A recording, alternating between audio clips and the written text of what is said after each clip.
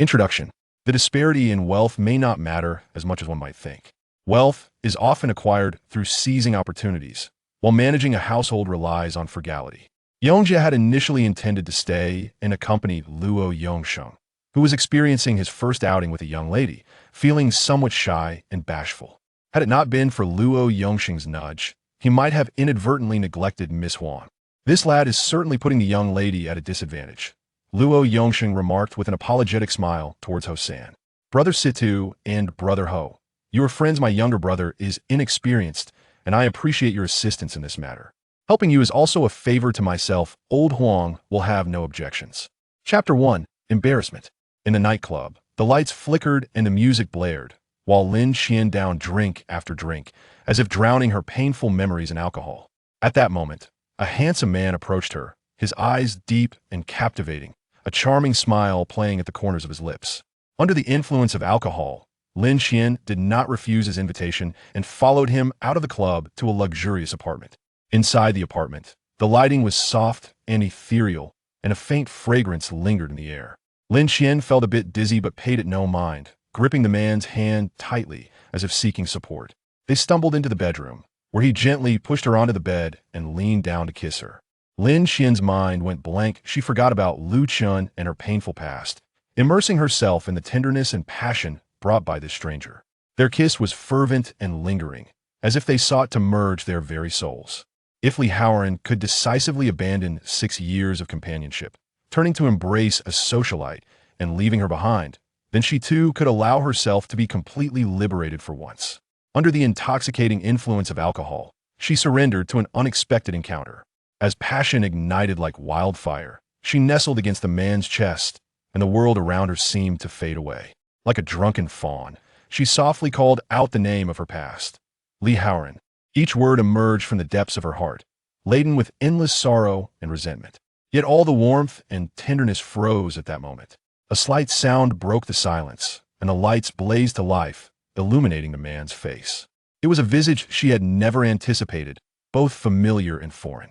It was not her longed for Li Haoran, but Zhao Zimo. Zhao Zimo, a leading legal consultant in the country, known as the Iron-Faced Judge, was a titan of urban commerce, with enterprises sprawling across various regions. Notably, he was also the brother-in-law of Li Haoran, the man who had shattered Lin Qian's heart. Lin Qian abruptly regained her senses from the haze of alcohol. She lowered her gaze, internally lamenting, "Oh my, I nearly became intimate with him." Zhao Zimo slowly released the woman in his arms. Leaning against the wall, he lit a cigar, his gaze lingering on Lin Qian for a considerable time, a knowing smile curling at his lips. "What a coincidence, Miss Lin." He flicked the ash from his cigar, a playful smirk forming.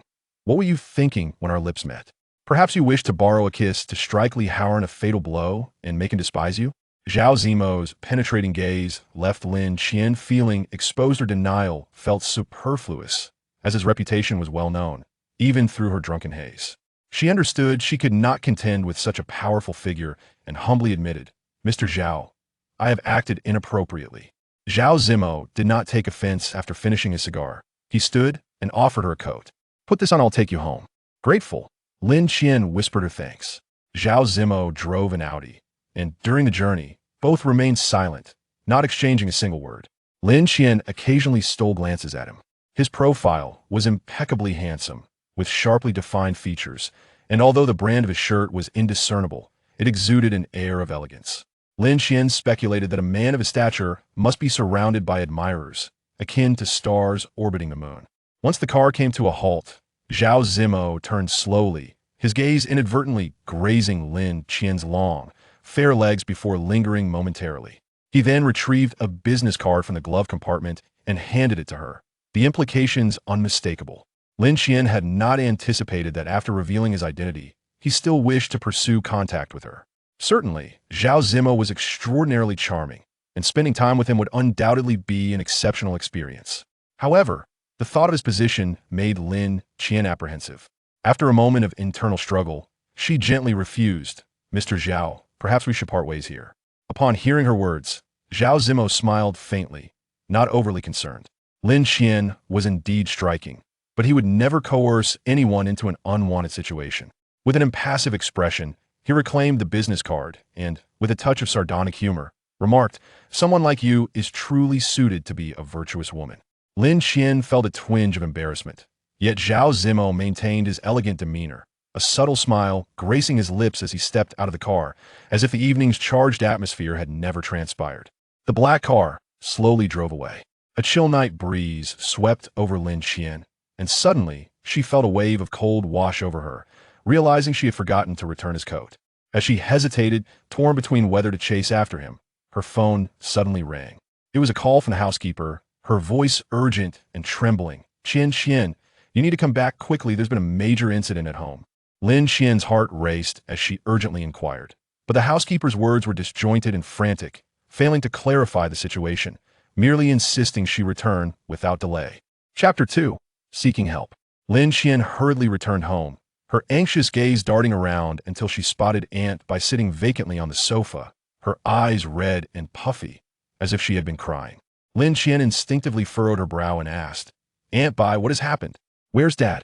Aunt Bai sat dazed on the sofa, her eyes hollow. Upon hearing Lin Qian's question, she suddenly stood up, her hands trembling uncontrollably, and began to rant hysterically. "That heartless scoundrel Haoran is utterly ruthless. Years ago, when Li family was struggling, you stood by him unwaveringly, and now that he has finally regained his footing, he coldly cast you aside and is sending your father to jail. Your father is currently in custody." Lin Qian was momentarily taken aback, her brow furrowing deeply as she gradually spoke. "Aunt Bai, please don't panic. I will inquire with Li Haoran to find out what is going on." As she spoke, she gripped her phone tightly, pondering that even if they could not be husband and wife, the bond they once shared still lingered. Li Haoran would not resort to ruthless measures. Hastily, she retrieved her phone from her bag, her fingers trembling as she dialed the number, which was quickly answered on the other end. Taking a deep breath, Lin Qian lowered her tone, infused with a hint of desperation, her voice quivering. "Li Haoran, we've already parted ways. Why must you direct your wrath towards my father?" Li Haoran let out a scornful laugh. Such a substantial loss must have someone held accountable. With her eyes reddening, tears welling up, Lin Qian still sought to plead for her father, her voice tinged with a sob. "I beg you, grant my father another chance." At that moment, Li Haoran's tone shifted abruptly. "There is still a path to choose, contingent upon your willingness to walk it. Lin Qian, if you remain by my side for 5 years, I shall spare Lin Shu." Lin Qian was momentarily taken aback. She could scarcely fathom that Li Haoran could be so brazenly despicable, attempting to seize control over her future and her very being. Fury coursed through Lin Qian, causing her to tremble, her voice quaking. "Li Haoran, you are utterly revolting." Li Haoran, however, merely smiled nonchalantly, his demeanor dismissive. "Did you only now come to realize what kind of person I am?" Lin Qian clenched her jaw, her eyes wide with indignation. "You expect me to be your mistress? Li Haoran, you are utterly delusional." Li Haoran scoffed contemptuously, his tone icy. "Then you ought to begin hiring a lawyer for Lin Shu."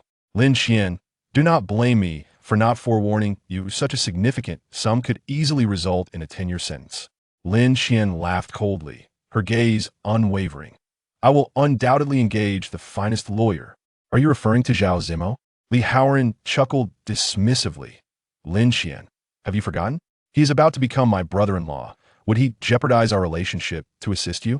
In that instant, Lin Qian felt as if she had plunged into an icy abyss. Li Haoran tossed out casually, "Lin Qian, I await the day you kneel before me, begging for mercy." Just after she hung up, Aunt Bai erupted in rage. "That scoundrel! He is utterly delusional. Even if our family were to perish, we would never demean ourselves by offering you to him." As Aunt Bai spoke, tears began to stream down her cheeks. "That lawyer Zhao is that heartless brother-in-law. How could we possibly afford him?" Qian, think of a way." Lin Qian remained silent. After a moment, she softly replied, "I once had a fleeting encounter with lawyer Zhao. Perhaps I can leverage this connection to resolve the issue. After all, in such a complex situation, no potential assistance should be disregarded." Aunt Bai, ever perceptive, quickly noticed the faint scent of alcohol lingering around Lin Qian, along with a subtle masculine fragrance on her coat. She understood everything but chose to remain silent, burying her suspicions deep within her heart. Attempting to meet Zhao Zimo was no simple task for Lin Qian. In the spacious lobby of the Xinheng law firm, the receptionist's demeanor was polite, yet her words carried an unmistakable distance. "I am truly sorry, miss. If you have not made an appointment, I cannot allow you to proceed." In that moment, Lin Qian felt a wave of regret. Why had she been so foolish the night before as to not accept that business card? She understood that had she taken it, she might not be facing such a predicament now. She urgently inquired, "If I were to make an appointment now, when might I be able to see Lawyer Zhao?" After diligently checking, the receptionist replied, "The earliest would be in 2 weeks." Lin Qian paced anxiously. In that fleeting moment, the elevator doors at the corner of the lobby opened, revealing a man and a woman. The man was none other than Zhao Zimo. Dressed in a classic black and white suit, he exuded an air of elegance, epitomizing the essence of an elite. The woman accompanying him was strikingly beautiful, in her 30s, possessing a figure both graceful and voluptuous. As Zhao Zimo stepped out of the elevator, he caught sight of Lin Qian, yet he appeared to recognize her not at all, leading his client towards the exit. He expertly navigated the social nuances, bidding farewell with a handshake. The woman's voice was sweet and melodious. "Lawyer Zhao, I am truly grateful for your assistance. Without you, how could I have navigated my divorce so smoothly and secure my assets? You have no idea how miserly he became after finding a new love." Zhao Zimo responded with a faint smile. "It was my duty." The woman, taking a bold initiative, asked, "Lawyer Zhao, would you do me the honor of sharing a drink with me tonight? I genuinely look forward to spending this delightful time together." Lin Qian's gaze remained fixated on the woman, observing her curvaceous figure, slender waist, long legs, and ample bosom, wondering how any man could possibly resist such allure. Zhao Zimo slowly raised his hand to check the time, politely declining. "Unfortunately, I already have an engagement this evening." The woman, perceptive enough, recognized that Zhao Zimo was not interested in her. With a flirtatious smile, she bid farewell and departed in her car, leaving a cloud of dust in her wake.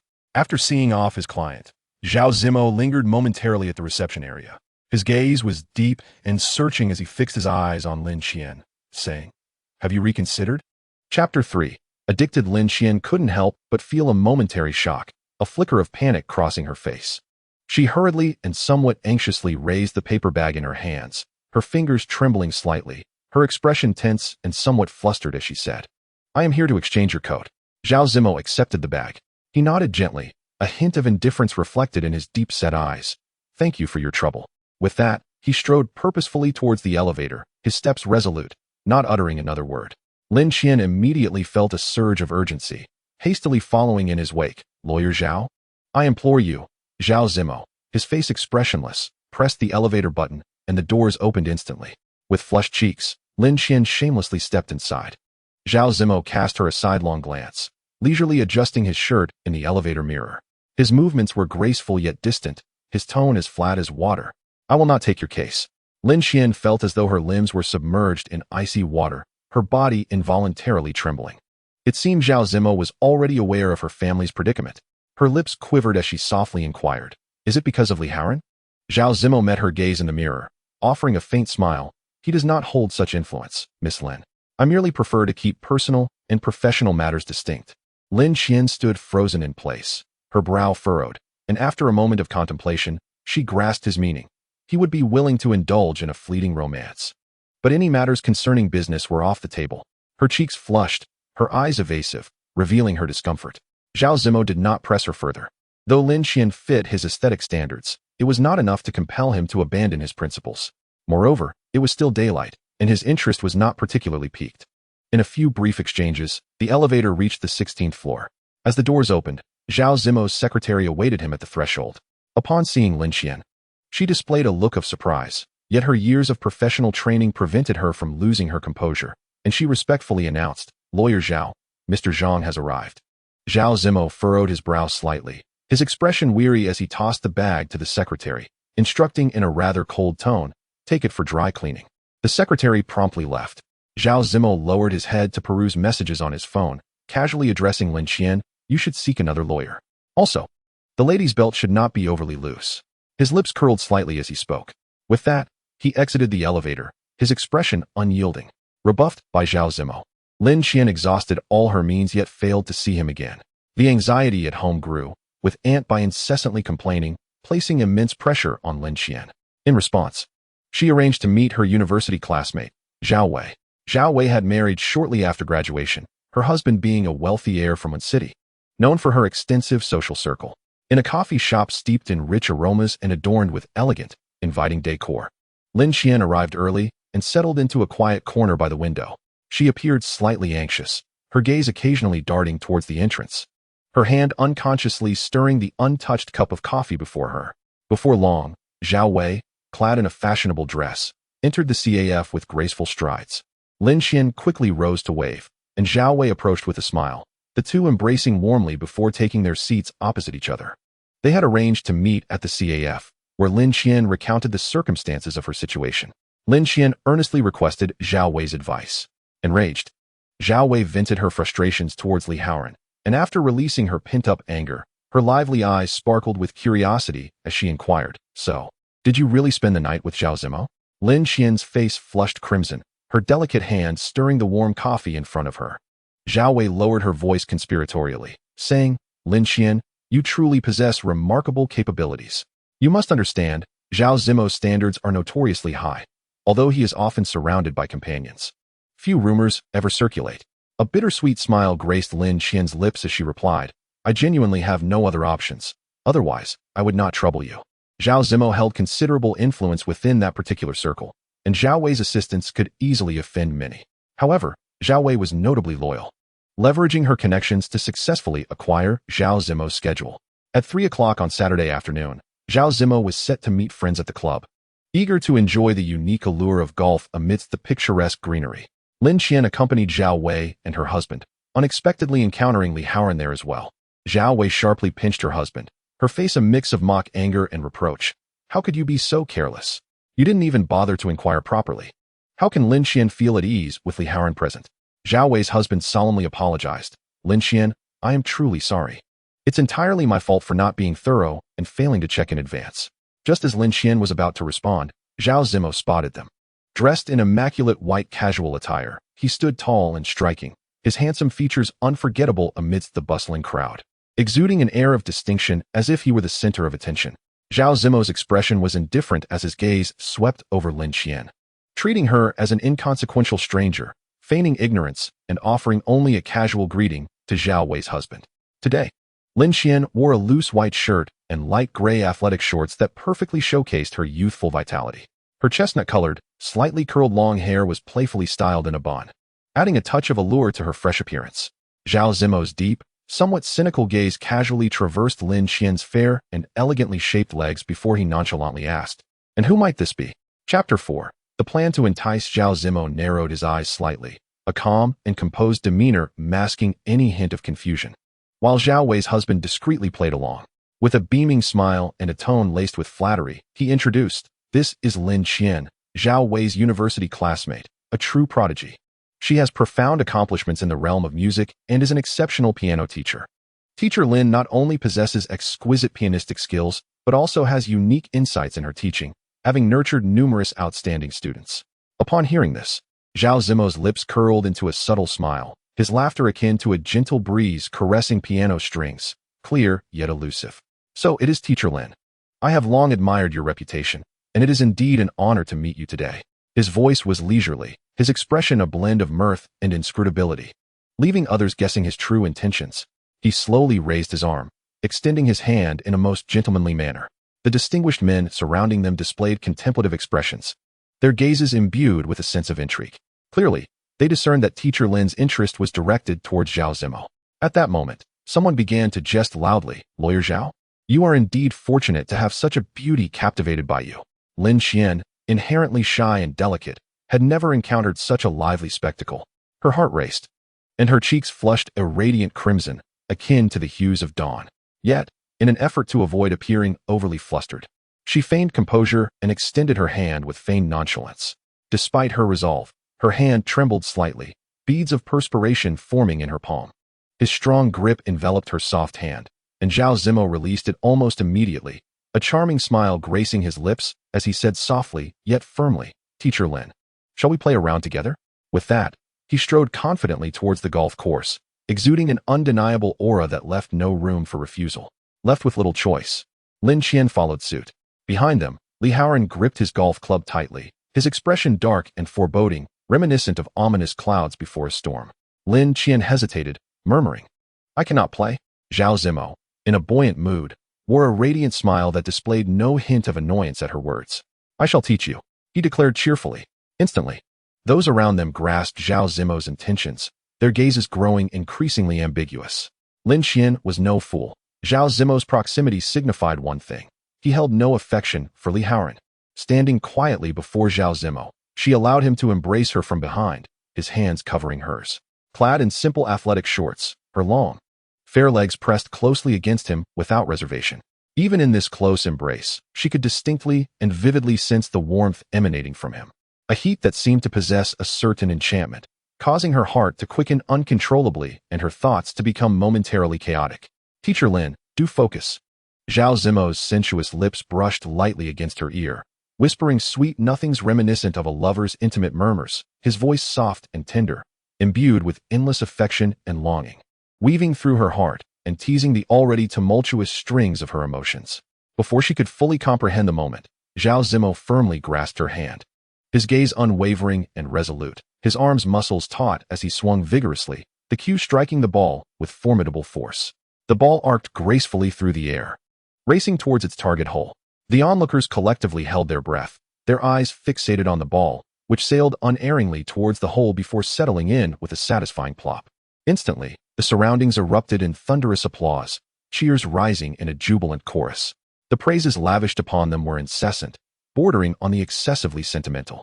The synergy between lawyer Zhao and teacher Lin was nothing short of flawless, all thanks to Zhao's adept guidance. As he prepared for another shot, the anticipation was palpable. Another spectacular play was surely imminent. Amidst the raucous excitement, a faint blush graced Lin Qian's cheeks. Zhao Zimo leaned closer, gently pressing against the tender nape of her neck, his warm breath causing a tingling discomfort that she found unsettling. Yet he seemed oblivious to her unease as he softly inquired, "How are you?"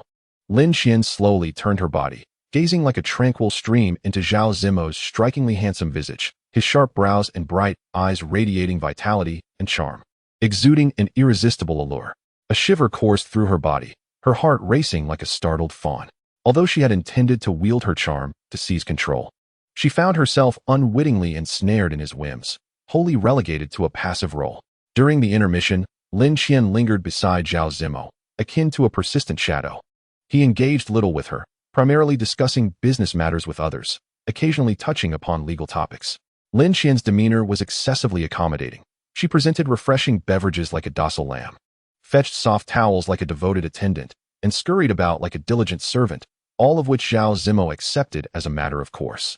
Observing this, Zhao Wei's eyes sparkled with opportunity, her heart weighed down with concern as she grasped Lin Qian's hand tightly, her expression grave. Qian, you must not play with fire and get entangled in this complicated relationship. Consider Zhao Zimo's status. He would never marry you. It's like the disparity between birds and fish, existing in entirely different realms.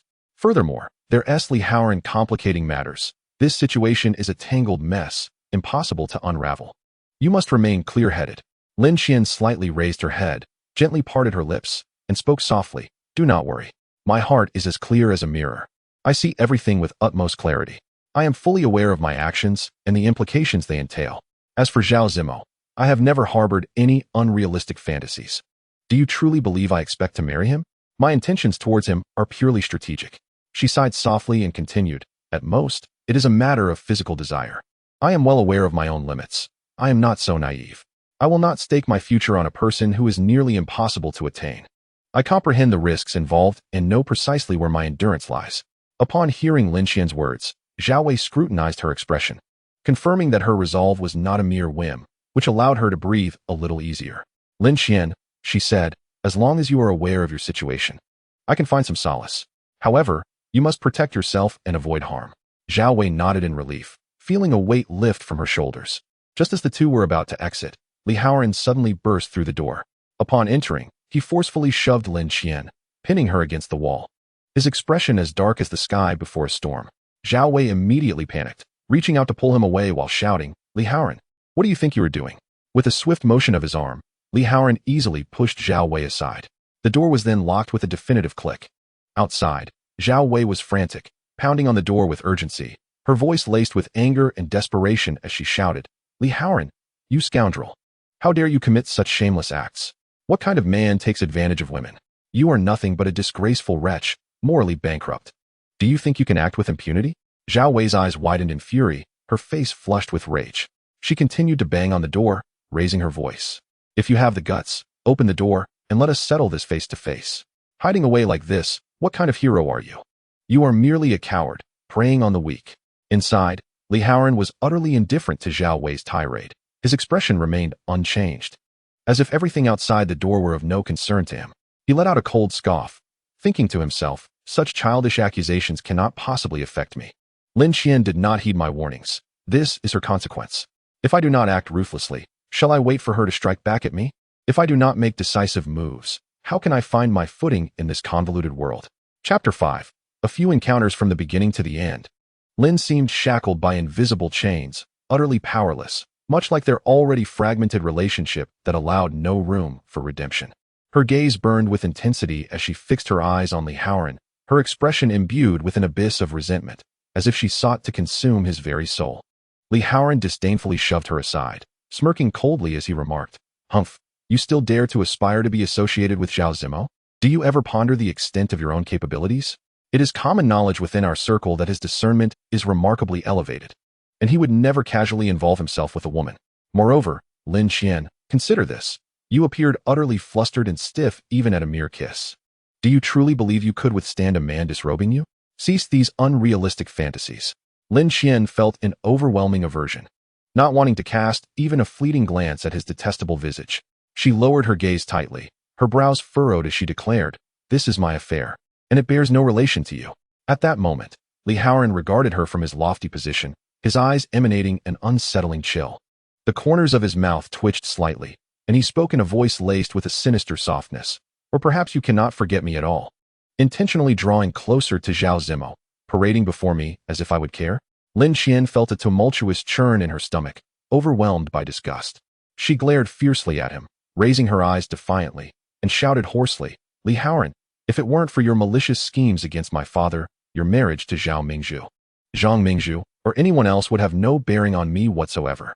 Do not delude yourself into thinking you have any claim on my feelings." Haoran's gaze was fixed upon her, as if he sought to penetrate her very soul. Lin Qian fought against her inner trepidation, forcing herself to maintain unwavering eye contact with him, vowing silently never to display any sign of weakness in his presence. After a lengthy silence, a scornful and mocking smile crept onto Haoran's lips as he pronounced with a condescending tone, "Lin Qian, you will eventually come to desire my company. We shall see." With that, he darkened his expression, flung the door open, and strode out with an air of superiority. Haoran was utterly devoid of compassion. Throughout 4 long years, she had devoted herself wholeheartedly to him, yet all she received in return was his heart-wrenching betrayal. It was only now that Lin Qian experienced a sudden epiphany, realizing that their time together had merely served as a playground for his whims, and that the love she cherished was solely one-sided. She had been lost in her beautiful dreams, incessantly envisioning grand weddings that belonged solely to them. At this moment, tears streamed down her face, her heart heavy with sorrow and pain, and in a moment of despair, she could only muster a self-deprecating smile, tinged with melancholy. "Qian." Zhao Wei's anxious voice resonated from outside the door. Lin Qian hurriedly wiped her tears away, and upon opening the door, she was momentarily taken aback. Standing there, alongside Zhao Wei and her husband, was none other than Zhao Zimo. Zhao Zimo had completely transformed his attire, clad in a finely tailored deep blue shirt, its collar exquisitely cut and the buttons at the cuffs glinting with a subtle sheen. He paired it with iron gray trousers, whose lines were crisp and straight, the length of the hems impeccably tailored, exuding a sense of sharpness and competence. The belt at his waist was simple yet exuded quality, harmonizing seamlessly with the overall ensemble, presenting him in a distinctly businesslike fashion, radiating an aura of maturity, composure, and self-assurance. Zhao Wei, consumed with concern for Lin Qian, refrained from mentioning Haoran, instead elaborating. The rain arrived quite unexpectedly, pouring down in an instant. Under these circumstances, playing is indeed out of the question. Her husband quickly chimed in. Indeed. The weather is not on our side. We shall have to reschedule with lawyer Zhao. If it's not too much trouble, could you please see Lin Qian off? Wei and I have some pressing matters to attend to." Zhao Zimo's gaze remained fixed on Lin Qian, particularly the noticeable flush at the corners of her eyes, his expression inscrutable and profound. After a brief moment, he managed to emit a noncommittal HM. Outside, the tempest raged, accompanied by flashes of lightning and booming thunder. The parking lot was entirely exposed, and Zhao Zimo swiftly made his way to the car. Before long, a stately black Audi glided towards Lin Qian. At that moment, her hands were empty, devoid of an umbrella for shelter, and her modesty and apprehensions prevented her from asking Zhao Zimo to step out to greet her. In mere steps, the torrential rain quickly drenched much of her clothing, rendering her somewhat disheveled. As she settled into the vehicle, a wave of unease and anxiety washed over her. As she pondered whether her actions might displease Zhao Zimo cast a fleeting glance in her direction, his lips pressed tightly together, uttering not a single word. Before he started the engine, the club was firmly situated on the mountainside, and the car wound its way along the serpentine road, twisting and turning for several loops before finally reaching the base of the mountain. The air conditioning hummed within the car, but it wasn't long before Lin Qian began to tremble from the cold, her body shaking involuntarily, her lips gradually paling, devoid of color. During the prolonged wait at a red light, Zhao Zimo, his expression impassive, casually tossed a jacket to her, commanding in a tone that brooked no argument, "Put it on." Lin Qian obediently donned the garment. In the midst of the torrential downpour, the traffic was horrendously congested, having skipped several green lights, yet the car remained utterly still. Zhao Zimo reached into the glove compartment for a pack of cigarettes, extracted one, and lit it with a lighter, exhaling a smoke ring as he casually inquired, "How long have you been seeing him?" Lin Qian found herself momentarily taken aback. For years, Zhao Zimo appeared somewhat taken aback by her response. His gaze swiftly traversing her long and flawlessly white legs, an unmistakable glint of desire flickering in his eyes. He subtly shifted his posture, adopting a nonchalant demeanor, and inquired, "How many times have you slept with someone?" Chapter 6. Rejected. His directness rendered Lin Qian momentarily embarrassed. In truth, despite having been in a relationship for 4 years, the two had never consummated their bond. Rather than providing a straightforward answer, she inhaled deeply and broached a proposition. "Lawyer Zhao, based on your various reactions, it is evident that my presence bothers you, is it not? How about we negotiate terms? I will offer myself to you in exchange for your assistance in rescuing my father. I solemnly assure you that I will leave Mang City afterward and never return, ensuring that neither you nor Miss Zhao face any discomfort or distress in your marriage." Zhao Zimo suddenly let out a light chuckle, remarking, "Teacher Lin, are you truly focused solely on rescuing your father, or is your primary intention to engage in an intimate relationship with me?" Lin Qian's face flushed crimson in an instant. Faced with such a morally ambiguous query, she found herself at a loss for words. Zhao Zimo chose not to press further. He leisurely finished a cigarette, and just then, the halted traffic began to inch forward. He smoothly parked the car by the roadside. Before Wen could inquire about the sudden stop, she heard a soft sound as he unfastened his seatbelt. He then leaned in, capturing her lips in a kiss. Outside, the wind howled, and torrential rain poured down. Yet the temperature within the car rose steadily. He firmly grasped her hand, compelling her to face him. His kiss was tempestuous, wild, and fervent, ensnaring her completely.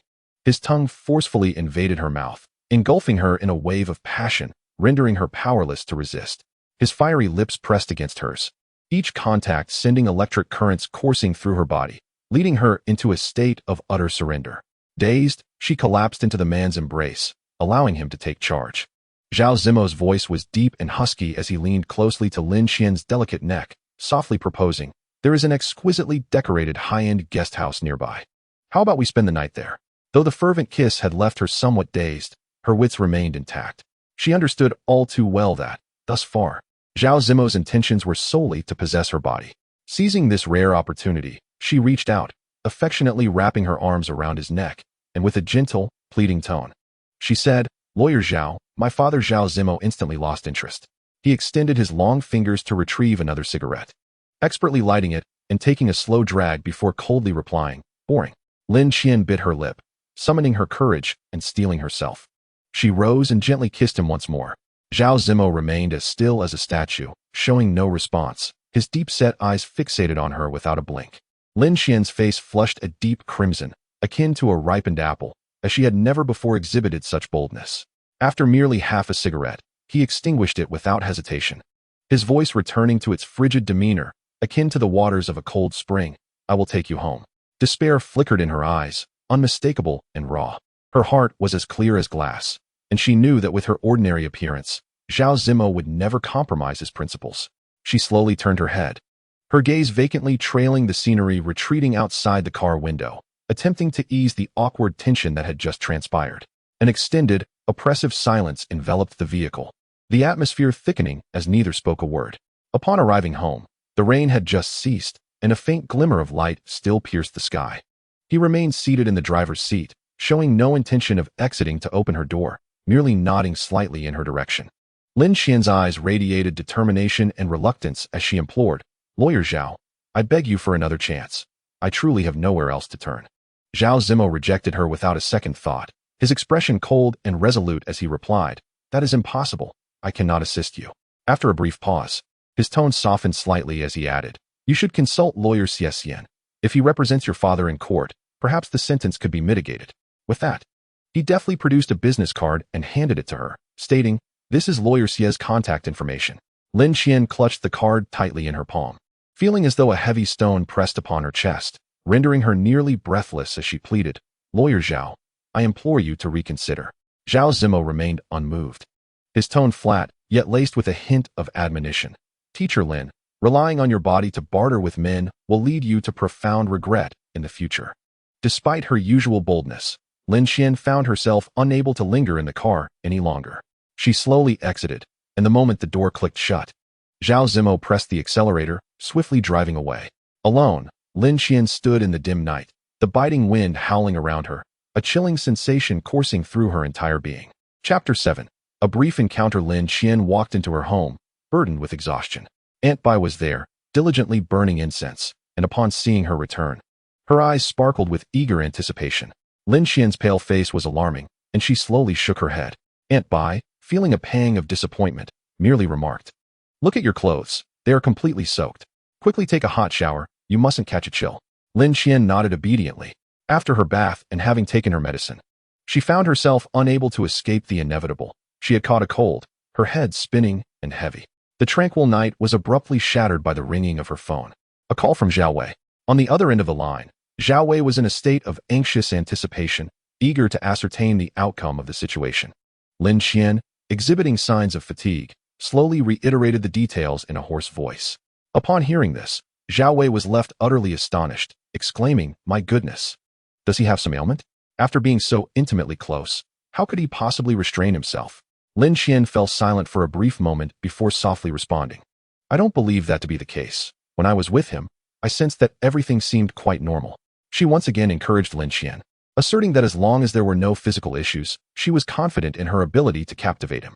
Lin Qian could only manage a wry smile, fully aware that unless Zhao Zimo himself wished to be tempted, she stood little chance of doing so. After a lengthy conversation with Zhao Wei, she ended the call and drifted back to sleep. When she awoke, it was already midday the following day. Aunt Bai was not at home, and the house was enveloped in a tranquil silence. Upon rising from her slumber, Lin Qian found that her cold had not improved in the slightest. Rather, her discomfort had intensified to an unbearable degree. With great effort, she managed to stand and hurriedly called for a taxi to the hospital. The hospital was teeming with people, bustling and crowded. The line at the registration desk resembled a winding dragon, with anxiety and helplessness etched on the faces of those waiting. As she stood in line, her head felt heavy, and her legs felt as if they were encased in lead. The air was filled with the cries of children, the complaints of adults, and the shouts of medical staff trying to maintain order, all of which only served to exacerbate her distress. She frequently glanced at her watch, each second of waiting stretching into an eternity. Beside her, an elderly man coughed incessantly, seemingly unsure of how to proceed with his paperwork. Enduring her own discomfort, Lin Qian assisted the elderly gentleman in completing the necessary formalities, all the while hoping that her turn would come soon. Thus, after an agonizing hour, she finally heard her name called. The doctor meticulously measured her temperature, which alarmingly reached 39 degrees Celsius, leading to an order for an 4 drip. By the time she was successfully hooked up to the drip, it was already 3 in the afternoon. She sat there, transfixed, watching the liquid drip down slowly, and before long, she inadvertently drifted off to sleep. On the other side of the hospital, Zhao Zimo carefully assisted his mother as they made their way to the pharmacy to collect medication. Just as they prepared to turn away after retrieving the prescriptions, by chance, he caught sight of Lin Qian in the infusion room. She was already deep in slumber. A needle was securely placed in the back of her fair hand, and her once radiant face now appeared pale, devoid of its usual rosy glow, evoking a sense of sympathy in those who beheld her.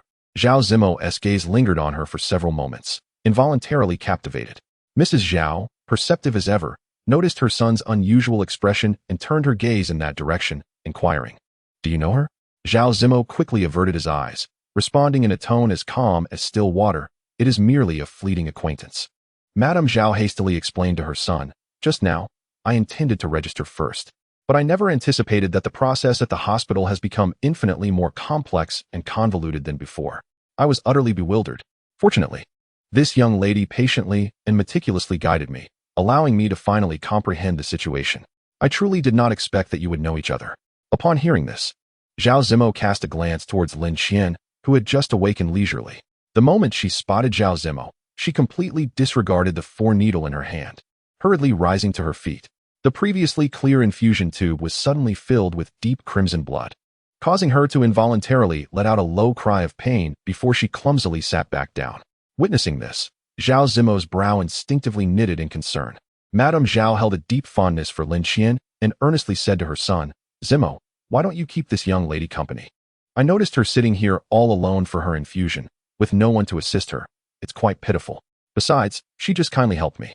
Initially, Zhao Zimo was reluctant, but when he met his mother's gaze filled with anticipation and insistence, he ultimately nodded in acquiescence. Lin Qian Hanti even had the chance to voice her refusal before Zhao Zimo was already supporting his mother as they made their way briskly to the parking lot, where the driver was quietly waiting. After Madame Zhao got into the car, she couldn't help but remark again, "This Miss Lin seems quite lovely. Zimo, in just 2 years you will be 30.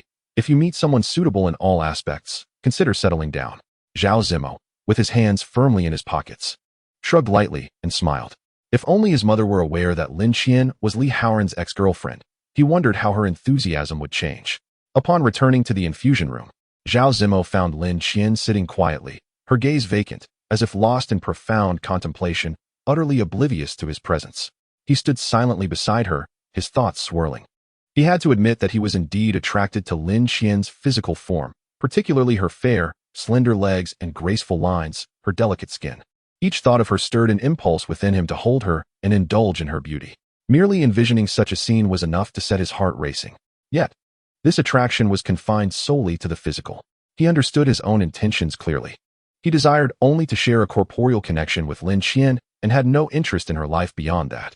He did not want to confront the trivialities and troubles of her existence, nor shoulder her joys and sorrows, nor be responsible for her future. In his mind, this relationship ought to remain at the level of simple, pure desire, devoid of any complex emotions or entanglements of responsibility. Zhao Zimo gradually seated himself beside Lin Qian and gently inquired, "How many more bottles do you have left?" Lin Qian never anticipated that he would truly return. After a moment of stunned silence, she softly replied, "A bottle." Upon hearing this, Zhao Zimo remained silent, bowing his head and engrossing himself in his work on his phone. His demeanor was solemn and focused, seemingly oblivious to everything around him, entirely absorbed in the tasks on the screen. Lin Qian stole several glances at him, her heart a tumult of emotions, unsure of what to say. The infusion room was so quiet that the only sound was the gentle dripping of the fluid. Perhaps due to the effects of the medication, Lin Qian slowly drifted back into slumber.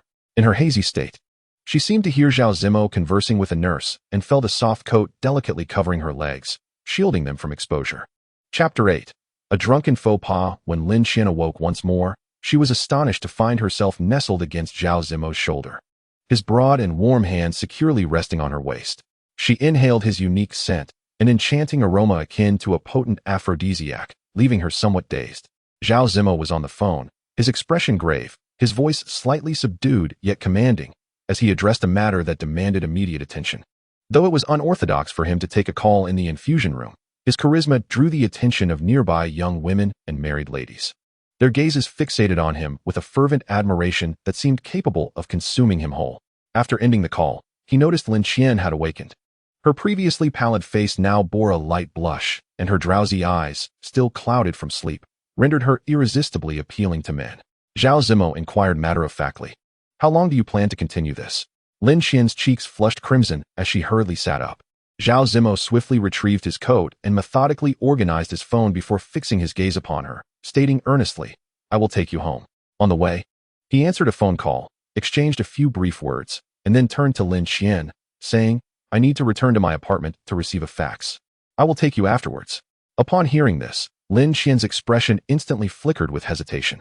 She was acutely aware of what it meant for a woman to visit a single man's apartment, yet she couldn't help but mock herself, thinking, with someone as charming and well-off as him, he undoubtedly had no shortage of admirers. He need not employ any tactics to win others' affection. Lin Qian bit her lip, ultimately remaining silent, silently indicating her acquiescence. Zhao Zimo's apartment was located in the heart of Mang City, spanning approximately 200 square meters, furnished with a lavishness akin to that of a model home. Without considering Lin Qian's feelings, he turned and headed towards the study without a backward glance. Lin Qian stood rooted in place, her eyes betraying a hint of helplessness and disappointment. The other party swiftly transmitted the facts, and he methodically received the documents. Immediately afterward, he picked up his phone and, in a serious and earnest tone, meticulously conveyed several instructions to his assistant. The assistant on the other end responded repeatedly, and only then did he feel at ease enough to end the call. After attending to this series of business matters, Zhao Zimo let out a long sigh, preparing to escort Lin Qian back. However, at that moment, his phone, tucked away in his pocket, rang inopportunely. The distinctive ringtone pierced the stillness of the room, as if bearing a peculiar mission. His expression shifted subtly, the once relaxed demeanor turned grave, his entire body tensing like a drawn bowstring. In a slight flurry, he quickly extracted the phone from his pocket, and as his gaze swept across the screen, a flicker of complex emotion crossed his eyes. It was indeed a call from that person. Time seemed to freeze in that instant. After what felt like an eternity, he bit his lip, as if steeling himself with great resolve, and ultimately severed the call with a firm decision. The person on the other end, seemingly possessing their own pride and stubbornness, chose not to call back, as if in this unspoken contest, the one to yield first would be deemed the loser. Zhao Zimo's spirits plummeted to an abyss. He strode briskly to the cabinet, opening it with a degree of roughness and retrieving a bottle of potent liquor. He poured himself a full glass and downed it in one gulp, a fiery sensation igniting in his throat. Without hesitation, he filled the glass halfway again and consumed it once more. Holding the half-filled glass, he slowly approached the floor-to-ceiling window. His knuckles whitened from the strain, and the glass trembled slightly in his grip. He stood there, lost in thought, gazing into the enveloping night. Meanwhile, Lin Qian had been waiting outside for an extended period. Hearing no activity from the study, anxiety filled her heart as she quietly pushed open the door. Zhao Zimo stood with his back to her, his posture rigid, the broad expanse of his back seemingly bearing an invisible weight, slightly hunched.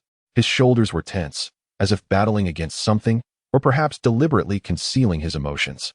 Lin Qian could not see his face, yet his silhouette was imbued with profound solitude and desolation. Her keen intuition silently informed her that someone was undoubtedly hidden deep within Zhao Zimo's heart, and at that moment, he was lost in deep reminiscence of that person. She truly did not wish to intrude, so she tiptoed, cautiously planning to depart unnoticed. "Stop!" came Zhao Zimo's hoarse voice from behind. Lin Qian was instantly enveloped in a powerful embrace, her unfinished words drowned in a kiss laden with emotion. His cool tongue slipped into her mouth, greedily capturing her essence. Exploring every corner with fervent intensity, Lin Qian attempted to resist, but Zhao Zimo gently nibbled at her neck, as delicate as, his scorching breath continuously enveloping her ear. "You are here, are you not, to seek an intimate connection with me?" Lin Qian found herself unable to deny it. A clear voice within her incessantly reminded her that Zhao Zimo's emotions were currently in turmoil, exceedingly unstable. Even if they were to share a night of passion, he might never acknowledge their bond afterward. Yet, in this moment, her limbs felt weak and powerless, as though all strength had drained from her, leaving her utterly incapable of resistance. Before the floor-to-ceiling windows of a luxurious 24-story apartment in the city center, Lin Qian's slender wrist was firmly grasped and pinned against the glass. He held her hand, drawing it around his neck, then swiftly captured her lips in a fervent kiss. Skillfully prying open her mouth, their kiss deep and passionate. The subtleties of his actions nearly drove Lin Qian to madness. Although he had consumed alcohol, his clarity in observing her entranced expression was unnerving. Summoning all her strength, she pushed him away. Her eyes were glazed, her lips slightly parted, her voice hoarse as she questioned, "What on earth is wrong with you?" The desire in Zhao Zimo's eyes vanished without a trace. He stepped back, ruffling his hair, and said, "I apologize. I had a bit to drink and lost my composure."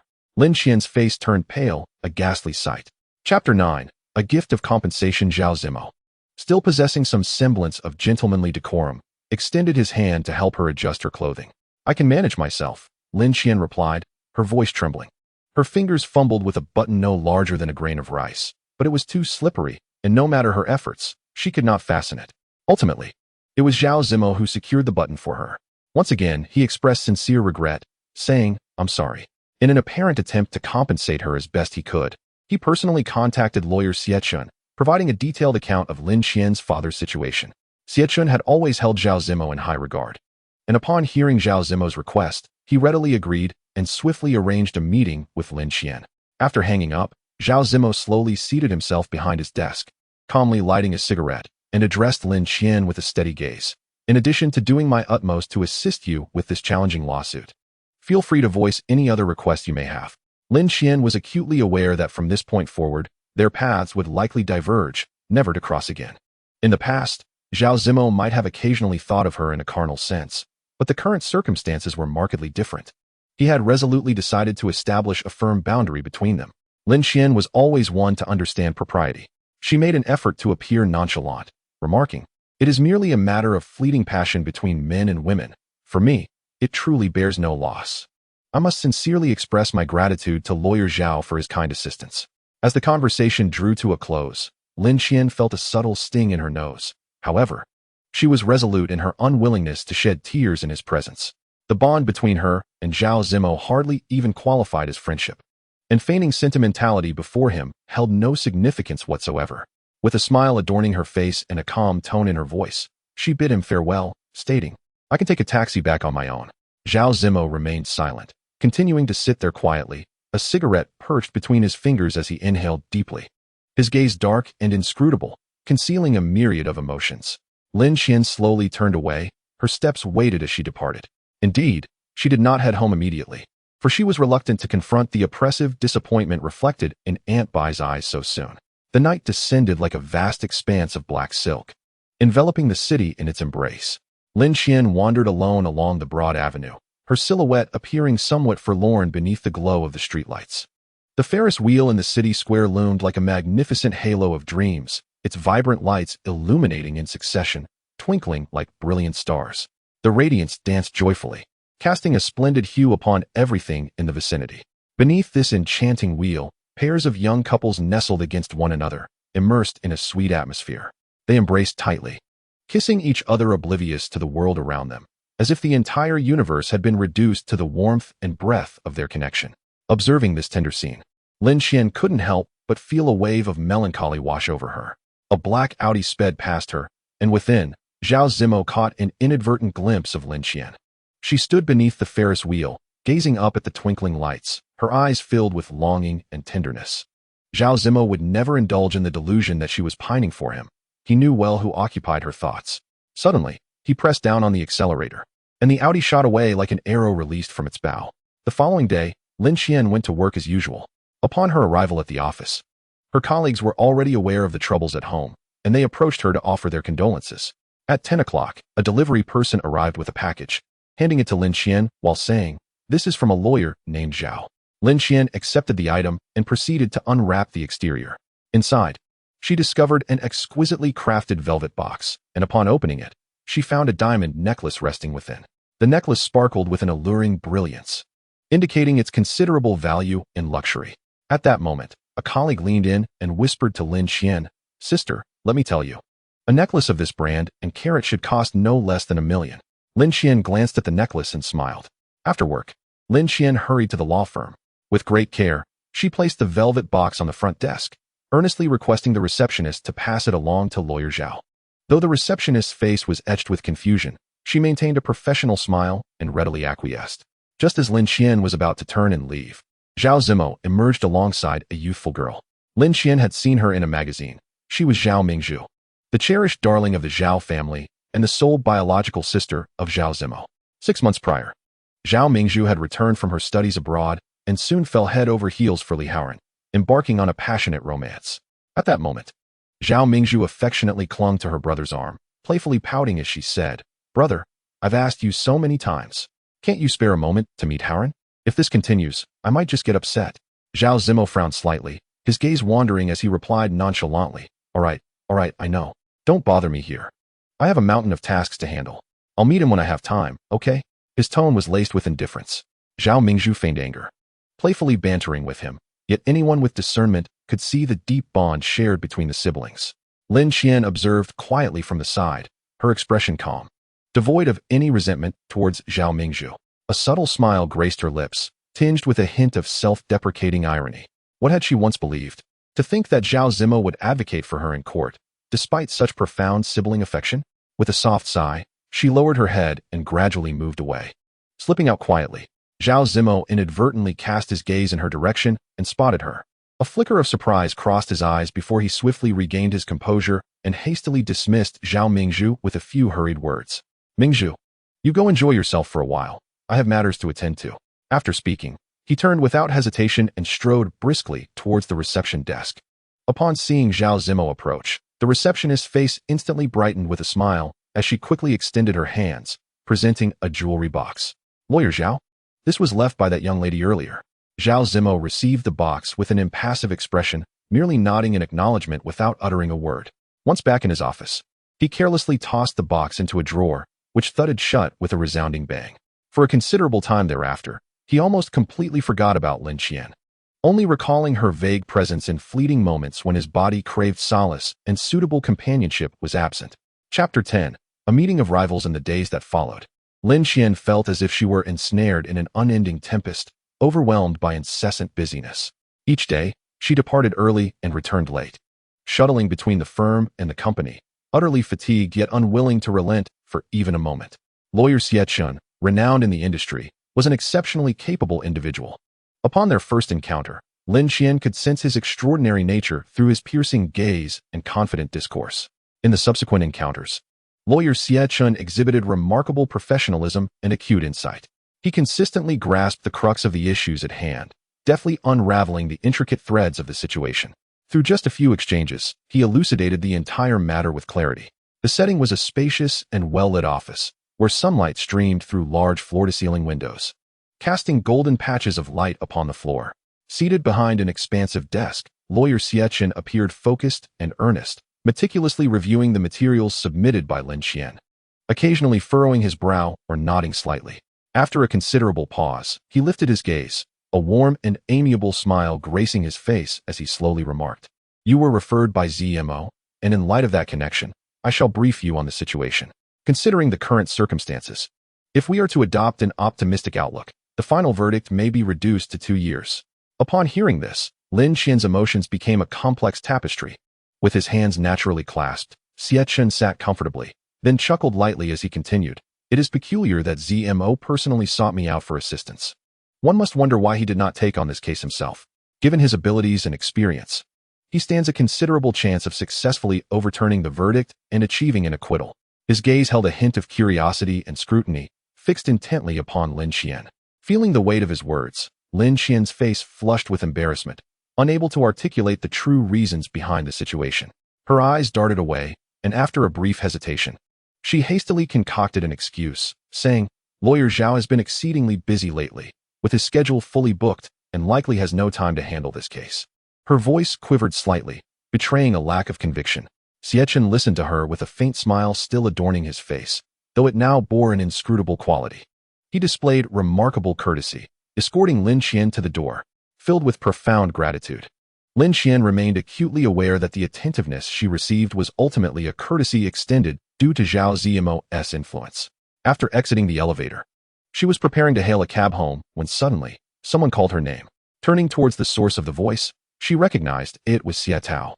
Xie Tao, a close childhood friend of Li Haoran, had established a sizable trading company at a young age through his own efforts.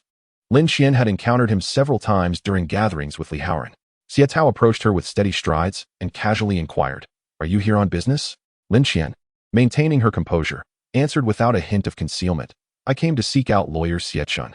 Upon hearing this, a smile crept across Xie Tao's face, and he nonchalantly remarked, "Ah, so you're looking for my father." Lin Qian, taken aback, stood frozen, her expression one of astonishment. Xie Tao was, in fact, the son of Lawyer Xie. Xie Tao possessed a tall and slender physique, his features imbued with a touch of elegance, reminiscent of the charming little wolf dog that captures the hearts of many young ladies. With a gentle smile, he proposed, "Let us dine together. We are acquainted, and as long as it is within my capability to assist, I shall exert myself to lend a hand." Upon hearing his words, Lin Qian furrowed her brow slightly. a flicker of hesitation glimmering in her eyes. After a moment of contemplation, she nodded gently in agreement. Upon receiving her consent, Xietao's face instantly illuminated with a joyful smile, and he swiftly turned to retrieve his vehicle. A vibrant red Ferrari gleamed under the sun's rays, radiating an ostentatious brilliance. He settled comfortably into the driver's seat, a hint of pride curling his lips as he remarked, "Thus far, no girl has had the fortune to ride in my car. You are the unprecedented first." Lin Qian's brow knitted in concern, a trace of doubt lingering in her gaze. For she believed that associating with him could only lead to misfortune. His exuberant demeanor left her somewhat flustered, as their interactions had been limited to just a handful of brief encounters, and their understanding of each other was exceedingly shallow. Nevertheless, he was, after all, the son of lawyer Xie, and considering this connection, Lin Qian hesitated momentarily before cautiously opening the car door and taking a seat. Xietao patiently awaited her to fasten her seatbelt, then softly inquired, "What would you like to eat?" "I'm not picky. You decide," she replied. With a gentle press on the accelerator, they set off. Throughout the ride, Lin Qian remained silent, her mind preoccupied with various details of the ongoing lawsuit. Xietao refrained from interrupting her thoughts, instead stealing glances at her during the pauses at red lights, his gaze tender and affectionate, brimming with unspoken emotions. A subtle smile graced his lips, as if the mere act of quietly observing her brought him immense joy. Yet, this fervent and hidden affection lay buried deep within him, never revealed to anyone. Haoran remained blissfully unaware that many coveted his former girlfriend, whom he had callously discarded. Half an hour later, Xietao smoothly parked the car outside an elegant Western restaurant, renowned for its exquisite and delectable dishes. He requested a window-side table from the waiter, and as they began to order, Lin Qian took the initiative to say, "Allow me to treat this time." Xietao's face brightened with a warm smile, teasingly responding, "Ah, I never would have guessed you to be such an assertive young lady. I had intended to showcase my gentlemanly demeanor." Lin Qian understood his jest, and while earnestly selecting her meal, she replied, "Xietao, please don't tease me. Treating someone to a meal is really no big deal." Upon hearing this, Xietao's expression turned serious, and he quickly composed himself. Lin Qian's ability to enjoy this meal was entirely based on the old man's reputation, and he was keenly aware of this fact. He had been searching for the opportune moment to once again flirt with her. At that juncture, a striking pair entered slowly through the door. The man was tall and handsome, his facial features sharp and exuding a unique charm. The woman was beautiful, her delicate features captivating, every smile enchanting. It was none other than Li Haoran and Zhao Mingzhu. Upon seeing them, Lin Qian instinctively raised the menu to shield her face. Her mind swirling with thoughts, associating with Xietao was undoubtedly a reckless decision. What she thought would merely be a simple meal had unexpectedly led to such an awkward situation. She regretted coming out with him, fearing the trouble that might ensue. Xietao, however, was eager for Li Haoran to notice him. He called out, "Brother Haoran," just as Li Haoran was about to respond. His gaze abruptly froze. The girl sitting across from Xietao, even with her face obscured by the menu, was unmistakably Lin Qian. Li Haoran furrowed his brows, a look of skepticism crossing his face. "How did you all end up together?" Xietao enthusiastically explained. "Lin Qian asked my father to help her with a tricky lawsuit. I merely sought to understand the specifics of the case." Men are often perceptive, and Xietao's few words allowed Li Haoran to discern his intentions. Xietao's affection for Lin Qian was, without a doubt, an open declaration of war. Li Haoran curled his lip in disdain, scoffing, "Xietao, when did you become so benevolent?" He then turned to Lin Qian, saying, "If you are easily swayed by him, you might find yourself foolishly counting money for him when he betrays you." Zhao Mingzhu, sensing the tension with her keen intuition, asked with concern, "Haoran, do you know each other?" Her question instantly altered the atmosphere. Lin Qian felt thoroughly embarrassed. Just as Li Haoran was about to utter something unpleasant, Xietao chuckled lightly. He earnestly told Zhao Mingzhu, "Lin Qian is my friend. Of course, Brother Haoran knows her. Little sister-in-law, rest assured, Brother Haoran is utterly devoted to you." At the end of his statement, he cast a sidelong glance at Li Haoran, eyes gleaming with mockery. Li Haoran's expression darkened as he took Zhao Mingzhu away. Once they were gone, Xietao grinned and remarked, "What a coincidence to run into you here in Mang City, Lin Qian. Your connection seems quite profound." He raised an eyebrow, his gaze teasing. Lin Qian ignored him, her thoughts burdened by the so-called fate that felt both exasperating and tiresome, her brow furrowed in irritation. After placing the order, she mumbled softly, "Indeed, this wretched fate. I'm heading to the restroom. Please eat some of the dishes when they arrive." Xietao smiled, and then stood up from his seat. Lin Qian merely nodded in response. Seated there, with an expression of deep concentration. He contacted several parents through his mobile phone, engaging earnestly in dialogue and meticulously confirming the details of the course. 10 minutes elapsed, yet Xie Tao had yet to return, prompting a sense of curiosity in Lin Qian. At that moment, a piercing scream from the restroom shattered the tranquil ambience of the upscale restaurant, plunging the establishment into chaos. It appeared that Xie Tao and Li Haoran had engaged in a physical altercation, the reasons for which remained unclear. Upon Lin Qian's arrival at the scene, she beheld bloodstains adorning both the walls and the floor, while Li Haoran cast a shadowy glare upon Xie Tao. An hour later, 2 men and 2 women sat despondently in the detention center, the atmosphere thick with oppression. Xie Tao and Li Haoran found themselves entangled in the disgraceful accusation of brawling over jealousy. Zhao Mingzhu, in a state of frantic urgency, dialed a phone number, her voice dripping with a melodious yet tearful tone as she pleaded, "Brother, Haoran has gotten into a fight, and the situation is dire. We are trapped in the detention center and do not know what to do. Please come and rescue us." Her tone was laden with helplessness and dependency, tears welling in her eyes, her frail demeanor suggesting she might collapse at any moment. Upon hearing that Zhao Zimo was on his way, Lin Qian's mind buzzed, instantly becoming a whirlwind of turmoil. Countless thoughts intertwined in her mind, recalling the entanglements of her past with Zhao Zimo, her emotions a tempestuous tide. Her complexion paled, and her hands involuntarily clenched into fists, her nails digging painfully into her palms, yet she remained oblivious to the pain. After Zhao Mingzhu concluded her tearful plea, she hastily ended the call, her heart aching as she tended to Li Haoran's wounds, her brow furrowed with concern. "Your lip is torn. That must hurt terribly. Xie Tao? You were too rough." Xie Tao's face, similarly marred with bruises, contorted in agony as he lamented, "He was much harsher than I was. I merely jested about him being henpecked, and he went berserk on me." Zhao Mingzhu, upon hearing this, felt a surge of sweetness in her heart, a rosy blush gracing her cheeks as she playfully admonished her fiancé. "Xie Tao is one of us. Look at the mess you've made. Now Miss Lin has witnessed this spectacle. How can Xie Tao ever gather the courage to pursue her?" Li Haoran remained silent, retrieving a cigarette from his pocket, igniting it with a lighter, and taking a deep drag while exhaling slowly, his gaze darkly fixed on Xie Tao, as if his eyes could ignite flames. Internally, he mused, "Let us see how you feign innocence." In the smoking area of the restaurant, he pondered the audacity of Xie Tao's provocations. "Brother Haoran, you and Lin Qian have parted ways. You would not object to my pursuit of her, would you? If I do not act, others certainly will. You cannot monopolize one side while coveting another." Li Haoran smirked coldly, thinking to himself, how naive to underestimate Xie Tao. Lin Qian wished to evade Zhao Zimo, intent on finding an opportunity to slip away. However, Xie Tao persistently clung to her, saying, "Lin Qian, you must take me to the hospital later. With my face in this state, how will I face the world tomorrow?" Lin Qian felt utterly speechless. At that moment, a steady cadence of footsteps approached, prompting Lin Qian to instinctively raise her gaze. It was Zhao Zimo. He was impeccably attired in a classic, bespoke English suit, expertly tailored to accentuate his physique, enhancing his tall stature.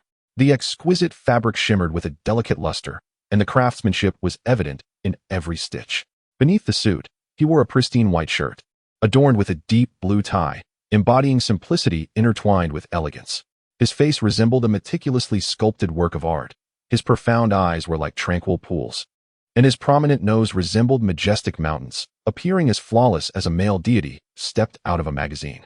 Upon entering, he did not cast a glance in their direction, instead engaging in conversation with the police officer.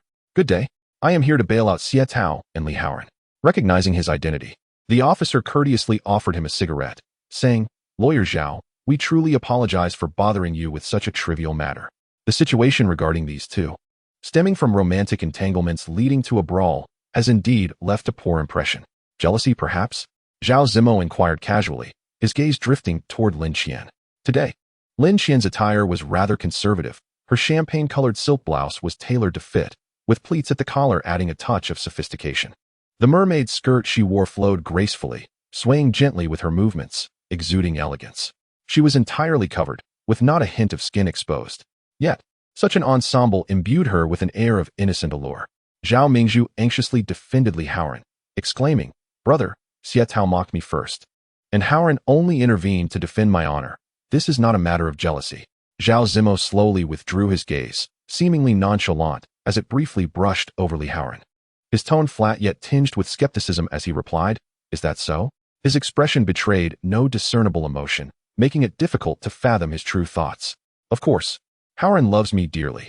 How could he ever fight for another woman? Brother, you must trust in our relationship. Besides, Xietao and Miss Lin are not strangers." Zhao Zimo paid her no heed, as if her words were mere whispers in the wind, proceeding methodically with the necessary paperwork. Li Haoran made no delay, striding out first. Swiftly entering the car and settling into the driver's seat, his demeanor somewhat sullen. Observing this, Zhao Mingzhu dared not linger, quickly jogging after him, her lips moving as if she were explaining something to Li Haoran. Xietao cleared his throat and expressed his gratitude, saying, "Brother Zimo, I cannot thank you enough. Your assistance in mediating this situation has been invaluable. Otherwise, I shudder to think how chaotic it could have become. I shall certainly arrange a meal to express my appreciation in due course." Upon finishing his words, he reached out, intending to take Lin Qian away, his gaze betraying a hint of urgency, as if eager to escape from this somewhat awkward setting. Zhao Zimo's eyes were intently fixed upon them. He inhaled deeply from his cigarette, then slowly exhaled a large smoke ring. His voice, though calm, bore an undeniable authority as he stated, "Xietao, you may leave for now. I have some important matters to discuss privately with Teacher Lin." His serious demeanor rendered his request impossible to ignore. Xietao paused momentarily, then released Lin Qian's hand, casting a glance at both Zhao Zimo and Lin Qian before turning to exit. Chapter 12. Attracting attention, Xietao swiftly threw Lin Qian a knowing look and whispered, "I'll wait for you in the car." Lin Qian shot him a sideways glance as he departed. At that moment, several older gentlemen, sporting hats, perceived the undercurrents at play and cheerfully remarked, "Lawyer Zhao has personal matters to attend to. We should clear the area to create a tranquil environment." Lin Qian appeared speechless, uncertain of how to respond. Once the surroundings fell utterly silent, Zhao Zimo lowered his head slightly, engrossed in playing with the cigarette between his fingers. His hands were long and strong, and even this simple action exuded a unique charm that drew the attention of onlookers. After a brief pause, he lifted his gaze to her and remarked, "Teacher Lin, your allure is indeed formidable. You seem to attract quite the attention." Lin Qian was momentarily taken aback. Instinctively, she began to explain, "Today's incident has nothing to do with me. Are you suggesting it has no connection to you?" Zhao Zimo replied with a subtle smile, tinged with mockery. "Teacher Lin, can you truly not deduce why they were fighting?" In an instant, Lin Qian's face drained of color. Before the formidable and awe-inspiring Zhao Zimo, all her justifications felt feeble and ineffectual. Whatever he asserted was undoubtedly the truth, for he was Zhao Zimo, one of the foremost lawyers in the country. She, Lin Qian, was but an inconspicuous and insignificant blade of grass. Her heart brimmed with an overwhelming sense of grievance, tears glistening in her eyes as she tremulously said, "Lawyer Zhao, please rest assured, I would never entangle myself in matters of your sister's affections. I am fully aware of my identity and position. I would never partake in such inappropriate actions." Upon hearing this, Zhao Zimo's brow furrowed slightly as he abruptly stood, his posture upright and his stride purposeful as he approached her, his eyes shimmering with an elusive intensity. Lin Qian remained frozen, resembling a statue, her eyes wide and filled with complex emotions, helplessly gazing up at him. Zhao Zimo regarded her from a lofty perspective, even slowly extending his hand to gently caress her delicate face. Instantly, Lin Qian was overwhelmed with humiliation, feeling utterly mortified, and she turned her face away in shame and anger. Zhao Zimo's expression remained calm, his voice cool as he spoke, "Teacher Lin, it seems to me that you harbor feelings of discontent. Clearly, it was Li Haoran who first betrayed this relationship, turning to embrace Mingzhu. Yet now you find yourself unjustly accused, resembling a third party in this affair. Surely, you must feel an overwhelming sense of grievance, do you not?" Lin Qian's eyes blazed with anger as she exclaimed loudly, "I do not. I have never harbored such thoughts." Zhao Zimo narrowed his eyes slightly, pressing on with his inquiry, "Do you still think of him? Do you harbor even a glimmer of hope?" Lin Qian's body trembled with agitation, and she vehemently countered, "I do not. I have long since given up on him. His actions have utterly disappointed me. How could I possibly still think of him?" Observing her distress, Zhao Zimo gradually withdrew his hand, a faint smile gracing his lips, imbued with a subtle complexity. "I believe you." At that moment, Lin Qian was overwhelmed with embarrassment and anger, struggling to comprehend why Zhao Zimo adopted such a condescending attitude towards her. However, she dared not unleash her fury. Suppressing her ire as she softly uttered a barely audible insult, "Zhao Zimo, you jerk." To her surprise, His expression remained unperturbed as he gazed at her with a focused, profound intensity, as if peering through her facade to unearth her innermost thoughts. After a lengthy silence, Zhao Zimo finally spoke, his tone gentle as a soft breeze. You have committed no substantial error. Your only misstep lies in blindly placing your faith in love. Love is not always as beautiful and pure as we imagine. Upon hearing this, Lin Qian was momentarily taken aback, as if frozen in place. When she finally regained her composure, she found that Zhao Zimo had quietly departed, leaving her standing alone, her heart a tumult of conflicting emotions. Zhao Zimo focused intently on driving, occasionally glancing in the rearview mirror to catch sight of his sister snuggled against a man's shoulder, her face radiating a blissful sweetness. A subtle smirk played on his lips, tinged with a hint of mockery. The sleek black Audi came to a smooth halt at the entrance of the restaurant, and Haoran emerged from the vehicle, bowing respectfully to Zhao Zimo in a gesture of sincere gratitude. Their eyes met, sharing a unique understanding that only they could comprehend. Zhao Zimo inclined his head slightly before driving away. Zhao Mingzhu quickly climbed into the passenger seat. A girl should maintain a certain elegance, Zhao Zimo reprimanded his sister sternly. However, Zhao Mingzhu remained unfazed, eagerly clutching her brother's arm as she animatedly recounted gossip.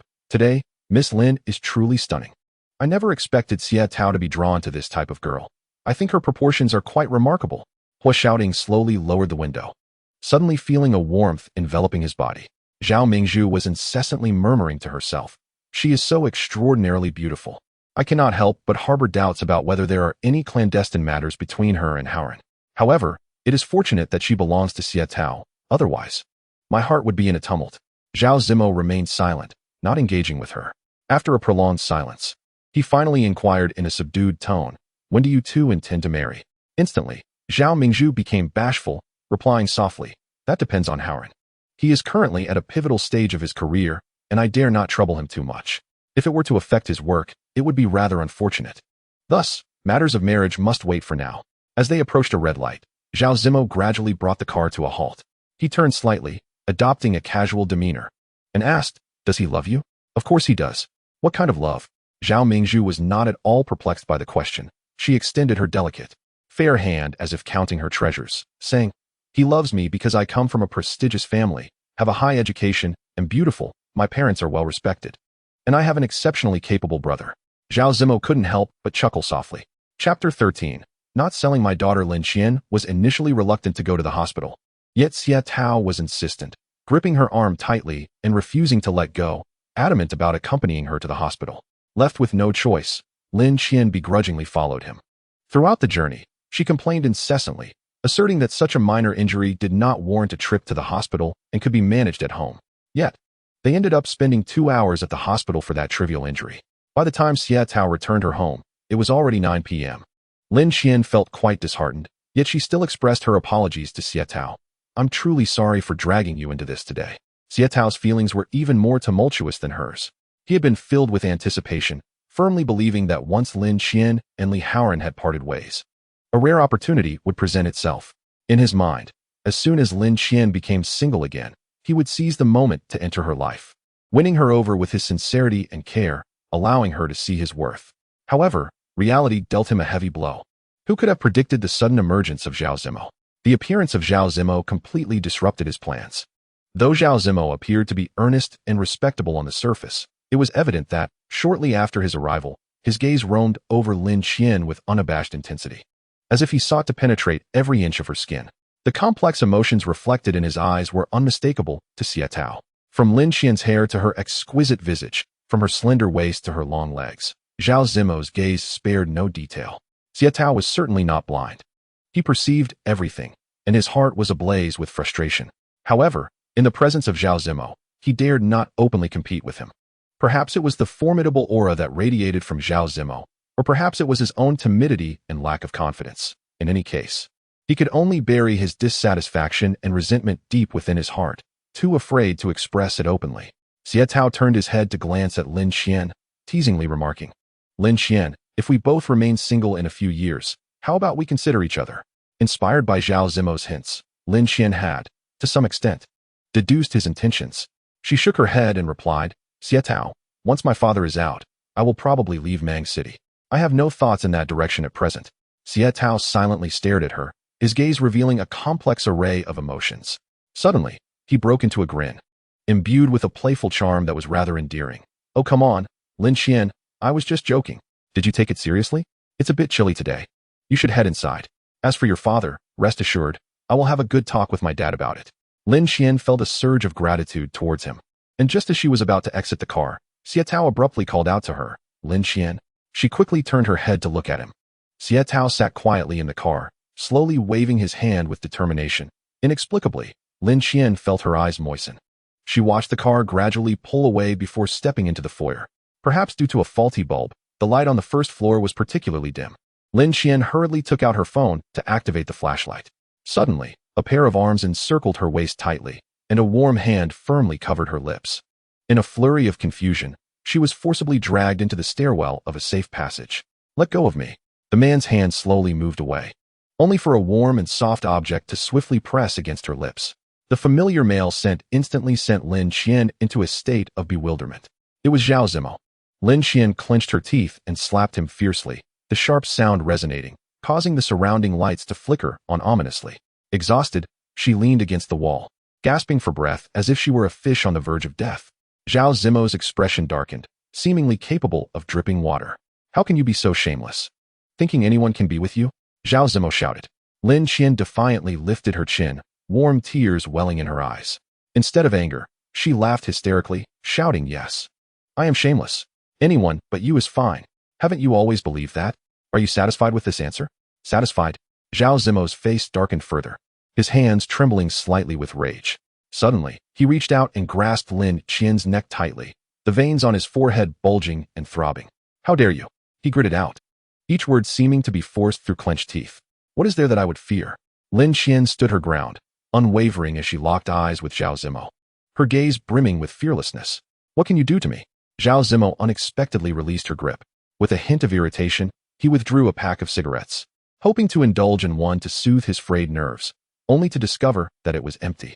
Enraged, he crumpled the pack and hurled it to the ground, then raised his gaze to Lin Qian, his tone resolute as he commanded, "Leave Mang City. Comply, and I shall purchase a villa for you, ensuring your father remains unharmed." Upon hearing this, Lin Qian's body trembled violently with rage. Her lips quivered as she passionately questioned, "Was your meticulously crafted scheme solely to make me your mistress? How can you be so despicable and shameless?" Suddenly, Aunt Bai appeared in the hallway, clutching a mop tightly. Without a word, she lunged at Zhao Zimo, striking him wildly. Zhao Zimo, who always prided himself on his noble status, stood still, refusing to retaliate against a woman. Breathless from her exertion, Aunt Bai continued to curse, "You scoundrel! If you dare to harass Qian again, I will not hesitate to confront you, and I will make sure you regret it." Lin Qian's eyes brimmed with tears, her heart heavy with injustice. After Aunt Bai finished her tirade, she turned to Lin Qian and softened her voice, saying, Qian, our Lin family cannot sell our daughter. We have our dignity." Across from them, Zhao Zimo smirked coldly, scoffing, "Huh? Not selling daughters." Chapter 14. Earning extra income. Haoran was known for his ruthless nature, and this time he employed extreme measures without hesitation, causing the Lin family's entire assets to be frozen unexpectedly within just 2 days. This included 2 valuable properties and the stocks that had been placed with high hopes under Lin Qian's father's name. Confronted with such a predicament, Haoran was confident, believing that the immense pressure would soon break Lin Qian, compelling her to yield in no time. He envisioned the outcome he so desired, certain that Lin Qian would soon succumb to this harsh reality. As the court arrived to seize the assets, Aunt Bai was infuriated to the point of hospitalization. Upon regaining consciousness, she begrudgingly stormed to Haoran's company to confront him.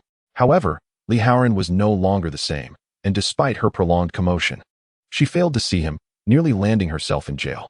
After much coaxing, Lin Qian managed to escort Aunt Bai back to the hospital. Lying in the hospital bed with a troubled expression, Aunt Bai lamented, "Though we may be homeless, it matters little. But your father still requires substantial funds to navigate his connections. While Lawyer Xie is a familiar acquaintance, the requisite fees must still be paid." Lin Qian softly reassured her, "I will find a way to resolve the financial issues." Aunt Bai, deeply concerned for her, returned in the afternoon with a savings book, handing it to Lin Qian. There are still some savings left from these past years. Lin Qian understood that this was Aunt Bai's nest egg for her retirement. She tightly clutched the passbook. Her voice slightly choked. "I will use it for now." However, Aunt Bai interrupted her. "I have a small apartment in the outskirts. Although it is somewhat old, it is still livable. Qian, you must do your utmost to fight for your father. Lin Qian nodded, filled with anticipation. Lin Qian asked Zhao Wei to help her find 2 part-time jobs. Zhao Wei frowned in disapproval and said, your current job already consumes a lot of your time. Can your body handle 2 more jobs? Are you trying to wear yourself out? I'm perfectly fine. I can manage, Lin Qian insisted. Zhao Wei understood that Lin Qian had many financial needs at present. Although she was reluctant, she had no choice but to devote herself to helping her find work. Moreover, Zhao Wei generously lent all her savings, which she had painstakingly saved, to Lin Qian without reservation. Lin Qian deeply cherished this friendship in her heart. After finishing her main job each day, she hurried to the restaurant to work her part-time shifts. Although this lifestyle left her feeling somewhat exhausted, earning 600 yuan per hour made all her efforts feel worthwhile. She possessed natural beauty and was exceptionally talented at playing the piano, which pleased the manager immensely, who wholeheartedly wished to retain her. Lin Qian's next encounter with Zhao Zimo occurred precisely at this restaurant. She was not surprised. A man of his caliber would undoubtedly not lack female company. She was acutely aware that she and Zhao Zimo inhabited entirely different worlds. Even when they crossed paths, she chose not to intrude, merely offering a subtle nod during a chance meeting in the restroom. Zhao Zimo was smoking in the designated area when he spotted Lin Qian and couldn't help but frown. This woman had lost an entire circle of weight. Her chin was sharp, and although attractive, it gave off an impression of fragility, as if she could shatter with a mere touch. Zhao Zimo understood that Lin Qian's training center was of a high-end caliber, with strict regulations prohibiting teachers from taking on external work. He leisurely exhaled a cloud of smoke. The mist swirled between them, and after a considerable time, he gently tapped the ash from his cigarette and, with a hint of curiosity and concern, asked, Teacher Lin, are you in dire need of money? Lin Qian was momentarily taken aback by his question, then softly replied, yes. In an instant, Zhao Zimo deduced that this must be the doing of Li Haoran. He did not impulsively rush to defend her, but rather let his gaze casually sweep over Lin Qian's figure. The typically discerning Zhao Zimo reluctantly admitted to himself that if Lin Qian wished to earn quick money, it would be an effortless endeavor. Not only did she possess striking beauty, but her gentle and mild temperament was also utterly irresistible. Especially when kissing, she resembled an innocent, naive young creature, exuding a blend of freshness and purity that evoked a protective instinct in others. With such qualities, which man could remain unmoved? It was unlikely that any man could resist her allure. She was surprisingly resilient in enduring the hardships of her part-time job. Lin Qian chose not to elaborate further and swiftly entered the restroom. Upon her return, Zhao Zimo had vanished, along with the beautiful woman who had accompanied him. Chapter 15. Refusal to play the piano. The restaurant ceased operations at 10 o'clock. As Lin Qian stepped outside, the rain was pouring down. The gentle patter washed the gray pavement into a bright sheen. Without an umbrella, she used her handbag to shield her head, and after running 200 meters, she sought refuge under a bus stop. Her clothes were completely drenched, and trembling, she fumbled with her phone to call a taxi. However, the rain made it exceedingly difficult to hail one, and after a long wait, her efforts yielded no results. Her hair clung wetly to her cheeks, and droplets cascaded from the tips, rendering her complexion even paler under the dim light. The bus stop's shelter offered little protection from the rain, and occasional gusts would cause cold droplets to splatter against her, prompting involuntary shivers. Opposite the bus stop, a black Audi was parked at the roadside, with Zhao Zimo seated inside, silently observing Lin Qian. In the passenger seat sat Zhao Mingzhu, who had been engrossed in her phone for over an hour, yawning in boredom. Brother, weren't you so adamant about taking me out for late-night snacks?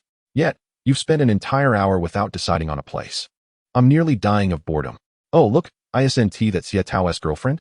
Zhao Zimo gently wiped the steering wheel, lazily inquiring, Xia Tao's girlfriend? Zhao Mingzhu, growing anxious, knocked on the window and exclaimed, yes, the one who is exceptionally beautiful and has a great figure. Brother, how about we give her a ride? Zhao Zimo displayed a rather reluctant expression. Xia Tao's girlfriend? That might not be appropriate. She hailed a taxi. Zhao Mingzhu suddenly lamented. Zhao Zimo turned to look, and indeed, a blue taxi had made a U-turn, brushing past his car. Beside him, Zhao Mingzhu rummaged through her phone, dialing Xia Tao's number. Xia Tao? What kind of boyfriend are you? I just saw Lin Qian. It's so late, and you're not going to pick her up? On the other end, Xia Tao responded nonchalantly. Ah, indeed, I haven't been a good boyfriend. Hearing this, Zhao Zimo's lips curled into a slight smile. Zhao Mingzhu conversed with Xia Tao for a few more moments before hanging up. She linked her arm with Zhao Zimo's and playfully chided, brother, Can I invite Lin Qian to play the piano at my birthday party? Hua shouting started the car and calmly remarked, she may not be willing. Zhao Mingzhu was unconvinced. After a moment, she realized, brother, didn't you promise to take me out for late-night snacks? Why are we heading home? Zhao Zimo pulled out a cigarette and lit it, casting a sidelong glance at his sister. Aren't you on a diet? Still thinking about late-night snacks? Zhao Mingzhu was instantly persuaded. She picked up her phone and began chatting with Li Haoran, expressing that this was akin to the saying, those who are in love can be content with mere water. The following afternoon, Zhao Zimo returned to the mansion to retrieve some documents. Just as he descended the stairs, he heard Zhao Mingzhu exclaim loudly, brother, that Miss Lin really rejected me. How strange. Dressed in formal attire and in a hurry for a meeting, Zhao Zimo lightly tapped his sister's head with a file upon hearing her grievances, scoffing. If she had accepted, her mind would be as irrational as yours. Zhao Mingzhu, infuriated, pouted her delicate face in grievance. Mother, look at how brother is bullying me again. Madame Zhao sat gracefully in the hall, sipping tea. With a gentle smile, she addressed her eldest son. The last time I met Miss Lin, I found her to be quite remarkable. Her entire demeanor and elegant conduct truly evoked delight. I never expected that such an outstanding woman would be Mr. Xietao's girlfriend. Zhao Zimo chose not to clarify the misunderstanding that existed. He merely curled the corners of his lips into a faint smile and replied, Xietao is currently just in the pursuit stage. Madame Zhao delicately placed her exquisite English bone china cup down, her expression seemingly casual, yet underscored by a hint of seriousness as she remarked, Miss Lin possesses a gentle and accommodating nature, and her conduct is exceedingly proper. Upon further reflection, I find that she may be more suited to you. Zhao Zimo simply nodded slightly at this comment before turning to leave. Watching her brother hastily depart, Zhao Mingzhu leaned cautiously towards her mother, whispering, Mother, I feel as if brother is still hopelessly waiting for that person. Madame Zhao, upon hearing this, offered a faint smile, one that seemed to harbor a multitude of profound meanings. She gently said to her younger daughter, your brother and that individual's personalities and ways of conducting themselves are fundamentally at odds. Such individuals are destined not to come together. Conversely, Miss Lin, in terms of background, upbringing, and social conduct, aligns more closely with our family. I ponder, and I believe she has a greater likelihood of being with your brother. After the initial surprise, Zhao Mingzhu quickly regained her spirits. She had always thought in a straightforward manner, and at that moment, a preliminary plan swiftly formed in her mind. Chapter 16. A renewed tease after work. Zhao Zimo declined several invitations and drove to the restaurant. At 8 in the evening, the restaurant was bustling with activity, and Lin Qian was seated by the piano, playing a melody. This evening, she wore a figure-hugging, ash-gray long dress that accentuated her graceful curves. One shoulder strap had slipped slightly, perfectly revealing a hint of her delicate shoulder, her skin radiant as snow, exuding an enchanting glow. Her chestnut-colored hair cascaded like a waterfall, flowing down to her waist. With her slight movements, a few strands of hair danced gently, adding an air of vivacity and charm. Zhao Zimo, peering through the clear glass, observed intently for about 10 minutes before finally exiting his car, pushing the door open and stepping inside. He ordered a few dishes, yet his mind was in disarray, uncertain of what to eat. Ultimately, he chose to recline comfortably and listen intently to Lin Qian's piano performance. Zhao Zimo noticed, almost inadvertently, that well-dressed men, seemingly successful in their careers, approached Lin Qian to engage her in conversation, likely drawn by her remarkable aura and captivating charm. However, without exception, she gently and tactfully declined their advances. During a brief intermission, Lin Qian received a business card, Zhao Zimo, attorney. Initially taken aback, she instinctively turned her gaze and swiftly spotted Zhao Zimo in a modest corner. He sat quietly, one hand steadily holding a glass of aperitif, his focused expression suggesting he cradled a rare treasure. His striking features, arching brows and bright eyes, a prominent nose, radiated a unique allure with every subtle expression. Even the simple act of holding a glass exuded an ineffable elegance, as if he were inherently the center of attention. Regaining her composure, she approached him with light, graceful steps. Attorney Zhao, she greeted softly, her voice gentle yet tinged with a hint of shyness. Zhao Zimo acknowledged her with a slight nod and gestured for her to take a seat. No sooner had Lin Qian settled into her chair than Zhao Zimo's keen gaze caught sight of a new puncture mark on her hand. The small mark stood out starkly against her fair skin, and after a moment's contemplation, he deduced it must be a result of the unexpected downpour the previous night. Have you eaten, Teacher Lin? Join me for a bite, Zhao Zimo proposed earnestly, his demeanor serious and sincere. a stark contrast to the impulsive and reckless persona he had exhibited when handing her the business card. In this moment, he resembled a courteous gentleman, making it difficult for her to refuse his invitation. Lin Qian cautiously placed the business card neatly on the table, her expression somewhat constrained as she replied. The restaurant has strict regulations against dining with guests during work hours. Zhao Zimo appeared unfazed by the card, not glancing at it even once. He cut to the chase, asking directly, "What about after work? Do you have time to join me for a drink?" His gaze remained firmly locked on Lin Qian, conveying an intense anticipation. His intentions were unmistakably clear. A date with him would swiftly liberate her from her current predicament, alleviating her financial struggles and allowing her to lead a life of relative ease and stability. Zhao Zimo mused that this was merely a game of romantic entanglements. Since Lin Qian had previously been involved with Haoran, she likely wouldn't mind getting entangled with someone else. Moreover, during their prior embraces, Lin Qian had undeniably felt a connection. However, Lin Qian did not entertain such thoughts at all. She simply could not comprehend why Zhao Zimo had suddenly become so enthusiastic and was persistently pursuing her. Deep down, she was acutely aware of her current predicament, and thus she pondered repeatedly on how to express herself. "Lawyer Zhao, I am profoundly grateful for your assistance regarding my father's matter.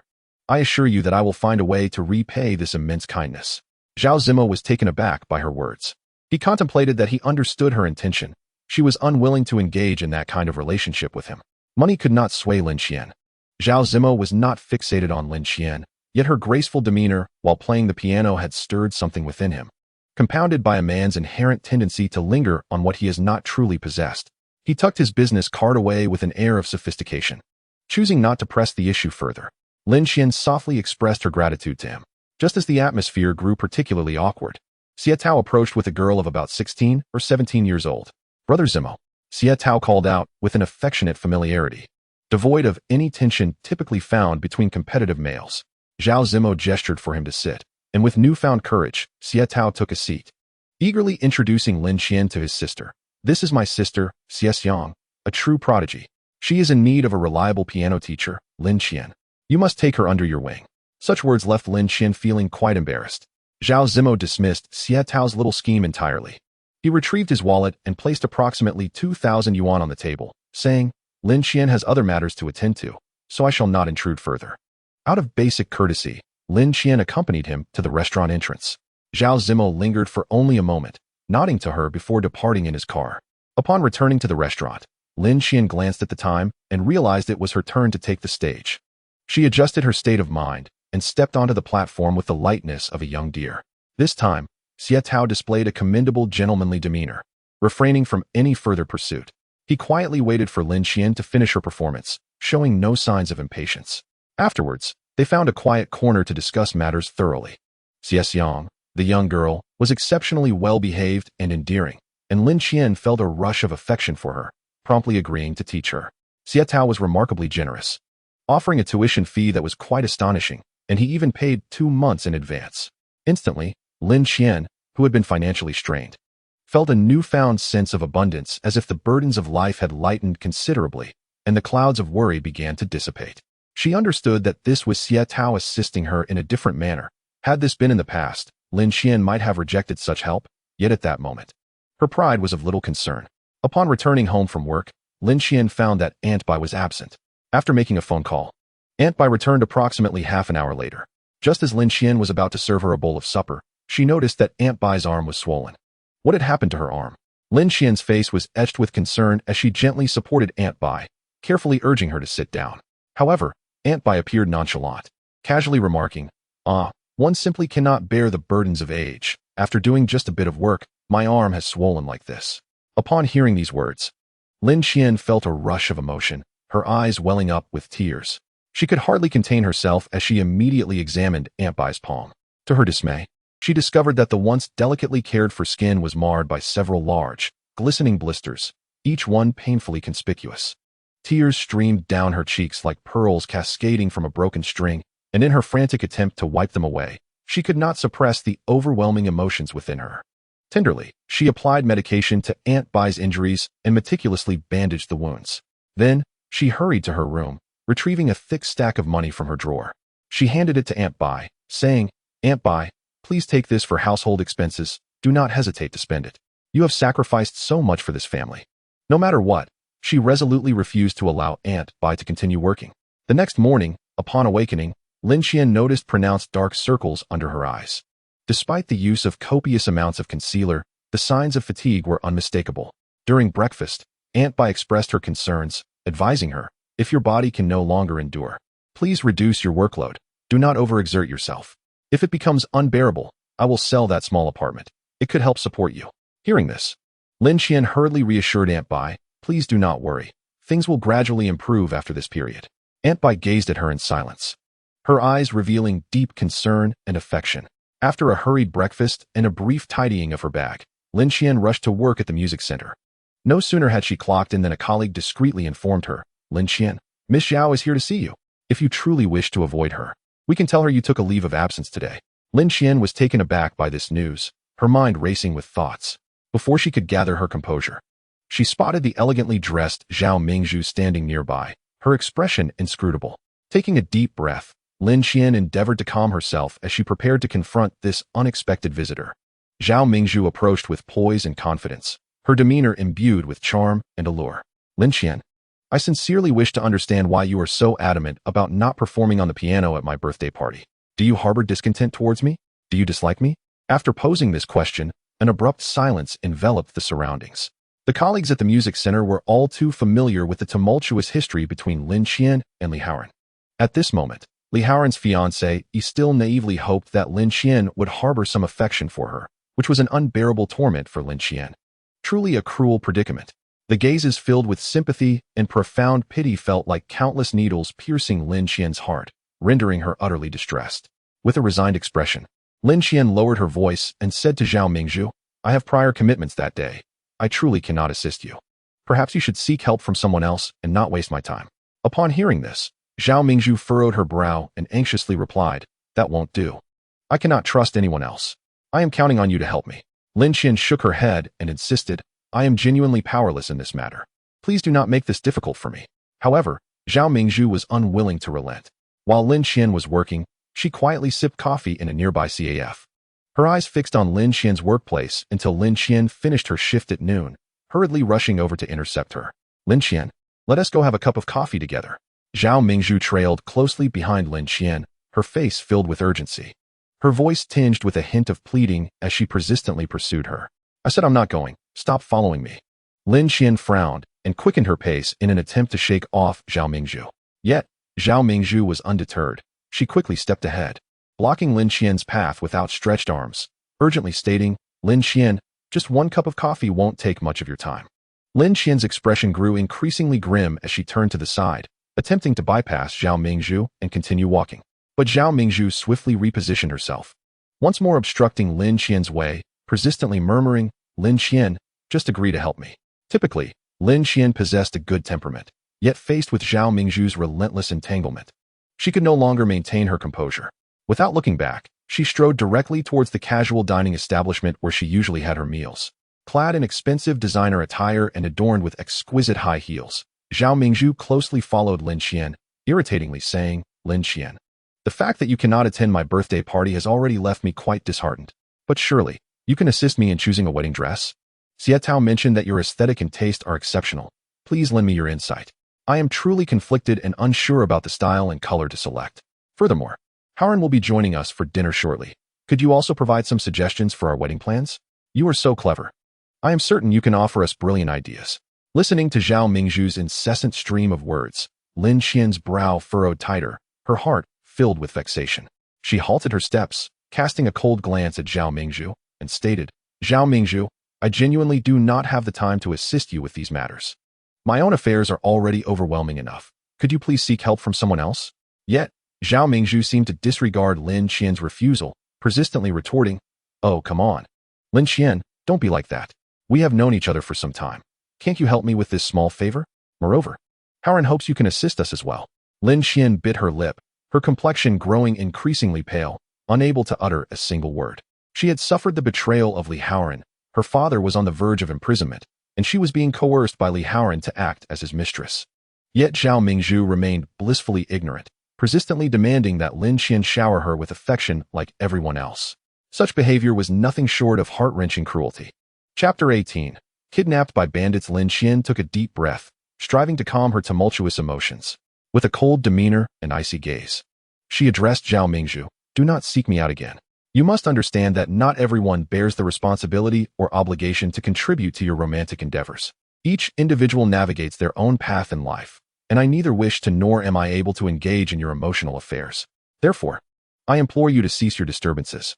Zhao Mingzhu, accustomed to being pampered and never having faced rejection, relentlessly pursued Lin Qian, insistent on uncovering the reasons for Lin Qian's disfavor toward her. Thus, they ventured deeper into a narrow alley. Lin Qian felt as if she could not shake off the person trailing her, and in exasperation, she turned to confront Zhao Mingzhu. However, in the next moment, her eyes widened in disbelief. Zhao Mingzhu was unexpectedly subdued from behind. "That's her, Li Haoran's fiancée," one of the assailants whispered, greed and cunning gleaming in his eyes. "If we capture her, Li Haoran will surely pay." Another snarled, his face twisted in a menacing grimace. "There's another girl here. Let's take her too. She might be valuable." A third one pointed at Lin Qian, his gaze glinting with malicious intent, resembling a ravenous wolf spotting its prey. Before Lin Qian could utter a word, darkness enveloped her as she was ensnared in a sack and dragged into a vehicle. Lin Qian groggily regained consciousness. The surroundings were reeking of decay within an abandoned warehouse. She found herself seated on a rickety chair missing a leg, her body tightly bound with coarse hemp ropes, leaving deep, alarming marks around her wrists. Nearby, Zhao Mingzhu was similarly restrained, her arms twisted behind her back and her legs bound securely, rendering her utterly immobile. She wept uncontrollably, cursing feverishly. "Do you know who I am?" Zhao Mingzhu shouted hoarsely. "My brother will ensure you rot in prison."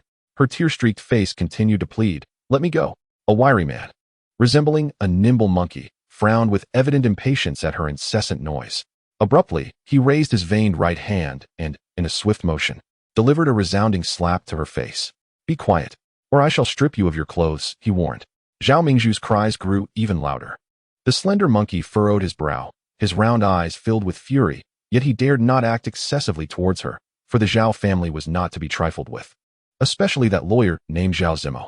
With a scowl, the slender monkey forcefully tossed a phone in front of Zhao Mingzhu, demanding she call her man and instruct him to prepare 20 million, not a single cent less.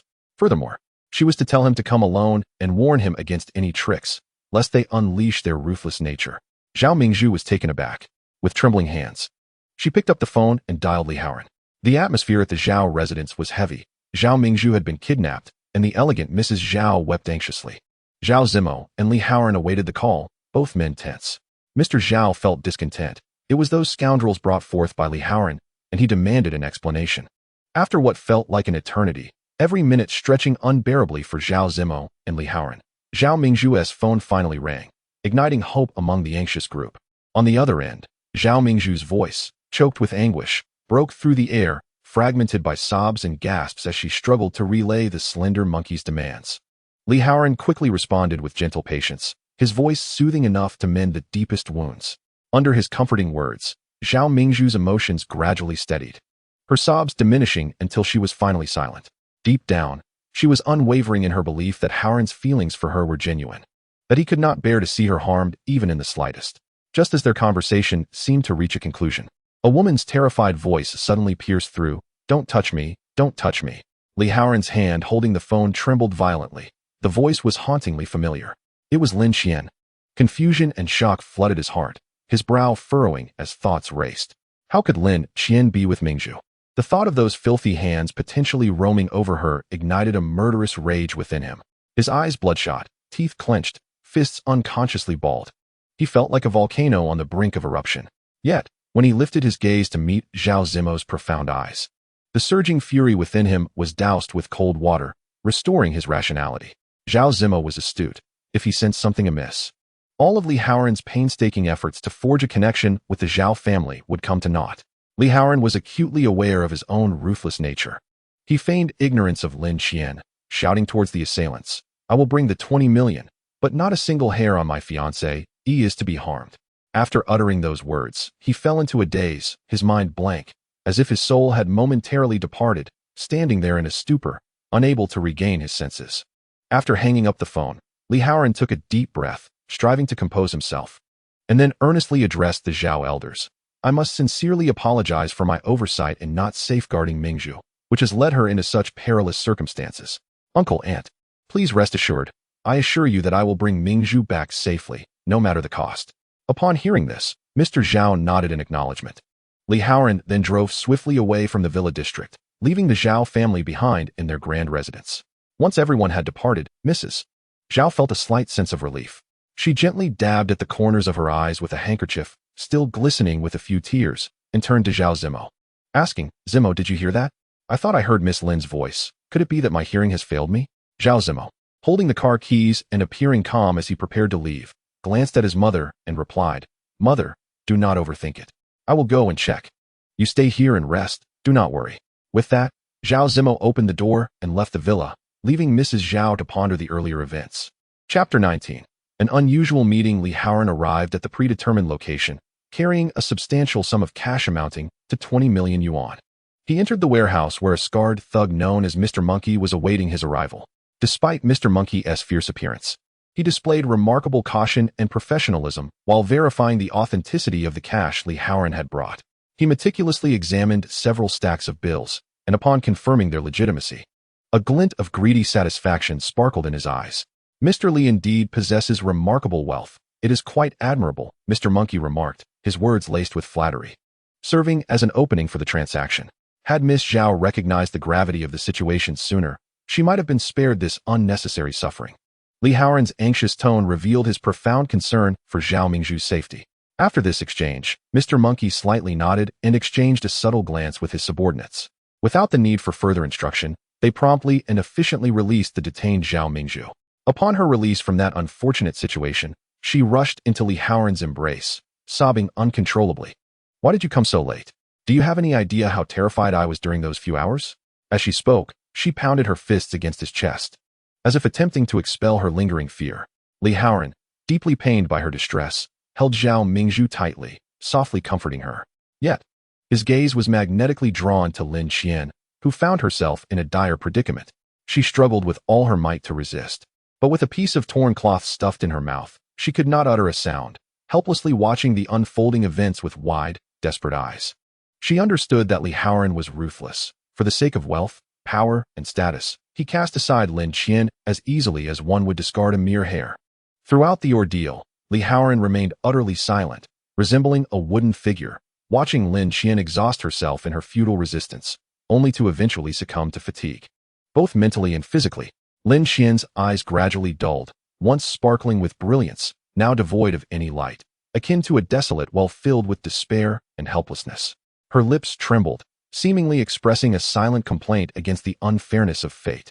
She was utterly drained of strength, collapsing weakly to the ground, her entire being seemingly engulfed by the night, sinking deeper into an abyss of hopelessness.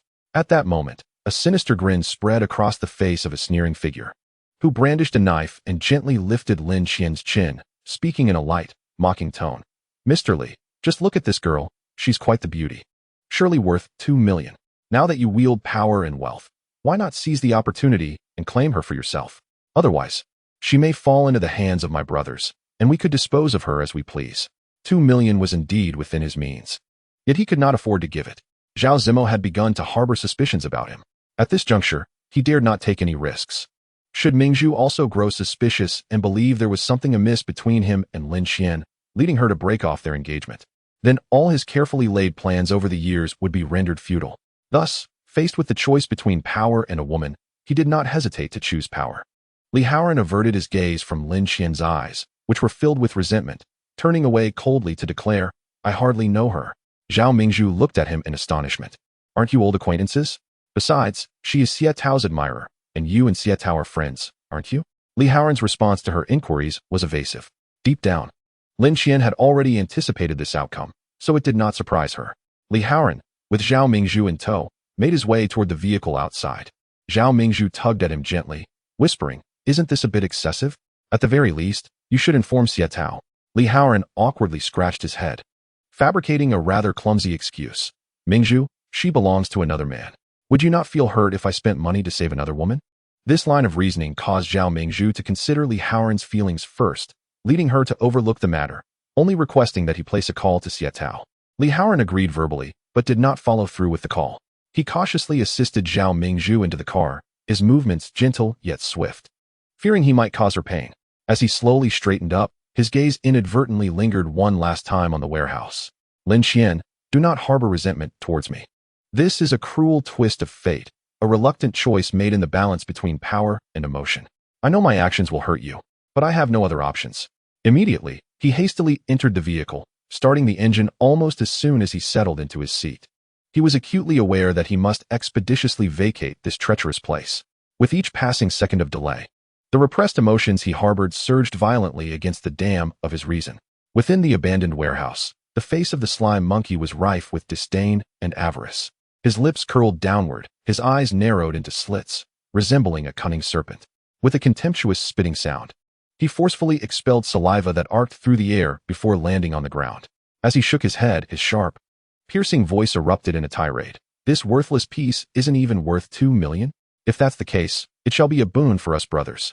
Suddenly, his eyes widened, the orbs seemingly on the verge of bursting from their sockets as he gestured frantically towards the ruffians, urging, listen closely, you lot.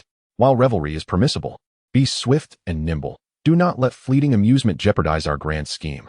These ruffians, accustomed to aimlessly wandering the streets, had witnessed all manner of women. Yet today, the one they encountered was exquisite, as if she had stepped down from a painting. Her skin, tender and smooth, resembled the finest white jade, and her gait was graceful, akin to willows swaying in the breeze, inciting an irresistible longing within them. To be candid, even the fiancée of Mr. Li paled in comparison. While she too was a beauty, the allure of the woman before them was imbued with an indescribable charm that rendered her less captivating. The ruffians' hearts raced with fervor, contemplating how delightful it would be to win her affections, akin to falling into a honey pot, leaving them blissfully dazed. Their minds began to weave vivid fantasies, visions that were far from decorous. Lin Qian's eyes were filled with terror. Her once bright gaze now seemed engulfed by darkness, her pupils constricted like pinholes. Fear surged within her like relentless tides, waves crashing upon her composure. Her body trembled slightly, akin to a leaf caught in a tempest. She seethed with a fire-like hatred that blazed fiercely within her chest, almost consuming her entirely. The ruffians, akin to sharks catching the scent of blood, writhed restlessly, their eyes glimmering with greed and desire, inching closer to Lin Qian as if drawn by an invisible force, the sound of their chilling laughter echoing ominously. Suddenly, a sharp sound erupted from the corner of the warehouse, reverberating through the silence like thunder. The ruffians jumped as if struck by a firecracker, their voices trembling. Who? Leaning against a weathered, peeling wall, Zhao Zimo's fingertips danced gracefully over a lighter, a flicker of flame that he toyed with, embodying a small miracle that was wholly his to command. He, akin to a nobleman inadvertently traversing the mundane world, exuded an unintentional grace and restraint with every gesture. The exquisite suit adorning him stood out vividly amidst the dilapidated confines of the warehouse, as if it were a vibrant splash of color amidst the intertwining of time. A subtle smirk played upon his lips, concealing a blend of amusement and perplexity. Teacher Lin, why does each of our encounters feel like a capricious twist of fate, rendering you so uniquely exquisite? His words carried an almost imperceptible nuance of tenderness and jest. Upon hearing this, Lin Qian's lips curled into a bittersweet smile. She slowly turned her head, her gaze piercing through the swirling dust, fixating on Zhao Zimo, who was gradually approaching her.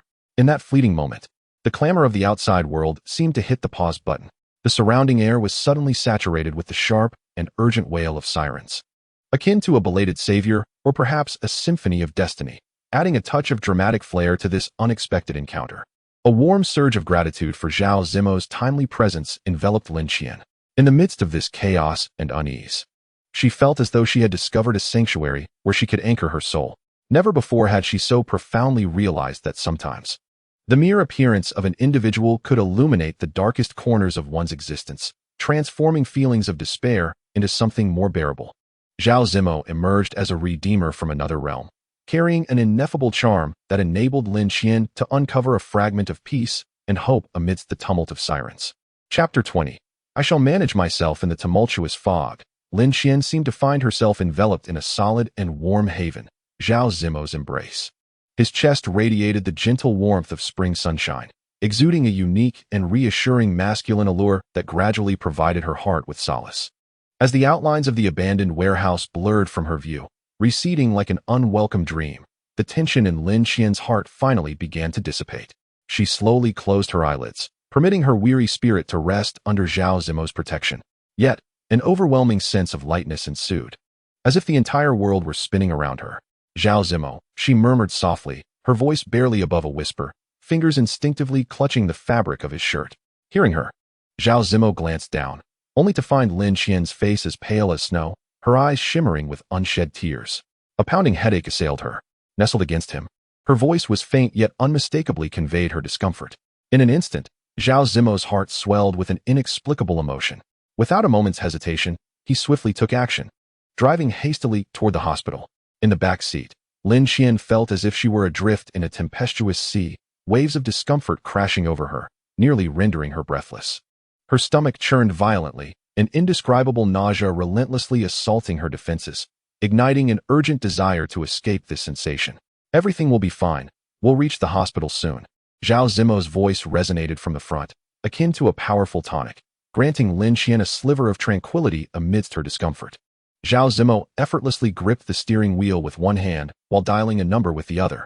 A hint of urgency punctuated his voice as he spoke. Uncle Lin. It's me, Zimo. I have a friend who's injured, and I'd like to bring her for your examination. On the other end of the line, Uncle Lin's voice resonated with a calm curiosity. What kind of friend has you so anxious? The individual on the line clearly doubted his explanation. Yet Zhao Zimo chose not to elaborate further, hastily concluding the call with a few brief words. After hanging up, he glanced at the rearview mirror and softly inquired, "Are you feeling quite unwell?" Lin Qian, eyes closed, emitted a faint sound of discomfort. The short and fragmented noise stirred an odd sensation in Zhao Zimo's heart, leaving him with an unsettling feeling. In a slightly hoarse voice, he reassured her, "Just hold on a little longer, we'll be there soon." Amid her waves of suffering, Lin Qian found herself drowsily contemplating how unexpectedly gentle Zhao Zimo could be. Thanks to Zhao Zimo's special pass, upon entering the hospital, Lin Qian was swiftly escorted through the green channel of the emergency room, akin to boarding an express train, bypassing queues and waiting times. Inside the emergency room, the lighting was soft yet bright, and a faint scent of antiseptic filled the air. Lin Qian was placed on a clean, orderly examination bed, and soon, a brief encounter with the imaging machine commenced. With a soft click, her secrets were discreetly recorded, transformed into an image laden with myriad information. Before long, a wise-eyed, silver-haired Dr. Lin received the film. He raised it gently, his gaze traversing the image, at times furrowing his brow and at other moments, allowing a smile to grace his lips. Finally, he set the image down, a subtle smile illuminating his face. Fortunately, it's merely a mild concussion, akin to a minor interlude in life. However, for safety's sake, she should stay in the hospital for a couple of days for observation. Upon hearing this, a weight lifted from Zhao Zimo's heart, and he promptly expressed his sincere gratitude to Dr. Lin. The doctor's gaze then turned towards Lin Qian, filled with warmth and curiosity. With a twinkle in his eye, he jested, "This young lady, is she your girlfriend?" A match made in heaven. Zhao Zimo, caught off guard, felt a blush creep across his face. He cleared his throat, attempting to mask his embarrassment. "Ah, you've misunderstood. She is actually a client of mine, and we happen to meet here today." He then cast a slightly apologetic smile towards Lin Qian, as if silently conveying, "Please don't mind. The old man enjoys making such jokes." "Oh, a client." Dr. Lin's words were laced with a playful tone, reminiscent of the gentlest spring breeze. "Zimo, I entrust you with the arrangements for this lovely client's hospitalization. I shall summon the angels in white with their magical potions shortly." Zhao Zimo chose to overlook the playful title of lovely client, gently lifting Lin Qian as he stepped into the ward. He then transformed into a knight attending to mundane affairs, ensuring that all expenses for her hospitalization were promptly settled. A torrent of gratitude surged within Lin Qian as she attempted to transfer the hospitalization fees to him with a gentle tap of her fingertips on her phone. Yet, the fatigue enveloped her like a relentless tide, compelling her to concede and surrender to the comforting embrace of the hospital bed, silently battling the dizziness that sought to disrupt her thoughts.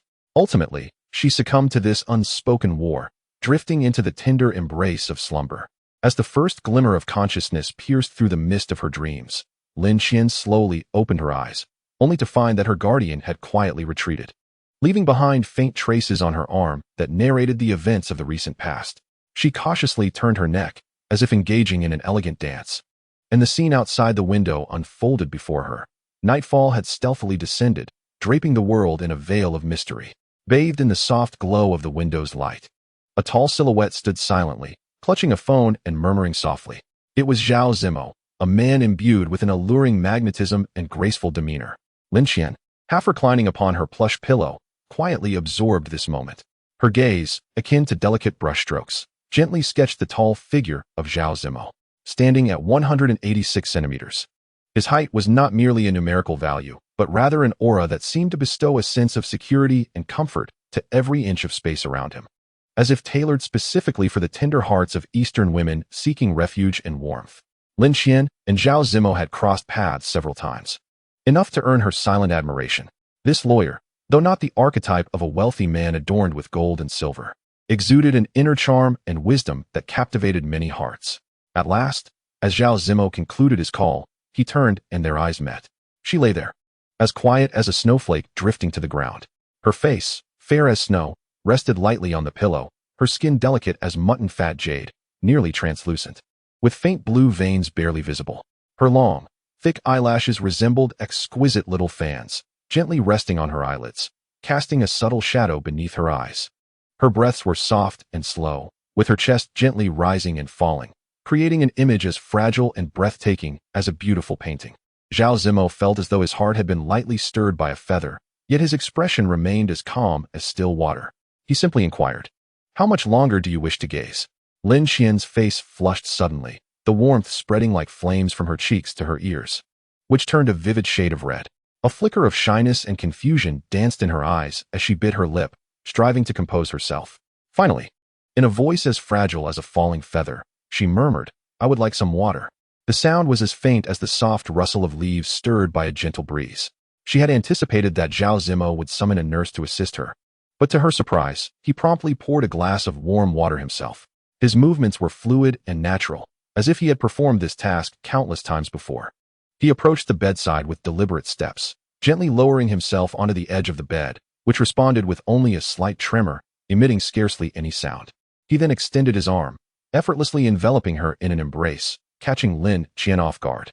In an instant, she found herself nestled against his chest, where she could distinctly feel the warmth radiating from him, accompanied by the steady, robust rhythm of his heartbeat, each beat resonating like a gentle knock against her own heart. At that moment, her mind was enveloped in a sudden haze, swiftly followed by a wave of instinctual shyness and reserve, prompting her to feebly struggle. Her body twisted like a nimble little fish, moving cautiously, as if trying to evade something unseen. She averted her gaze from Zhao Zimo, lowering her eyelids, and softly, with a hint of barely perceptible tension and defiance, murmured, I can manage on my own." Zhao Zimo furrowed his brow slightly, a faint crease forming at the center. His lips pressed tightly together, showing no inclination to speak, merely regarding Lin Qian with a profound and serious gaze. Lin Qian felt a wave of discomfort under his scrutiny, her eyes instinctively darting away.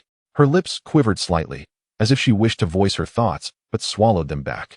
After a moment of hesitation, she appeared to summon significant resolve, gently leaning towards Zhao Zimo. Sensing her proximity, he stiffened momentarily before relaxing again. His arm instinctively tightened around her, the grip gentle, yet imbued with an undeniable firmness. Observing this, Lin Qian leaned against his shoulder, sipping water from the cup he held. Her movements were delicate, mindful not to disturb Zhao Zimo. As she drank, her eyes narrowed slightly, long lashes casting shadows upon her cheeks. One hand rested lightly on his arm, her fingers curling subconsciously, seeking a sense of support. Perhaps it was merely Lin Qian's imagination, but it felt as though his embrace had grown a touch tighter. At that moment, the door to the hospital room swung open. Upon entering, Dr. Lin was greeted by the intimate scene before him and smiled warmly. "How is our esteemed patient feeling?" Chapter 21. Another matter. A deep flush of embarrassment colored Lin Qian's cheeks, her expression betraying her discomfort. A hint of shyness and unease flickered in her eyes as she averted her gaze from Zhao Zimo, lowering her head in a state of uncertainty. Yet, Zhao Zimo remained unfazed by her embarrassment, displaying a composure as solid as a fortress.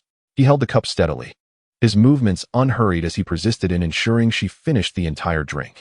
Only when the cup was empty did he gradually release his hold on Lin Qian, turning with ease to converse with the elder. "This teacher Lin is burdened by the circumstances surrounding Mingzhu. Caring for her is simply the right thing to do." Dr. Lin, known for his gentle and amiable demeanor, smiled in response, saying, "So that's the situation. Such a swift change in roles. After conducting a meticulous examination for Lin Qian, he gently nodded, a warm smile gracing his features. It appears that with the devoted care of the exceptional caregiver Zimo, Lin Qian's journey towards recovery is set to accelerate. Upon hearing this, Lin Qian's cheeks flushed like they were kissed by the setting sun, her temperature rising noticeably. Meanwhile, Dr. Lin, donned with a benevolent smile, seemed as though he had just sown a seed of happiness, floating away in contentment. Lin Qian reached for her phone, intending to call Aunt Bai. At that moment, Zhao Zimo spoke up. I have already called in your leave and informed your aunt about your business trip. Lin Qian was momentarily speechless, enveloped in silence. Zhao Zimo appeared oblivious to her displeasure, calmly adding, I have also arranged for my assistant to bring you meals. Lin Qian could not help but inquire, are you watching me so closely because you are worried I might disrupt your sister's happiness? Zhao Zimo leisurely leaned against the bedside table, his fingers dancing across the screen of his phone, busily sending messages to his assistant. Upon hearing her words, a smirk crept onto his lips, and he let out a soft chuckle, as if to say, Teacher Lin, how do you intend to disrupt things? Are you planning to serve as a human shield or resurrect some old grievances for an emotional flashback? He blinked and continued to tease. I thought Li Haoran had already chosen his side, Teacher Lin. Has your reflex arc taken a few laps around the globe before returning? His strikingly handsome features resembled a masterpiece meticulously sculpted by the heavens. Yet, this remarkably attractive individual spoke with unyielding candor, each word cutting like a sharp blade directed at others. The fleeting fondness Lin Qian had just begun to feel for him dissipated like morning mist under the sun, leaving no trace behind. Filled with indignation, she turned away in a huff, deliberately presenting her back to him, as if to express her inner dissatisfaction and resistance. Zhao Zimo, with his long and straight legs, elegantly crossed them, his calm gaze resting upon the woman in the hospital bed. His expression held an enigmatic quality, seemingly playful, before a barely perceptible smile graced his lips, ephemeral like ripples on a water surface, yet imbued with an air of profound understanding. It seemed she was indeed upset. Her angry demeanor resembled that of a small beast provoked, though she did not roar. Her subtle acts of defiance and turned back conveyed her inner fury silently. Approximately half an hour later, the secretary delivered dinner. Upon seeing Lin Qian, his eyes sparkled as if a film were playing in his mind, recalling their previous encounter at the law firm. Back then, she had naively believed it to be merely a fleeting episode of unrequited affection. Who could have anticipated that this typically decisive and serious individual would genuinely care? Not only was she personally tending to the care of others, but she also skillfully leveraged her extensive network, leaving no stone unturned in her efforts to assist. The secretary observed this attentively, her curiosity igniting like a small flame, and a glimmer of understanding involuntarily flickered in her eyes. Lin Qian felt a slight gloom settle over her mood, not even considering any other implications. However, her stomach, quite honest in its demands, rumbled audibly, prompting her to politely express her gratitude before eagerly opening the wooden lunchbox, ready to indulge her appetite.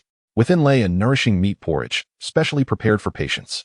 The velvety texture and rich aroma of the dish were evident as steam wafted gently from the box, enveloping the air with a comforting scent. Upon inhaling this fragrance, Lin Qian felt it penetrate her senses, transforming not merely into a culinary delight, but into a warm solace that coursed through her heart. She was profoundly touched by Zhao Zimo's thoughtfulness. Naturally gentle in temperament, Lin Qian quickly set aside her earlier discontent, lowering her gaze, her eyes shimmering with a hint of shyness and gratitude as she softly expressed, Thank you so much, Lawyer Zhao, for today. Zhao Zimo, seemingly with his own agenda, did not intend to share this meal with her. He remained seated, legs elegantly crossed, one hand occupied with his phone as he casually remarked, No need for thanks. I have my own motives. Upon hearing this, Lin Qian felt a lump in her throat, her words caught just before they could escape. How could she question the intentions of someone so powerful and kind? Quickly donning a smile, she humbly replied, it seems I misjudged you. Zhao Zimo glanced up at her, and Lin Qian, aware of the clarity in her own heart, allowed him to gaze as long as he wished. She sensed that he was drawn to her appearance, interpreting the unspoken tension between them. After observing her for a while, he finally set his phone aside and inquired, Are you speaking from the heart?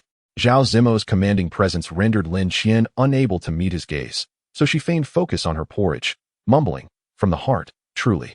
He appeared satisfied with her response and departed with his secretary, leaving the hospital room enveloped in silence. Alone on the hospital bed, Lin Qian felt a profound emptiness surrounding her. Still feeling unwell, she decided to close her eyes and drift into slumber.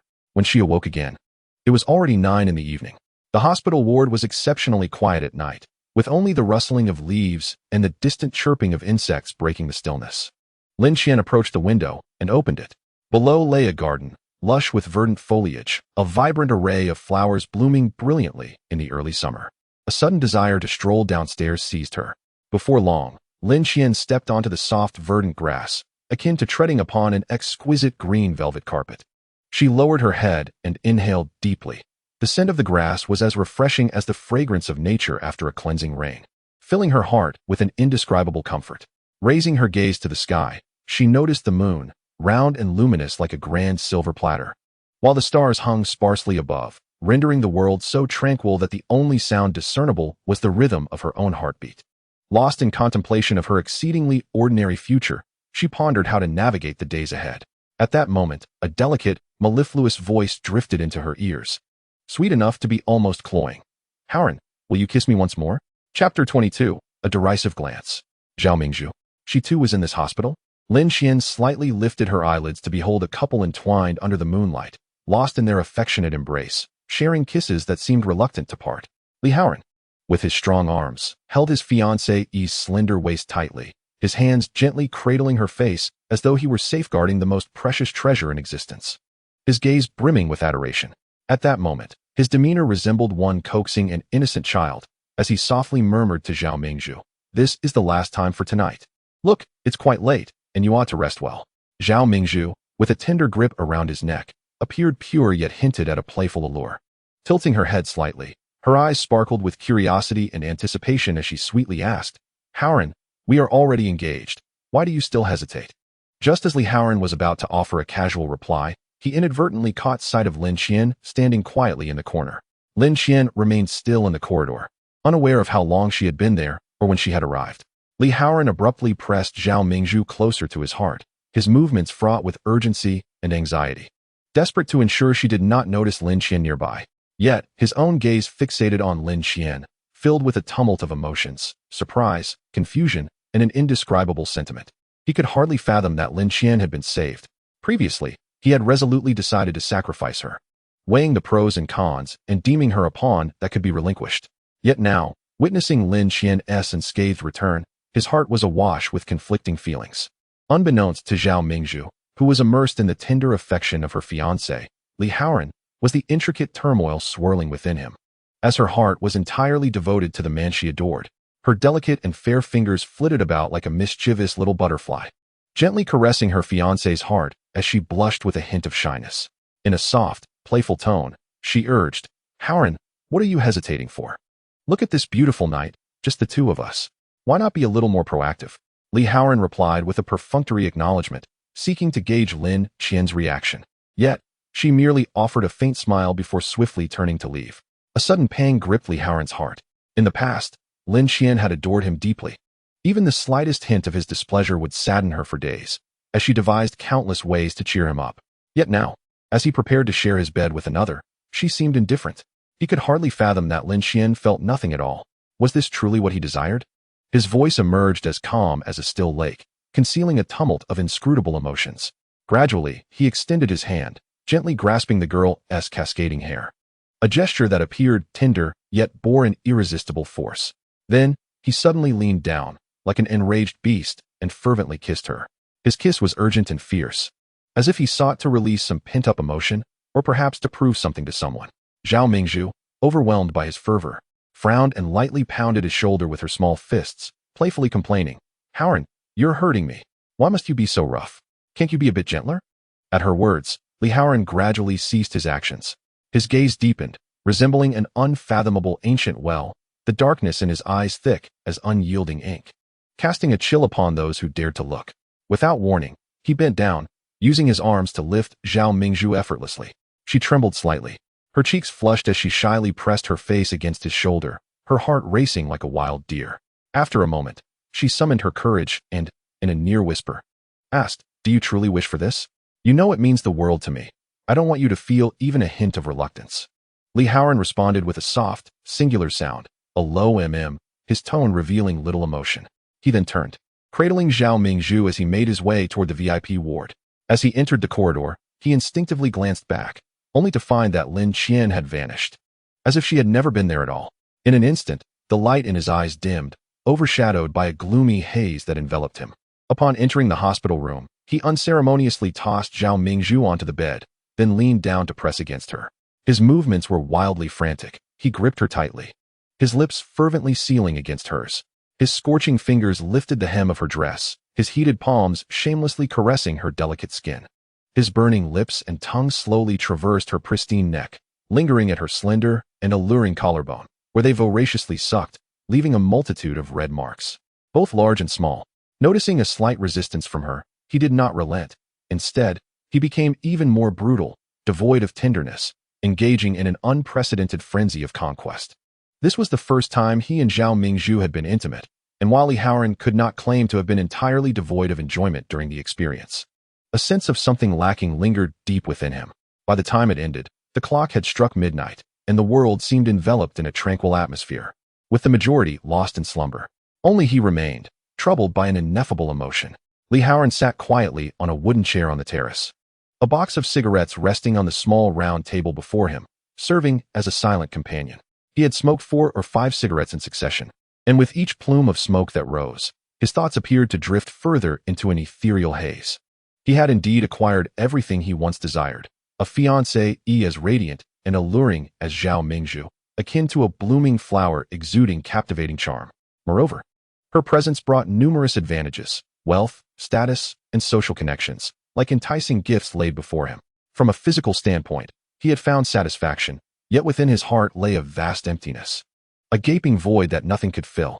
Images of Lin Qian flooded his mind, and he recalled the derisive glint in her eyes. What a gaze it was! It brimmed with mockery, as if observing a comical clown. In her eyes, all his actions seemed utterly ludicrous. Furthermore, there was an unmistakable indifference, a profound disregard that rendered him a mere speck of dust in her world. This sensation lodged in his throat like a fishbone, leaving him unsettled. Soft, warm arms gradually reached around him from behind, gently embracing him.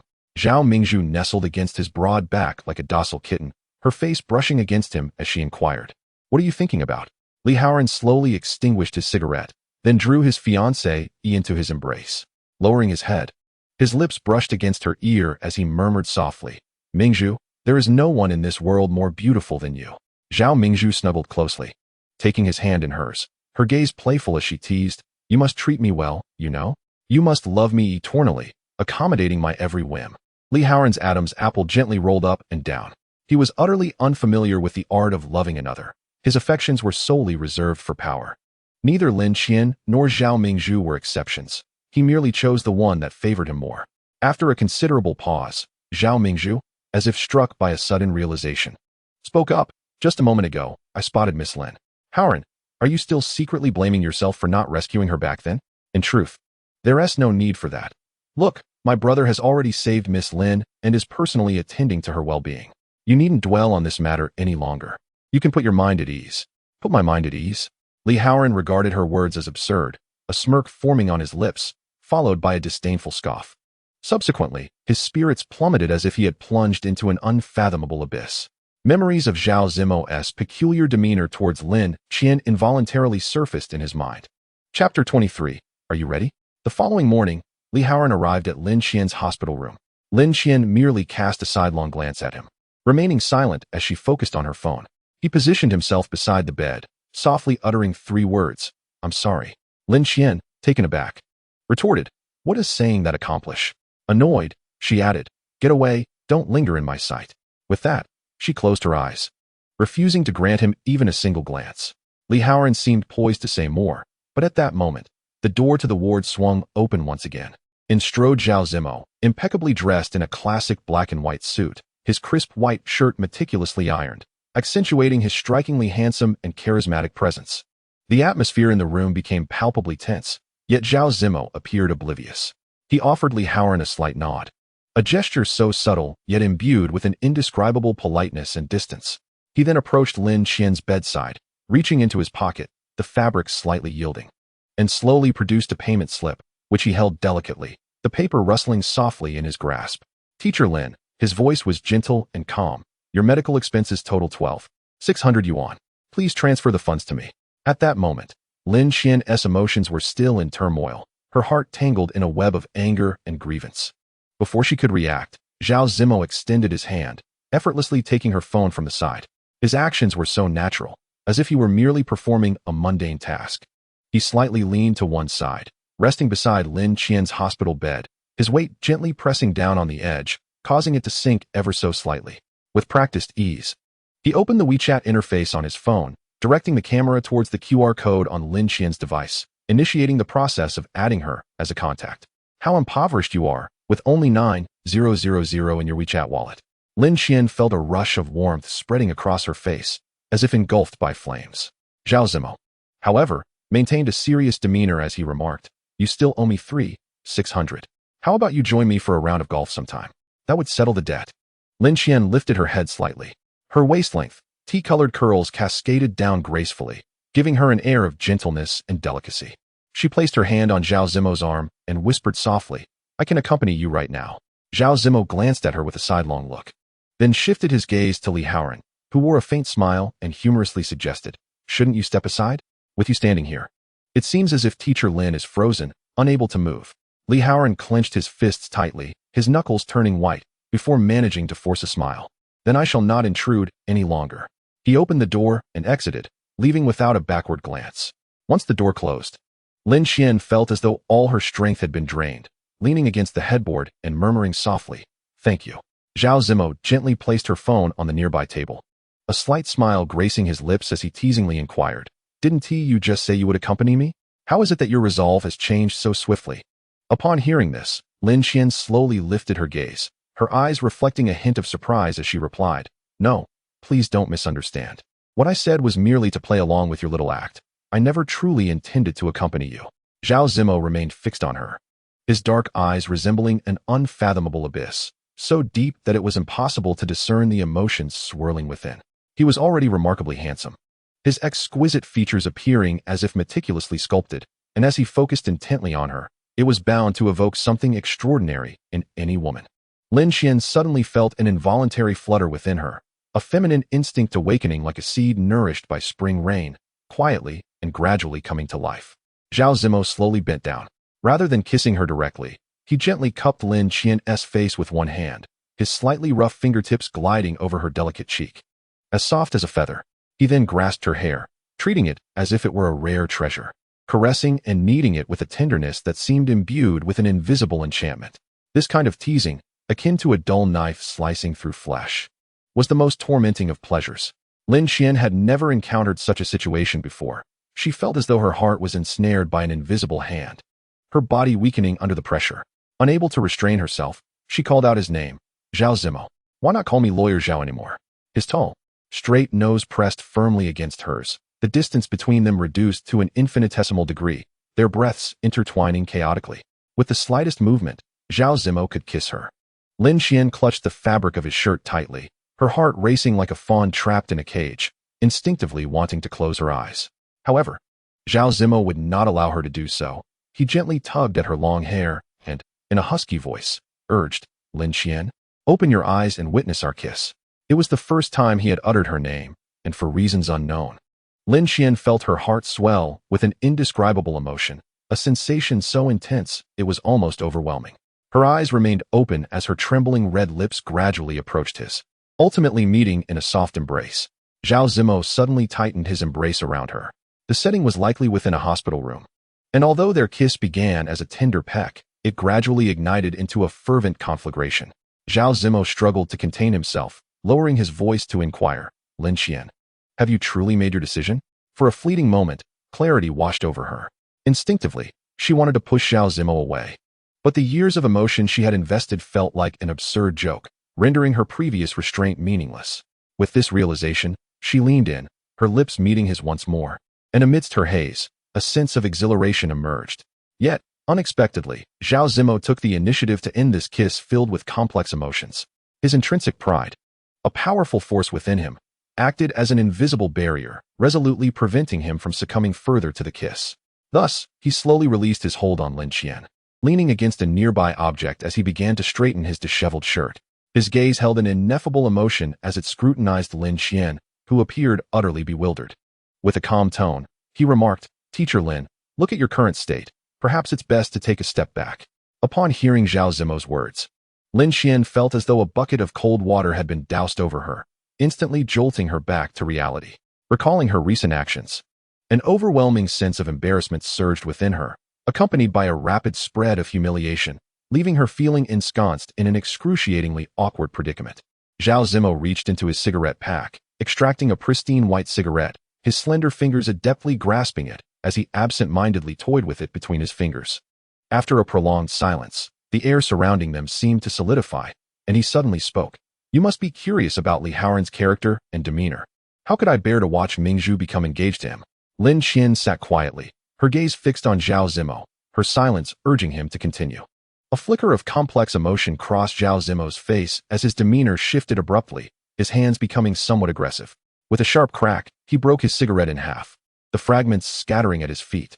Frowning, he spoke with a hint of agitation. "You have no idea. That foolish girl Mingzhu is utterly infatuated with Li Haoran. She loves him to the point of desperation. When her family opposed their relationship, in a fit of anger, she attempted to take her own life. It terrified us all." Upon hearing this news, Lin Qian felt as though she had been struck by lightning, her body trembling slightly, her eyes wide with shock. She opened her mouth, her voice dry as she stammered, I had no idea this was happening. This is too." When she exchanged glances with Zhao Zimo again, her eyes reflected a newfound understanding, her voice trembling with barely contained emotion, as if she were striving to suppress her feelings. "I understand now. Rest assured. I promise I will not provoke Miss Zhao. Consider this my way of repaying your life-saving grace." Zhao Zimo, taken aback by her words, initially froze, then furrowed his brow as if he had heard something utterly preposterous. A look of helplessness crossed his face as he thought, "What on earth is this? She has twisted my explanation to such an extent." Yet, knowing Zhao Zimo's nature, he was unlikely to waste further words in explanation. He simply gazed at her deeply, his eyes conveying an indescribable emotion, and remarked, "Why are you so foolish? How did someone with such a mind become a teacher? No wonder you are deceived by men." With that, he turned and walked away. Lin Qian reached for her phone, intending to transfer several thousand yuan from her bank account to her mobile wallet. However, upon glancing at the screen, she was momentarily stunned. Not only had Zhao Zimo not withdrawn her funds, but he had also transferred an additional sum of several tens of thousands. Staring at Zhao Zimo's name in the chat history, she felt an indescribable emotion stir within her. Setting aside the complicating factor of Zhao Mingzhu, Zhao Zimo was actually quite admirable, despite his occasionally acerbic remarks. After a brief contemplation, she ultimately decided to send a WeChat message. "Thank you, Lawyer Zhao." Just as Zhao Zimo settled into his car, he received Lin Qian's message and noted that she had not accepted the transfer. After a moment of reflection, he sent her several more messages. "Thank me for what? For kissing you? If Teacher Lin feels uneasy about the several thousand yuan, perhaps she could join me for a few rounds of golf. If that is not feasible, then she could come to my home and spend the night with me watching case studies." Lin Qian received these WeChat messages, and her face flushed intensely. She was far from naive enough to interpret these words at face value. How unexpected it was to discover Zhao Zimo's hidden flirtation. Just as when Man was about to transfer the entire sum to him, she received another WeChat message from him. "Accept it. Consider it an apology from me on behalf of Mingzhu." Lin Qian quietly gazed at this message for a long time, feeling a sudden pang of envy toward Zhao Mingzhu. Chapter 24. Regret of the past. Li Haoran did not rush to depart. Instead, he chose to linger outside the door. As Lin Qian was gently yet assertively pressed against the hospital bed by Zhao Zimo, sealed with a kiss, Li Haoran's heart felt ensnared by invisible threads, each one entwined with memories, particularly the unique fragility and shyness Lin Qian exhibited in moments of passion. This was a tender corner of his heart he was reluctant to confront. Anger quietly surged within him, akin to a caged beast, causing his muscles to tense to the utmost, as if every inch of his skin harbored a power ready to erupt, poised to tear through the suffocating atmosphere. Finally, when Lin Qian's delicate and slightly bashful gasp slipped through the door crack, brushing against his ear, the dam within him broke completely. He abruptly turned, and with a fist that bore the weight of all his emotions, struck the innocent wall beside him. In that instant, the air seemed to solidify. Blood blossomed in the air like a brilliant, yet fleeting firework, and his palm became the most striking red mark in this scene. Yet, regarding this pain, Li Haoran appeared oblivious. He merely stood there, his expression dark as the deep sea before a storm, profound and inscrutable. For a fleeting moment, An impulse surged like a tide, almost compelling him to shatter the constraints of reason and burst through the door that separated him from Lin Qian, to reclaim her from Zhao Zimo's embrace. But the reins of rationality tightened around this impulse, reminding him that should he take that step, his marriage to Zhao Mingzhu would be nullified. How could he allow years of planning to be so easily undone? Li Haoran abruptly departed, driving towards a somewhat worn-down community where he had resided for 2 years. The security guard still remembered him. As his car entered, the guard greeted him warmly. "Mr. Li, you're back." Li Haoran responded with a slight nod, his low voice emanating from the car window. "Yes, just came to take a look." He ascended the stairs and opened the door to an apartment. This roughly 80-square-meter dwelling held all the memories he shared with Lin Qian. Entering the room, he sat on the somewhat tattered sofa, and images from the past flooded his mind. At that time, the Li family was on the brink of bankruptcy, with the entire household crammed into their old residence. It was a far cry from a dignified life. Even the act of securing a meal required the esteemed Mrs. Li to personally haggle at the market for some inexpensive, blemished vegetables. Those days were marked by financial hardship. In an effort to preserve his dignity, Lin Qian often came to cook for him, subtly providing financial support as well. He couldn't help but mutter to himself, "She is merely a foolish woman." As if she had heard his thoughts, the Lin Qian of his memories would lament, "Haoran, I do all this because I love you." Yet he coldly replied, "Do you think I love you too? In truth, I have merely been exploiting you all along." Even now, Lin Qian still felt that she had dragged her father down with her. She never considered that, in reality, her father, Lin Shu, had become a pawn in Li Haoran's eyes several years prior, and she, Lin Qian, was simply a small ploy employed by Li Haoran to gain her father's trust. This scheme was both foolish and ruthless, and as the time approached to sever ties, a twinge of reluctance stirred within Li Haoran, though he had now risen to prominence. Where else could he find a simple girl like Lin Qian, whose heart and eyes were solely focused on him? He contemplated how to keep Lin Qian by his side, ensuring she would continue to prepare his meals and perhaps even offer him a soothing massage when he grew weary. Who knew, on a good day, he might even wish for her to bear him a son. Of course, replacing Lin Shu as a scapegoat would require some effort. As Li Haoran pondered these matters, he stepped onto the balcony, retrieved a cigarette, and leisurely lit it, taking slow, contemplative puffs. After what felt like an eternity, having smoked several cigarettes, he finally picked up his phone and called his secretary. "Is there any update on Lin Shu's situation? Is lawyer Xie still handling the case?" The secretary nodded affirmatively. Li Haoran issued a few emotionless instructions, causing the secretary to gasp in shock. Having followed Li Haoran for quite some time, she was aware of the relationship between him and Lin Qian and couldn't help but intercede on Lin Qian's behalf. "Mr. Li, regardless of the circumstances."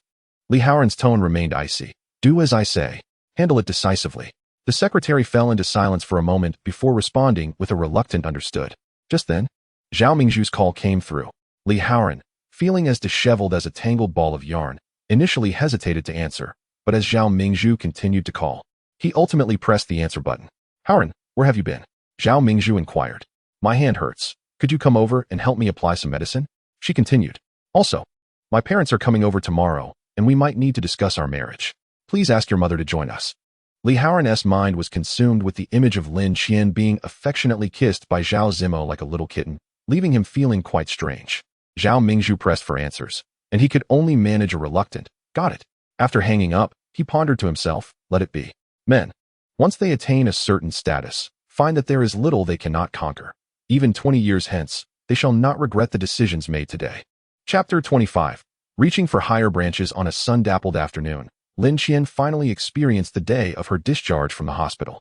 Standing in the lengthy, somewhat desolate corridor of the medical institution, she grappled with whether to express her gratitude to Zhao Zimo. After all, during this period, Zhao Zimo had provided her with warmth and support akin to a gentle spring rain. A simple thank you seemed insufficient, yet undeniably essential. However, Lin Qian pondered whether such a gesture, given their status as mere acquaintances, might appear overly intimate and disrupt the delicate balance of their relationship. After much internal deliberation, reason ultimately triumphed over sentiment, and she resolved to conceal this thought deep within her heart. Thus, she silently proceeded to the discharge office, carrying her light luggage. As if embodying a sense of ease and relief, her mind was already charting her next course, a brief respite at home, followed by a spirited return to work at the music center. Just as she was about to step through the doors of the ward, she encountered familiar faces. Li Haoran's mother and sister, Li Qian, were laden with exquisitely packaged, lavishly presented imported fruits, the fragrance and opulent wrapping of which seemed to whisper of their considerable worth. As they conversed amidst laughter, it became evident that their purpose was to visit Zhao Mingzhu. When their gazes met Lin Qian's, the air seemed to thicken momentarily. She merely nodded gently, offering a polite yet distant smile, before swiftly turning away. Eager to escape the suddenly awkward atmosphere, Lin Qian, dear, called Li's mother, her smile as warm as the sun, gently halting Lin Qian's departure. Might you spare me a few moments for a conversation? At that moment, Li Qian, with a hint of playful reproach and confusion, tugged at her mother's sleeve. Her tone imbued with a touch of royal petulance. Mother, have you forgotten? The chapter concerning my brother and Lin Qian has already been turned. What more could there possibly be to discuss? Li's mother, the wise matriarch of the family, possessed an acute awareness of her son's subtle machinations, rendering them transparent in her eyes. She contemplated how to gracefully delineate a gentle boundary between Lin Qian and Li Haoran, ensuring her son's future remained adorned with blossoms, unscathed by the shadows of the past. With a knowing wink at Li Qian, she signaled for her to excuse herself. Though reluctant, Li Qian stamped her foot in frustration, leaving with a huff. Once her daughter's figure had vanished from sight, Li's mother turned her attention to Lin Qian, her words imbued with both sincerity and depth. Lin Qian, one might say that the ties of fate ought to allow us to sit together, savoring a cup of fragrant tea, and recounting our narratives from the very beginning. However, behold, today Mingzhu's parents have arrived to discuss the significant matters concerning the futures of their children. My time is rather limited, so I shall express this.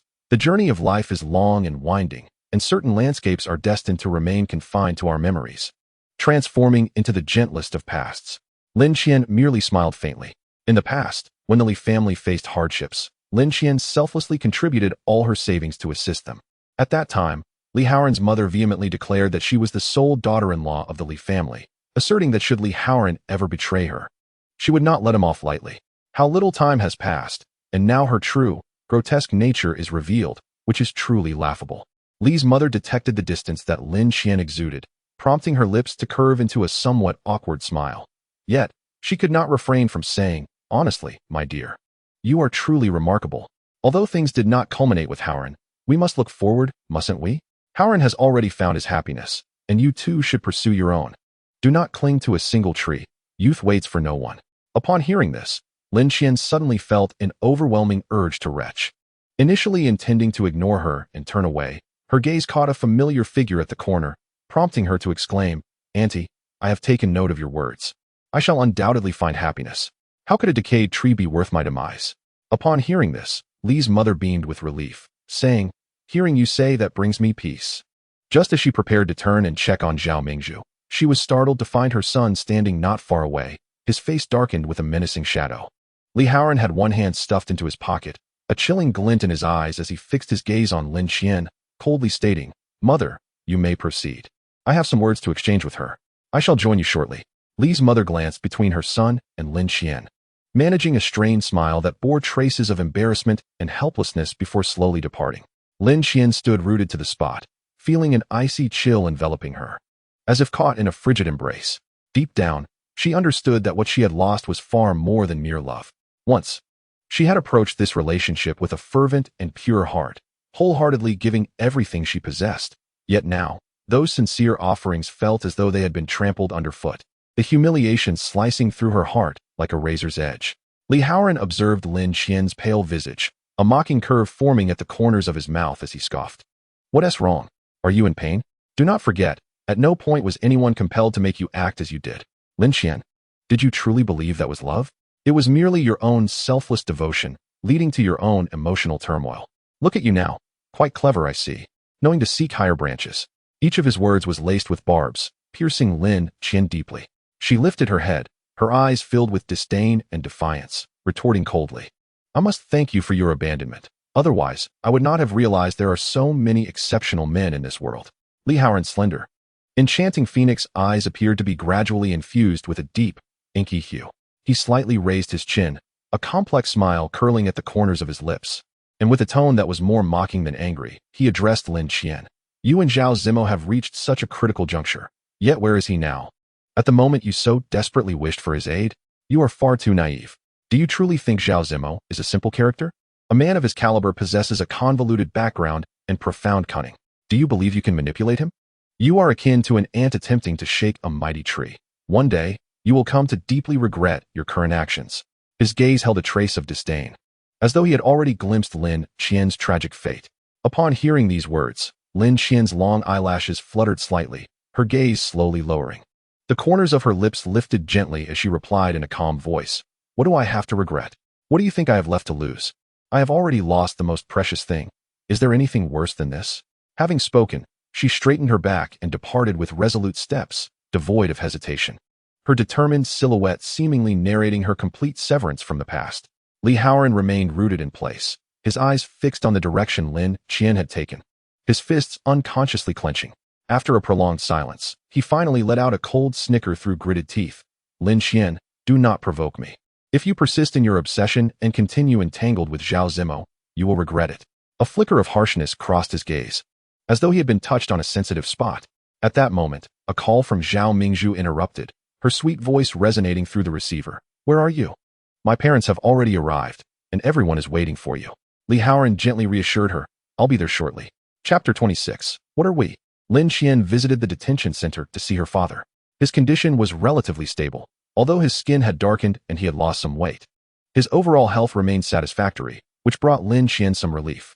She continued her routine, working during the day and tutoring students at a restaurant in the evenings. Though exhausting, this lifestyle brought in some additional income. A week passed without her seeing Zhao Zimo. Later, she learned from the newspaper that he had gone on a business trip. Zhao Zimo had arrived in Haishir to attend a grand banquet, gathering distinguished figures from various fields. At this star-studded affair, he donned a perfectly tailored black velvet suit, complemented by a pristine white pleated shirt and adorned with an exquisite black bow tie, his overall appearance exuding exceptional taste and elegance. Standing amidst the bustling crowd, he resembled a radiant gem, enveloped in an indescribable aura of nobility and charm. Beside Zhao Zimo stood a stunningly beautiful woman, an award-winning actress renowned in the film industry. Zhao Zimo gently encircled her waist with his arm, and the star, usually brimming with confidence under the spotlight, now resembled a gentle little bird nestled beside him. Together, they presented a strikingly harmonious image, both in appearance and demeanor. Witnessing this scene, Lin Qian slowly folded the newspaper in her hands, contemplating inwardly. Thankfully, she had never harbored the unrealistic delusion that Zhao Zimo's feelings for her would be unique. After all, it was only natural for an extraordinary man like Zhao Zimo to be surrounded by many remarkable women. 2 days later, Zhao Zimo appeared in the restaurant once more. As usual, he ordered his meal, which the waiter promptly delivered to the table. However, Zhao Zimo merely glanced distractedly at the food, barely moving his utensils before losing interest. He lounged lazily in his seat, his gaze fixed intently on Lin Qian, who was seated at the piano, her fingers dancing gracefully across the keys, producing a melodious tune. Although she appeared focused on her playing, she could distinctly feel a piercing gaze upon her, as if it were a flame, causing her some discomfort. At 10 o'clock, the restaurant was preparing to close. Lin Qian gathered her belongings, ready to leave.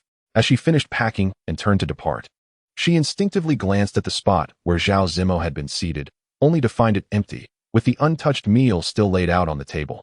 Silently narrating the trace of his recent presence, gazing at the vacant seat, a wave of unexpected melancholy washed over her. As she exited the restaurant, an Audi slowly came to a stop before her. The window lowered gradually, revealing Zhao Zimo's strikingly handsome yet stern face. "Get in," he simply commanded. For a moment, Lin Qian hesitated, her footsteps faltering slightly. However, after a brief contemplation, she reached for the door of the passenger seat and climbed in. Zhao Zimo swiftly started the car, and it smoothly rolled into motion. After a while, he turned his head to glance at Lin Qian, softly reminding her, "Buckle your seatbelt." Lin Qian's face flushed instantly, flustered. She fumbled to pull the seatbelt and secured it quickly. Her gaze involuntarily began to assess Zhao Zimo. At that moment, he was dressed simply in a shirt and trousers, his jacket carelessly tossed onto the back seat. Seemingly aware of her scrutiny, Zhao Zimo slightly turned his face and asked in a gentle tone, "Do I look good?" "Huh." Lin Qian's face turned even redder, and feeling flustered, she turned her head away, her eyes darting out the window, yet her thoughts remained entirely on Zhao Zimo beside her. Zhao Zimo's car came to a halt at a red light, his entire body turned towards Lin Qian, his gaze unwavering and fixed upon her. That look resembled a flickering flame, imbued with a subtle warmth. intensifying the unspoken understanding that lingered between them. Lin Qian felt her heart entangled in a chaotic whirlwind under his penetrating stare. The atmosphere, steeped in ambiguity, was nearly unbearable. Striving to regain her composure, she pondered for a considerable time before finally uttering, "Thank you for that day." Zhao Zimo merely regarded her in silence, his quietude exuding an invisible pressure that heightened Lin Qian's discomfort. With a forced determination, she continued, "There's a bus stop ahead, and night buses are available." Her voice carried a hint of urgency, as if eager to shatter the tension that quickened her heartbeat.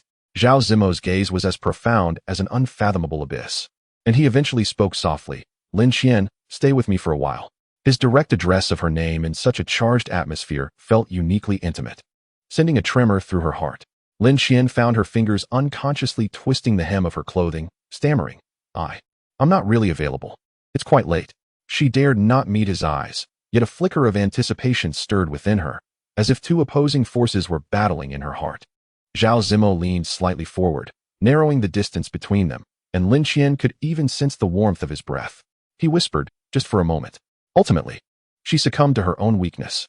Internally chastising herself for her ease of capitulation, she was nonetheless swayed by Zhao Zimo's profound and pleading gaze, which brushed against her heart like a feather, causing her defenses to crumble. Zhao Zimo drove to the foot of a mountain, where the desolation enveloped them, the serene silence broken only by the faint hum of the car's engine. This tranquil setting felt conducive to mischief. Zhao Zimo's mood appeared notably grim, his brow furrowed as he silently fished a cigarette from his pocket, his fingers trembling slightly as he placed it between his lips and ignited it with a snap of his lighter. The flame flickered in the darkness, illuminating the rugged contours of his face. He inhaled deeply, the tobacco igniting with a faint crackle, and then exhaled slowly, the smoke swirling within the confined space of the vehicle. He continued to alternate between deep and shallow draws, seemingly using the cigarette to alleviate his inner turmoil. His long fingers held the cigarette as he extended his arm out of the window, swaying gently. The temperature at the mountain's base was decidedly chill, and Lin Qian, dressed in a thin skirt, felt the cold seep into her bones. Soon, her nose turned a rosy hue, and a delicate blush graced the corners of her eyes, enhancing the allure of her fair complexion. Zhao Zimo bent down to retrieve a jacket from the back seat, tossing it gently to Lin Qian as he instructed. "Put this on." Lin Qian bit her lip, raising her gaze to Zhao Zimo, her eyes shimmering with a complex array of emotions, gratitude intertwined with a hint of shyness. In a soft voice, she murmured her thanks. Zhao Zimo slowly inhaled the last remnants of his cigarette, exhaling a plume of smoke that curled languidly within the confines of the car. Subsequently, he leaned closer to Lin Qian, his gaze ablaze with fervor and longing. His movements were gentle yet tinged with an irrepressible impulse. His nose brushed lightly against hers, savoring the warmth of her exhaled breath. He then lowered his head, his eyes fluttering shut, as his lips, as delicate as a feather, descended upon her own. Initially, the kiss was tender and tentative, as if seeking her silent consent. However, it soon deepened, his lips pressing more firmly against hers. His tongue gently ventured forth, tracing the contours of her lips, as if searching for an entrance. When a slight parting formed between her lips, his tongue tenderly slipped inside, entwining with the tip of hers. The kiss bore the unique, bittersweet taste of tobacco, mingling within the shared space of their mouths. His hands were not idle either. One rested lightly on Lin Qian's shoulder, fingers applying gentle pressure as if to meld her into him, while the other hand gradually moved to the back of her head, fingers weaving through her hair, securing her for a deeper embrace. As the kiss lingered, Lin Qian's senses gradually regained clarity amidst the fervent exchange. She placed her hands on his shoulders, gently pushing away, her lips barely parting from his as she whispered, "Zhao Zimo." Her voice held a note of pleading and confusion, her eyes reflecting a myriad of emotions as she quietly inquired, "What exactly is our relationship?" Zhao Zimo gazed at her, comprehending through her words and expressions that she was reluctant to continue down this path. Chapter 27. The space between us. Zhao Zimo remained silent. After a prolonged moment, he gradually released the arm that had encircled her, leaning back against the leather seat, his eyes fluttering shut once more. He appeared wearied. Lin Qian, her mind swirling with questions, was about to speak when he suddenly pulled her close. Caught off guard, she found herself nestled against his shoulder, instantly enveloped by the unique woody fragrance that emanated from him. The scent enveloped her senses, causing her cheeks to flush, as if a warmth surged from her heart. "Stay with me for a while." Zhao Zimo's voice was husky. Lin Qian remained silent, choosing instead to linger beside him, her thoughts a tempest. Perhaps her prolonged silence prompted Zhao Zimo to lower his head slightly, softly asking, "What are you thinking about?" "Nothing." Afterward, a comfortable silence enveloped them. Zhao Zimo was strikingly handsome. To claim that Lin Qian felt no attraction towards him would be a falsehood. Thus, she did not feign indifference by pushing him away. Lin Qian found herself enveloped in the embrace of Zhao Zimo, and she had to concede that the sensory stimulation he provided was unparalleled, even surpassing that of her past relationship with Li Haoran. In this dreamy state, she unexpectedly succumbed to sleep within his arms. Zhao Zimo lowered his gaze, fixating on Lin Qian, who lay nestled in his embrace. Her chestnut hair cascaded over her shoulders, and her delicate visage radiated purity akin to untouched snow. Her slender shoulders appeared fragile, yet in his hold, she felt both weightless and soft. Lin Qian possessed a captivating beauty, not one that dazzled with bold allure, but rather a gentle elegance that revealed its charm the more one beheld it, akin to a treasure worthy of tender care within one's home. Zhao Zimo had been exceedingly busy these past few days, the relentless pace of his life causing his body to protest, leaving him utterly fatigued. Thus, he gradually allowed his slightly weary eyes to close. Meanwhile, when Lin Qian stirred from her slumber, the atmosphere in the vehicle shifted perceptibly. She clearly saw him, causing her heart to skip a beat. Although Lin Qian was ostensibly a seasoned veteran of 4 years in romantic affairs, she felt like an amateur when it came to genuine intimacy, entirely unprepared for the sight of a man just awakening. A wave of anxiety washed over her, and she instinctively bit her lip, fearful of inadvertently committing an indiscreet act, leaving her frozen in place, hesitant to move. Within the dimly lit confines of the car, Zhao Zimo's gaze burned with an intensity akin to twin flames, fixated on Lin Qian, making her feel a tad bashful. Summoning her courage, she softly inquired, "What time is it?" Upon hearing her voice, Zhao Zimo's warm breath brushed against her ear, laced with a hint of flirtation, as he replied in a low tone, "It will soon be 1 o'clock. Just wait a moment longer, and I shall take you home." Lin Qian complied, obediently nestling in Zhao Zimo's arms. A smile crept across his lips, and he chuckled softly, his mood evidently lifted. His long fingers, akin to a feather that had fallen effortlessly, grazed Lin Qian's cheek as he teased, "Teacher Lin, are you expressing your gratitude, or are you enjoying this as well?" At his words, the little secrets Lin Qian harbored seemed to be illuminated like a suddenly lit lantern, leaving her flustered. A flush of embarrassment and annoyance crossed her face, prompting her to ignore him entirely. She abruptly turned and seated herself in the passenger seat, resembling a sulking wife. Zhao Zimo let out a soft grunt, casting a sidelong glance at her, his eyes gleaming with playful intrigue. Lin Qian's cheeks burned like fire, and to mask her embarrassment, she quickly spoke up, "Could you please take me home?" Observing the subtle blush on her face, Zhao Zimo found it reminiscent of the rosy hues of dawn, adding a unique charm to the moment. He couldn't help but murmur to himself, Lin Qian and Li Haoran have been together for 4 years. One would think she would be seasoned by now, yet she remained so easily flustered. In that fleeting moment, Zhao Zimo felt as if something within him had been gently stirred, and his feelings for Lin Qian could no longer be concealed. He drove her home. But the place was not a luxurious apartment. Rather, it was a somewhat aged community, exuding a sense of time's weariness. Lin Qian softly remarked, "I'm home, thank you." Zhao Zimo rolled down the car window, gazing at the old building outside, then at Lin Qian's frail silhouette, his heart awash with mixed emotions. He was acutely aware of the burden she bore, yet today a splendid opportunity had gone unmentioned by her. For a moment, Zhao Zimo truly wished to break the norm and extend a helping hand. However, that thought flitted away as quickly as it had appeared. After all, Lin Qian had yet to reach a point in his heart that would compel him to disregard all else. As Lin Qian ascended to the 2nd floor, she couldn't resist glancing down. Zhao Zimo's car remained parked obediently, starkly out of place amidst the aging community. She mused that someone like Zhao Zimo was destined for gatherings filled with glamour and the elite. This evening's occurrences felt to Lin Qian like a small leaf drifting across a tranquil lake, creating ripples that would fade away with a night's rest to be forgotten. Lost in these thoughts, Lin Qian felt a tangle of emotions and hurriedly withdrew her gaze, quickening her pace up the stairs.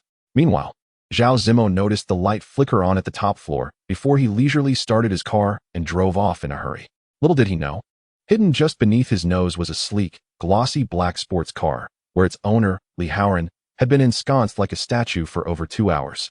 Li Haoran emerged from the vehicle, clad in black, blending seamlessly with the night, and leisurely leaned against his car, exhaling smoke from a freshly lit cigarette. His heart was a tumult of feelings, having stood vigil as Zhao Zimo and Lin Qian indulged in their intimate moments. With a disdainful sneer, he scoffed, "Humph. After such a short time, Lin Qian has developed feelings for Zhao Zimo? Wasn't she always most fond of me, Li Haoran?" Li Haoran fixated on the lights above and dialed a number. It was time to act. After issuing his instructions, he ended the call with a cold, mocking chuckle. "Lin Qian, this is your own doing." Aunt Bai emerged from the bedroom in her nightwear. "Why are you home so late?" Her tone carried a hint of reproach. Lin Qian poured herself a glass of cold water and concocted a fib, saying, "I missed the last bus, so I returned a bit late." Aunt Bai scrutinized her for a long while before suggesting, "Let me heat up some late-night snacks for you." After about 5 minutes, Aunt Bai emerged with a bowl of noodles, placing it on the small dining table and beckoning Lin Qian to come and eat. Indeed, Lin Qian was hungry, and she softly expressed her gratitude. "Thank you, Aunt Bai." Aunt Bai gently settled down across from Lin Qian, resting her chin on her hands. Her gaze soft yet laced with a hint of curiosity as it fixed upon Lin Qian. The sudden attention made Lin Qian feel somewhat uneasy, prompting her to inquire, "Aunt Bai, is there something on your mind as you look at me like that?" Aunt Bai seemed unable to contain her curiosity any longer and slowly began, "Tonight. It was that lawyer Zhao who brought you back, wasn't it? Are you still in touch with him?" Lin Qian nodded lightly, her tone unremarkable. "Oh. We're merely keeping in contact as ordinary friends. In the future, it's likely we won't have any further interactions." Upon hearing this, a trace of imperceptible disappointment flickered across Aunt Bai's face. This disappointment was not only for Lin Qian, but also for the love that Lin Qian had lost. After all, for years of Lin Qian's youth and affection had been misplaced on a heartless man named Li Haoran. In Aunt Bai's heart, she had always secretly hoped Lin Qian would encounter a man far more exceptional than Li Haoran, one who would make Li Haoran regret his initial choice. Yet, reality seemed to diverge from such wishes. Lin Qian perceived the worries and hopes residing in Aunt Bai's heart, and she gently took Aunt Bai's hand, speaking softly. "Aunt Bai, please do not fret. However, there is something you may not yet know. Lawyer Zhao and Li Haoran are soon to become family." Aunt Bai sighed softly, her voice tinged with a hint of helplessness. "Even if the situation worsens, one cannot allow you to leave on an empty stomach. Look at you, still carrying the scent of smoke." As Lin Qian was sipping water, she suddenly choked at Aunt Bai's words, her cheeks instantly flushing with embarrassment.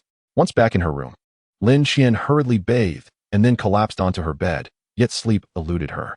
Her thoughts were a tangled mess, replaying Aunt Bai's words in her mind. Aunt Bai's demeanor seemed to have silently accepted the impending reality of Lin Qian's father's 2-year imprisonment. Although Lin Qian felt a surge of anger towards Li Haoran's actions, she also recognized her powerlessness to retaliate. That sense of helplessness weighed heavily upon her heart like a boulder. As the night deepened, Lin Qian's eyes remained wide open, devoid of any hint of sleep. It was not until 4 in the morning that a sudden ringtone shattered the silence. It was a WeChat message from Zhao Zimo. "Are you asleep?" A few succinct words, yet they carried an inexplicable warmth. Accompanying the message was a photograph of the night view from his upscale apartment terrace, showcasing a broad perspective overlooking the twinkling streets of Mang City. By the railing stood a tall glass, crystal clear, as if it had captured the brilliance of the entire night sky, breathtakingly beautiful. Chapter 28. A nest of snakes and rats. A faint smile graced Lin Qian's lips. She did not respond to the WeChat message immediately, instead waiting half an hour before replying. "Lawyer Zhao, sorry, I fell asleep." Meanwhile, Zhao Zimo, holding his wine glass, chuckled softly.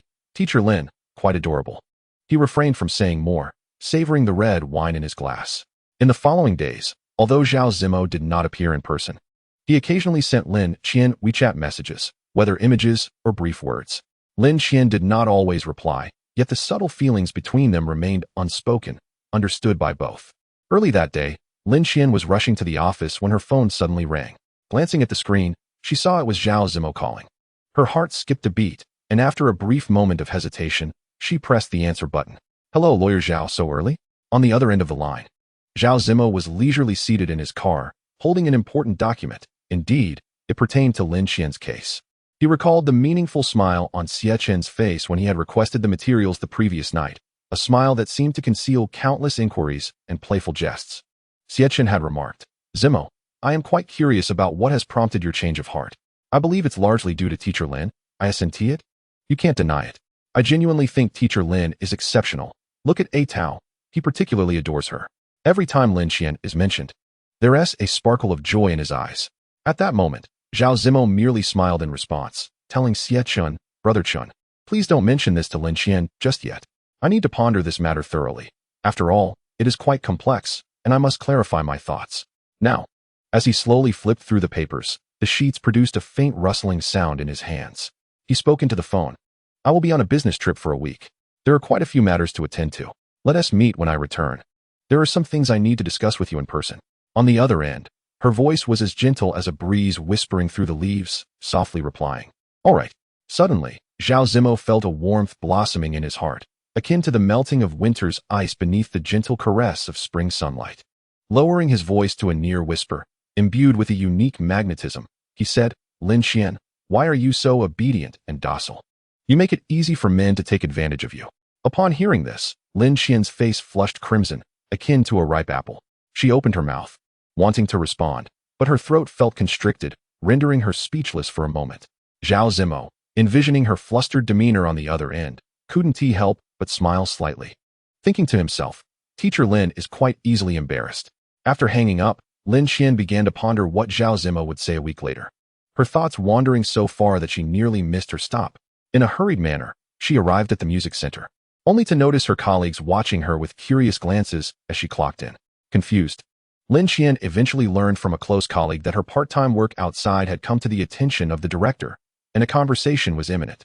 It was rumored that Lu Jiao, who had joined the company around the same time, had informed on her out of jealousy for Lin Qian's impressive teaching skills, which had attracted a plethora of quality students. The colleague discreetly revealed that Lin Qian's current situation was precarious. At that moment, the assistant of Director Zhang politely requested Lin Qian to proceed to the director's office on the second floor. Following the assistant, Lin Qian arrived at the door, where the assistant lightly knocked and announced, Director Zhang, Teacher Lin is here. A female voice responded promptly, please enter. Taking a deep breath, Lin Qian pushed the door open and stepped into the director's office. Director Zhang, a shrewd and capable woman in her 40s, sat behind her imposing desk, deeply engrossed in a pile of documents. At that moment, she lifted her head and gestured lightly to Lin Qian, saying, come, Xiaolin, take a seat. Lin Qian seemed to have something to express, yet Director Zhang's wave of her hand interrupted her. I know, it's that girl Lu Jiao causing trouble for me. However, I have been pretending to be oblivious, turning a blind eye to it. Considering your family circumstances, we are all aware of how challenging it is. But since yesterday, this matter has escalated significantly. Many parents have learned about your part-time job and have been calling, demanding a change of teachers. My phone is nearly overwhelmed, dozens of calls. Can you imagine? As Director Zhang spoke, she sighed deeply, the implication clear. Our music center caters to affluent clientele, and we cannot afford to offend any of them. Not even Mr. Wang can afford to tread lightly. Upon hearing this, Lin Qian's heart sank, her eyes gradually dimming, her head bowed, biting her lip. Her expression resembling someone who had swallowed a bitter pill, unable to articulate her anguish. She understood that, given the gravity of the situation, further entanglement was futile. Director Zhang had always treated her well, and she did not wish to place her in a difficult position. Aware that her stubbornness could no longer retain her place, she slowly removed her work badge and gently placed it on the desk, tears welling in her eyes. Her voice barely above a whisper. Thank you for your care over the years. Director Zhang's face reflected a mixture of disappointment and frustration, her brows slightly furrowed, eyes betraying a blend of irritation and helplessness. She exhaled heavily, her tone laced with urgency as she implored, Lin Qian, think carefully. Your departure from the music center is no trivial matter. Do you comprehend what this entails? You hold an abundance of quality students, a veritable treasure for our music center. Look around you. How many eyes are watching you? How many people are envious of the resources you possess, harboring unspoken jealousy? Lin Qian was acutely aware of the stakes involved, her lips quivering, tears glistening in her eyes, her voice tinged with sorrow as she responded, Director Zhang, I understand. I truly do, though her words trailed off, laden with helplessness and bitterness. At that moment, Director Zhang was at her wit's end, pacing restlessly around the office, the click of her high heels echoing against the floor. She picked up a slender cigarette from her desk, skillfully igniting it with a lighter, taking a deep drag as smoke curled languidly in front of her. She continued to smoke until she had consumed half of it, then paused in her steps. Raising her gaze to Lin Qian, her eyes filled with curiosity and inquiry. Lin Qian, think carefully. Have you inadvertently offended someone? This situation cannot be so straightforward. With Lu Jiao's limited capabilities, she could not stir such a tempest. Lin Qian's complexion paled slightly, and she slowly nodded with a heavy heart. Deep down, she was acutely aware that Haoran was undoubtedly the one behind this turmoil. A bitter smile flickered at the corners of her lips, laden with self-mockery and fatigue. She pondered silently. To contend with me, he truly spares no effort, exhausting all his cunning. Director Zhang slowly extinguished her cigarette in the ashtray, her face still bearing an unmistakable expression of regret.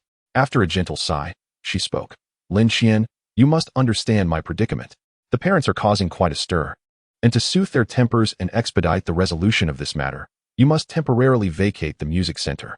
However, do not lose heart. As soon as a suitable opportunity arises, I will certainly do my utmost to bring you back. I have always believed in your capabilities and do not wish to lose such a valuable employee. Yet, deep down, they both understood the reality. After this incident, various rumors would surge like a tide, threatening to engulf her reputation. Regaining the trust and recognition of others would prove exceedingly challenging. Potential employers or partners, upon hearing her name, would inevitably associate it with this debacle and steer clear of her. With heavy steps, Lin Qian exited Director Zhang's office, her complexion drained, as if she had suddenly lost all vitality. The once vibrant and hopeful visage now bore only confusion and helplessness. While she quietly packed her belongings, Lu Jiao approached, wearing a disconcerting expression that oscillated between a smirk and sneer. With a mocking tone, she said, Lin Qian, having worked here for so long, surely you cannot claim ignorance of our rules. You previously relied on your favored status with Director Zhang, thinking you could act with impunity, didn't you? Look at the present situation. Your reputation is utterly tarnished within the industry. This matter has stirred a considerable uproar, and anyone who dares to seek your piano guidance in the future must truly be lacking in judgment. Just prepare to be eliminated from this field. Upon hearing these words, Lin Qian inhaled deeply, her eyes igniting with a fierce anger as she retorted coldly. People like you are truly the epitome of shamelessness. Do you believe your schemes will continue to succeed indefinitely? You and those who conspire behind the scenes are akin to a den of snakes and rats. Colluding in your misdeeds, what good outcome could you possibly expect? Lu Jiao leaned in closer, a mocking smile gracing her face. Lowering her voice, she slowly articulated, Lin Qian, do not compare yourself to me. You think I am like you? To be candid, I had already gone on dates with Haoran while you were still involved with him. Do you grasp my meaning? Lu Jiao enunciated each word distinctly. I had a relationship with him. A wave of nausea surged within Lin Qian upon hearing this. Maintaining a stern expression, she replied, to be a third party and yet exhibit such a lack of shame, you truly have excelled. She lifted the cardboard box containing her belongings, intending to leave. But Lu Jiao suddenly grasped her arm, refusing to let her go. In Lu Jiao's eyes, Lin Qian's current reaction falls far short of her expectations. There remains an insurmountable gap. Lu Jiao's heart is filled with indignation and resentment. Why should it be so? Why has Lin Qian, from the moment she entered this world, experienced a continuous stream of good fortune, effortlessly acquiring everything? Lin Qian has earned the favor and recognition of Director Zhang, leading many parents to gravitate towards her. Meanwhile, Lu Jiao has tirelessly toiled for an extended period, diligently working at the music center, incessantly enhancing her skills, and striving to please every individual who might prove beneficial to her. Yet, regardless of her relentless efforts, she remains perpetually overshadowed by Lin Qian, akin to a dim star eclipsed by the brilliance of the moon. Is it because she is inferior to Lin Qian? Certainly not. Lu Jiao perceives the root of it all to lie in her humble origins.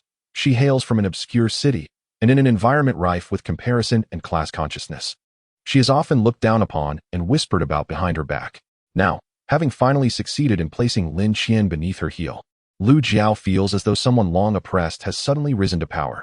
With a triumphant expression, she declares, do you know why Haoran shows you no interest? Lin Qian, you always present yourself as a pretentious and wooden figure, akin to a lifeless puppet devoid of charm. Men, upon seeing you like this, would lose all desire. Upon hearing this, Lin Qian's lips curled into a cold smile, filled with disdain, as she retorted, indeed, I cannot be like you. Easily swayed by any man that comes along, eager to leap into bed with him. You are remarkably indiscreet. After uttering these biting words, Lin Qian mustered all her strength to shove Lu Jiao away and swiftly departed without a backward glance. Infuriated, Lu Jiao's face turned pale. Yet it was not long before her pride returned.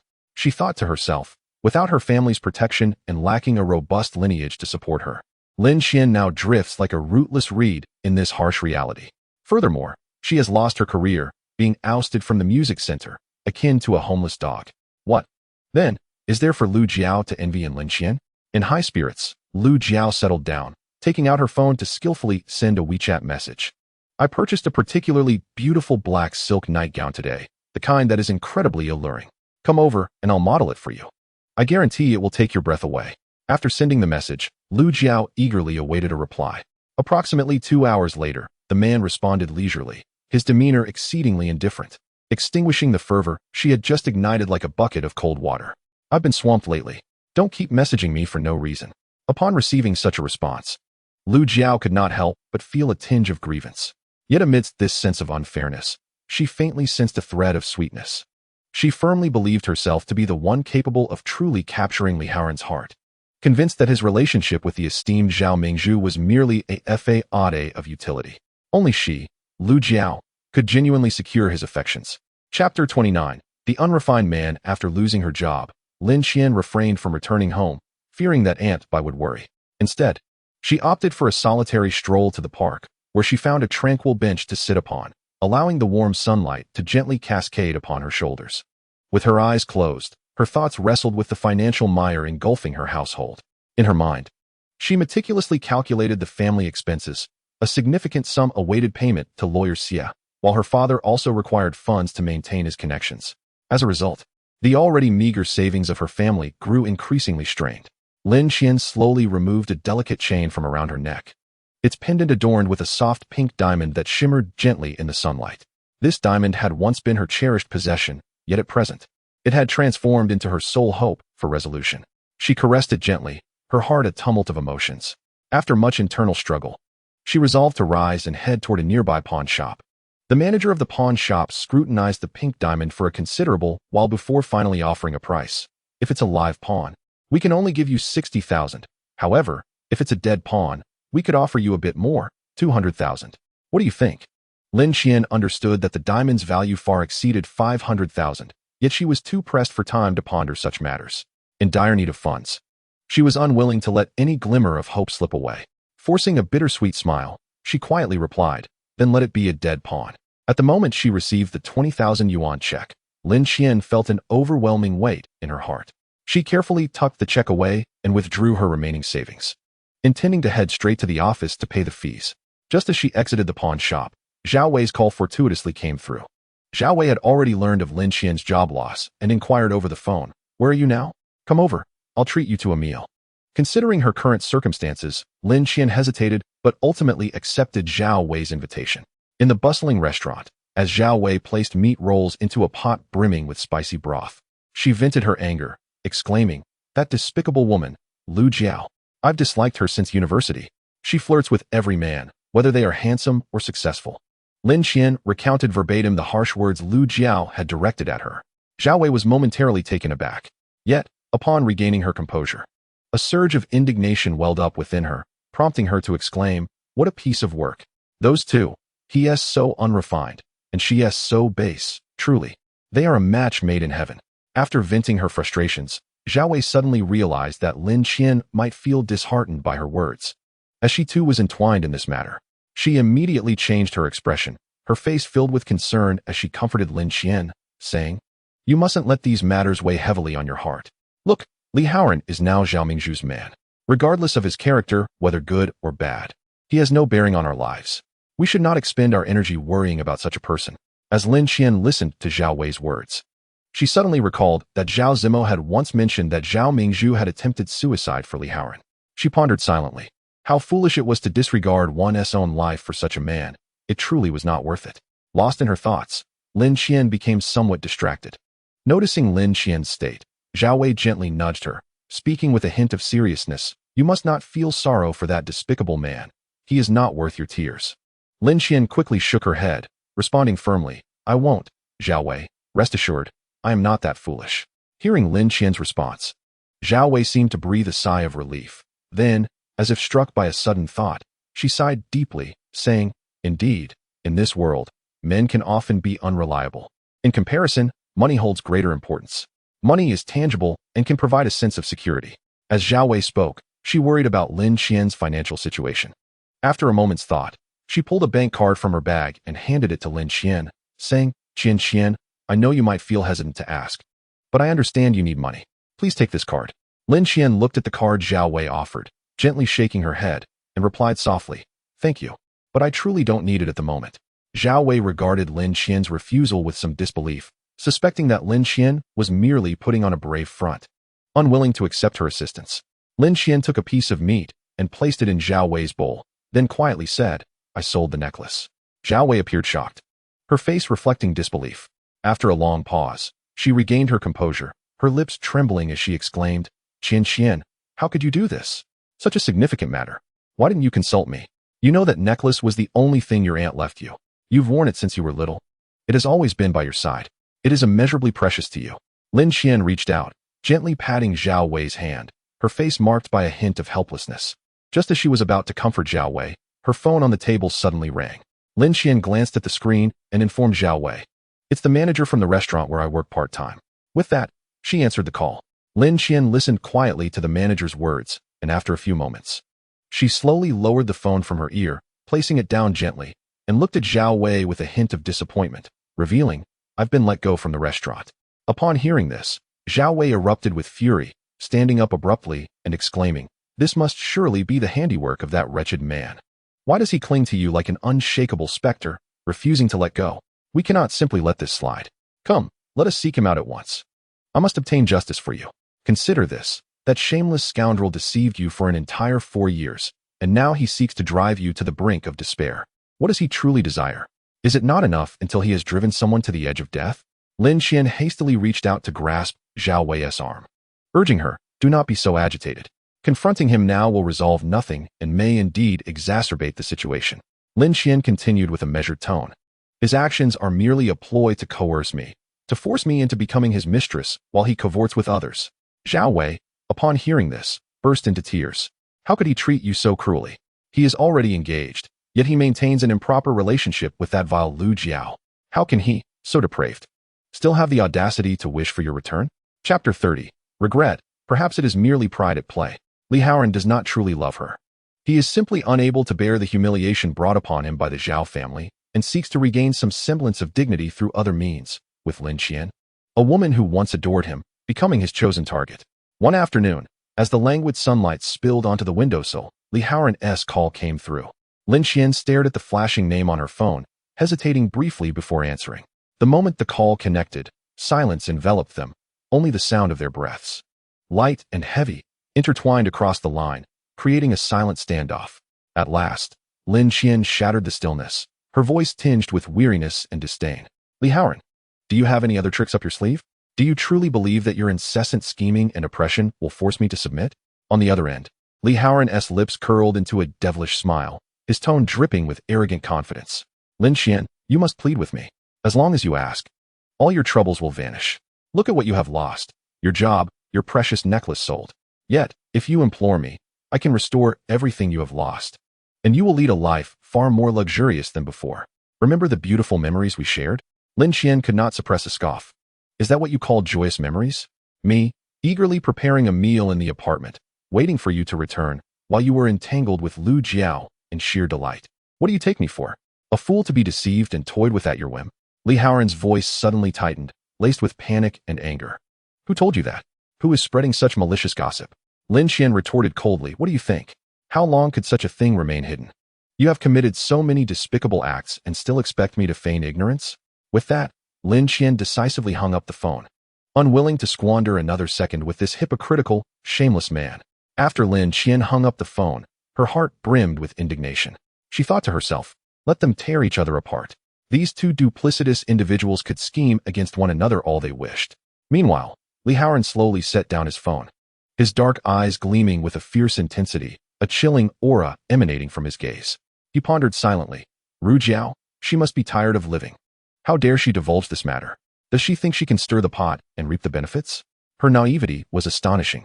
Haoran promptly dialed the internal line, intending to summon his secretary, but to his surprise, the restless Ru Jiao arrived uninvited. The secretary, visibly troubled, remarked, Mr. Li, I informed Miss Ru that you were in a meeting. Haoran loosened his tie and coldly instructed, Let her in. Ru Jiao had evidently put considerable effort into her appearance. Her fitted dress accentuated her alluring figure perfectly. Upon entering, she linked her arm with Li Haoran's. Feigning empathy as she asked, "Why the gloomy mood? You always claim to be too busy whenever I invite you." Without warning, Li Haoran seized her delicate neck and lowered his head to kiss her. His kiss was both skilled and wildly passionate, rendering Ru Jiao weak and unable to resist.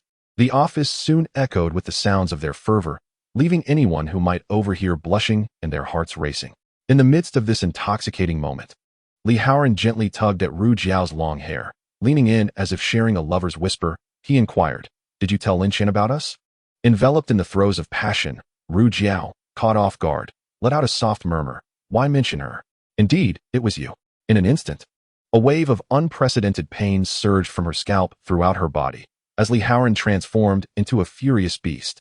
He roughly yanked her hair, sending her body flying uncontrollably forward like a kite severed from its string. Her forehead collided with the cold surface of the desk, producing a thunderous sound. Blood gushed forth from her brow like a torrential flood, staining her face and the icy desk. Li Haoran seized Ru Jiao's dark hair once more, forcefully turning her head to face him, his expression as frigid as winter ice. With a piercing gaze, he demanded, "Do you understand the consequences of your reckless words?" At that moment, Ru Jiao finally comprehended the source of Li Haoran's fury. It was because Lin Qian had discovered their affair. Reluctantly, she murmured, "Did you not say that you never loved her?" "Indeed, I do not love her," Li Haoran replied, his face taut and frozen. He scoffed, "But what are you to meddle in my affairs with her?" Ru Jiao had intended to muster a smile, yet tears cascaded uncontrollably down her cheeks, smearing her makeup with both tears and the blood she had inadvertently touched. As she wiped her tears, she forced a bitter smile and said, "Li Haoran, you still love her, don't you?"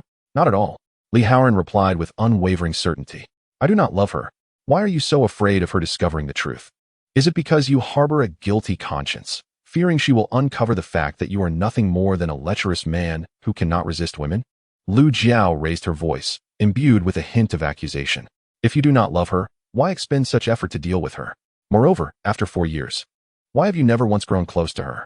Is it because you are utterly disinterested, or is it that you cannot bear to let her go? Li Haoran, do you not feel regret? After 4 years of not daring to touch her, now that she is single, she may soon belong to someone else." Lu Jiao's eyes glistened with unshed tears as she poured forth her innermost thoughts. She had believed herself victorious over Lin Qian. But it was only now that she awakened from her dream, realizing she was the one who had been foolishly deluded. Li Haoran had never harbored even a flicker of affection for her. The only treasures he valued were the enticing power and Lin Qian. It was as if she needed to unleash all her pent-up frustration and resentment, and she spoke incessantly. However, this was met with Li Haoran's merciless slap across her face. The sharp sound echoed in the stillness of the room. Lu Jiao felt a searing pain on her cheek, and her lips trembled uncontrollably. Yet, she managed to force a cold smile, a blend of self-mockery and defiance, her voice quivering yet resolute as she declared, "Li Haoran, what does it matter if you strike me? Lin Qian will never return to your heartless side. Even if you ultimately attain power, so what? Deep down, you know you will never possess her. You can only gaze at her from afar. Get out." Li Haoran's eyes blazed with fury, the word escaping through clenched teeth. Lu Jiao slowly straightened her back, using the back of her hand to wipe away the glaring trace of blood at the corner of her mouth. The crimson mark stark against her fair skin. With her head held high, she departed. At that moment, Li Haoran resembled a frenzied lion, his face contorted with rage. He gripped his phone tightly, as though he might crush it in his hand. Suddenly, expending all his strength, he raised his arm high and hurled the phone away with great force. Crash! The phone collided with the wall, scattering its components across the floor. The secretary stood at the doorway, hand poised to knock, stunned into silence by the unexpected scene. His eyes widened in shock, his mouth agape, as if to swallow an egg. In the secretary's memory, Li Haoran had always been the epitome of calm, unperturbed even in the face of calamity. He had never witnessed such unrestrained fury. Li Haoran stood alone amidst the chaos of the room, with furniture askew and papers strewn everywhere, softly murmuring, "Tomorrow, I must see Lin Qian." The secretary nodded respectfully, acknowledging Li Haoran's intent. Chapter 31. Life or Death. That night, Lin Qian tossed and turned, unable to find rest. As the clock struck 1 in the morning, Zhao Zimo's call came through. When Wan chose not to answer, instead opting to send a WeChat message, "Auntie has fallen asleep. I fear that answering the phone might disturb her." Merely a minute later, Zhao Zimo replied, I will return this Saturday. Is there anything that teacher Lin desires? Lin Qian found herself at a loss, uncertain of how to respond. After much contemplation and hesitation, she ultimately crafted a message. Lawyer Zhao, I am truly grateful for your assistance during this time. This succinct statement conveyed her intention to no longer maintain their ambiguous relationship. A person as astute as Zhao Zimo could not possibly overlook the underlying sentiment. As anticipated, he did not reply. This was the outcome Lin Qian had hoped for. Yet an inexplicable sense of loss washed over her. She found herself pondering whether, had she and Zhao Zimo met under different circumstances, the conclusion might have been different. Soon thereafter, she chuckled at her own foolishness, realizing that a man of his esteemed lineage could never envision a promising future with someone like her. At best, it would amount to a fleeting romance. Lin Qian spent the entire night restlessly, but she arose early the next morning, anxious to prevent Aunt Bai from harboring any suspicions. Having just completed her morning routine, the door swung open, revealing Aunt Bai, her face pale as paper, her lips trembling as she uttered, Qian. Your father has attempted suicide. Upon hearing this, Lin Qian froze, as if immobilized by a spell, unable to move. Aunt Bai, her complexion ashen, repeated in a quivering voice, Qian, your father was in despair and has tried to take his own life. Although he has been saved, his condition is grave. You must help me find a way to see him. His health was already precarious, and this shock may prove too much for him. Lin Qian's mind was in turmoil. She could hardly believe that her once steadfast and resilient father would contemplate such a path. Just a short while ago, he had seemed perfectly fine. Without a moment's hesitation, Lin Qian grabbed her phone and called Xiechun, pleading for his assistance in expediting their meeting with Lin Shu. Xiechun invited Lin Qian to his office for a detailed discussion. Though her heart was tumultuous, she first offered some comforting words to Aunt Bai. They both rushed out, neglecting breakfast. Upon arriving at the office, Lawyer Xia wore a grave expression. He paced in front of Lin Qian and Aunt Bai, incessantly making phone calls while muttering under his breath. Finally, he sighed, set down the phone, and shook his head, saying, he is all right, but he cannot be bailed out. He must remain for treatment. As he spoke, Xiechun paused for a moment, perhaps considering the relationship with Xie Tao. His tone became markedly more tactful. Lin Qian, your father's case is entangled with the Li Group, which complicates matters significantly. Perhaps you might consider reaching out to General Manager Li to explore any potential breakthroughs? Li Haoran. To be precise. She shut her eyes, a piercing pain gripping her heart. In truth, she should have anticipated that all of this was orchestrated by him. He had committed numerous misdeeds solely to coerce her back into his embrace. Yet, how could she possibly return? If she were to become someone else's mistress, her father would surely be devastated upon his release from prison. But what would happen if she refused to yield? What of Aunt Bai? Was it truly necessary for their family to be torn apart? Xiechun offered Lin Qian a cup of warm water and gently suggested, perhaps you should consider having another conversation with Zimo. I heard from Xie Tao that you two have been quite close lately. Lin Qian's heart felt as though it had been pricked by a fine needle, the pain coursing through her in delicate threads. Xie, being an experienced lawyer, maintained his gentle demeanor. Zimo is not inherently cold-hearted. Just days ago, he visited me to collect something. He suddenly recalled Zhao Zimo's prior admonition and refrained from continuing. If he were to change his mind, would it not only lead to further disappointment for her? Lin Qian accepted his suggestion with a nod. As she stepped outside, phone in hand, she hesitated, contemplating whether to dial Zhao Zimo. Having rejected him just the night before, would he even be inclined to respond to her plea now? Doubt not at her. However, the thought of her father propelled her to grit her teeth, trembling fingers dialing the number. Yet, all she received was the chilling sound of a disconnected line. Zhao Zimo's phone was turned off. In that instant, her heart plummeted into an abyss of darkness. An overwhelming wave of despair crashing over her. Her legs weakened, nearly buckling beneath her. And the mere thought of facing Aunt Bai felt as though a colossal weight bore down upon her, sapping her of all courage. Aunt Bai, where are you? Lin Qian's eyes frantically searched her surroundings.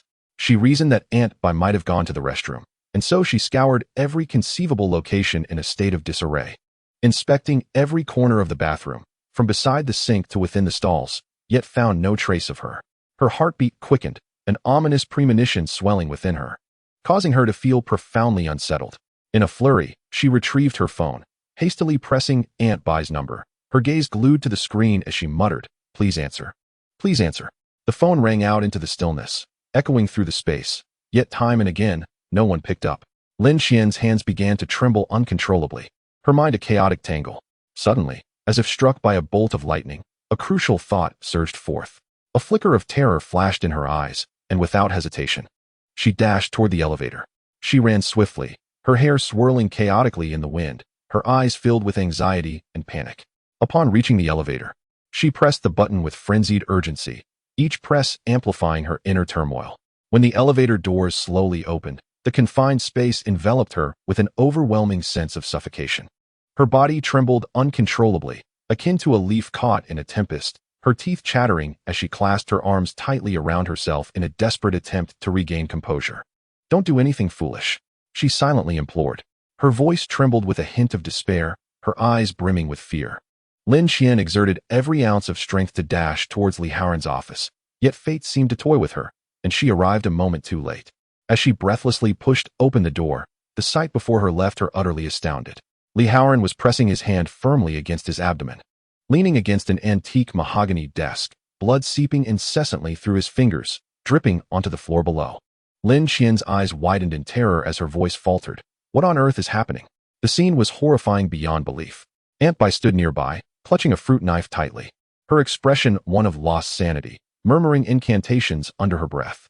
Lin Qian strained to decipher her words, but could only catch vague, incoherent sounds. With a quivering voice, she tentatively called out, "Aunt Bai?" As if awakened from a trance, Aunt Bai fixed her gaze on Lin Qian, her eyes reflecting a weariness born of madness as she murmured, Qian, I must kill him.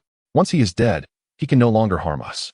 I've warned you before, he is not a good person, not like you." Tears streamed down Lin Qian's face as she approached Aunt Bai, embracing her gently while sobbing. "Aunt Bai, don't be afraid. I'm here for you. I'm right here." At that moment, Li Haoran's complexion was ashen, yet he persisted, his hands soaked in blood as it continued to flow. The secretary hurried over with a first aid kit, eager to tend to his wounds, but was forcefully pushed aside by Li Haoran. His eyes bore into Lin Qian's, filled with resentment and rage as he inquired, "Lin Qian, can you not see that I am bleeding? How can you be so indifferent? Do you not care whether I live or die?" Chapter 32. Kneeling for mercy. Lin Qian's gaze fell upon the man before her, the one she had once loved deeply, now a stranger. She couldn't help but question whether she had ever truly known him. How could she have been so blind to his cold-heartedness and ruthlessness? He was akin to a venomous serpent, striking mercilessly at them. Aunt Bai, a kind and gentle soul, who would never harm a living creature, would tremble at the thought of slaughtering even a chicken, hiding away at the sight of blood. How could she possibly muster the courage to grasp a knife? There must be a deceit at play. It is undoubtedly Li Haoran who has provoked her with his acerbic and malicious words, meticulously crafting this trap to ensnare her. Lin Qian took a deep breath, slowly and gently uttering, "Have you not always desired me to plead with you? Very well, I beseech you now.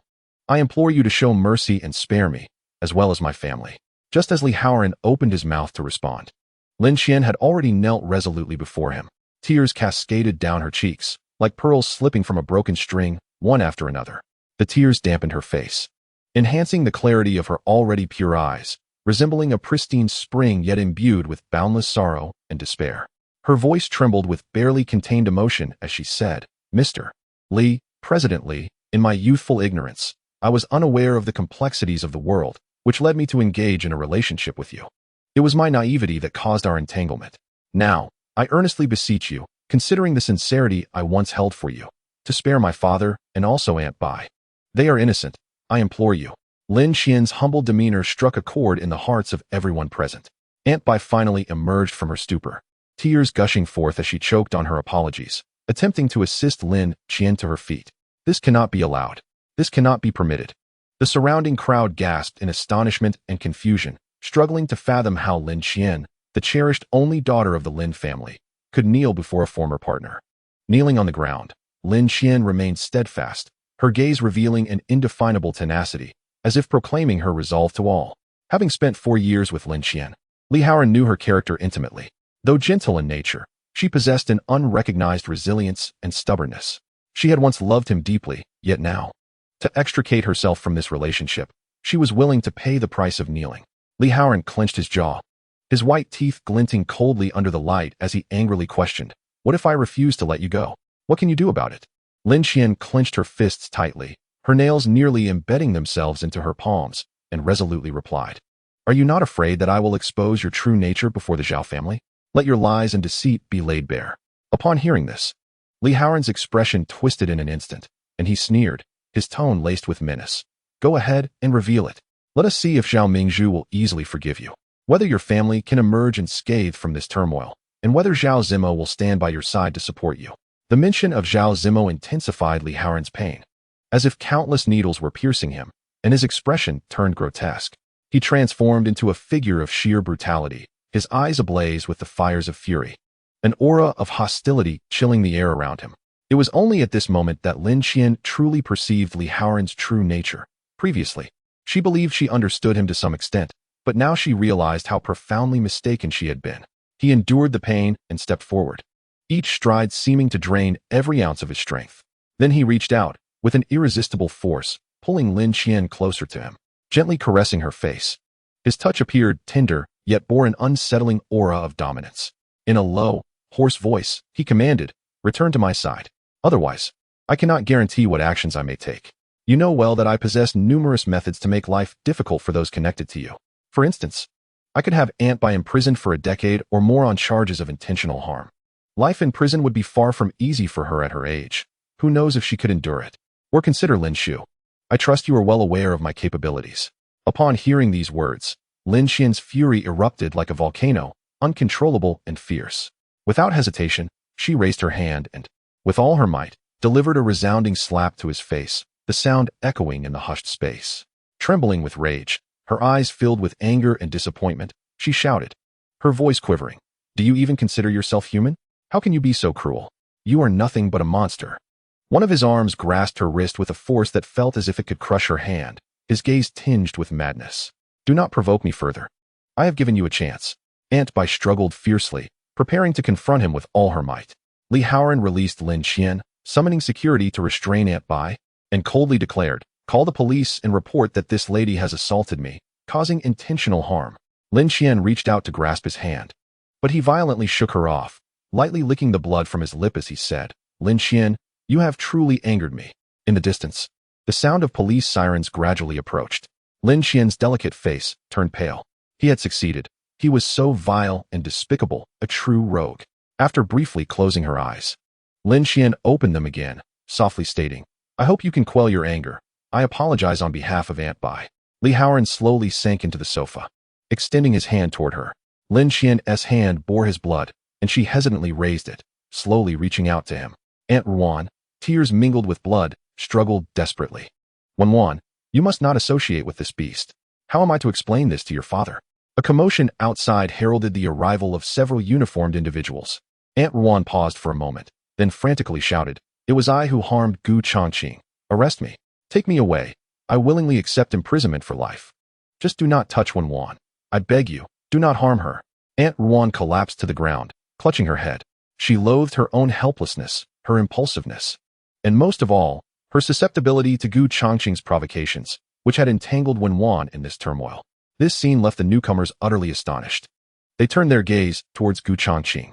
Mr. Gu gently grasped Wan's hand, assertively pulling her to sit beside him, causing her to tremble all over. A flicker of displeasure stirred within him. Was she truly so terrified of him?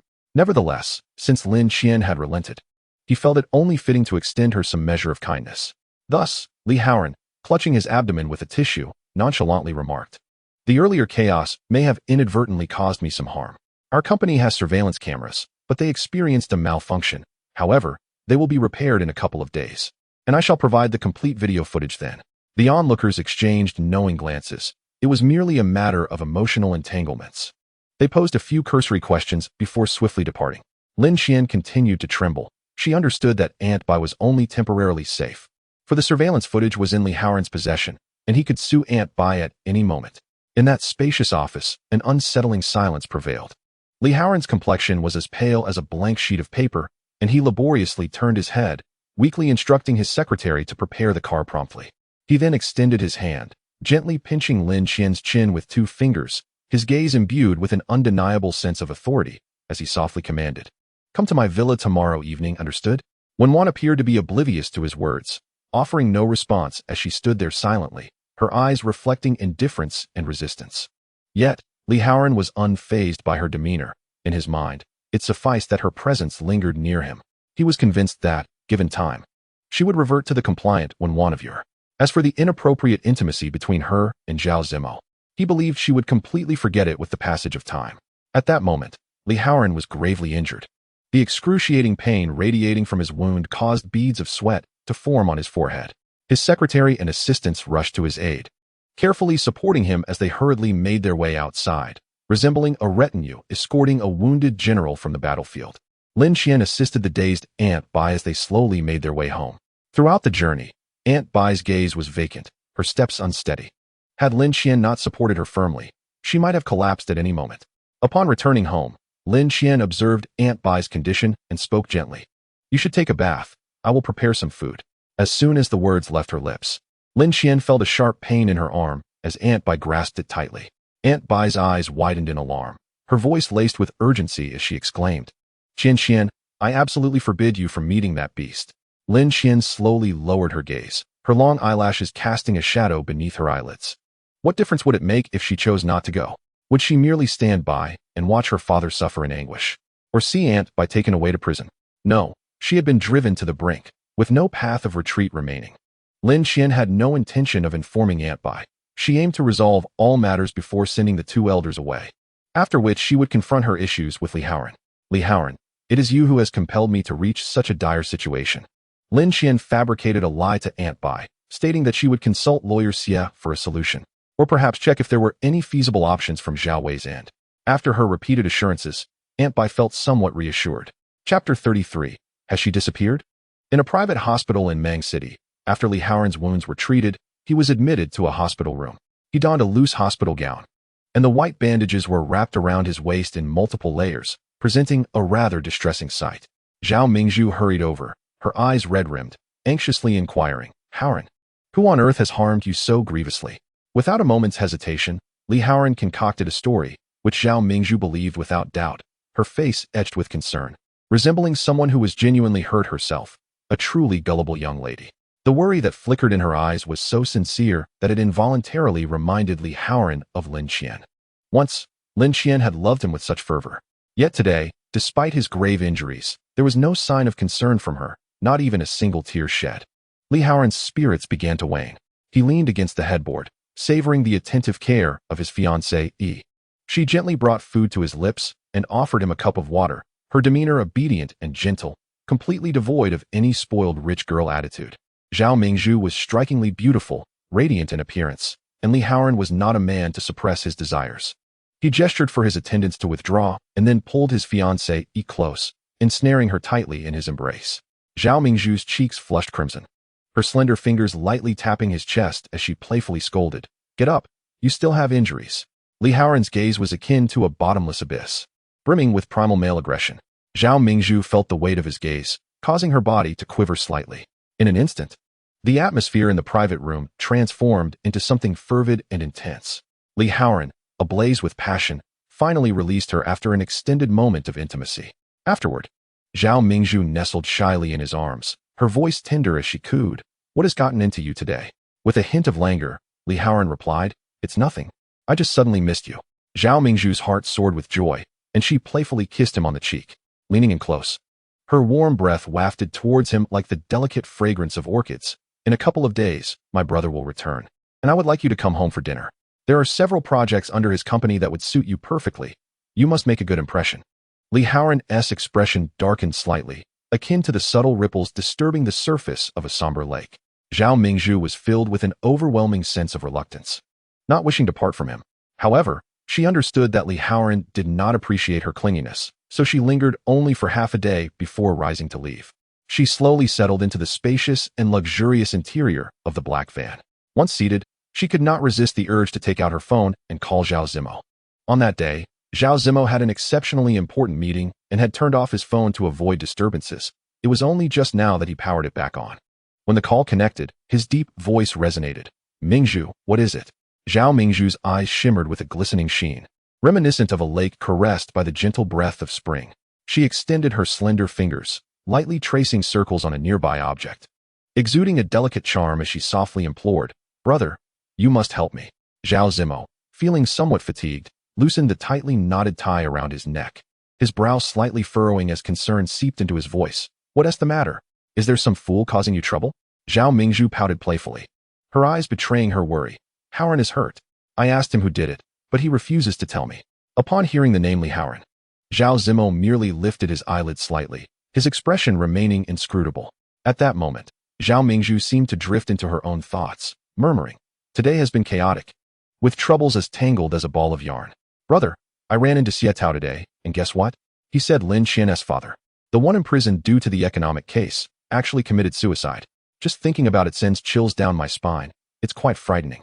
Zhao Zimo's hand, previously loosening his tie, froze mid-air as if struck by something. His eyes widened slightly, his demeanor turning serious as he inquired again, "What did you say?" Zhao Mingzhu, with a hint of helplessness, repeated, "It's Lin Qian, Xietao's girlfriend. Her father, who was locked up for the economic case, apparently committed suicide today. I can't help but feel sorry for her." Zhao Zimo seemed profoundly affected by this news, falling into a long silence.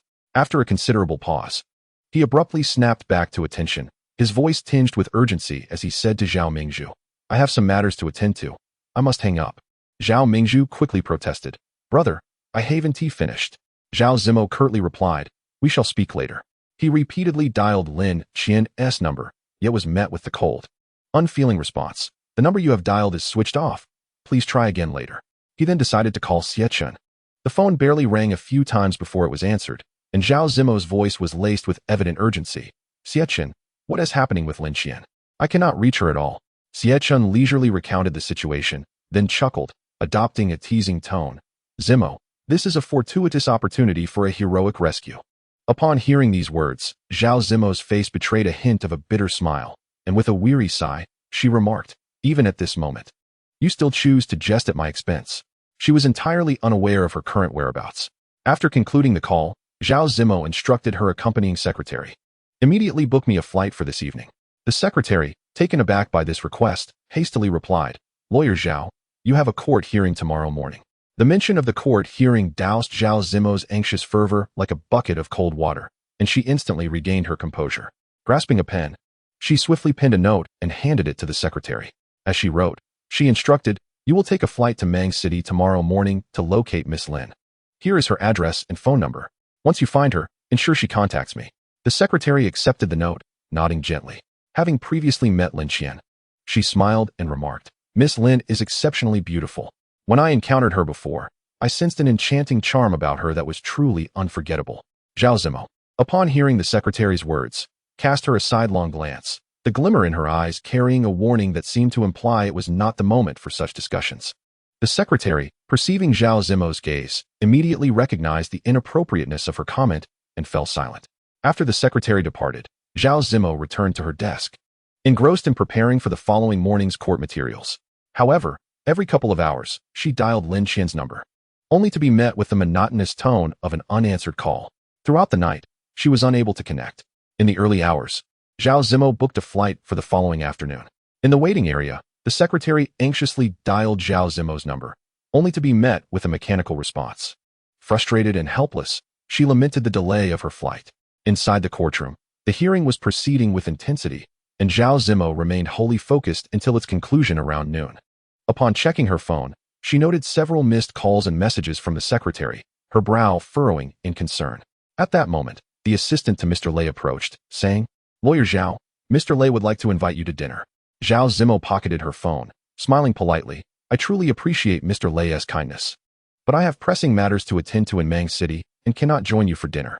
No sooner had she spoken than Mr. Lei himself approached. Looking to be in his early 40s, he was genteel in appearance and extended a warm handshake to Zhao Zimo, saying, "Zimo, you were truly impressive in the courtroom. I found it riveting to watch." Recognizing her urgent obligations, he continued, "Since you have important matters to address, I want to keep you. However, do allow me to host you properly upon your next visit." "Certainly, Mr. Lei," Zhao Zimo replied. Mr. Lei arranged for his driver to escort Zhao Zimo to the airport. As the secretary had experienced a lengthy flight delay, she opted to return on the same flight as Zhao Zimo. Before the plane took off, Zhao Zimo made yet another attempt to reach Lin Qian by phone. The mobile phone remained powered off. Furrowing his brow, he speculated anxiously that something must have gone awry. In Mang City, Lin Qian spent the entire day quietly within the confines of her home. A subtle atmosphere of oppression lingered in the air, stemming from Aunt Bai's emotions, which flickered like a candle in the wind, unsteady and wavering. Thus, Lin Qian remained by her side, a loyal guardian. As dusk settled, the soft yellow light bathed the dining table. Lin Qian gently set down her chopsticks and spoke in hushed tones. I will be meeting a friend soon. Introduced by Zhao I. Perhaps this friend can assist us. A glimmer of hope shone in her eyes. Yet Aunt Bai merely shook her head, her gaze filled with skepticism, as if to convey that such a prospect was utterly impossible. Quickly, Lin Qian reached out, grasping Aunt Bai's hand firmly, her eyes resolute. I truly believe it, Aunt Bai. I genuinely want to give it a try. Perhaps we will find a breakthrough. Perhaps it was Lin Qian's unwavering demeanor or the strength of her feigned confidence that gradually eased Aunt Bai's doubts, leading her to place her trust in Lin Qian. After dinner, Lin Qian slowly rose and returned to her room. She struggled to drag out a large trunk, its movement against the floor producing a dull thud. Upon opening it, she carefully retrieved an album from within. The pages of the album were slightly yellowed, exuding an air of nostalgia. Lin Qian gently leafed through the album, each page a precious fragment of memory. Suddenly, her gaze lingered on a photograph, one of her mother in her youth. Her mother's radiant smile resembled a blooming flower. Lin Qian's finger lightly brushed the photograph, akin to a feather gliding softly across its surface. When Lin Qian was merely 10 years old, her mother departed from this world, akin to a brilliant star that suddenly fell from the sky. A year later, her father wed Aunt Bai. In Lin Qian's memories, her father and Aunt Bai resembled two discordant musical notes, perpetually embroiled in quarrels. On one occasion, Aunt Bai wept bitterly, her cries echoing through the room, as tears streamed down her face while she confronted her father. Why are you so kind to someone else's child? You refused to have a child of your own with me. It was then that young Lin Qian realized she was not Aunt Bai's biological daughter. This revelation struck her like a bolt from the blue, filling her heart with fear that she was akin to a forsaken doll, destined to be discarded at any moment. Thus, when her father and Aunt Bai ceased their disputes, she would often snuggle close to them, sweetly expressing her desire for a brother or sister. However, as time passed, Aunt Bai's womb bore no joyful tidings. Lin Qian harbored deep affection for Aunt Bai, for it was she who nurtured Lin Qian into adulthood, treating her with kindness in return. How could one bear to witness such a woman endure a decade of torment? A single tear fell upon the photograph, and she hurriedly wiped it away. At the entrance, Aunt Bai observed the unfolding scene. Her gaze dimmed momentarily, and she spoke as gently as possible. Did you not have an appointment? Perhaps you should tidy up a bit before heading out. Lin Qian closed the album and set it aside. Rising, she changed into a different outfit, and just as she was about to leave, she unconsciously embraced Aunt Bai. A wave of unease surged within Aunt Bai. However, when Lin Qian lifted her eyes, a faint smile graced her face as she remarked, the person Zhao I introduced is quite capable. Haoran should grant a bit of favor. Upon hearing this, Aunt Bai finally permitted her to depart. Lin Qian gently closed the door and leaned against it, lost in thought for an extended moment. She had inadvertently betrayed herself. Outside, dusk had descended, and the clouds on the horizon appeared to be ablaze, casting a crimson hue across the sky, a sight both splendid and imbued with an ineffable desolation. She gazed quietly for a long time before turning to board the bus. By the time she arrived at Haoran's villa, it was already 8 in the evening. Haoran, clad in a 3-piece suit, sat on the sofa sipping wine, the crystal chandelier above refracting a luxurious glow that rendered his already handsome features even more striking. In earlier days, Lin Qian would have been captivated. Now, she felt only revulsion. Haoran's voice was husky as he inquired, "Where have you been?" "I called you." Lin Qian remained silent. He studied her quietly for a moment, then set down his glass and stood up. "Let us dine together." Lin Qian's expression was cold. "There is no need for that." Upon hearing her words, Haoran chuckled softly. He approached her, gently grasping her delicate chin, and whispered, "Perhaps so. We truly need not this pretense. After all, in your eyes, I must seem like a formidable beast. Do you truly despise me so?" She stared intently at him, softly stating, "Whether I love you or hate, you cannot alter the inevitable outcome. Then why not love me? At least that would make you feel somewhat better, wouldn't it?" Haoran caressed her face tenderly, seemingly unable to tear his gaze away.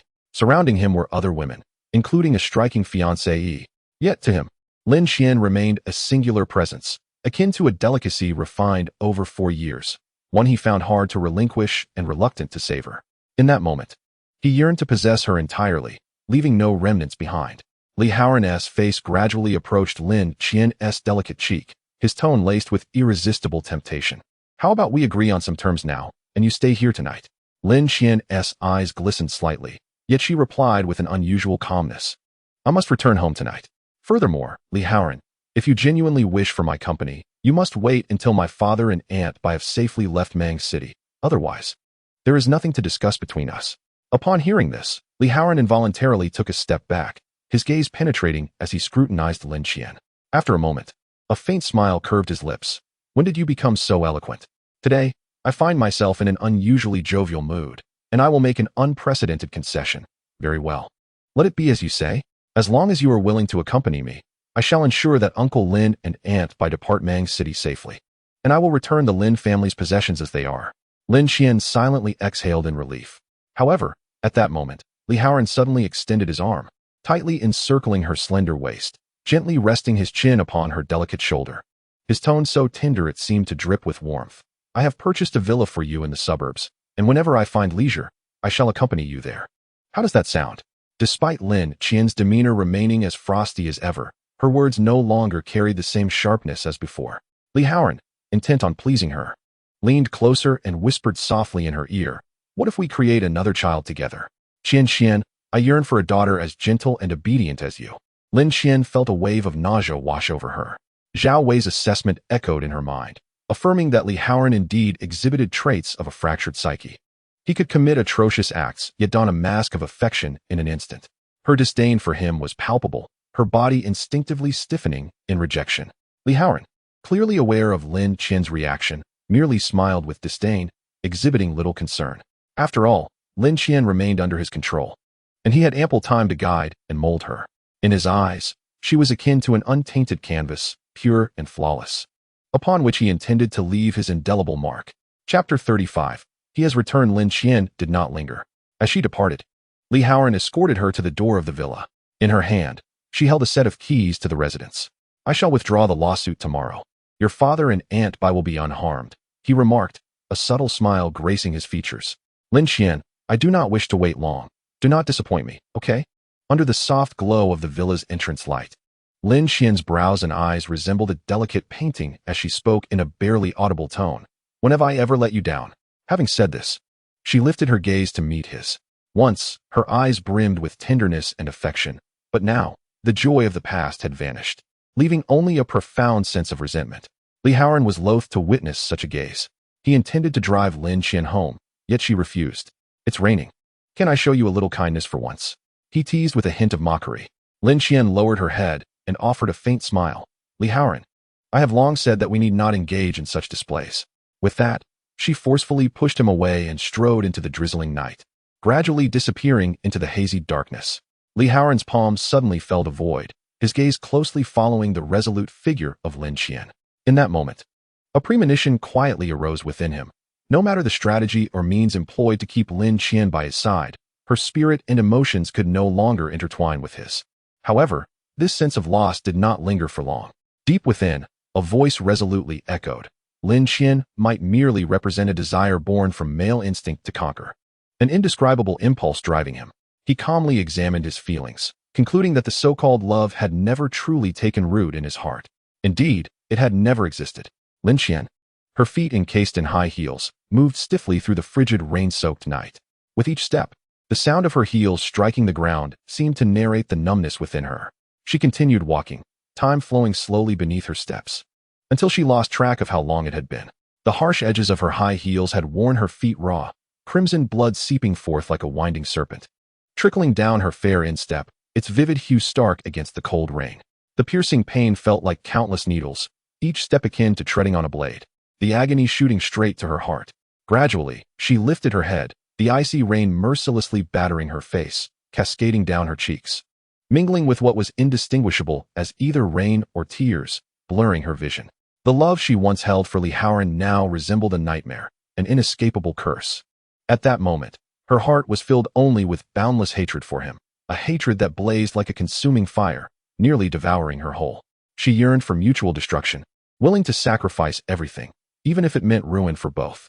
Tears, hot and relentless, streamed from the corners of Lin Qian's eyes, yet in the bone-chilling night, her tears felt like a faint glimmer swallowed by darkness, insignificant and inconsequential. Her body seemed to lose its support, slowly crouching down, allowing the cold rain to wash over her, ruthlessly cleansing her, as if she sought to erase everything of her past. At that moment, a black umbrella appeared above her head, like a beacon of hope in the dark. A tall figure, akin to a giant, enveloped her, shielding her from the icy rain. She gradually raised her face, her eyes reflecting a mixture of confusion and surprise as she beheld Zhao Zimo. In that instant, Lin Qian's eyes grew warmer. It had only been a week, yet her life had undergone a tumultuous transformation.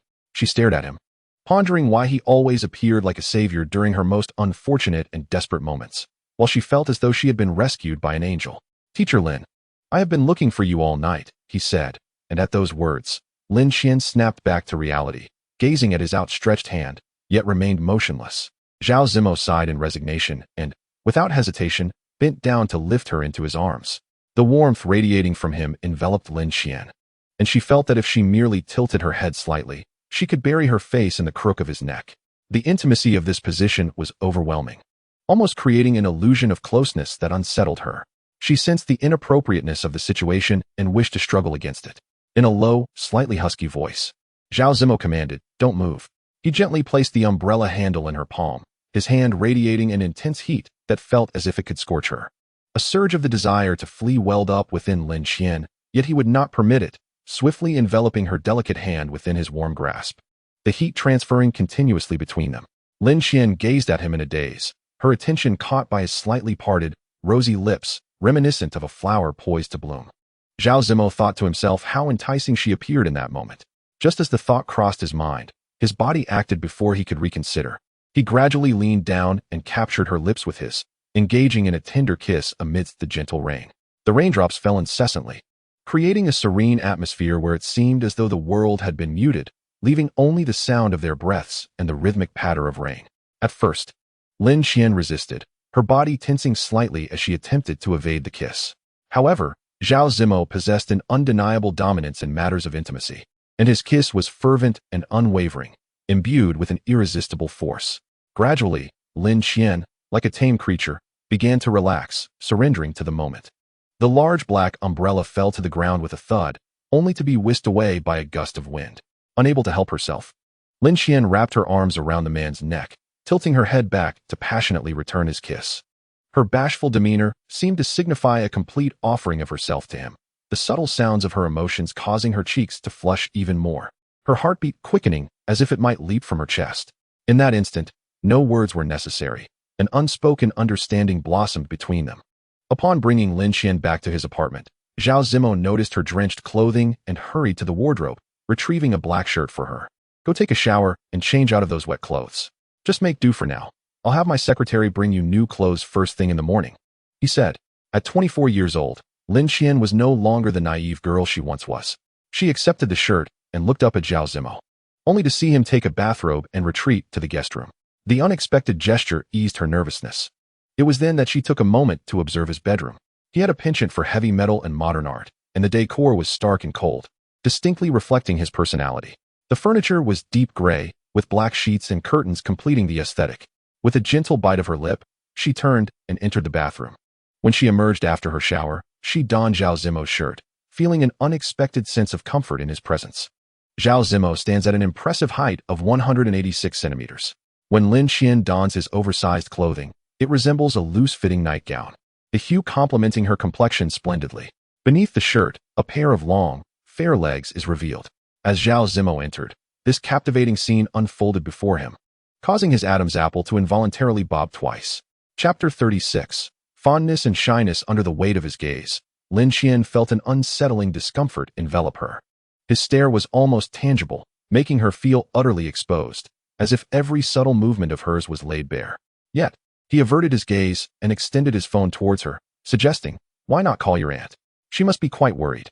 Your phone has been off all day?" Lin Qian accepted the phone, murmuring a soft thank you, and slowly made her way to the window to dial Aunt Bai's number.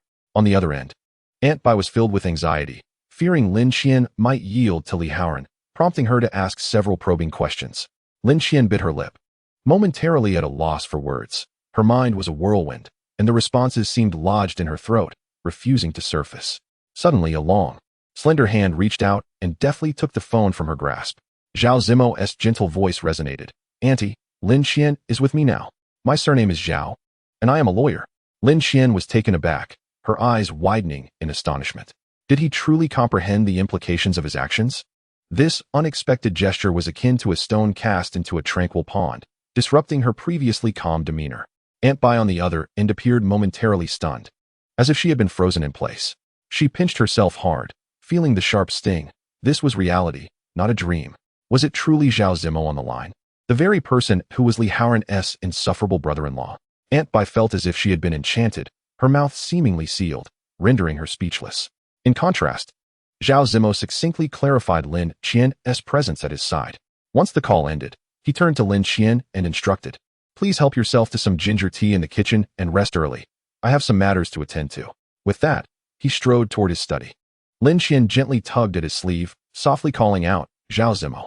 Summoning her courage, she hesitantly added, I have a small agreement with Li Haoran."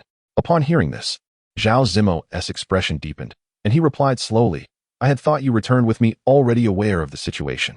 He then raised his hand, playfully ruffling her hair, and added, "You and Li Haoran shall have no further entanglements." After uttering this, he entered the study, leaving Lin Qian to ponder his words, her heart fluttering with uncertainty. Later, she pondered that Zhao Zimo's willingness to make such an exception was likely for the sake of Zhao Mingzhu. As long as he accepted her, it seemed that Li Haoran would also quiet down. With this thought, Lin Qian felt a slight sense of relief. Thus, she set off towards the kitchen, intending to brew herself a warm cup of ginger tea to calm her nerves. After meticulously preparing the tea, she filled a bowl to the brim and cautiously carried it towards the study. At that moment, Zhao Zimo was on the phone in the study, his deep voice subtly filtering through the crack of the door. Upon reaching the entrance, Lin Qian caught his gaze. There was no hint of evasion in his eyes, and instead, he calmly gestured for her to enter. Quietly, she stepped inside, placing the ginger tea steadily on his desk before turning to leave. However, just as she turned, a strong hand grasped her delicate wrist tightly. Immediately, a gentle yet irresistible force drew her to sit upon his lap, as if nothing had transpired. Zhao Zimo continued his conversation with Xie Chen over the phone, while his other hand began to subtly caress Lin Qian. She felt an overwhelming discomfort, akin to tiny insects crawling on her skin, sending tingling sensations throughout her body. Unable to endure it any longer, she leaned against his shoulder and gently bit into his shoulder, as if to distract herself from the indescribable feelings. Zhao Zimo's profound black eyes narrowed slightly, his gaze resting upon her, where flickers of a fiery emotion danced within, as if a torrent of unspoken feelings surged beneath the surface.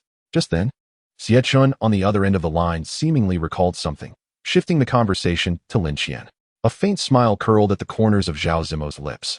His voice calm yet tinged with a barely perceptible pride. "She is right here with me. If you wish to speak with her, I can pass the phone to her."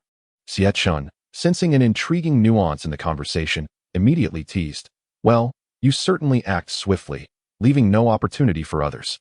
Before long, he wrapped up their discussion, acquiring several additional documents related to Lin Shu's case. Amidst his busy schedule, he picked up the now-cold ginger tea and gulped it down in one go, then turned to Lin Qian and said, "You should go to sleep. I still have some work to finish." Lin Qian did not hesitate to comply, entering the master bedroom. She gently lifted the thin blanket, as if afraid to disturb anything, and slowly, cautiously lay down. The dim light in the room cast a glow on her skin, which appeared exceptionally fair and luminous against the black sheets, resembling a piece of exquisite jade bathed in moonlight. To be honest, she felt a twinge of anxiety, uncertain when Zhao Zimo would finish his work and return to bed. Would he? Lin Qian was utterly fatigued, yet she tossed and turned throughout the night, unable to find sleep. Whenever she was on the verge of slumber, a sensation would envelop her, as if her body were embraced by powerful, sturdy arms, accompanied by a man's gentle whisper calling her name, Lin Qian. This would jolt her awake. In the dimly lit bedroom, only the moonlight managed to seep through the curtain's crevices, casting a faint glow that rendered everything somewhat indistinct, as if she were adrift in a dreamlike state. Lin Qian sat up, delicately caressing her face. It was no mere dream. She found herself in Zhao Zimo's home, reclining on his bed. The bedroom door creaked open softly as Zhao Zimo returned from his tasks, ready to retire for the night. Upon entering, he spotted Lin Qian perched on the bed, her expression one of bewilderment and helplessness, resembling a pitiful little puppy. He dismissed the thought of turning on the light, choosing instead to sit beside her, gently running his fingers through her silky hair, inquiring, "Why are you still awake?" She instinctively leaned against his shoulder, responding to his touch with obedient tenderness. Understanding her unspoken question, Zhao Zimo leaned closer and whispered in her ear, "I have made arrangements. Tomorrow morning, I shall make a trip, and barring any unforeseen circumstances, I should be able to secure your release." Gratitude swelled within Lin Qian, and though she remained silent, she clung tightly to his neck. At this fervent age, confronted with Lin Qian's presence, Zhao Zimo felt no inclination to restrain himself. He gently lifted her chin, his gaze ablaze with fervor. Gradually, he leaned in, first brushing her forehead with his lips, savoring the warmth of her breath. Then, his lips inched toward hers, and Lin Qian's heart raced, her body trembling slightly, yet offering no resistance. Sensing her reaction, Zhao Zimo's passion intensified. He deepened the kiss, his hands instinctively wrapping around her waist, drawing her closer to him. As Lin Qian succumbed to his ardent kiss, she gradually relaxed, her hands transitioning from their initial embrace around his neck to a more proactive gesture, her fingers weaving through his hair in response to his fervor. Their breaths grew rapid and disordered, and just as they were both ensnared in this intoxicating atmosphere, Lin Qian's brow furrowed, a soft cry escaping her lips. "What is it?" Zhao Zimo's warm breath brushed against her ear as he inquired softly. Lin Qian's voice trembled. "My heel has been rubbed raw. It hurts." Zhao Zimo's hand cradled the back of her head, his gaze steady as he looked down at her. Fearing his displeasure, Lin Qian tightened her arms around his neck, softly murmuring, "It doesn't hurt anymore." Zhao Zimo chuckled lightly, affectionately nudging his nose against hers, his voice raspy like an aged bellows. "Teacher Lin, are you more eager than I?" Lin Qian's face flushed a deep crimson, the vibrant hue seemingly seeping through her skin. Zhao Zimo ceased his teasing, reaching for the bedside lamp, pressing it gently, and the warm, yellow light flickered to life, illuminating their forms clearly. Lin Qian hurriedly pulled the bedspread over herself. Zhao Zimo smiled gently. "Why so shy? I had thought she was merely an innocent young girl, and thus I felt hesitant." Chapter 37. "Teacher Zhao, do you like it?" He was merely jesting, utterly unaware that Lin Qian had never truly been with a man. He rose from the bed to fetch the medicine box, while Lin Qian's gaze lingered on his retreating figure. His physique was remarkable, with slender muscles adhering to a tall frame, exuding a sense of elegance rather than overwhelming strength. Before Zhao Zimo returned, Lin Qian hastily donned a shirt. In the blink of an eye, he returned with the medicine box in hand. By then, Lin Qian had quietly settled at the edge of the bed, softly expressing, "I can manage on my own." Yet Zhao Zimo firmly placed a hand on her.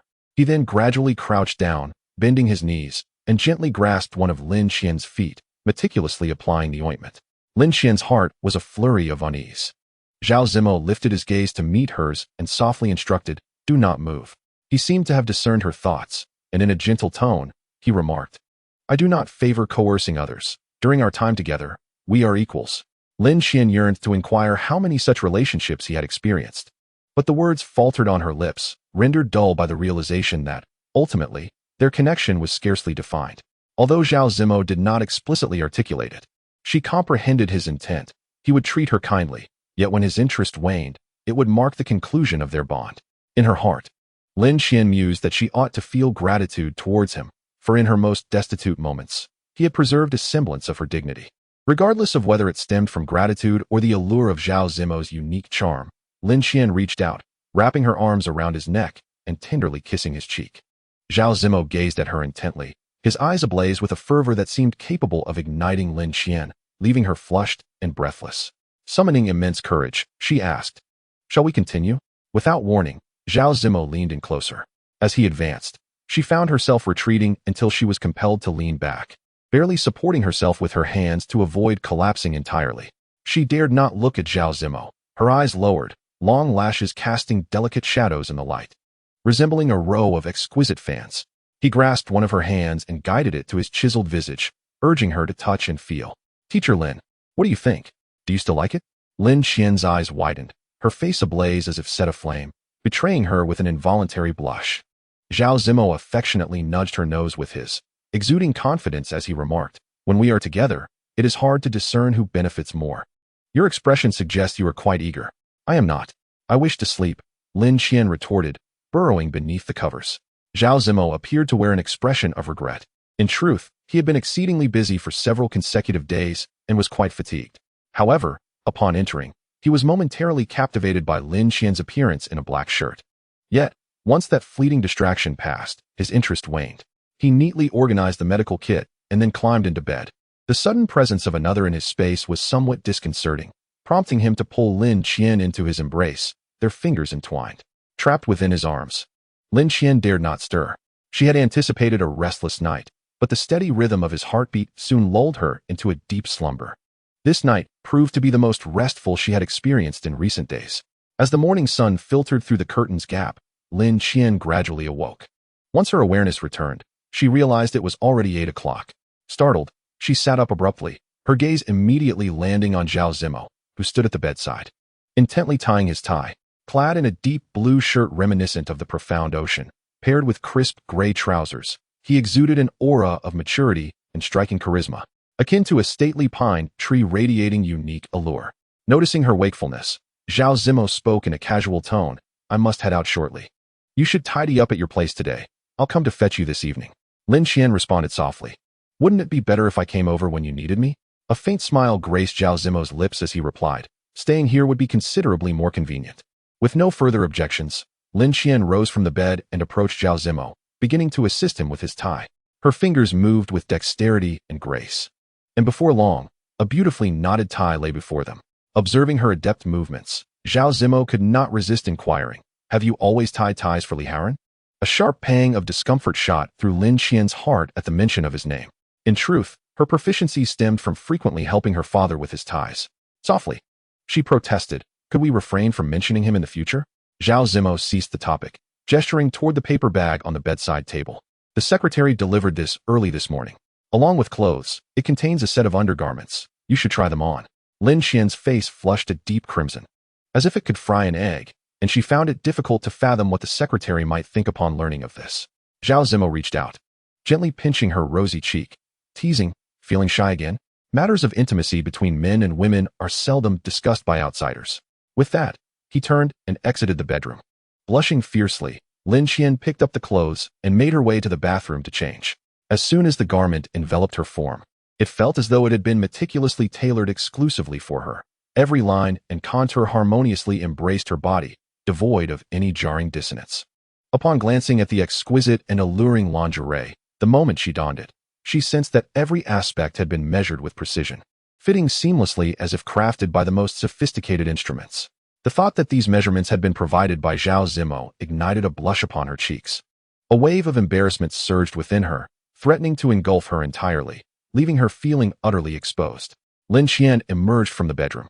His gaze gradually ascended, his eyes lifting ever so slightly, as if tracing a delicate thread, first landing on the tips of her toes, then slowly climbing along her figure, traversing her skirt, waist, shoulders, and eventually resting upon her face. He maintained his quiet contemplation for a considerable moment before finally uttering, "You look quite lovely." Lin Qian offered a compliment in return. "Your taste is truly commendable." Zhao Zimo remained silent in response. At that moment, the housekeeper approached with a Western-style breakfast.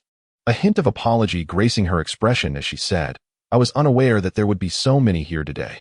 Please make do with this for now. And if you have any specific cravings, Lin teacher, just let me know, and I shall prepare something for you tomorrow morning." Lin Qian smiled gently and replied, "This is quite delectable." The housekeeper appeared relieved, reflecting to herself, "She seems to be a very amiable person." With her hands rubbing together, she promptly turned and returned to the kitchen to continue her duties. Zhao Zimo's gaze shifted back to Lin Qian, who was quietly drinking her milk, her eyes cast down. Coming from a middle-class background, her manner of eating was exceptionally graceful, evoking no sense of pretense. Zhao Zimo found this sight distinctly pleasing. He held a deep fondness for both her beauty and demeanor, to the extent that he would gladly share his living space with her. Lin Qian remained unaware of these sentiments. After finishing half a glass of milk, she pondered for a moment and felt it necessary to inform him. "I have no other work left, save for the classes with Xiang, which have not yet ceased. I have a lesson there tomorrow evening." Zhao Zimo did not express any dissent. Chapter 38. Li Haoran, "I've changed my mind." Downstairs, a sleek black luxury vehicle stood quietly, its surface gleaming with a subtle yet opulent sheen in the sunlight. The secretary stood impeccably by the car, awaiting her arrival. Upon catching sight of Lin Qian, he courteously inclined his head. "Miss Lin." Lin Qian responded with a gentle nod. Zhao Zimo elegantly opened the car door and smoothly settled into the vehicle. Possessing striking features, his refined demeanor exuded an innate aristocratic aura. Suddenly, Lin Qian's thoughts drifted back to his previous words, "Lin Qian, between us, it is not necessarily a matter of one taking advantage of the other." In that instant, she felt a profound agreement with his statement rise from the depths of her heart. Her gaze followed as Zhao Zimo's car slowly departed, stirring up a small cloud of dust before gradually fading from view. Just as she was about to turn and ascend the stairs, her phone suddenly buzzed, accompanied by the ringing tone. Upon checking, she discovered it was a call from Haoran. Lin Qian pressed the answer button and, in a barely audible voice, uttered a few words. Haoran, I have changed my mind. Haoran's face was etched with disbelief, his voice laced with skepticism. Are you truly indifferent to Uncle Lin and Aunt Bai? Do you intend to passively witness their descent into prison? Do not forget what they mean to you. Lin Qian kept her lips sealed, offering no response, and instead spoke with an unusual calmness. I will not set foot in your villa again. I will find a time to return the villa keys to you. At that moment, Haoran felt as if his heart was gripped tightly by an invisible hand, a chill spreading from within. What could have prompted Lin Qian to change her mind so abruptly? He was eager to inquire further, but before he could utter a word, the line went dead with a busy signal. Lin Qian had decisively hung up. Haoran then dialed his secretary. The moment the call connected, he gritted his teeth and instructed, investigate Lin Shu's recent circumstances thoroughly, leaving no detail overlooked. The secretary, sensing the urgency, wasted no time. 5 minutes later, the secretary called back, his voice trembling, as if he had discovered something shocking. Mr. Li, Lin Shu has changed lawyers. This matter seems suspicious. I will delve deeper into it. That won't be necessary. Haoran's tone was icy and resolute, and he hung up without hesitation. 20 minutes later, Gu Changqing's car leisurely came to a halt at the detention center. As he stepped out, he noticed Zhao Zimo engaged in conversation with several officials, their exchange marked by evident politeness. His secretary stood by, smiling as he remarked, let us leave it at this. We appreciate your efforts in this matter. The officials responded with amicable demeanors, recognizing the Zhao family's influence, which warranted some level of courtesy. Zhao Zimo adeptly navigated the social nuances, exchanging handshakes and farewells before departing. Once he left, the officials exchanged glances and burst into laughter, with one of them exclaiming, the legal world's king of hell. Seeing him up close today is quite the revelation. He is remarkably handsome. The others shared the same sentiment. Haoran clenched his fists in frustration. It was Zhao Zimo who had taken on this case. A feeling of resentment washed over him as he stared at the conspicuous figure approaching him. Surprisingly, Zhao Zimo seemed entirely unaffected by prior events. He merely patted Haoran's shoulder lightly and smiled, saying, Mingzhu mentioned you were injured. I was just about to visit you. Now that I see you, I feel a sense of relief. By the way, let's have lunch at home. Haoran nodded in agreement. Zhao Zimo smiled faintly, lowered his head to light a cigarette, and after taking a few slow puffs, he walked towards the car. The two men passed each other. He knew that Lin Qian was following Zhao Zimo. Once Zhao Zimo's car drove away, Haoran dialed Lin Qian's number, his teeth clenched in frustration. Lin Qian, you really are something. On the other end of the line, Lin Qian replied with remarkable calmness. How you treat me is how I shall respond to you. Is there anything inappropriate about that? Not inappropriate at all. Not in the slightest. Haoran retorted with a cold smile. But my dear, don't you dare regret it. Lin Qian hung up the phone abruptly. Just then, her phone buzzed twice. Upon checking, she found a text message from Zhao Zimo. Uncle has been transferred to Shiyu Hospital. You can take your mother to visit him. He'll be able to come home once he recovers. Lin Qian read the message repeatedly, until her vision blurred with tears. It was only at that moment that she felt a genuine sense of reality, as if she had returned to the world once more. After hanging up, Haoran's mood was utterly dreadful. It felt as though an unnamed fury had ignited within him, and he struck the side of the car in anger. He was internally resistant to admitting that he was being manipulated by Lin Qian. After all, she was merely a woman he had yet to possess. Haoran did not go to the hospital to tend to his wounds. Instead, he drove to a club where he often socialized. He requested a private room and began to drink alone in the middle of the day. The manager, noticing his state, came over to join him for a few drinks and, with perceptive understanding, asked, Mr. Li, it seems you've had a disagreement with your girlfriend? Drinking away your sorrows in the morning isn't quite your style. I've heard that the pearl of the Zhao family has quite the infatuation for you. Haoran leaned back against the soft leather sofa, his dark eyes slightly lowered, softly repeating, an infatuation? The manager, wearing a flattering smile, poured more wine for Haoran and added, if a woman loves deeply, she will naturally be obedient. Haoran remained silent, quietly downing half a glass of wine. After a considerable pause, he finally smiled gently and said, if one day she stops being obedient, does that mean she no longer cares? How could that be? Everyone believes in your abilities, Mr. Li, the manager flattered. Sensing that Haoran was troubled by matters of the heart, he cunningly summoned a young girl. This girl appeared youthful and remarkably innocent. Why not let her chat with Mr. Li to lighten the mood? The manager suggested subtly. Initially, Li Haoran intended to refuse. But the moment he looked up, he was taken aback. The innocent face before him bore a striking resemblance to Lin Qian, especially in profile. He found himself momentarily dazed, reaching out to pull the girl closer, calling out, "Lin Qian?" The manager, with keen discernment, gracefully excused himself. Within the opulent private room, only a man and a woman remained. The girl, accustomed to such a trade, understood well how to please a man. With fervor, she wrapped her arms around his neck and began to kiss him. As passion ignited, Li Haoran pressed her back against the sofa. Once their encounter concluded, Gu Changqing nonchalantly inquired, "What is your name?" A playful smile curled at the corners of Li Haoran's lips as he replied, "That name possesses a certain charm." The girl's fair visage instantly flushed with a rosy hue. Like a delicate vine, she entwined herself around his waist, sweetly asking, "Mr. Li, when will you come to visit me again?" Li Haoran withdrew a cigarette, igniting it with a sharp flick, and inhaled deeply, the swirling smoke rising languidly before him. "The future shall be addressed in due course." Upon hearing this, the girl's disappointment was palpable in her eyes. She had hoped to gauge whether Mr. Li harbored intentions of keeping her. Just moments ago, he had been fervently embracing her, repeatedly calling out Lin Qian. Who Lin Qian was mattered little to her. What mattered was whether she could seize this opportunity to ensnare a lucrative catch like Mr. Li, thus securing a life of affluence. Li Haoran, however, had no desire to linger in entanglements with her. He rose decisively and soon exited the establishment. Upon leaving, he entered his car and glanced at his wristwatch. The hour hand indicating precisely 11 o'clock. This was the time to dine at the Zhao residence. The thought of soon meeting Zhao Zimo caused his previously handsome features to cloud over, as if a dark cloud had eclipsed the sun. To his surprise, upon arriving at the Zhao estate, he found that Zhao Zimo had yet to return. Chapter 39, Cohabitation. Zhao Mingzhu, holding her mobile phone, descended the stairs with a light step. Approaching the Zhao elders, she tilted her head slightly and sweetly remarked, "I wonder what my brother is so busy with. He promised to return for lunch, yet now he claims he won't be home until 3 this afternoon." As she spoke, her gaze unintentionally drifted toward Li Haoran, her eyes conveying a hint of regret. Upon hearing her words, Li Haoran's heart stirred, and he instinctively clenched his fist. He was well aware of Zhao Zimo's whereabouts. Taking a deep breath, he endeavored to maintain a calm expression. Noticing his demeanor, Zhao Mingzhu hurriedly sat beside him.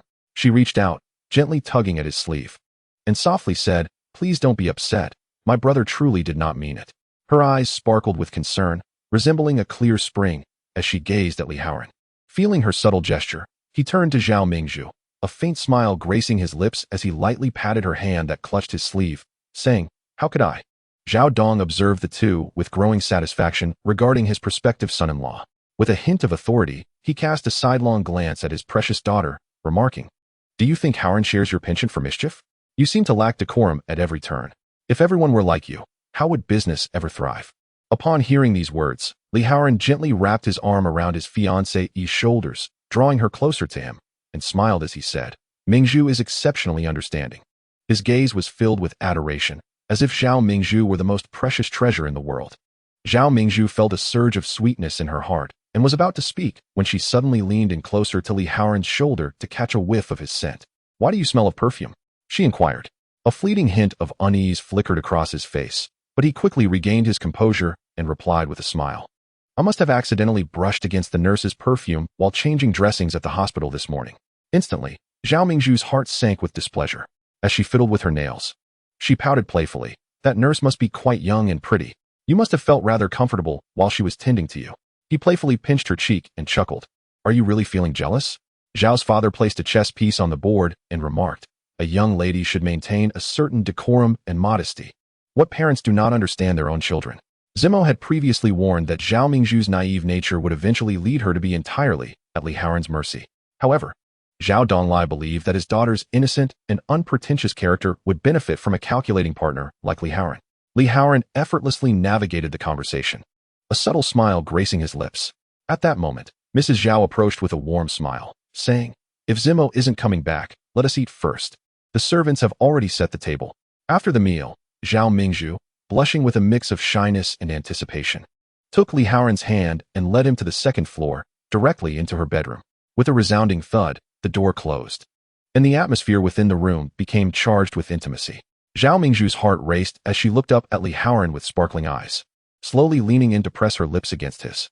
Her arms gently wrapped around his neck, her body instinctively drawing nearer, filled with love and longing for him. Yet, Haoran found himself grappling with his own predicament. He bore an injury that throbbed subtly, a constant reminder of the turmoil he had faced earlier that day. After a morning filled with emotional upheaval, the fatigue and complex feelings intertwined within him left him devoid of the energy to reciprocate Zhao Mingzhu's fervor. Moreover, he simply did not possess the mood for such intimacy at that moment. He responded to her kiss symbolically, offering a few tender pecks before attempting to withdraw. Gently creating some distance, his voice, laced with fatigue and a hint of jest, whispered, "Darling, could you wait a few more days? I'm not quite in the best state right now." There was a fleeting glimmer of evasion in his eyes. Zhao Mingzhu's face flushed crimson, and she shyly lowered her gaze. Yet her arms remained tightly wrapped around his waist. She pressed her face against his chest, inhaling deeply to savor his unique scent, and softly remarked, "Do you know? When I caught a whiff of that perfume on you, it made my heart ache. I truly wish you would bathe immediately to wash away that fragrance entirely.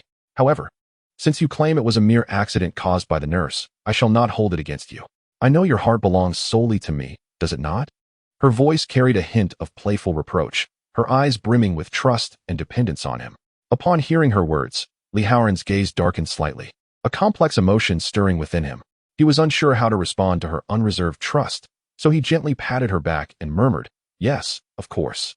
Suddenly, the roar of a car engine echoed from downstairs, growing nearer with each passing moment, and soon Zhao Zimo returned home. Haoran was enveloped in tranquility when he distinctly heard the voice on the phone.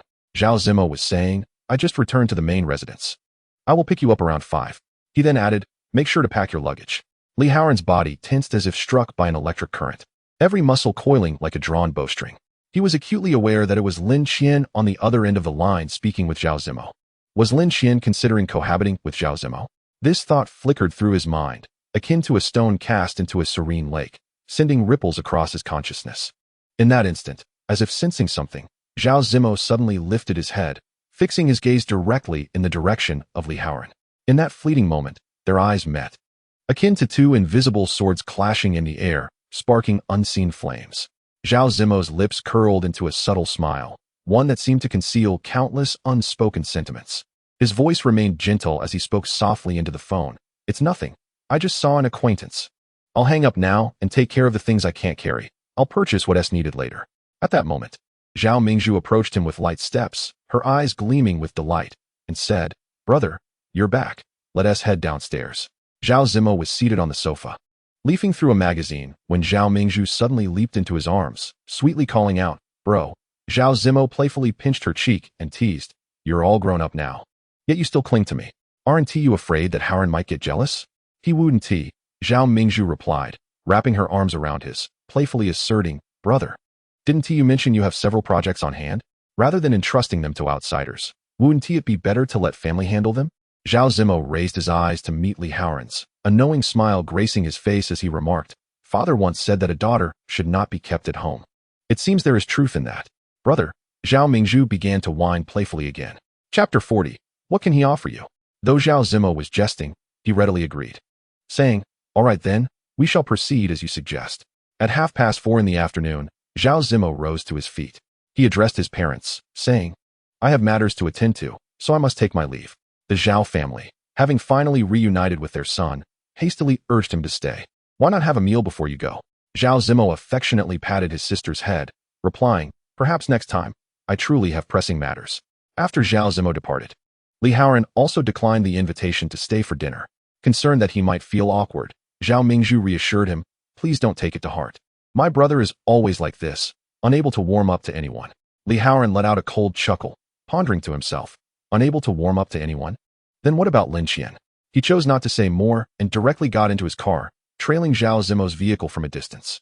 Zhao Zimo caught sight of Haoran's car in his rearview mirror and chuckled to himself, "That kid."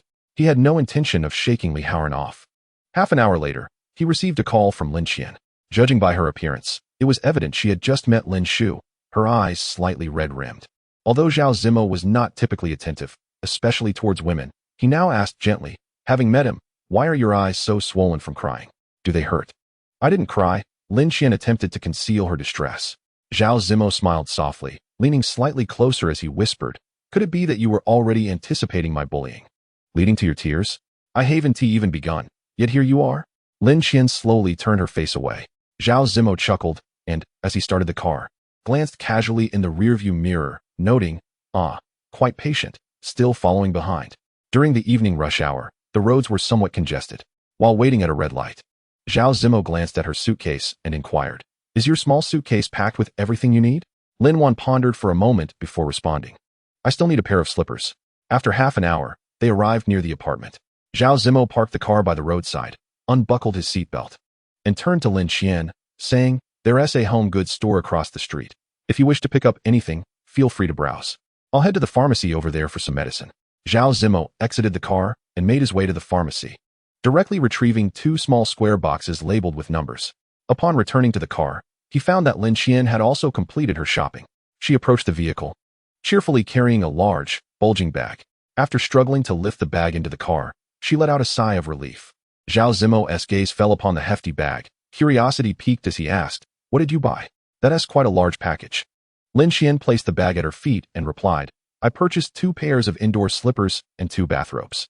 Zhao Zimo raised an eyebrow, a hint of mischief in his eyes as he glanced sideways at the bag, teasingly asking, "Couples outfits, are they?" Lin Qian's face instantly flushed, resembling the evening glow of the sunset. Flustered, she hurriedly clarified, "No, I noticed the predominance of white in your space, which prompted a desire for a splash of color." To alleviate the subtly tense atmosphere, she cleared her throat softly, as if to bolster her courage, and then deftly steered the conversation towards Zhao Zimo, inquiring, "Weren't you going to buy some medicine? Did you manage to procure it?" The mirthful gleam in Zhao Zimo's eyes swiftly transformed into a profound depth, akin to tranquil waters suddenly stirring with a mysterious whirlpool. He regarded her in silence, his gaze lingering upon her countenance as if it were a tangible presence, before gradually reaching into his pocket. After a moment of rummaging, he produced 2 boxes. The words emblazoned on the boxes were all too familiar to Lin Qian, causing her to flush crimson with embarrassment, inwardly cursing herself for her indiscreet inquiry. She berated herself for her curiosity, secretly pondering the enigmatic nature of Zhao Zimo. Upon returning to the apartment and settling her belongings, Lin Qian gently remarked, "I must head to Lawyer Xie's residence shortly to tutor Xie. Zhao Zimo's brow furrowed instantly, his eyebrows twisting together like 2 entangled caterpillars. He had already procured the items, yet she was preparing to venture out. Nevertheless, he refrained from objecting, merely speaking with a hint of indifference, "You should take a cab. If you return late, I shall come to fetch you. I can manage the cab back myself." "It makes little difference," he acquiesced. The bond between Zhao Zimo and Lin Qian had yet to reach the level of intimacy that would warrant constant closeness. As she was about to leave, Lin Qian spotted Zhao Zimo, holding a mug, leaning casually against the doorway of the study. She was no naive girl. She immediately sensed his irritation. Thus, she approached him with the grace of a gentle cat, tiptoeing slightly to plant a soft kiss on his lips, saying, "I will return to keep you company after tutoring Xie. How does Teacher Lin intend to accompany me?" Zhao Zimo queried, sipping his coffee leisurely, a teasing glint in his eye that suggested playful mischief. Lin Qian's face flushed like a ripe apple. Zhao Zimo's gaze was deep and intricate, and he chuckled softly, replying, "Very well, go ahead." With that, he turned and walked towards the study, secretly musing, "Such is preferable. A woman who knows only how to please a man in bed lacks genuine allure." Just as Lin Qian stepped out of the apartment, a sleek black sports car came to a halt before her. Amidst the gusty wind, Haoran emerged and approached her with a tone laced with sarcasm, saying, "I truly underestimated you. You have indeed managed to attach yourself to Zhao Zimo. But Lin Qian, do you genuinely believe there is a promising future for you and Zhao Zimo? Are you aware of his past? If you were, you would not be so presumptuous." Lin Qian merely offered a faint smile in response. "What does that have to do with you?" she retorted. She was not foolish. She could sense that Zhao Zimo harbored feelings for another, yet she remained indifferent. At least for the time being, Zhao Zimo was her most favorable choice. Her demeanor caused Haoran to pause momentarily, prompting him to involuntarily inquire, "You don't care? Are you willing to indulge him? What else can Lin Qian offer you besides a night in bed? Are you not the same?" She lowered her gaze, a cold smile gracing her lips. Lin Qian extended her hand, attempting to push him aside, and then headed towards the roadside. Haoran, as if suddenly incited like a furious lion, swiftly grasped Lin Qian's wrist, his eyes fixated intensely on hers, their stormy depths reflecting a turbulent anger as he pronounced each word with deliberate weight. I can offer you everything he can. What he cannot provide, I am equally capable of giving. At that moment, the man's fervent pride surged like a tidal wave, drowning all reason and becoming the sole impetus for his actions. Lin Qian felt an overwhelming sense of revulsion rise from the depths of her being, akin to the discomfort of swallowing a fly. She lowered her voice, squeezing the words through gritted teeth. Release me, or I shall raise my voice and draw attention. Haoran, I am certain you would not wish to escalate this into an embarrassing spectacle that could tarnish your enviable engagement. Haoran clenched his jaw tightly, the muscles in his cheeks bulging, and after a moment, he gradually relinquished his hold on Lin Qian. Without a glance in his direction, Lin Qian resolutely hailed a taxi. As the cab came to a halt, she swiftly opened the door and climbed inside, the vehicle soon whisking her away amidst a cloud of dust. Haoran, like a raging bull, seethed with fury, his eyes seemingly ablaze. He struck the car roof with a forceful fist, creating a resounding thud that left a slight dent in its surface. Coincidentally, Zhao Zimo emerged from the building to retrieve something from the car, witnessing this dramatic scene unfold. Chapter 41. The Li family's misfortune. A subtle smile curved Zhao Zimo's lips, and he retrieved his phone to call his secretary. Investigate the auditing records of Gu Corporation from the past few years and have them placed on my desk by tomorrow morning. The secretary on the other end was taken aback, pondering privately whether it was appropriate to investigate a family connected by marriage. Nevertheless, she promptly acquiesced. When Lin Qian returned at 10 o'clock, she found Zhao Zimo standing by the floor-to-ceiling window, a glass of wine in hand, seemingly lost in thought. She lingered at the doorway for a moment before entering the room. Uncertain of how other women won a man's affection, she understood that Zhao Zimo desired her body and sought a similar relationship. Thus, she boldly approached him from behind, gently wrapping her arms around him and inquiring, "Have you finished your tasks?" Zhao Zimo remained silent, turning his body to set the wine glass aside. Immediately, Lin Qian was lifted onto the small bar counter by him. Behind her was an expanse of floor-to-ceiling glass, and before her stood the man, radiating an intense aura. Lin Qian sensed his discontent, but was oblivious to the source of his irritation. As expected, Zhao Zimo kissed her absent-mindedly, the affection sporadic and faint, leaving Lin Qian nearly devoid of any emotional resonance from him. She endured his kisses silently, however, still quite naive, unlike Zhao Zimo's effortless control. It wasn't long before she found it unbearable and wrapped her arms around his waist, softly pleading, "What is wrong with you?" Zhao Zimo gently caressed her cheek and inquired, "How did it all begin with him?" Lin Qian was momentarily taken aback. He still cared about her past experiences. She tilted her head to plant a kiss on him, her eyes slightly reddening. Zhao Zimo, suddenly uninterested, lightly patted her body and hoarsely suggested, "Go take a shower and then sleep."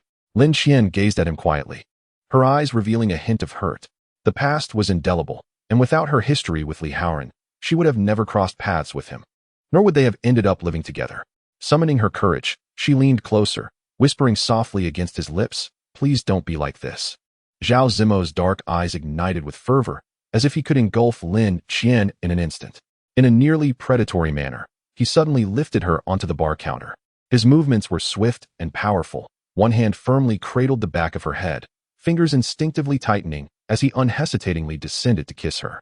This kiss bore an indescribable fervor and urgency, his lips pressing fiercely against hers, melding and intertwining. Subsequently, his kiss deepened and intensified. He slightly parted his lips, gently capturing Lin Qian's lower lip, sucking softly, the subtle tug evoking a blend of delicate pain and tingling pleasure. His tongue began to tentatively explore the seam of Lin Qian's lips, as if seeking permission to enter.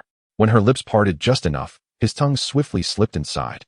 Entwining with hers, his tongue stirred within her mouth freely, each movement seeming to tease the most sensitive strings of her heart. His breaths grew hurried and heavy, cascading over Lin Qian's face, imbued with a searing warmth. His other hand was not idle either, slowly gliding upward from her waist, gently caressing along her spine.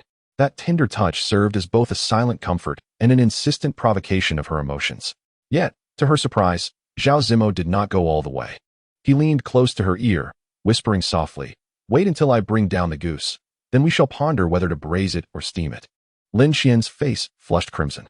He truly was an enigmatic and audacious man. Zhao Zimo's mood improved slightly. He began to entertain the thought of teasing her, questioning why she still clung to him and if she wished to continue. Lin Qian's face flushed with embarrassment. The following morning, Zhao Zimo left early. Having just moved in, Lin Qian found herself somewhat out of sorts and unable to indulge in a leisurely sleep. After rising, she called Aunt Bai to inform her that she would be visiting her father at the hospital shortly. Aunt Bai promptly declined, stating that she would take care of her father and that Lin Qian should focus on nurturing her relationship with lawyer Zhao, given that they had only recently become acquainted. Lin Qian felt bewildered. What kind of relationship was there to nurture? Wasn't her connection with Zhao Zimo one that thrived in secrecy? She was not naive enough to believe that his assistance equated to love. After all, where were the fairy tales in reality? Yet, not wishing to upset Aunt Bai, she spoke ambiguously. After lunch, Zhao Zimo called, asking her to pick up 2 bottles of wine from the merchant and bring them home. Lin Qian responded softly, her voice laced with compliance and gentleness. Zhao Zimo stood in his high-rise office, exuding an air of distinguished elegance. He playfully adjusted the blinds, a subtle smile gracing his lips. Aren't you curious about what I did today? Understanding that he had taken care of her father's matters, Lin Qian offered a few sweet and flattering words. After hanging up, she changed her attire and checked the address, discovering it was quite close. Merely a short walk from her apartment. She decided to stroll there, allowing herself a moment to digest and unwind. Successfully retrieving the wine, she began her journey back when a familiar voice called out her name. Turning her gaze, she saw the Li mother and daughter. Having experienced the vicissitudes of human relationships, she regarded them with a cool detachment and asked, "What brings you here?" The mother, wearing a seemingly benign smile, gently suggested, "There's a CAF across the street. Shall we go there to chat?" Lin Qian's lips twitched slightly, forming a barely perceptible smile, and she did not refuse. The 3 entered the CAF and found a place to sit. Lin Qian remained quietly seated, showing no intention of ordering. The Li family, accustomed to enjoying Lin Qian's generosity, exchanged glances as she made no move to pay, and a flicker of discomfort crossed their faces before they awkwardly ordered 3 cups of coffee from the server. Once the coffee was served, they sipped delicately. At that moment, the mother's gaze fell upon the bottle of red wine beside Lin Qian, curiosity flickering in her eyes. Before she spoke in a calm tone, "This wine isn't cheap. A bottle likely costs over 200,000. Lin Qian met the scrutinizing eyes of Li's mother, and in an instant, she grasped the reality. The Li family was likely already aware of her relationship with Zhao Zimo. "I don't know. I was just picking it up for someone else," she replied. Li Qian, instantly incensed, erupted in anger, exclaiming, "Lin Qian, do you not have any shame left? Weren't you madly in love with my brother before? It has scarcely been a moment, and yet you have chosen to cohabit with another. This individual happens to be my brother's brother-in-law. Tell me, are you not deliberately seeking revenge against our family?" "Revenge?" Lin Qian let out a cold, mocking laugh. "If we were to speak of revenge, has your family not exacted its share upon me? You embody the essence of a thankless wolf, repaying kindness with malice. Moreover, you yourself have stated that those were bygone days. If it is permissible for your brother to marry, why should I not be allowed to live with another?" Li Qian, infuriated, was on the verge of an outburst, but her mother, wise and calculating, restrained her. Maintaining her gentle demeanor, reminiscent of days gone by, Li's mother spoke slowly. "Lin Qian, you may not yet be aware, but this morning, Haoran's company encountered some troubles. I have heard whispers suggesting that Zhao Zimo is deliberately causing obstacles." Lin Qian immediately recalled Zhao Zimo's peculiar behavior from the night prior, as well as his words, "Once I bring down the wild goose for you, I shall decide whether to braise or steam it." She had initially assumed he was merely jesting, unaware that he was indeed taking action. Such a man undoubtedly possesses a captivating charm, and merely contemplating this made Lin Qian's body feel a slight warmth. Being a forthright individual, she felt no sympathy for the Li family now that they were facing misfortune. Chapter 42. The contest among men. Stirring her coffee, Lin Qian slowly began. "Then you ought to seek out Zhao Zimo or Zhao Mingzhu. Why come to me?" A faint smile adorned Li's mother's face. "Lin Qian, you are quite astute. I believe your involvement with Zhao Zimo is beyond your control. Your heart still belongs to our Haoran, and I assure you." Her words were abruptly interrupted by Lin Qian. "Madam Li, you are mistaken. I harbor not a single thought for Li Haoran anymore. Did you not previously advise me against putting all my eggs in one basket? To utter such words now is indeed quite peculiar. I suggest you consider consulting a psychiatrist." With that, she rose to depart. Li Qian exclaimed in anger, "Lin Qian, do not overstep your bounds. I refuse to believe you do not love my brother anymore. Is it not natural for you to assist him?" Lin Qian stood still, feeling as though even her breath was a dull ache. Indeed, she had once loved Li Haoran deeply, foolishly giving of herself. Thus, this mother and daughter were so certain that even to this day, Lin Qian should uncomplainingly do anything for Li Haoran. However, that was no longer the case. Unable to endure further, Lin Qian splashed the remaining coffee in her cup across Li Qian's face. Miss Li, you ought to learn from Madame Li the proper attitude to adopt when seeking assistance. Li Qian, intent on retaliating with her own coffee, was halted when a strong arm seized her. It was Li Haoran. Gritting his teeth, he admonished his sister. Have you not made enough of a scene? Brother, I do this for your own good. Look at her, conspiring with others against you. Why do you still protect her? Li Qian retorted angrily. Lin Qian turned to leave. Li Haoran called out to her, his tone remarkably calm. Lin Qian, I do not require your intercession. Without a word, Lin Qian exited. Mother Gu chased after her, exclaiming, Lin Qian, do you not recall our past affections? Lin Qian trembled with indignation. Just then, a warm hand gently encircled her, while another took the red wine from her grasp. Startled, Lin Qian raised her eyes, realizing it was only 5 in the afternoon. How had he returned so soon? Zhao Zimo, with his head bowed, inquired, how did you manage to bring the wine to the CF? Lin Qian chose not to conceal the truth, replying, I ran into an acquaintance and exchanged a few words. Zhao Zimo cast a glance at the familiar figure behind her, his demeanor cool and unruffled. It's Haoran. In stark contrast to his calmness, Li Haoran appeared noticeably anxious. He was not a fool. He could sense Zhao Zimo's disdain towards him, which stemmed not only from Mingzhu but also from Lin Qian. The two men locked eyes, and the air crackled with tension. Lin Qian gently looped her arm through Zhao Zimo's, whispering, shall we return? Zhao Zimo withdrew his gaze and nodded. At that moment, Li's mother enthusiastically greeted them. Ah, it's Zimo. She feigned surprise, exclaiming, Lin Qian, how did you end up with Zimo? Weren't you previously speaking with our Haoran? She abruptly halted mid-sentence, a clear expression of hesitation adorning her face. Zhao Zimo's lips curled into a slight smile as he leisurely extracted a pack of cigarettes from his pocket. While lighting one, his gaze wandered, and with a nonchalant tone, he remarked, Haoran has had a romantic involvement? I was under the impression that Li Haoran and Mingzhu shared their first love. What? Li's mother's eyes darted quickly to her son, her countenance betraying her discomfort. She hastily corrected herself. I meant to say that Lin Qian's father worked as an accountant at Li's. Oh, really? Zhao Zimo leisurely exhaled a smoke ring, flicking his fingers to let the ash fall. He continued, I had thought that Haoran had once courted Lin Qian, only to abandon her later, a rather heartless fellow. Li's mother turned crimson, her visage nearly betraying her composure, overwhelmed with embarrassment. Just then, Li Haoran interjected, Brother, you are mistaken. Miss Lin and I have never had any past, nor will there be any future entanglements. Zhao Zimo, cigarette in hand, gently ruffled Lin Qian's hair, speaking in a relaxed tone. With such words, I am at ease. Lin Qian felt a mix of emotions, recognizing his knack for playful banter. Yet he had indeed come to her aid. She gazed up at him. Zhao Zimo, inherently handsome, exuded a natural confidence that marked the allure of a mature man with every gesture he made. As Lin Qian observed him, her eyes inadvertently softened with a hint of feminine affection. Having spent 4 years with Lin Qian, Li Haoran was all too familiar with the emotions reflected in her gaze. Lin Qian had developed an infatuation for Zhao Zimo. Li Haoran turned away with his mother and sister, while Li Qian was filled with reluctance. As soon as she entered the car, she erupted in frustration. Mom, why don't we expose Lin Qian's matter? Isn't brother Zhao a relative of our family? He will surely support us. Zhao's mother curled her lips into a cold smile and replied, Do you think familial ties grant us equality? Did you not notice Zhao Zimo's attitude? If he does not approve, the marriage between your brother and Zhao Mingzhu may not materialize. Li's mother cast a serious glance at her son and said, Haoran, you must understand the significance of this marriage. No matter how carefree you are outside, you must not provoke Lin Qian again. Li Haoran sat silently in the driver's seat, his expression devoid of any emotion. Following Zhao Zimo back to the apartment, Lin Qian asked him, Have you taken action against the Li family? Zhao Zimo retorted, Are you seeking leniency? No, she replied. Noticing Lin Qian still standing there, Zhao Zimo gently said, Aren't you going to cook? Lin Qian hurried to change into her home clothes, pondering as she did so. Zhao Zimo must have no desires, right?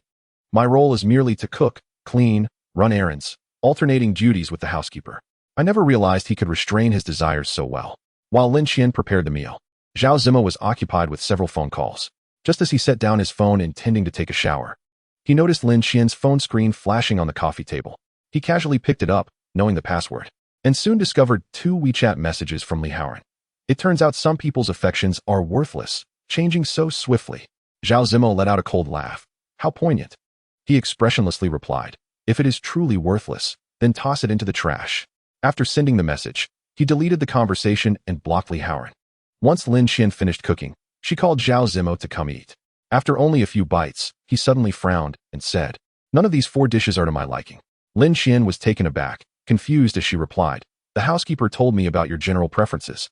It shouldn't be this way." Zhao Zimo's gaze was intensely fixed on Lin Qian, as if flames burned within his eyes. He said, "Why didn't you just ask me what I like to eat?" Lin Qian felt utterly speechless. She had originally thought that living together meant simply lying back and letting him enjoy himself, not realizing he could be so exacting over trivial matters. She couldn't help but recall several occasions when feelings had surged uncontrollably, yet he had abruptly halted them. Did he have some physical issue he was too embarrassed to mention, thus tormenting himself in other ways? Lin Qian decided to be patient with him and said, "I will pay more attention next time." Zhao Zimo casually remarked, "You used to cook for him, right? Are these dishes not his favorites?" In that moment, Lin Qian was struck by the realization that this past was far from over for him. Silently, she packed the remaining food into bags, then changed into her slippers, preparing to head downstairs. "Where are you going?" Zhao Zimo assumed she intended to discard the food.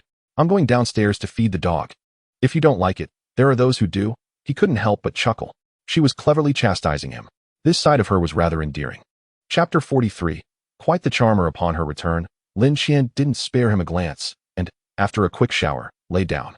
He embraced her from behind, resting his face against her ear, and gently inquired, "Is it that time of the month?" Lin Qian seized the moment to provide an easy exit. "It just started this evening." Zhao Zimo, in surprisingly good spirits, engaged her in casual conversation. "What do you plan to do after the trial? You can't just have one student, can you?" Before she could respond, he playfully nipped at her ear. "In a while, I'll send you to the UK for further studies. How does that sound?" Lin Qian discerned his underlying meaning.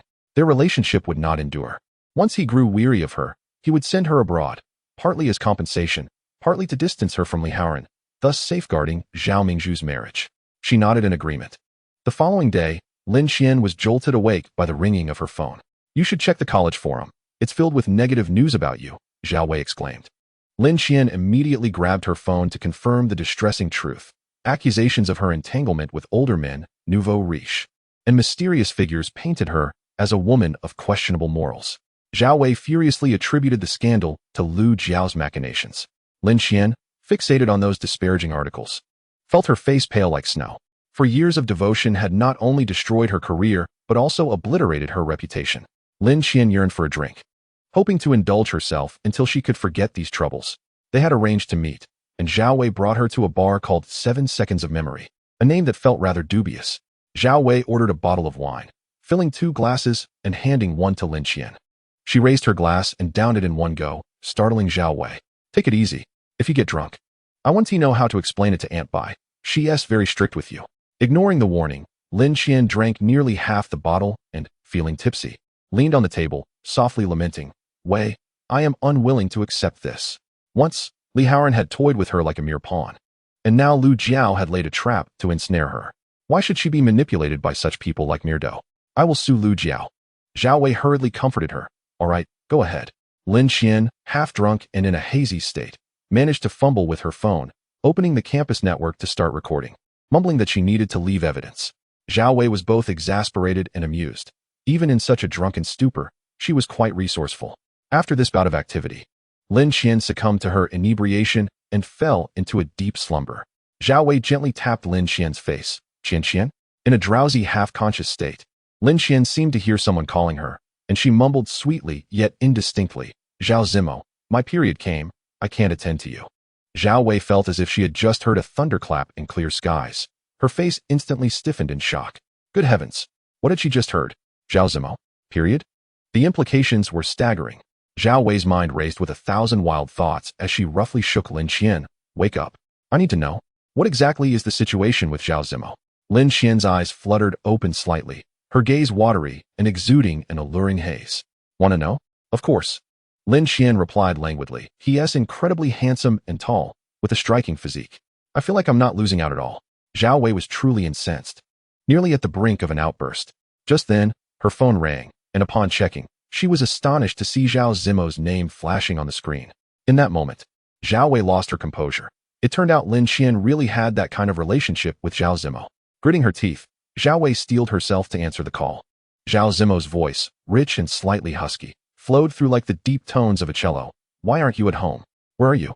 Zhao Wei quickly glanced at Lin Qian. Oh dear. She was now completely at the mercy of the situation, pondering how Lin's father had suddenly become embroiled in issues, and how Haoran had inexplicably found himself in a web of troubles. It dawned on her that it was all orchestrated by lawyer Zhao behind the scenes. The legal figure who commanded an imposing presence akin to the king of hell had actually stepped forward for a woman. This was indeed a staggering revelation. Zhao Wei was quite the clever one, adept at seizing opportunities. She deliberately softened her voice, speaking sweetly. Lawyer Zhao, this is Zhao Wei. Yes, I was Lin Qian's classmate in college. We've met before. Yes, she's right here with me, utterly heartbroken, crying and making a scene. And she's had quite a bit to drink. Having just returned home, Zhao Zimo stood by the floor-to-ceiling window, gracefully loosening his tie with his long fingers, exuding an ineffable elegance and nonchalance. As Zhao Wei finished her sentence, his brows furrowed slightly. Drinking? What is going on? Zhao Wei then began to spin a tale. Lawyer, are you genuinely unaware or just pretending to be? Haoran's former partner happens to be our classmate, and she is also Lin Qian's colleague, who has been relentlessly tarnishing her reputation. As you know, Lin Qian has a profound affection for children, and now, with this situation unfolding, she is utterly distressed. Zhao Wei, while speaking, darted her eyes around, her expression suggesting that there was indeed some truth to the matter. Zhao Zimo remained silent for a considerable time, as if time had frozen at that moment, before finally speaking slowly. Where are you? Zhao Wei, afraid to ask further, promptly revealed the address. After hanging up, Zhao Wei gently pinched Lin Qian's cheek, a motherly smile gracing her face. You truly have a knack for this. How foolish to have such resources, yet not utilize them. Without delay, Zhao Wei dialed the number of the person responsible for coordinating the class reunion. Both Lin Qian and I will attend the class reunion next Saturday. Indeed. Lin Qian will come as well. Why wouldn't she come? One who stands upright has no fear of shadows. When Zhao Zimo entered the bar, Lin Qian was still in a deep slumber, resembling a languid kitten.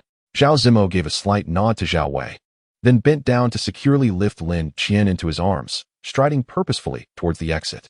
Lin Qian jolted awake amidst the motion, her bleary eyes meeting Zhao Zimo's stern visage, instantly sending her into a panic, her eyes wide with terror, akin to a startled fawn. So now you feel fear? Zhao Zimo's tone held a hint of displeasure, his voice as cold as ice. He brought Lin Qian back to his apartment, and as soon as the car came to a halt, powerful hands lifted her onto his lap. Lin Qian's face flushed crimson, as if her blood might burst forth. The dress she wore barely reached her knees and was made of silk, hugging her form closely, its soft texture accentuating her exposed legs, which appeared exceptionally fair and delicate. Lin Qian gazed at the handsome and imposing face before her, wrapping her arms around his neck and emitting a soft hum. Zhao Zimo leaned down, softly inquiring, Am I serving you, or are you serving me? Lin Qian's mind was ablaze. She wished to kiss him, yet her movements felt clumsy and unfamiliar. After enduring for what seemed an eternity, Zhao Zimo could no longer restrain himself. He unfastened the seatbelt and reclined the seat. An intimate ambience enveloped the car. Chapter 44. Just a habit. As breakfast concluded, Lin Qian eagerly opened her phone to check the recording. The morning sun streamed through the window, casting warm rays upon her. Her expression focused and serious. At that moment, her mind was exceptionally clear. Upon careful review, she realized that pursuing charges against Lu Jiao would be an arduous task. Lu Jiao was exceedingly cautious in her actions, often employing interrogative phrases in her expressions, thus failing to constitute any criminal behavior. Suddenly, a long, bony hand reached over and snatched the phone from Lin Qian's grasp. The owner of that hand moved casually, his fingers gliding over the phone screen with a nonchalant air. With a hint of indifference in his gaze, he uttered softly, Indeed, it cannot be reported. Lin Qian was momentarily startled, her body trembling slightly, and instinctively blurted out, You already know? Zhao Zimo tilted his head slightly, countering with a question. Do you mean you know about being targeted, or that Haoran has another woman outside? Lin Qian pondered silently, thinking how unfathomably audacious he must be. The image of Zhao Mingzhu surfaced in her mind, and she could distinctly sense the profound bond between the siblings. Was Zhao Zimo truly unconcerned by Haoran's reckless behavior? Zhao Zimo's lips curled into a subtle smile, revealing a trace of amusement. He reached out, gently yet with an irresistible force, grasping Lin Qian's chin. His gaze emanated a dangerous and fiery intensity, as if it could ignite her very being. His tone turned perilous and ardent. Have you ever seen someone care so much about trifles for a mere toy? As long as that toy understands who its master is and obediently complies, what significance does it hold? Lin Qian stared at him, her eyes filled with confusion and shock. Momentarily frozen, unsure of how to respond. Observing her state, Zhao Zimo opted to lay everything bare. Standing tall, his voice steady, he stated, Mingzhu once had a suicide attempt. Because of this, it is utterly impossible to separate her from Li Haoran. Since separation is not feasible, let her indulge as much as she desires. Eventually, when she tires of the novelty, her feelings for Li Haoran will wane. Therefore, does it truly matter whether Li Haoran is clean or tainted? Whether his character is good or bad? As long as Mingzhu is happy now, that is all that matters.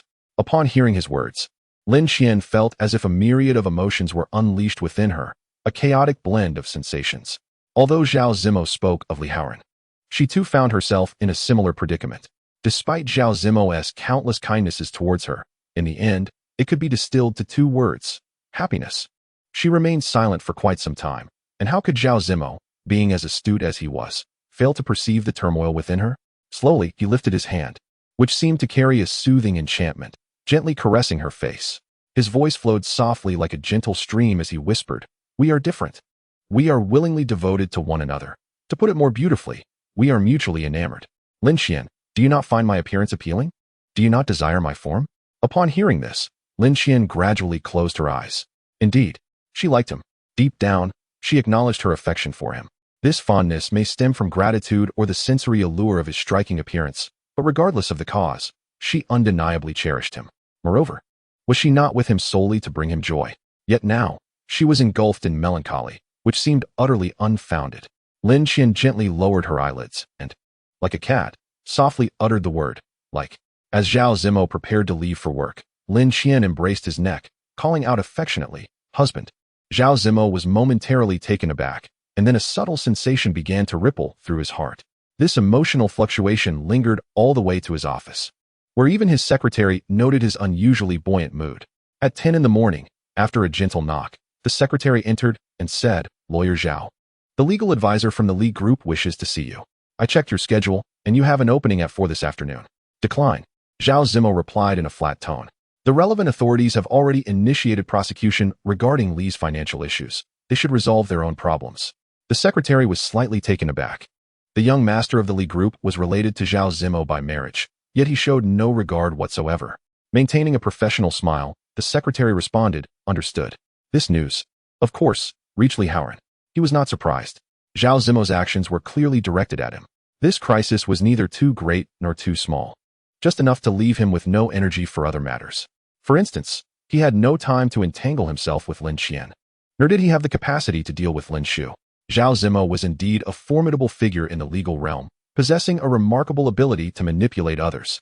Li Haoran, having navigated the business world for many years, believed he had developed a heart of iron and a ruthless nature, but in comparison to Zhao Zimo, he could only lament his own inadequacies.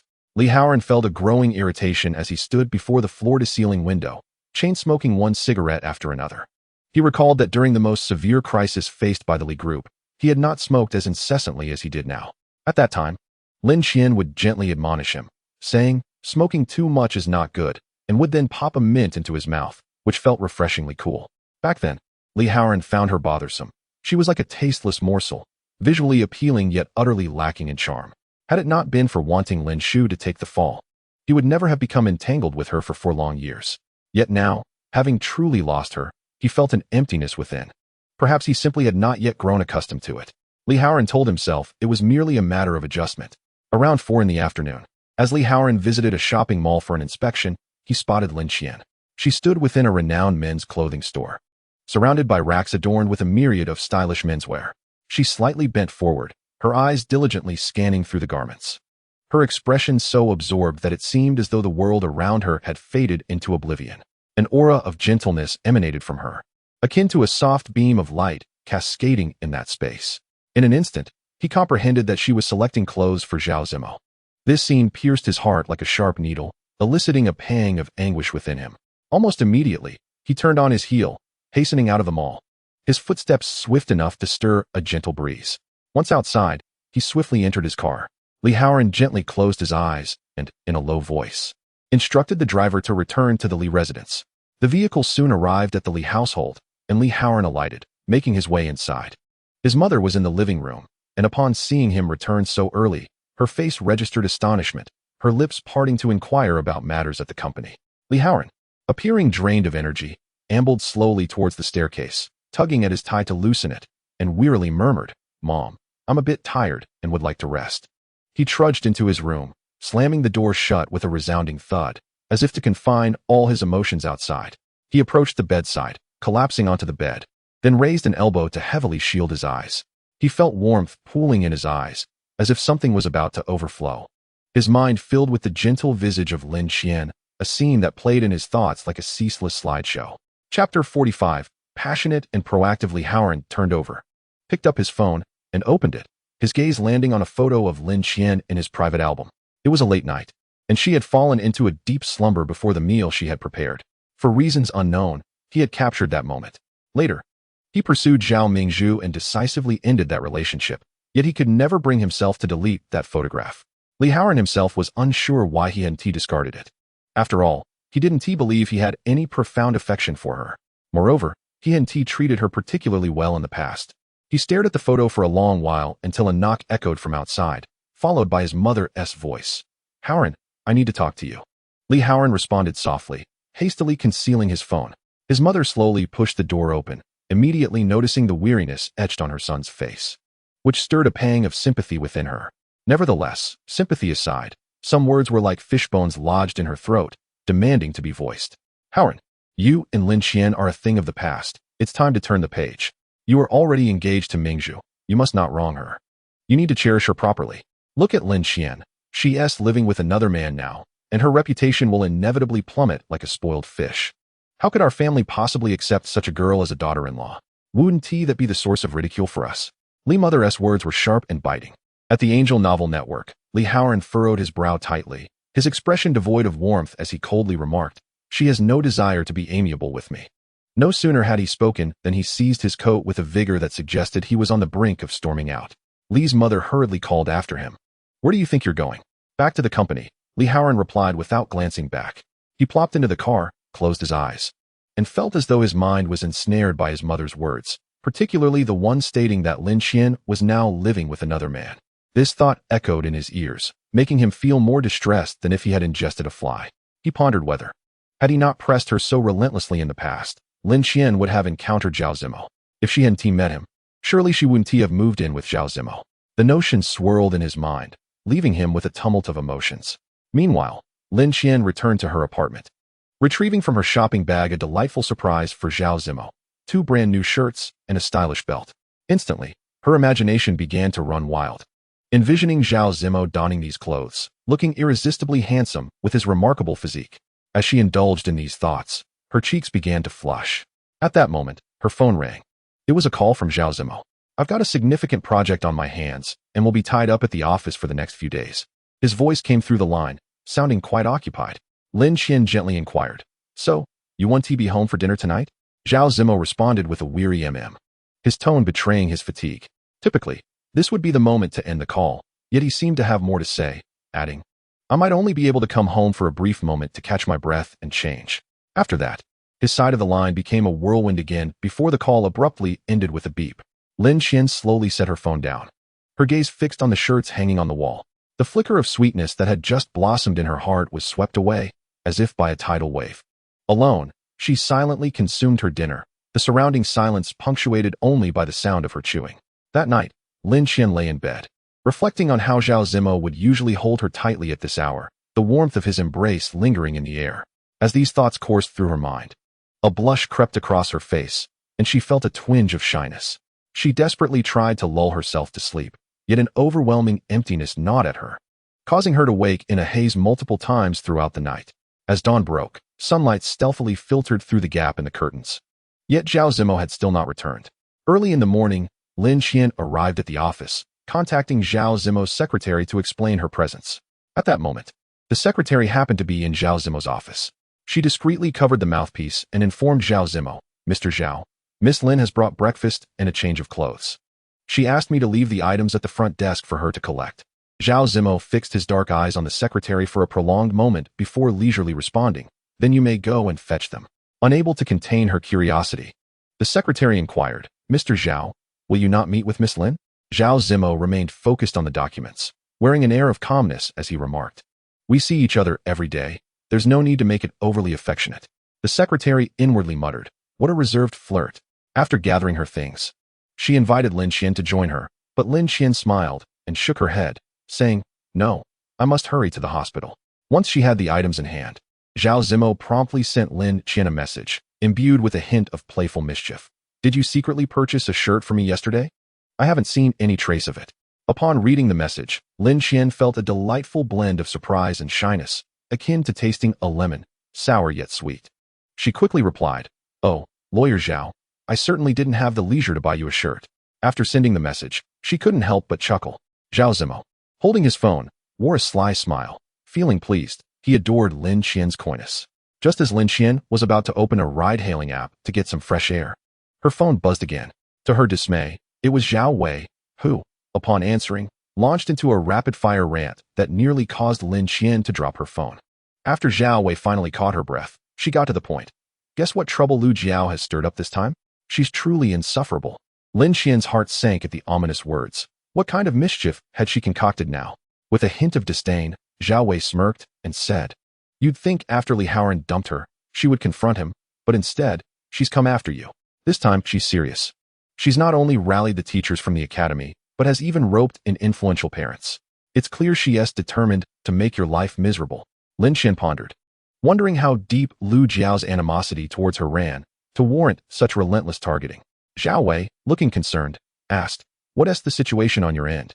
Has Zhao Zimo agreed to assist you?" Lin Qian, not holding back, replied quietly, "He did say he would accompany me the night before last, but he has been busier than a spinning top these past few days. I'm worried he might not find the time." Zhao Wei chuckled and playfully poked Lin Qian's forehead, saying, "You truly are Navi. No matter how busy he is, squeezing out a few hours for you should be a piece of cake. Let me tell you, if you want a man to willingly cater to your needs, you must first ensure he is well taken care of, making him feel utterly delighted." Well taken care of? Lin Qian felt a wave of embarrassment, as she was still somewhat inexperienced in that regard. Zhao Wei, not elaborating further, gave Lin Qian a resolute directive. "In any case, you must win over Zhao Zimo." On Wednesday, Lin Qian was busily engaged in the kitchen when Zhao Zimo returned home. He entered quietly and wrapped his arms around her slender waist from behind, whispering softly next to her ear, "What time does the gathering on Saturday evening start? Where are we headed?" His arrival startled Lin Qian, and she was pleasantly surprised that he remembered the event and even brought it up himself. His inquiry filled her with warmth, leaving her profoundly touched. Lin Qian slowly extended her hand, gently clasping his, then subtly turned her face slightly, allowing him to kiss her seamlessly. This kiss unleashed a torrent of emotions, transforming everything into a fervent and irresistible affair. Lin Qian was utterly proactive, completely enveloped in the sweetness of the moment. Zhao Zimo softly pressed against her tender lips, a smile gracing his lips as he teasingly remarked, "Miss me this much?" Upon hearing this, Lin Qian immediately entwined her hands around his neck, her small face radiating happiness. She leaned in for another kiss and added, "By the way, I haven't received the invitation yet, but it should be at 7 in the evening. I'll inform you as soon as the location is confirmed." After saying this, a hint of concern flickered across her face as she sweetly asked, "Will it really not disrupt your work?" Zhao Zimo, playfully teasing her, gently brushed her hands away, saying, "If you don't want me to go, then I simply want tea." Lin Qian, upon hearing this, became flustered, tightly embracing him, her cheeks flushed as if she were on the brink of tears. Observing her distress, Zhao Zimo couldn't help but lightly caress her face, chuckling, "Oh, Teacher Lin, aren't you a bit too eager? At least let me have a meal first, otherwise, in my current state, I wouldn't have the strength to accompany you." Upon hearing this, even her boldness couldn't sustain her embrace any longer. She quickly shifted to a caring demeanor, serving him rice and soup. Zhao Zimo, who usually took his lunch and dinner outside, found the presence of such a gentle and understanding person cooking for him to be utterly delightful. Moreover, he was immensely fond of Lin Qian's physique. This sensation was truly warm and sweet, enveloping his heart in a cozy glow. Chapter 46. Daydreaming when Lin Qian awoke languidly. Zhao Zimo was at the bedside adjusting his tie. The shirt he wore, a warm coffee color purchased by Lin Qian, paired with straight gray trousers, made him appear remarkably spirited, exuding an exceptional charm. What girl could resist such a handsome figure? Lin Qian's fingers instinctively began to caress the soft fabric of the shirt, which seemed to retain Zhao Zimo's warmth, leading her thoughts astray. In the afternoon, Zhao Wei arranged to meet Lin Qian. Upon their meeting, she promptly produced the invitation, cheerfully announcing, Saturday evening, at the second-floor business hall of Yunjin Hotel. Lin Qian scrutinized the invitation closely, prompting Zhao Wei to lean in, her eyes brimming with curiosity. Did your esteemed lawyer agree to accompany you? She inquired. Given his reserved demeanor, I reckon if you take the slightest initiative, he would be more than willing to ascend to the heavens for you. Lin Qian, feeling a blush creep onto her cheeks, softly replied, it should be fine. Zhao Wei, noticing her shyness, smirked mischievously and playfully nudged Lin Qian with her arm, teasing. I've told you before, with men, as long as you cater to their comfort, when they're in a good mood, everything else becomes negotiable. The LCD screen in the CAF is broadcasting a piece of news. The pianist Yi Fengke has returned to the country, intending to embark on a tour in several major cities. The venue is swarmed with reporters. Zhao Wei softly remarked, Yi Fengke. He is truly a paragon of pride for the Chinese community. Tickets for one of his concerts are nearly impossible to acquire, fervently sought after by countless admirers. Who could have imagined that 25 years ago, he was merely a destitute individual unable to afford rent? Lin Qian, a piano major, was undoubtedly familiar with Yi Fengke. To her, he represented an unattainable figure.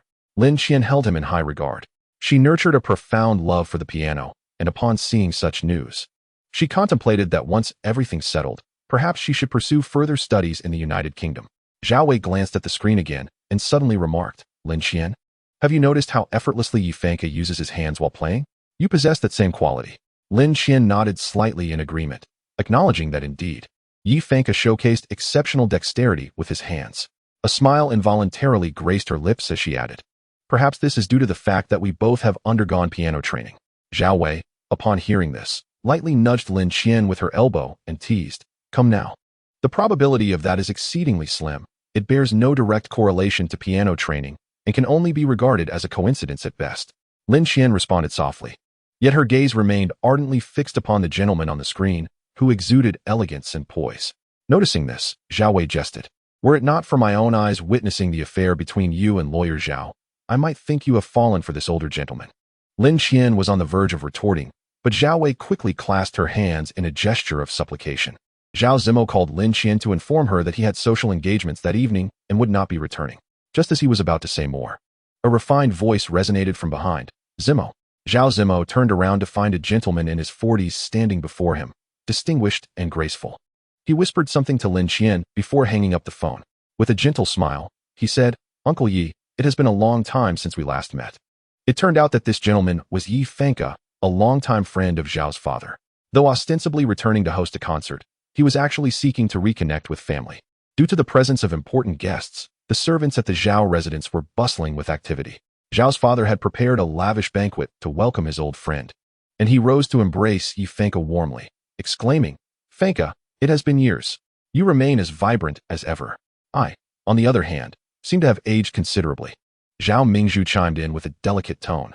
Father, are you perhaps still hoping to find another beautiful romance? Her words elicited laughter from everyone at the table.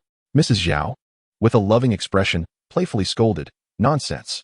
Yi Fengke gazed at Zhao Mingzhu, a sudden pang of sorrow striking his heart. He and his wife had one daughter, albeit adopted. Had things been different in the past, she too might have been as lively and endearing as Mingzhu. With a heavy heart, he softly remarked, Mingzhu is truly delightful. Upon uttering these words, he gently stroked Zhao Mingzhu's hair. Concerned that his old friend might succumb to melancholic thoughts, Zhao's father adeptly shifted the conversation to a different topic, revitalizing the atmosphere. The welcoming banquet continued until the early hours of the morning. Zhao's wife had already instructed the servants to prepare the guest room. However, Yi Fengke insisted on staying at a hotel. The Zhao couple, unable to sway him, reluctantly acquiesced and dispatched a driver to escort him back to the hotel. Zhao Zimo was about to retire for the night when his father called out to him, Zimo, I need to speak with you. Come to the study. Upon entering the study, Zhao Zimo closed the door and calmly inquired, Father, what is so urgent that it must be discussed at this late hour? Zhao's father, with a serious expression, replied, Zimo, when your uncle Yi visited today, you appeared rather disheartened. Zhao Zimo extracted a cigarette, lowered his head to light it, and chuckled softly. That's not the case. Perhaps I am just tired from recent events. A father knows his son well. And after a moment's contemplation, Zhao's father slowly articulated, Zimo. Regardless of what transpires between you and that young lady from the Yi family, I implore you, do not let the turbulence of your youthful escapades jeopardize the friendship I share with your Uncle Yi. Zhao Zimo took a deep drag from his cigarette, extinguishing the ember in the brown ashtray, and rose calmly, stating, I shall take my leave. Zhao's father, visibly displeased, retorted, Is this not your home? Where do you think you're going at this hour? To review some documents, replied Zhao Zimo. Zhao's father, exasperated, waved his hand dismissively, Hurry along. You're merely a junior lawyer, cleaning up messes day in and day out, and you seem to relish it. Zhao Zimo retorted with a hint of sarcasm. The Zhao Group pays me 80 million annually to serve as their legal advisor. I thought you were aware of that, father. In response, Zhao's father hurled a paperweight at him. Leave. Zhao Zimo departed swiftly, faster than anyone else. The following day, after lunch, Lin Qian returned home to visit her father. Aunt Bai pulled Lin Qian aside and, in a hushed tone, whispered, I've heard that scoundrel has been having a rough time lately. Is it true? Is lawyer Zhao really causing him trouble? Lin Qian nodded slightly, her eyes reflecting calmness. It shouldn't be long before he recovers. Aunt Bai's face contorted with anger as she clenched her teeth. To let him off so easily is to grant him leniency. Lin Qian, however, responded with serene indifference. As long as father is unharmed, nothing else matters. Li Haoran, after all, is Zhao Zimo's relative. He would not jeopardize his sister's marriage for my sake. Aunt Bai seemed to awaken from a reverie, her gaze momentarily distant. After a brief pause, she looked at Lin Qian with remorse and said, Qian, I am so sorry. She had once vowed resolutely never to treat Lin Qian as mere merchandise. Yet, in the end, she could only watch helplessly as Lin Qian gradually gravitated towards Zhao Zimo. In her heart, she was acutely aware that Zhao Zimo could not be the one to bring Lin Qian happiness. Yet, she incessantly indulged in self-deception, as if such an act could somehow ease her conscience. Lin Qian slowly shook her head, gazing at Aunt Bai with tenderness, and said, Aunt Bai, this matter does not concern you. She understood that Lin Shu was not her biological parent, yet Lin Shu unreservedly bestowed upon her all the love in the world, even foregoing her own child for her sake. This profound love and gratitude were so immense that even repaying it with her own life would scarcely suffice. Chapter 47, Teacher Lin, exercise restraint. Half an hour later, Zhao Zimo sent a WeChat message, eagerly anticipating the arrival of nightfall. Lin Qian glanced at her phone screen. Her face instantly flushed crimson, her ears burning with heat. Setting her phone aside, she turned and made her way to the bathroom, meticulously preparing herself. She began by filling the tub with warm water, then slowly immersed herself in the bath. After washing her hair, she applied a facial mask, feeling that she had never before prepared with such grandeur. Wrapped in a towel, Lin Qian gracefully entered the dressing room. Her gaze wandered among the myriad of garments until it settled upon a delicate pale pink dress. The gown was elegantly simple, devoid of excessive embellishments. The silk fabric clung gently to her body like a second skin, while a layer of sheer tulle enveloped her like the morning mist, ethereal and elusive. Against this backdrop, her skin appeared flawlessly white, akin to being dusted with snow, while also enhancing her innate feminine allure. Seated before the vanity, she picked up the hairdryer, allowing the warm air to caress her hair, shaping it into soft, wavy curls reminiscent of gentle waves lapping at the shore. Then, she focused intently on her makeup, meticulously applying foundation, eyeshadow, blush, and lipstick, each step executed with precision, taking half an hour to complete. Once everything was in place, she stood before the mirror, her eyes sparkling with delight. The reflection staring back at her was even more radiant than she had envisioned.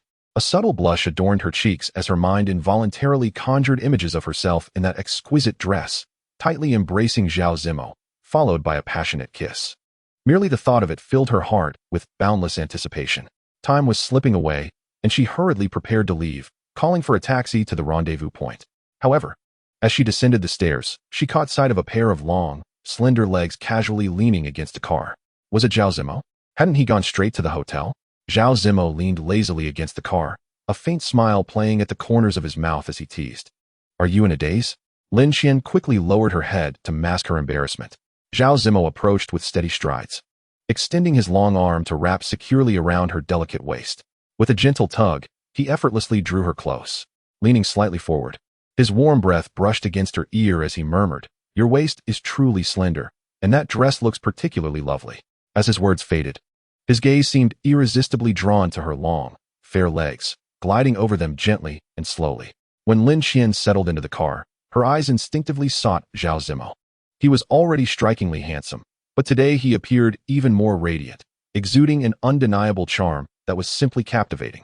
Zhao Zimo, perceptive to her gaze, slightly turned his body, his dark eyes meeting hers, a faint smile playing at the corners of his mouth as he feigned seriousness, saying, "Teacher Lin, do restrain yourself." At his remark, Lin Qian's face flushed crimson, akin to a ripe apple. The car gradually came to a stop in front of the hotel, and as Lin Qian looked up, she spotted Zhao Wei. Turning to Zhao Zimo, she softly suggested, "You go park first, meet me directly in the banquet hall later." With that, she departed with Zhao Wei. As they entered the elevator, it ascended smoothly. Soon, they reached the floor of the banquet hall, and with a soft chime, the elevator doors opened to reveal Lu Jiao standing at the entrance. This evening, Lu Jiao was adorned in a form-fitting red gown that accentuated her curves exquisitely. Zhao Wei noticed her and smirked slightly, teasingly remarking, "Oh, how festive she looks." With that, her gaze swept across the hall, landing on Li Haoran, who occupied the best seat within. At that moment, he sat poised, and his eyes sparkled with surprise upon noticing their arrival. He had always recognized Lin Qian's exceptional beauty. Yet tonight, she seemed transformed, radiating a unique allure that spoke of femininity, akin to a flower in full bloom, exuding an intoxicating fragrance. This charm stirred an impulse within men, a desire to draw her close and cherish her intimately. Zhao Wei tilted her head slightly, leaning closer to Lin Qian's ear, whispering, "Just wait and see. I wager Lu Jiao has arranged her seat right next to Li Haoran. She's unwilling to concede, determined to outshine you." Lin Qian, hearing this, could only shake her head in resignation. The relationship between her and Li Haoran had long been severed, and Lu Jiao was clearly misdirecting her competitive spirit, akin to a blind warrior swinging a sword in the wrong direction. Both Lin Qian and Zhao Wei produced their respective contributions. When Lu Jiao reached out to accept the money, she displayed no semblance of courtesy, a forced smile stretching across her face, imbued with palpable insincerity. "Oh, Lin Qian, I truly apologize. Your family has already fallen on hard times, and yet you still have to bear this expense. How about we let everyone share the burden?" Her voice resonated clearly in the tranquil atmosphere, enough for everyone in the hall to comprehend, evidently intended to humiliate Lin Qian. Lin Qian merely smiled softly, her expression radiating a sense of composure and serenity. "No need, I can afford this amount." Lu Jiao, counting the money in her hands, looked at Lin Qian in astonishment. "You actually paid for 2 people? Are you truly planning to bring that older man to the reunion?" Before Lin Qian could respond, Lu Jiao covered her mouth, letting out a delicate laugh. "It seems this uncle's possessiveness is quite strong." In that instant, the entire hall fell silent, as if one could hear a pin drop. The former classmates wore various expressions, each concealing a myriad of thoughts. Once, Lin Qian was the acknowledged belle of the music academy, hailing from a family of moderate affluence. Who would have imagined she would find herself in such dire straits? When they had previously seen those posts online, they had remained skeptical, but now, with Lu Jiao's proclamation, it was undoubtedly confirmed. Some attendees exhibited sympathetic expressions, while others unabashedly displayed mockery, and many visibly began to distance themselves from Lin Qian. Those who had originally sat at the same table as her quietly requested to change seats. The cruelty of human emotions and the harshness of societal realities had indeed reached such a callous level. Lu Jiao surveyed the atmosphere, her face adorned with a satisfied smile. This was precisely the scenario she had anticipated. Li Haoran furrowed his brow lightly. Lu Jiao has gone too far. Who gave her the audacity to believe she could bully Lin Qian at will? Just as he was about to rise, the elevator doors slowly opened. Zhao Zimo emerged, tall and imposing, exuding a cold yet noble aura. A commotion erupted in the banquet hall. The attendees could hardly believe they were witnessing Zhao Zimo in person. The principal of the music academy stood, along with prominent parents of students, all greeting Zhao Zimo. In the city, anyone who could forge a connection with the Zhao family was not far from wealth. Although Zhao Zimo was known for his aloofness, it was always advantageous to present oneself before him, as familiarity breeds affection. Unexpectedly, Zhao Zimo appeared particularly affable today. He graciously declined the offered cigarette, stating, "My girlfriend does not allow me to smoke." "Ah, a girlfriend?" Zhao Zimo gently wrapped his arm around Lin Qian's shoulder, smiling as he said, "There is no need for such formality. Like you, I am here to dine. She dislikes it when I smoke at home." Everyone was left speechless. The implications of Zhao Zimo's words were profoundly significant. The banquet hall fell into an eerie silence, with no one daring to utter a sound for quite some time. Zhao Zimo wore a captivating smile as he mentioned Li Haoran's name. Haoran, Lin Qian, and I are in a relationship. And it seems that you and the others are quite astonished. Li Haoran's entire body stiffened, rendering him almost immobile. How ridiculous he was. Just moments ago, he had been contemplating how to defend Lin Qian, only to realize that she had already brought along a gallant protector, the most esteemed and powerful man in the city. Li Haoran raised his glass and downed its contents in one go. Then, with an indifferent smile, he remarked, "A talented man and a beautiful woman. Truly a match made in heaven." With that one statement, all the gentlemen present extinguished their cigarettes, for Zhao the lawyer's girlfriend had no fondness for smoking. Chapter 48. The buffoon, what audacity he possessed. When had she ever forbidden him from smoking? He had certainly indulged in it comfortably while at home. Zhao Zimo leaned closer to her ear, chuckling. "Teacher Lin, is this not splendid?" After Zhao Zimo seated himself beside Lin Qian, many approached to offer toasts. He was indeed a man of considerable drinking capacity, but he chose his company wisely. In this hall, no one warranted his respect, and thus he maintained a polite demeanor, opting for water in place of wine, engaging in casual pleasantries. Lin Qian had grown accustomed to caring for him and naturally served him dishes. Opposite her sat Zhao Wei, who at that moment found no inclination to tease Lin Qian. Instead, her eyes welled with tears. Silly girl. She had finally emerged victorious. Little fool, may you find happiness. The banquet hall was filled with exuberance, yet Lu Jiao stood at the entrance, still reeling from shock. As she regained her composure, her face felt flushed.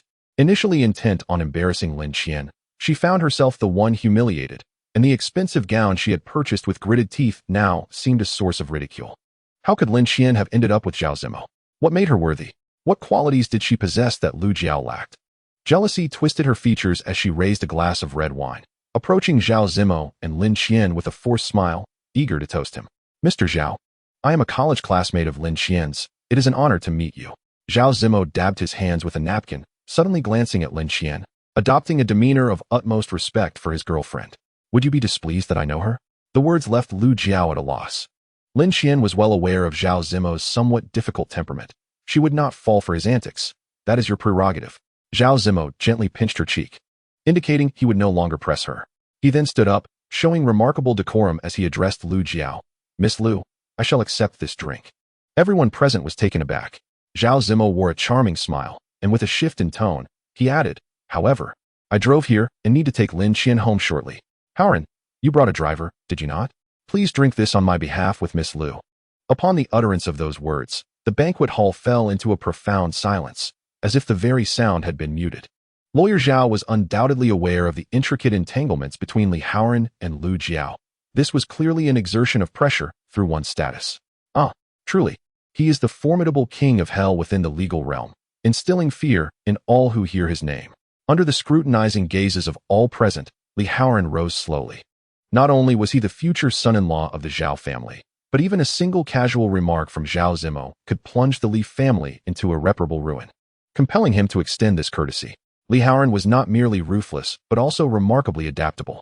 He steadied his wine glass and gently clinked it against Lu Jiao's, the crisp sound echoing like a command.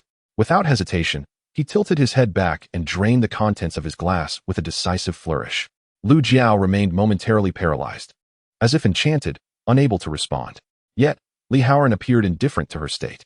He calmly positioned himself beside Lin Qian, first filling his own glass and then pouring wine into Lin Qian's. He raised his glass high and proclaimed loudly, "My brother must drive. So I toast to my future sister-in-law." Lin Qian was utterly taken aback by Li Haoran's sudden challenge. Was he mad, or had he lost his senses?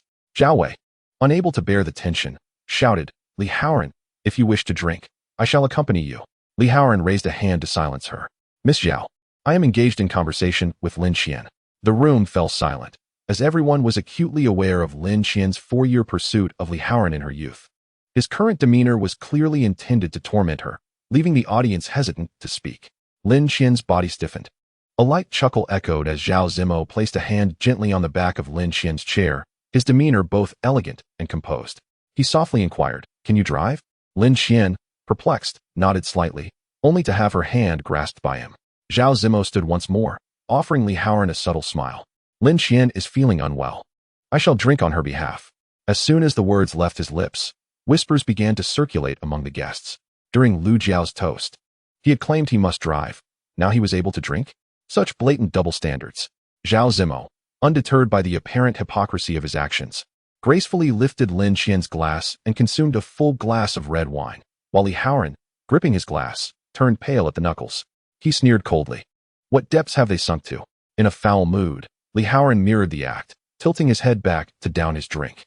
Afterward, his gaze lingered on Lin Qian. Imbued with a hint of affection, yet she dared not meet his eyes, fearing Zhao Zimo might turn his ire toward her. Zhao Zimo merely smiled faintly. The atmosphere regained its vibrancy, with guests continuing to offer toasts. However, no one dared to naively request Zhao Zimo to drink again. Yet, to everyone's surprise, Zhao Zimo broke his own rule and subsequently indulged in several more glasses. Lin Qian served him some food, urging him to eat a little to ease the tension. Zhao Zimo gazed at her with a profound intensity, and perhaps due to the influence of alcohol, Lin Qian sensed an unusual nuance in his eyes, causing a faint blush to rise on her cheeks. Under the table, Zhao Zimo gently squeezed her hand, his voice low and husky. Shall we leave shortly? Lin Qian noticed the desire lurking in his gaze, and she bit her lips softly, surprised that he could stir such feelings even in a public setting. Yet, she found herself unable to resist this version of Zhao Zimo. She neither acquiesced nor declined. Zhao Zimo smiled lightly, rising to bid farewell to several deans from the music academy, exchanging pleasantries that left the leaders somewhat flabbergasted. Lin Qian observed his effortless charm and inwardly mused. Whose reunion is this, after all? At that moment, Lu Jiao approached, still clad in a form-fitting dress that accentuated her figure. Her cheeks were flushed, and her voice was sweetly delicate, as if it could drip with sweetness. Is lawyer Zhao leaving already? Lin Qian, sitting beside Zhao Zimo, caught every word. She admired Lu Jiao for her audacity and her adeptness at enticing men, involuntarily glancing at Zhao Zimo to gauge his reaction. Just then, a deep male voice resonated from the entrance. Zimo, so this is where you are. The newcomer was Mr. Lin, the owner of the hotel. Mr. Lin warmly grasped Zhao Zimo's hand, his tone becoming more familiar. I heard from my subordinates that you were dining here, and I couldn't believe that someone of your stature would come to this humble place. But here you are.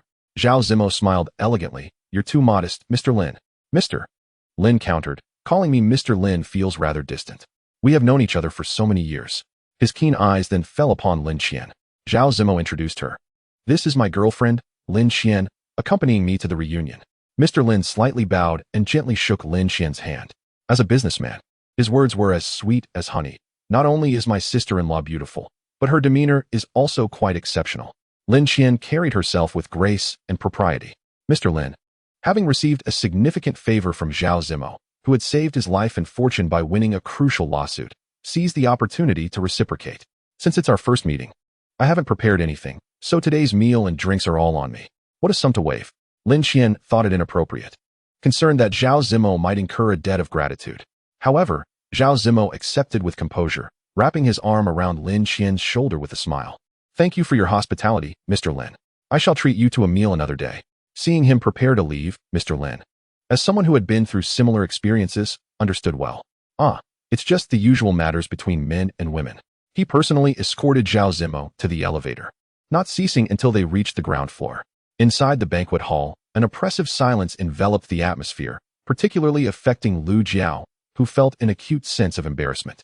She had exerted considerable effort to ingratiate herself and attain her desires, while Lin Qian effortlessly achieved what she yearned for, leaving Lu Jiao feeling like a mere jester. Chapter 49. Achieving the desired outcome. Lin Qian followed Zhao Zimo to the underground parking lot. She plopped down in the driver's seat, deftly slipping off her high-heeled shoes, muttering softly to herself, if I had known, I would have brought a pair of flats.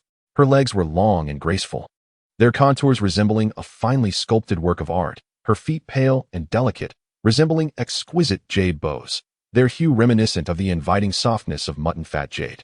Zhao Zimo lounged lazily against the seat, his gaze fixed intently upon her. His eyes seemed to radiate warmth, causing Lin Qian's heart to race and a blush to bloom on her cheeks, akin to the hues of sunset clouds. His voice, low and enticing, carried a hint of temptation. How can you drive barefoot? Perhaps we should go upstairs and book a room. Lin Qian cradled his exceptionally handsome face in her hands, her tone soft as she replied, let us call for a designated driver instead. Zhao Zimo remained silent, his dark eyes deep as unfathomable pools. After a moment, he extended a hand, securely cradling her body, effortlessly pulling her closer. Lin Qian's cheeks flushed deeper, and she playfully punched Zhao Zimo, feigning reproach as she said, "This is the parking lot, you know." Zhao Zimo seemed not to hear her, his prominent nose pressed closely against hers, the warmth of his breath mingling with hers in a tantalizing dance. Suddenly, unable to suppress his fervent desire any longer, he captured her lips with a fierce kiss. His large hand glided slowly across her back, as if strumming a captivating melody. In mere moments, Lin Qian felt herself melting, like water in his embrace. Her hands instinctively cradling his handsome face as she fervently returned his kiss, the temperature within the car soaring as if ignited by a raging flame. Driven by an urgent emotion, Zhao Zimo could hardly contain himself. Foreheads touching, his voice was hoarse, suppressing a powerful yearning as he said, "I'll have General Manager Lin arrange for a car to take us." Lin Qian gently bit her lip, the soft petals turning slightly pale under the pressure of her teeth, embodying a blend of shyness and hesitation. After a few drinks, Zhao Zimo resembled a beast driven mad by desire, his eyes ablaze with fervent fire. General Manager Lin was exceptionally reliable. Soon after, her trusted driver arrived. The driver navigated the vehicle smoothly, ensuring their safe arrival at the apartment. Throughout the journey, Zhao Zimo endured a tumultuous struggle, and as they stepped into the elevator, the suppressed emotions surged forth like a breaching dam. He swiftly enveloped Lin Qian in his arms, kissing her with an urgency that had long been restrained. Upon arriving home, Lin Qian was preparing to change into her slippers when he silently approached from behind, enveloping her slender waist in a tight embrace. His warm breath caressed her ear, and his lips grazed her earlobe, as if savoring the sweetest fruit in the world. He softly murmured, "You look splendid just as you are." Lin Qian's eyes widened in surprise, filled with astonishment. She had anticipated that she would first take a shower to cleanse herself, believing that only by doing so could she fulfill a certain ritual. However, Zhao Zimo decisively lifted her in his arms with an effortless grace, exuding strength. As he lowered his head, his fervent lips eagerly sought hers while his hands deftly removed her high heels. Once ignited by passion, he radiated an irresistible charm, akin to a magnet, leaving Lin Qian with no power to resist. She could only cling tightly to his neck, her gaze soft and yielding, resembling a piece of candy soaked in warm water. As Zhao Zimo laid her down on the bed, he covered her with his body, kissing her fervently, their tongues intertwining as Lin Qian struggled to breathe. "Zhao Zimo, be gentle." Moments later, her startled cry echoed through the quiet bedroom. Zhao Zimo froze, realizing that this was Lin Qian's first experience. Despite having been together with Haoran for 4 years, they had never truly crossed that line. He propped himself up, gazing at Lin Qian, whose eyes brimmed with tears from the pain, feeling a pang of guilt. Had he known it was her first time, he would have been far gentler. He tenderly kissed away her tears, brushing his lips against her forehead, her brows, and down to her nose, lingering on her lips. At that moment, Lin Qian seemed to sense the joy that accompanied such intimacy, wrapping her arms around his waist and responding to his kisses. Sensing her reciprocation, Zhao Zimo surrendered to his desires. Meanwhile, in a club, Haoran sat alone, drowning his sorrows in alcohol. He witnessed the passionate kiss shared between the two in the car, a wave of discomfort washing over him. The manager attentively poured him another drink, offering words of consolation. "Mr. Li, it's not worth it to let yourself become so haggard over a woman. You used to be a decisive and formidable figure." Haoran appeared momentarily struck, as though hit by a revelation. Was that not the truth? When had he ever allowed a woman to consume his thoughts so deeply? Even during the years with Lin Qian, he had never ceased his flirtations with other women. He would first satisfy his physical needs elsewhere before casually seeking Lin Qian for romance. Just a fleeting kiss could bring her immeasurable joy, as if she had received a rare treasure. Haoran slowly lowered his head, skillfully lighting a cigarette. He took a gentle puff, exhaling the smoke in a slow, serpentine swirl. He squinted his eyes and inquired of the manager, "Pray tell, if a woman has engaged in intimate relations, does that not render her more steadfastly devoted to a man? Does her affection not possess the potential for longevity?" Upon hearing this, the manager's face immediately broke into an ambiguous smile, the corners of his mouth subtly rising, his eyes glinting with worldly cunning. "Ah, Mr. Li, in this day and age, one like you, so naively pure, would be as rare as finding a lantern in broad daylight. Nowadays, for women, sharing a bed with a man is as commonplace as dining or sipping coffee. This matter largely hinges on emotions. When the feeling strikes, everything falls into place seamlessly." Haoran remained silent, his spirits plummeting to an abyss. He continued to drink, one glass after another, as if attempting to drown all his troubles in the depths of the liquor, ultimately succumbing to inebriation. In his drunken stupor, Images flooded his mind of Lin Qian seated on Zhao Zimo's lap, kissing him, her shy demeanor tinged with fervor, driving him to the brink of madness. Despite his intoxication, a fierce fire seemed to blaze within him. An impulsive urge surged forth, compelling him to rush to Zhao Zimo's residence and forcibly extract Lin Qian from his grasp. He yearned to confess his remorse, willing to forsake the power bestowed upon him by the Zhao family. Even to distance himself from all other women, his heart solely ached for her love once more. It was only in such a state of drunkenness that he abruptly realized the years Lin Qian had cherished him were indeed the happiest of his life. Chapter 50. To be continued tomorrow. After a night of heavy drinking, Haoran found himself embroiled in a brawl at the club and subsequently landed in jail. When the police station called Zhao Zimo, he had just concluded an encounter with Lin Qian. Lin Qian was utterly exhausted, yet Zhao Zimo appeared invigorated, playfully wrapping his arms around her waist. Unable to endure any longer, Lin Qian bit her lip and said, "Please, stop it. I wish to take a bath." He tenderly whispered near her ear, "Allow me to run the bathwater for you." Lin Qian pulled the blanket over her face. "Feeling shy, are we? Who was it just moments ago that held me so tightly?" Zhao Zimo embraced her, blanket and all, and gently coaxed her from its confines. Clearly intent on teasing her further, Lin Qian softly pleaded, "I'm not feeling well. Please let me take a bath." Zhao Zimo chuckled softly. "Why so timid?" He brushed aside her damp hair, placing a gentle kiss upon her smooth forehead before relenting, lifting the blanket and rising. The sound of water filling the bathtub echoed from the bathroom. After approximately 5 minutes, Zhao Zimo returned to the bedroom, hoping to embrace Lin Qian, only to find her wrapped in a towel, her face flushed like a boiled shrimp. "I can walk myself," she insisted. He did not press the matter further. While she bathed, he took a moment to rinse off in the shower outside. Upon returning to the bedroom, Zhao Zimo reclined against the headboard, indulgently lighting a cigarette, leisurely exhaling rings of smoke. With recent cases nearing completion, he felt a sense of liberation. At that moment, the mobile phone on the bedside table rang. Zhao Zimo furrowed his brow, wondering who would call at such an hour. He placed a cigarette between his lips and pressed the answer button, murmuring indistinctly, "It's me." The officer from the police station spoke with utmost enthusiasm. "Lawyer Zhao, you haven't retired for the night yet? I apologize for intruding on your evening, but we have a dispute here related to your prospective brother-in-law. Could you possibly come down?" Haoran? Zhao Zimo slowly exhaled a cloud of smoke, his tone laced with cool detachment. "You know I am enjoying my night, yet you still expect me to come? I am not his guardian." The officer, cautious in his approach, replied, "Mr. Li is causing quite a scene at the club. If you don't come, we will have to ask Miss Zhao to handle it." Zhao Zimo let out a light scoff, then chuckled. "ISNT at Mr. Li who requested my presence?" The officer was momentarily taken aback. Goodness, quite impressive. However, as this was a personal matter, he chose not to elaborate, simply grinning. "All right, I'll be there shortly." After hanging up, Zhao Zimo rose to change his attire. He knocked on the glass door of the bathroom. "I'm stepping out to attend to some matters. You should sleep. No need to wait for me." Lin Qian felt a pang of melancholy. Was he leaving again tonight? Zhao Zimo, perceptive of her thoughts, stepped over the wet floor to crouch by the bathtub. He reached in to touch Lin Qian's flushed cheeks as she gripped his arm tightly, preventing him from acting recklessly. "It's for business. I'll return soon." His voice was unusually hoarse. Lin Qian was reluctant to see him go. She wrapped her arms around his neck and kissed him.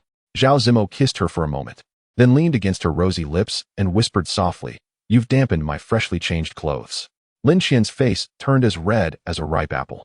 In good spirits, Zhao Zimo straightened his attire and left. Upon arriving at the police station, the staff greeted him warmly. "Lawyer Zhao, we truly appreciate your effort to rise from your bed at this late hour." He gave a thumbs up. "It's already 2 in the morning. The youth truly have vigor." Zhao Zimo pressed his lips together slightly and smiled. "Where's Mr. Li? Rest assured, we are attending to him quite well." Zhao Zimo strode purposefully inside. The station was rather noisy, with several individuals seated within. The injured rich heir was enjoying a bowl of instant noodles. The manager and a girl sat quietly together. Zhao Zimo's gaze fell upon the girl's face, which bore a resemblance to Lin Qian's, and he quickly deduced the underlying circumstances. He let out a cold laugh as he turned his attention to Haoran. Their eyes met. Within Haoran's dark gaze lay a barely perceptible hint of provocation. While others might not notice, Zhao Zimo recognized it clearly. He chuckled softly, choosing not to dwell on it. Zhao Zimo inquired softly, "What procedures must I complete?" The staff had already prepared the receipt. A simple signature from Lawyer Zhao and the payment would suffice. Zhao Zimo cast a subtle glance and replied in a rather indifferent tone, "I shall also bail these individuals out. Furthermore, regarding tonight's events, the police are well aware. The wealthy family is most concerned about scandals, particularly when a son-in-law cannot control his baser instincts. The staff, smiling, reassured him, "Rest assured, Lawyer Zhao, this matter is resolved." Zhao Zimo swiftly completed the formalities. The affluent heir exclaimed, "Who asked him to handle this? I do not wish to owe him a favor." Just as the staff was about to reprimand him, Zhao Zimo raised his hand lightly, nonchalantly retrieving his phone and stating, "Very well. I shall call President Gu to come and fetch him. Let him see for himself what his precious son has been up to." The rich heir's face flushed crimson. Damn it, how does this person know his father? Seeing him subdued, Zhao Zimo no longer pressed the matter and departed the police station. The police officer affectionately kissed the check, waving enthusiastically, "Lawyer Zhao, until next time." Zhao Zimo gestured for Li Haoran to get in the car. Li Haoran seemed to have anticipated this outcome, a faint smile gracing his lips as he opened the car door and entered. No sooner had he settled into the vehicle than Zhao Zimo started the engine. The luxury car's performance was exceptional, accelerating swiftly. Li Haoran, having consumed considerable alcohol, felt a wave of nausea wash over him, suspecting Zhao Zimo of doing so intentionally. Inside the car, silence enveloped them. No words were exchanged. After approximately half an hour, Zhao Zimo parked by the seaside. The surroundings were tranquil, with only the rhythmic sound of waves lapping against the shore, resonating distinctly in the stillness of the night. "Get out." Zhao Zimo's voice cut through the air like ice, chilling to the bone. As soon as Li Haoran stepped out of the car, Zhao Zimo swiftly unleashed a punch, brimming with force. Li Haoran, caught off guard, staggered backward several paces, struggling to regain his balance. He wiped the blood seeping from the corner of his mouth, which glowed a vivid red under the moonlight. Zhao Zimo followed with a fierce kick, simultaneously bellowing, "Li Haoran, do you believe the Zhao family is powerless against you? If you never cared for Mingzhu from the start, why did you provoke her? She adored you so much that she even attempted to take her own life for you. Do you feel a sense of accomplishment?" The kick sent Li Haoran crashing to the ground, clutching his abdomen in agony, his face contorted with pain, his body trembling uncontrollably. Yet, despite his suffering, he managed to force a self-deprecating smile from his lips. "I am a scoundrel. I have indeed wronged her. And you? Knowing what kind of person I am, you still married my sister to me? How could you possibly be any better than I am? You are well aware that Lin Qian is my ex-girlfriend. Why then do you choose to provoke her?" Li Haoran's eyes were a vivid crimson, a tumultuous blend of anger, resentment, and guilt, as if two small flames flickered within. He stood there, looking down upon Li Haoran from a position of superiority, his lips curling into a mocking smile, followed by a derisive laugh. "Now you regret it? Only upon seeing Lin Qian with me do you realize your love for her, your dependence on her? Ah, Li Haoran, this has been your choice from the very beginning. Reflect on the traps you set for Lin Shu and your calculated seduction of Lin Qian. You had countless opportunities to reconsider, yet time and again, you opted for power. You are the one who pushed her into my arms. You are the one who relinquished her." Li Haoran's lips began to tremble uncontrollably, the tremors spreading like a contagion throughout his body. He struggled to suppress them, yet found it an impossible task. Zhao Zimo squinted disdainfully at him, a cold smile gracing his lips. "Stop pretending to be so sentimental. Where were you before?" Suddenly, Li Haoran's gaze was drawn magnetically to Zhao Zimo's neck. There, on one side, lay a series of faint kiss marks, closely clustered, evidently the remnants of fervent embraces. Lin Qian followed his gaze and lowered her head. During their intimate moments that evening, feeling discomfort, she had nestled against his shoulder, gently nibbling. Zhao Zimo remarked with a tone laced with disdain, "A person's patience has its limits. You ought to be grateful that Mingzhu still cares for you. Otherwise, for all those misdeeds, you would have long been imprisoned." Li Haoran chuckled softly, a sudden sense of relief washing over him. As if he had come to a profound realization, he said, "Thank you for your guidance, brother. I shall strive to be a good husband and ensure that Mingzhu sheds not a single tear." At that moment, Lin Qian's phone rang. Without hesitation, he put the call on speakerphone in front of Li Haoran. "Yes, I'll return in a bit. The matter is nearly resolved. Why are you still waiting for me? Do you still want more?" Zhao Zimo's unmasked desire was palpable, his emotions seemingly transmitted through his voice. Lin Qian's voice was soft and delicate, akin to a purring kitten. "Can we wait until tomorrow night?" Hearing this, Li Haoran felt as though he had been struck by a paralysis spell, his entire body stiffening. His fingers curled tightly, forming a fist, the knuckles turning pale from the strain, as if they might fracture with any further pressure. Zhao Zimo said nothing more, starting the car and driving off into the dust. Chapter 51. Taste of Desire. When Zhao Zimo returned, the The clock had already struck 3 in the morning. Lin Qian was in a light slumber, and the slightest sound of his entrance disturbed her dreams. She slowly sat up, leaning against the headboard. Her voice slightly hoarse as she softly inquired, "Would you like a midnight snack?" "It's too late. Don't bother. I'll go take a shower." Lin Qian couldn't help but feel a twinge of surprise. Hadn't he already bathed before he left? Her eyes were clear and bright, as if harboring a myriad of thoughts. Zhao Zimo leaned forward, planting a gentle kiss on her cheek, a hint of a smile gracing his lips as he teased. "What are you pondering, little one? Do you think I possess the energy to flirt with anyone else? My soul is entirely ensnared by your enchanting presence." Lin Qian's cheeks instantly flushed a deep crimson, akin to a ripe apple, the blush spreading from her face to her ears. And she found herself too shy to inquire further. When Zhao Zimo emerged from the bathroom, he wore a black bathrobe that clung closely to his form, the steam surrounding him as if he were enveloped in a delicate mist, exuding a damp essence. Silently, he approached the bed and wrapped his arms around Lin Qian from behind, leisurely whispering sweet nothings. Just as her body began to feel as if it were ablaze with desire, Zhao Zimo flipped over, trapping Lin Qian beneath him. He gazed at her intently. Her face was a vivid shade of red, and she shyly murmured, "Zhao Zimo, you are truly handsome." Zhao Zimo chuckled heartily, his laughter echoing in the stillness of the room. He jested, "How many girls would openly praise a man like you do, without a hint of embarrassment?" Lin Qian's body arched slightly, resembling a nimble kitten. She gradually leaned closer to Zhao Zimo, gently pressing a kiss against his lips. It was merely a fleeting touch, yet it stirred their souls, as if a current of electricity surged between them. That night, she transformed from a girl into a true woman. All the intoxicating pleasure brought forth by Zhao Zimo. Zhao Zimo felt as if his heart had been brushed by a feather, stirring ever so slightly. He lowered his head, his lips tenderly covering hers. This kiss was akin to the softest spring breeze, lingering like a gentle stream. After a prolonged embrace, he lay back slowly, extending his arm to pull her gently into his embrace. "Let us sleep," he murmured. Lin Qian nestled closely against him, wrapping her arm around his waist before closing her eyes. Yet, Zhao Zimo remained awake in the darkness, gazing at her for an extended time. Her beauty was striking yet dignified, her features naturally adorned with elegance, requiring no embellishment. No wonder Li Haoran found it hard to let go. If he were in Zhao Zimo's position, he might also struggle to release such a profound attachment. The following morning, sunlight streamed through the gaps in the curtains, illuminating the room. Lin Qian received a gift, a piano. As her gaze fell upon the grand instrument by the floor-to-ceiling window, she felt as though she had been struck by a spell, her heart profoundly shaken. Beneath the radiant sunlight, the piano exuded an enchanting luster.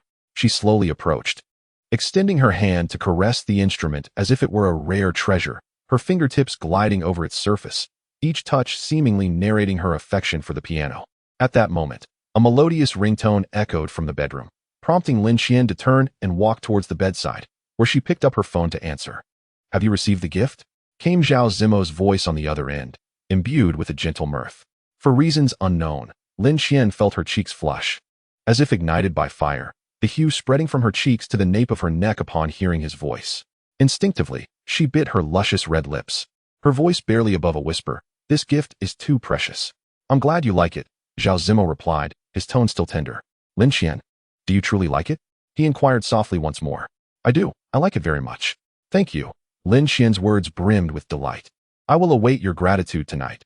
Zhao Zimo's words carried a hint of flirtation. Lin Qian understood the underlying meaning in his words. In truth, it was not just him who harbored such thoughts. She too possessed a similar yearning deep within her heart. However, having recently navigated the complexities of romantic encounters, she felt too bashful to discuss such intimate matters openly under the bright light of day. After a few more casual exchanges, Zhao Zimo mentioned he had a meeting to attend and then ended the call. In the afternoon, Lin Qian ventured out to adorn the piano with decorations. Upon returning to her apartment, the doorbell rang. Assuming it to be the installers, she hurried to open the door, only to find Zhao Zimo standing there. A blush crept onto Lin Qian's cheeks as she lightly chided, "Don't you have a key? Why ring the bell?" Zhao Zimo's gaze was filled with a fervent intensity as he swiftly wrapped his arm around her delicate waist, applying just enough pressure to pin her against the entryway cabinet. As her back gently collided with the cabinet, producing a soft sound, Lin Qian's eyes widened in surprise as she looked up at Zhao Zimo. Leaning forward, he captured her lips with his. In mere moments, Lin Qian found her irritation dissipating, surrendering like a docile kitten as she wrapped her arms around his neck. obediently allowing his lips to dance upon hers. Without warning, Zhao Zimo lifted her effortlessly, striding toward the piano, where he carefully set Lin Qian atop the instrument. He then leaned down, once more intertwining their lips in a fervent embrace. Lin Qian's face flushed crimson, her heart racing within her chest as she passively accepted the escalating heat of the kiss. As the kiss deepened, she found herself gently pressed against the piano, which emitted a low, mournful sound as if overwhelmed by the weight of their passion.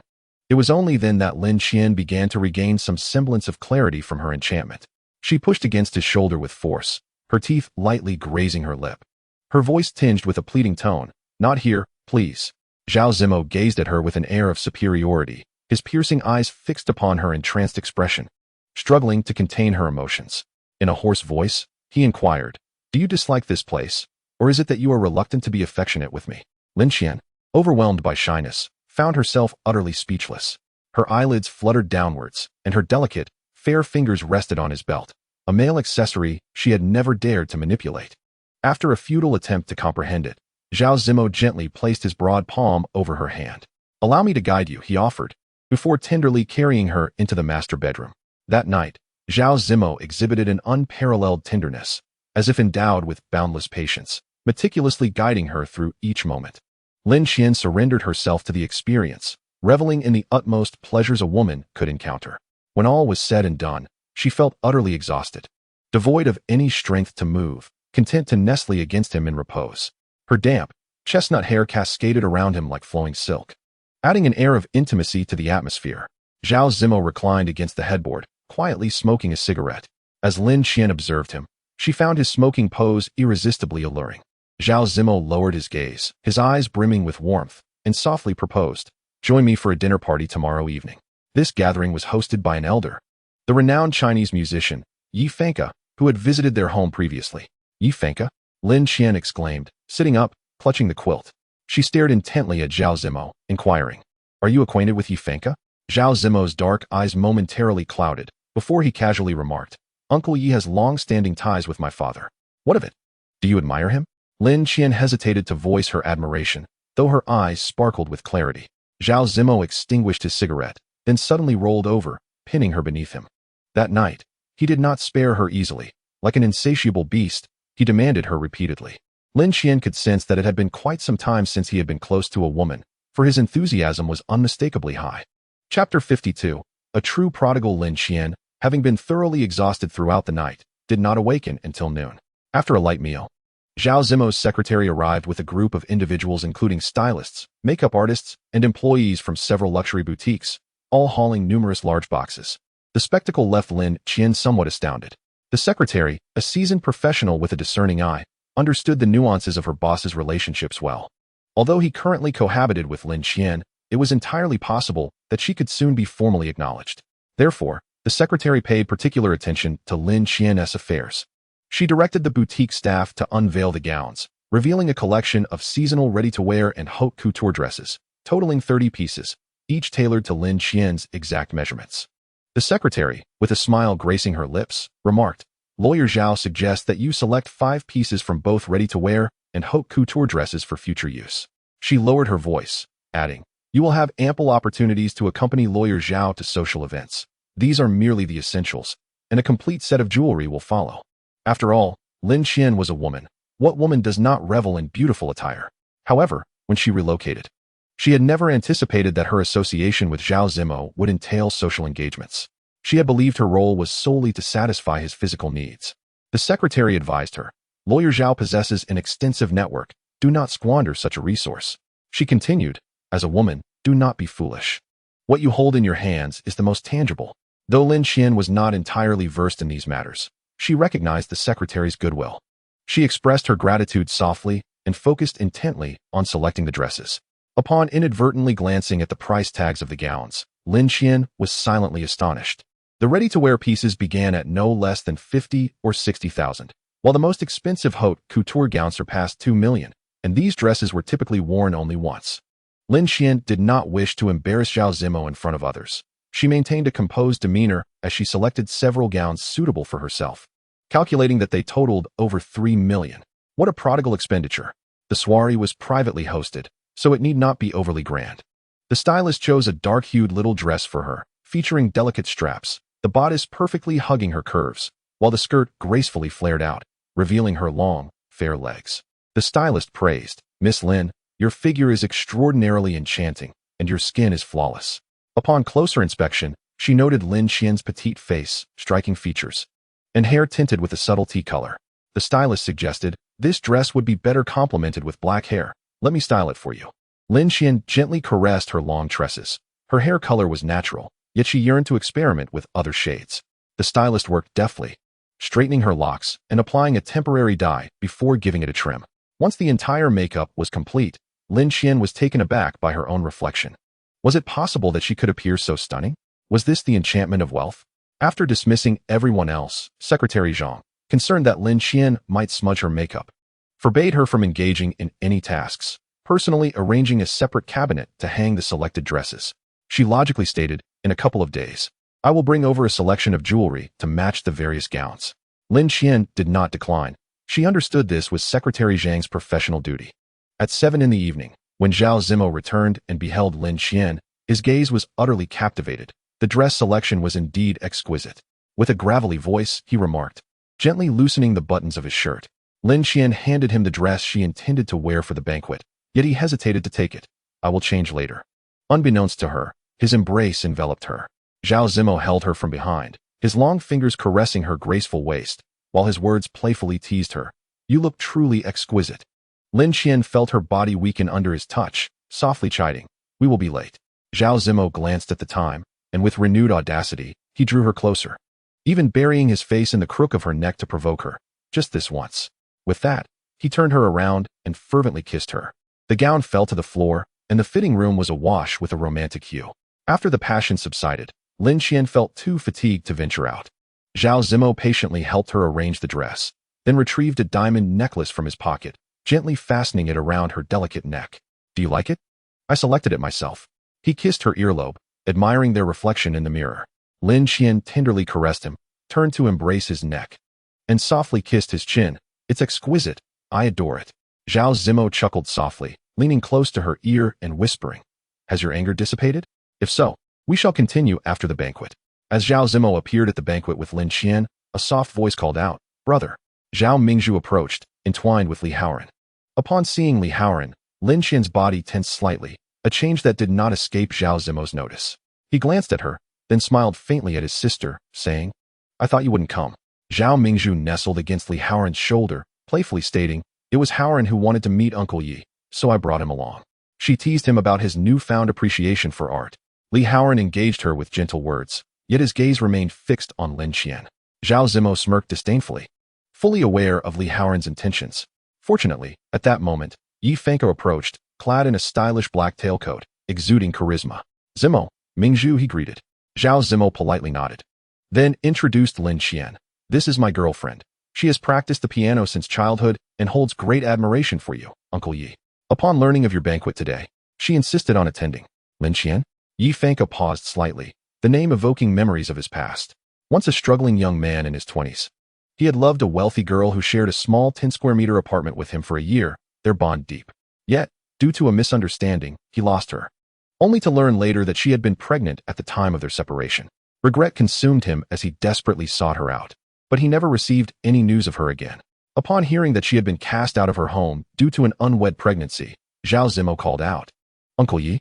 Yi Fengke, recovering from his momentary lapse, offered a slight smile tinged with remorse and remarked, "Miss Lin's name evokes memories of an old acquaintance. If she were to bear the child, that offspring would be of a similar age to Miss Lin." As he spoke, a glimmer of sorrow flickered in his eyes. Lin Qian surmised that Yi Fengke must have once harbored an unforgettable romance, and that old acquaintance was likely his beloved, with the lost child being his flesh and blood. Being a public figure, Yi Fengke swiftly regained his composure. "Uncle Yi, you're only paying attention to Lin Qian and not casting a glance my way." Zhao Mingzhu playfully pouted. Yi Fengke couldn't help but chuckle, teasing her in a tender tone, "You already have a boyfriend. Why do you still cling to Uncle Yi like you did in your childhood?" Zhao Mingzhu, having been raised abroad, had once ridden on Yi Fengke's shoulders and thus felt at liberty to behave like a little daughter in his presence. Upon hearing his remark, she slightly pouted. Even if married, one must not forget Uncle Yi. After a brief exchange, Yi Fengke pulled Zhao Zimo into a small reception room, eagerly inquiring, "Have there been any developments regarding my request?" Zhao Zimo slowly shook his head. Yi Fengke felt a wave of disappointment wash over him as he cautiously retrieved a delicate chain from his pocket, adorned with a pink diamond. He murmured in anguish. This was something she wore back in the day. It's astonishing to see it again after all these years. Zhao Zimo took the chain, furrowing his brow slightly. A sense of déjà vu washed over him, as he felt he had seen it somewhere before, perhaps on a client? After studying it for a moment, he returned the chain to Yi Fengke, assuring, "Uncle Yi, rest assured, I will continue my investigation." Yi Fengke patted his shoulder, saying, "I must consider the feelings of Yi's mother. Hence, I appreciate your assistance." At the mention of that name, Zhao Zimo's striking brows quivered slightly. Observing his expression, Yi Fengke chose not to delve further. Chapter 53. Fukin inside his anger, Lin Qian stood quietly on the terrace, a wine glass in hand. Gently swirling the liquid within, her gaze occasionally drifting towards a certain direction as she awaited Zhao Zimo's arrival. Haoran loomed at the entrance of the terrace, his figure cast in shadows and light, appearing somewhat brooding. Perhaps his inner turmoil was akin to an impending volcanic eruption, as hurtful words spilled uncontrollably from his lips. "Congratulations on becoming lawyer Zhao's girlfriend. Just look at you, adorned in designer jewelry. Do you not feel utterly blissful?" His words dripped with sarcasm, yet deep within, a voice cried out, longing to express that he too could offer her such luxuries, though those words felt lodged in his throat, unutterable. The night breeze howled fiercely, as if it sought to envelop everything in darkness. Lin Qian slowly turned her head, her lowered gaze revealing a sense of indifference. A faint smile gracing her lips as she spoke. "Haoran, what do you believe you will gain from mocking me? Is it the twisted pleasure of revenge? If that is the case, then please, unleash your frustrations." Haoran erupted into laughter, striding towards her with a derisive tone. "Have you so quickly cast the past aside? Have you so swiftly found solace in another man's embrace?"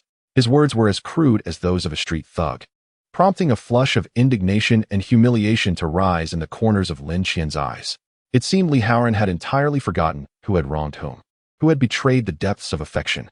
Indeed, how could someone like him ever comprehend the preciousness of love? How could he fathom that she had once yearned for a lifelong companion, from youthful days to gray hair, from dawn to dusk? The corners of Lin Qian's eyes glimmered with unshed tears as she locked gazes with Haoran amidst the night. Their 4-year entanglement lingered in the air, leaving behind remnants of unspoken tenderness, even as resentment and hatred now prevailed. A mere pane of glass separated them. Zhao Zimo, holding a glass of red wine, observed with an impassive expression. A ripple of displeasure stirred within his eyes.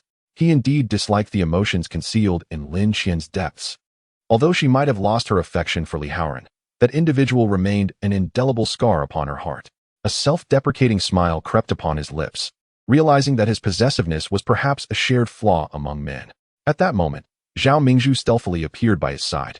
Upon seeing Haoran and Lin Qian standing together, an inexplicable unease surged within her. She murmured, "Brother, how did they end up together? Just look at them." Zhao Zimo, wishing for his sister to remain oblivious to the truth, maintained a composed facade as he lied. "Have you forgotten? Last time, Haoran refused to help Lin Qian in her time of need. She harbors resentment towards him, and he likely feels the same." "Oh, I see." Zhao Mingzhu readily accepted his explanation. However, she soon inquired about another matter. "Brother, isn't Lin Qian Xietao's girlfriend? How has she become yours?" A slight smile graced Zhao Zimo's lips as he replied, "What? Do you find that problematic?" Zhao Mingzhu cast a curious sidelong glance at him and playfully remarked, "Brother, you must find her attractive." Zhao Zimo neither confirmed nor denied, merely accepting the implication. He gently pulled his sister closer, embracing her tenderly, resting his chin atop her head, and softly said with a gentle smile, "Did you not mention that she has a wonderful figure, exceptional culinary skills, and a gentle, understanding nature? What else would you like to inquire about?" Zhao Mingzhu's face flushed with a hint of embarrassment as she playfully chided, "Brother, you are quite lewd." With a glint of curiosity in her eyes, she continued, "Brother, are you two already living together?" Zhao Zimo merely smiled, offering no response. Lewdness, indeed. Which man is not somewhat lewd? When confronted with a woman he wishes to draw closer to suppress his feelings would be the height of hypocrisy. Suddenly, a serious thought flashed through Zhao Mingzhu's mind, her eyes brightening as she exclaimed, "Mom seems utterly enchanted by fortune-telling lately, and even sought out a reputedly gifted sage to read your fortune. The sage proclaimed that you are destined to be with someone born in the year of the rabbit. The The mention of the rabbit sign tugged at Zhao Zimo's thoughts, and he inexplicably recalled that Lin Qian was born under that sign. What a curious coincidence. His countenance remained as tranquil as an unfathomable lake, devoid of any ripples. He gently rapped his sister's head, his tone laced with mild reproach. Do you really believe in such superstitions? Indeed. The fortune teller had claimed that she was a perfect match with someone born in the year of the sheep, yet Li Haoran was not born under that sign. It seemed the predictions held little merit.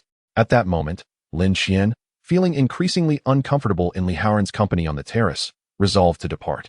Just as she turned to leave, she caught sight of the Zhao siblings. Simultaneously, Li Haoran noticed them, and a cold sweat trickled down his back like tiny insects crawling upon his skin. Zhao Mingzhu hopped over, wrapping her arms around his, her voice sweet as honey. Haoran, Lin Qian is now my brother's girlfriend, so you must treat her well from now on. Li Haoran's lips curled into a knowing smile as he replied leisurely, rest assured.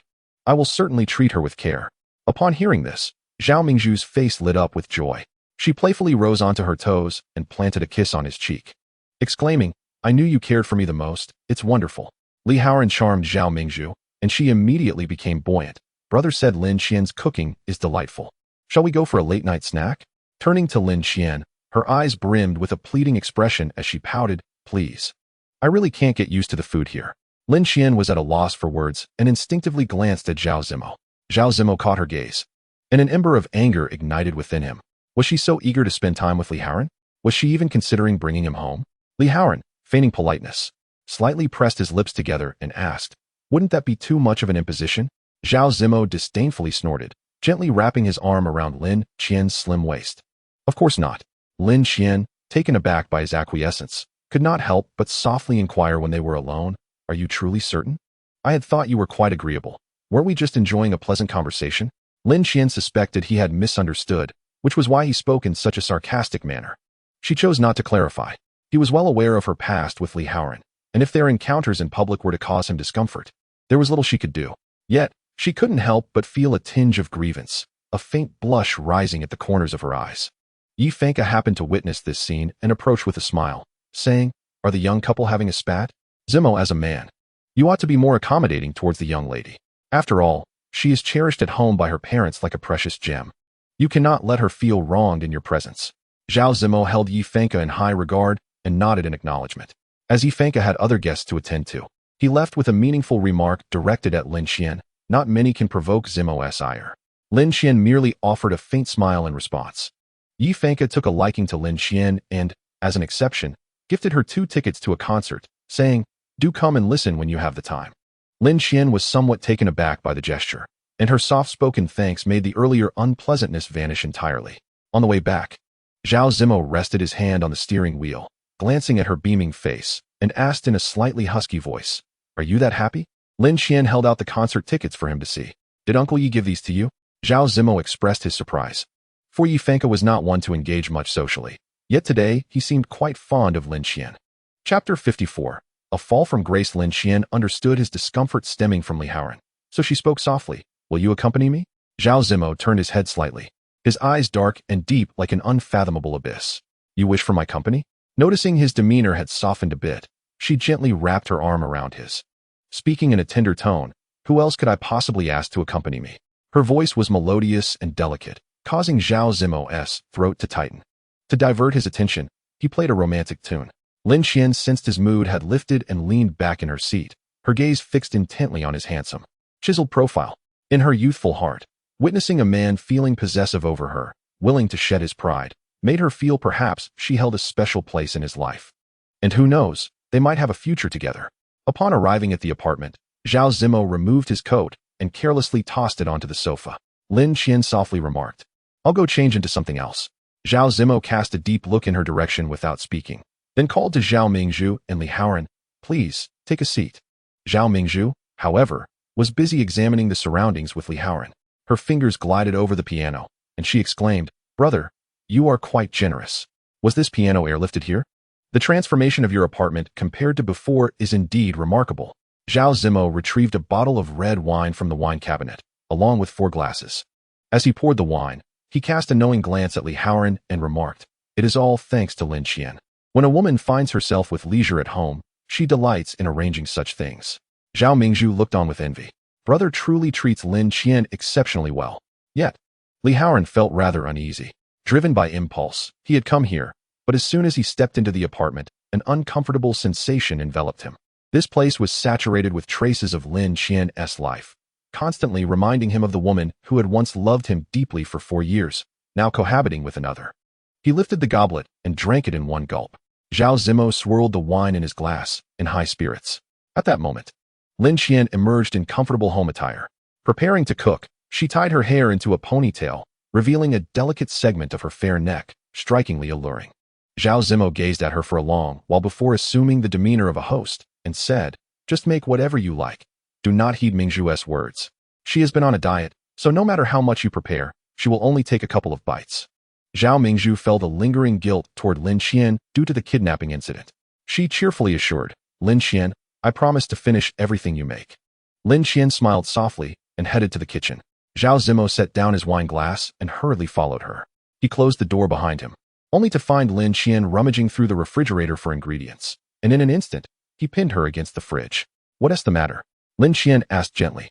Zhao Zimo suddenly lowered his head, bringing his face close to her neck, his voice a low, husky whisper. "Without makeup and dressed like this, you are positively enticing." The warm breath that escaped his lips made Lin Qian feel a tingling sensation on her neck. Leaning against his shoulder, she gently pushed him away. "There are guests outside. You should attend to them." However, Zhao Zimo playfully nibbled at her nose. "What guests? Clearly, they are rivals." Lin Qian found herself ensnared, and with no other recourse. She wrapped her arms around his neck, rose on her toes, and lightly kissed the corner of his mouth. Just a quick kiss. Lin Qian's cheeks flushed crimson. Zhao Zimo had been restless in the car, and now, with her in his embrace, restraint was no longer an option. He swiftly gathered her into his arms and placed her upon the countertop, then gripped the back of her head and kissed her fervently. Zhao Zimo was increasingly dissatisfied with mere kisses at that moment. He harbored a deep disdain for the engaged couple in the living room. Lin Qian, still holding on to a shred of rationality, blushed and said, "You've been in here for quite a while now. You should go out." Zhao Zimo looked at her and inquired, "How can I go out looking like this?"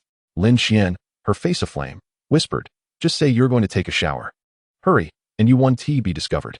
Are you truly willing to let me suffer in this manner?" Lin Qian, of course, could not bear the thought. She recognized his yearning. Just as she intended to soothe him, the kitchen door swung open, and in walked Li Haoran. When he entered, the two were still in an embrace, with Lin Qian appearing utterly immersed in love, and Zhao Zimo not faring much better. Li Haoran felt an overwhelming discomfort in his heart, yet his face betrayed none of it. The bond between my elder brother and sister-in-law is indeed profound. I've come to fetch a bottle of ice water.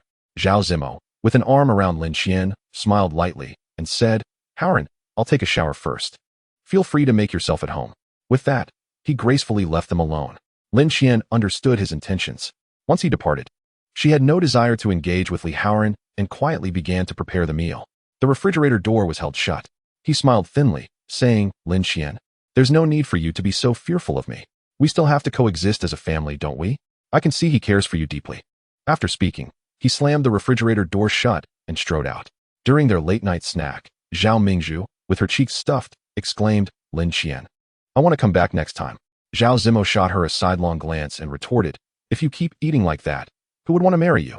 Zhao Mingzhu nestled against Li Haoran's shoulder, playfully whining, "Haoran." Li Haoran couldn't help but glance toward Lin Qian. Zhao Zimo, seemingly oblivious to the subtle tension in the air, leaned back on the sofa, holding Lin Qian's hand while engaging in casual conversation with Li Haoran. Eventually, Li Haoran could no longer endure the atmosphere and decided to take his leave. Zhao Zimo personally escorted them downstairs, and as they were about to exit, he gently told Lin Qian, "Leave the things for tomorrow. You should go take a shower first. I'll be back shortly to keep you company." Ahead, Li Haoran quickened his pace.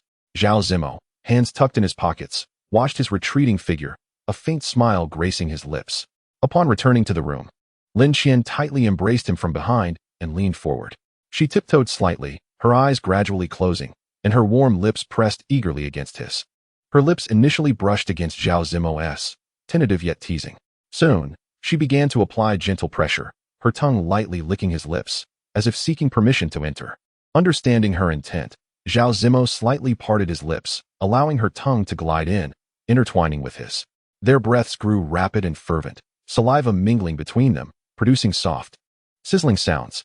They remained entwined in this passionate kiss for what felt like an eternity. In matters of intimacy, Lin Qian was surprisingly proactive. She had never known she possessed such boldness, daring to be affectionate in a public setting. She felt as though she had descended into indulgence. Zhao Zimo softly called her name. Lin Qian? She replied, gently leaning against his shoulder, her delicate arms wrapping around his waist. Afterward, she felt she had indulged herself too freely, especially when she awoke in the morning, her body aching. A white rose lay on the bedside, a testament to Zhao Zimo's morning run, still adorned with dew. She cherished it dearly. She had only experienced 2 romantic relationships, the one with Li Haoran being rather uneventful, characterized by little more than a gentle kiss. However, after embarking on a romance with Zhao Zimo, she discovered an intense and fervent passion.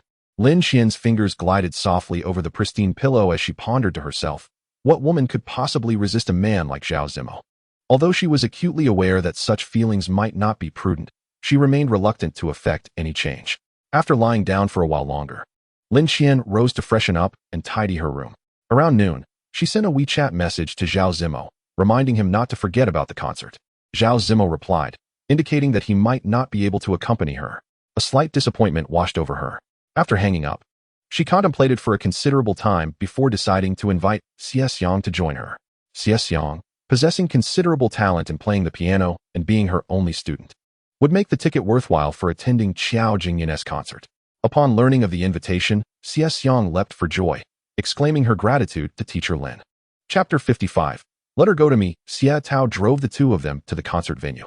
As they exited the car, he gently ruffled his sister's hair and said to Lin Qian, I have a date. Later, after you 2 grab a bite, I'll come back to pick her up. Lin Qian took Xie Yang's hand and replied affirmatively. Xie Tao blew them a kiss, winking playfully, Teacher Lin, you look stunning today? Lin Qian felt her cheeks flush slightly. Xie Tao was truly charming. As they entered, Xie Yang whispered, Brother recently started dating someone, gesturing with her little hands to imply that the girl had an alluring figure. Lin Qian affectionately tousled her hair. The concert hall for Yi Fengke was filled to capacity, and Lin Qian felt he truly deserved the acclaim. As the concert concluded, Yi Fengke was besieged by reporters, inundated with a flurry of questions. When inquiries about his romantic life arose, Yi Fengke suddenly caught sight of Lin Qian in the audience. The girl was gazing at him intently. He paused momentarily, struck by how much she resembled someone from his past, someone who had once looked at him with such reverence in his modest rental room. Perhaps he lingered in his reverie for too long. The astute reporters noticed and directed their cameras toward Lin Qian. Mr. Yi, is your daughter here specifically from abroad to attend your concert? His daughter? Yi Fengke was taken aback. At that moment, Lin Qian's face was prominently displayed on the LCD screen, causing a stir in the crowd. For she bore a striking resemblance to Yi Fengke, especially in her eyes. This misunderstanding was entirely unexpected, having weathered many storms in the entertainment industry. Yi Fengke understood the potential trouble this could bring to Lin Qian if left unaddressed. Therefore, he personally invited her onto the stage, microphone in hand, and eloquently clarified. I do know this young lady. She is a familiar junior. If circumstances allow, I would be more than happy to regard her as a daughter. His demeanor exuded grace and nobility. Lin Qian found it quite challenging to suppress her fondness for him, and within her heart surged a profound sense of regret. For it seemed she might never uncover the identity of her biological father in this lifetime. As the concert concluded, Lin Qian, accompanied by Xie Yang, made her way towards an Italian restaurant. Upon stepping through the restaurant's entrance, her gaze was irresistibly drawn, as if by a magnetic force, to the figure of her bedfellow, who had recently claimed to be working late, Zhao Zimo. He was seated at a dining table, sharing a meal with a mature and elegant lady. Instantly, memories flickered through Lin Qian's mind. In the very restaurant where she had played the piano, she had previously spotted Zhao Zimo dining at the same table with this woman. What could their relationship be? Lin Qian's thoughts raced uncontrollably, akin to a wild stallion unleashed. He had insisted he was working late, yet here he was, indulging in such company. A few documents lay quietly on the table, seemingly forgotten and neglected. At that moment, Zhao Zimo held a glass of brandy, his lips curling into a slight smile, mirrored by the woman across from him, who remarked, Zimo, I truly look forward to our next collaboration. Zhao Zimo's brow subtly furrowed. Just as he prepared to speak, he caught sight of Lin Qian. Beside her sat a little girl whom he recognized as Xie Yang, the youngest daughter of Xie Chun. Had they come to enjoy the concert? Perhaps he had been lost in thought for too long, as the woman gently prodded him. Zimo? Zhao Zimo nodded slightly, saying, Just a moment.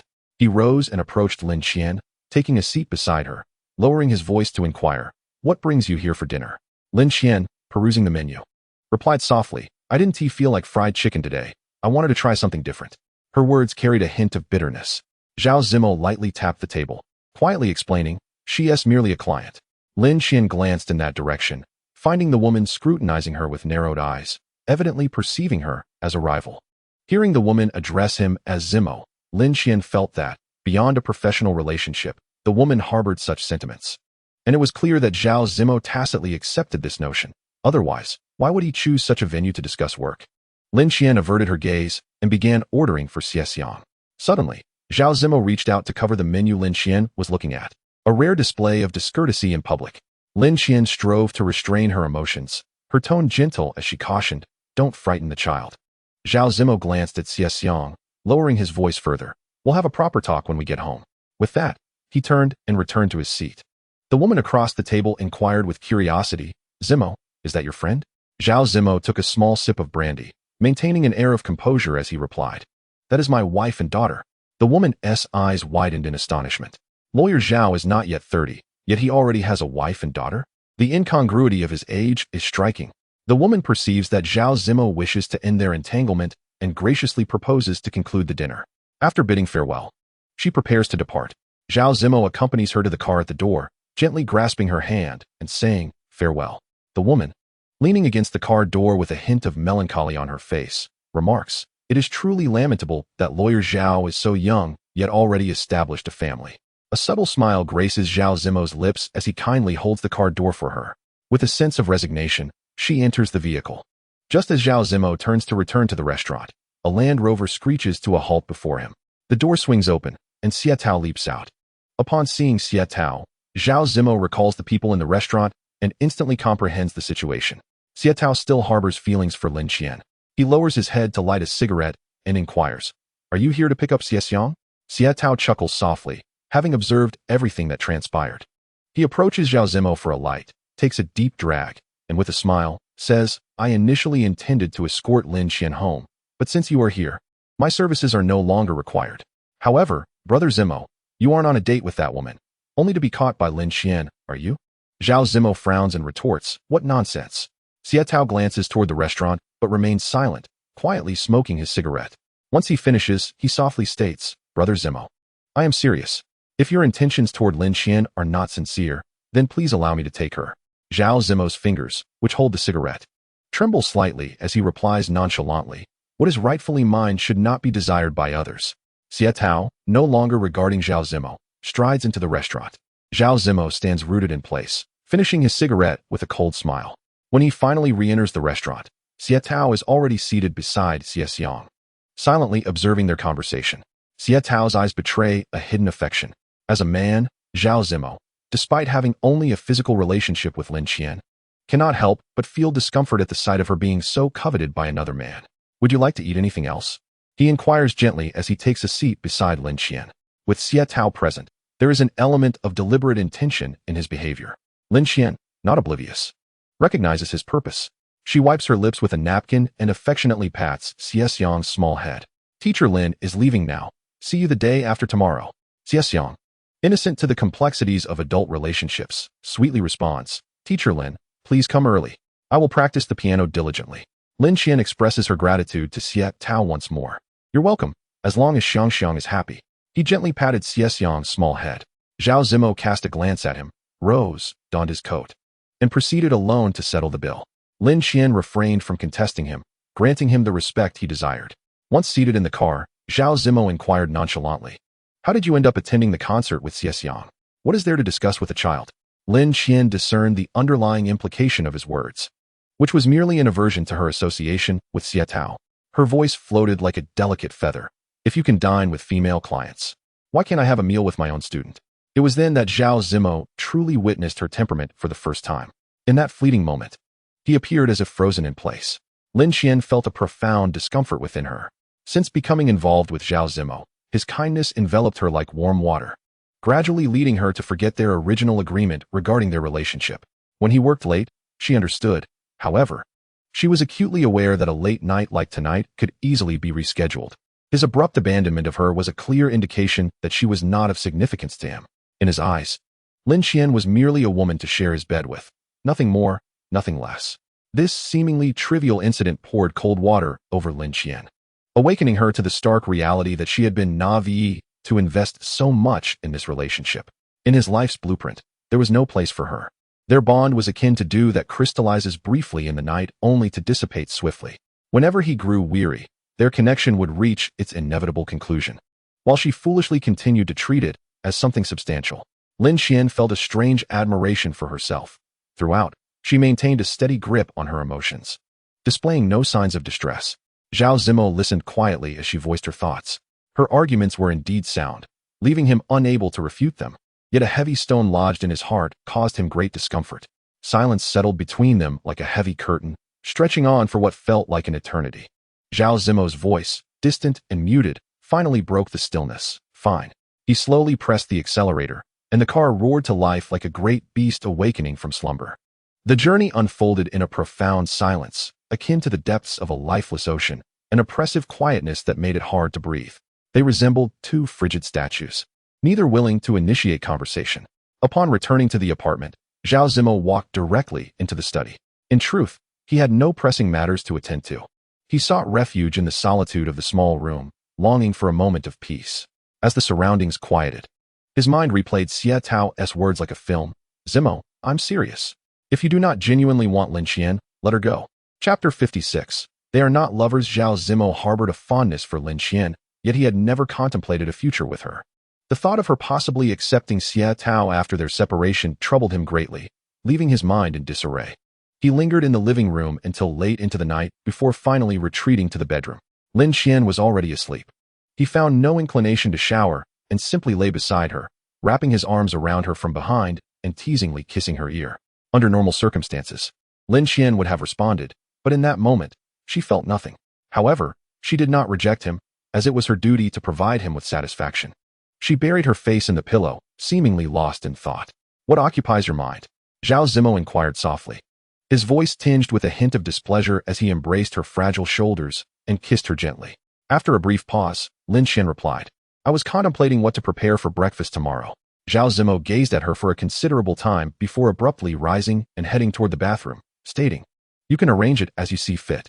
Lin Qian adjusted her nightgown, fully aware that he would not embrace her again that night, which was perhaps for the best. Upon returning from his shower, Zhao Zimo leaned close to her ear and whispered, My interference in your relationship with Xie Tao was an overstep. Yet your sulking with me is equally a transgression. Lin Qian opened her eyes and smiled faintly, asking softly, Do you wish to continue? Zhao Zimo pondered, suspecting that her irritation was genuine. He brought his lips near her ear, his voice low, He is merely an inconsequential figure. Is it truly worth this strife with me for someone so trivial? Her demeanor gradually softened, and she gently wrapped her arms around his waist, murmuring, I trust you.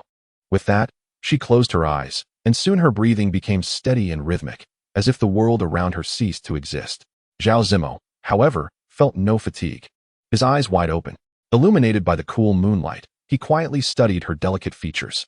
Following their minor conflict, she resembled a small creature that had withdrawn into its shell, seemingly uninterested in any communication or resolution of the issues between them. Zhao Zimo was not known for his patience.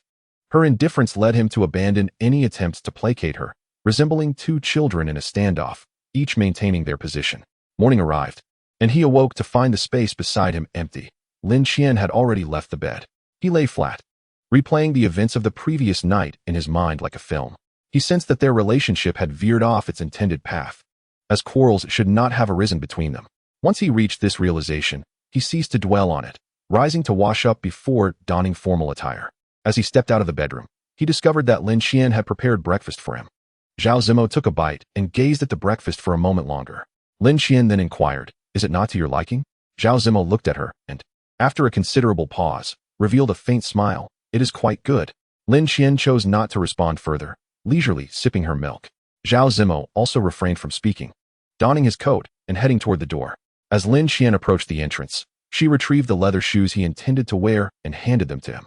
Her attentive demeanor might have pleased another man, but Zhao Zimo perceived it differently. Her gentleness only underscored the growing distance between them.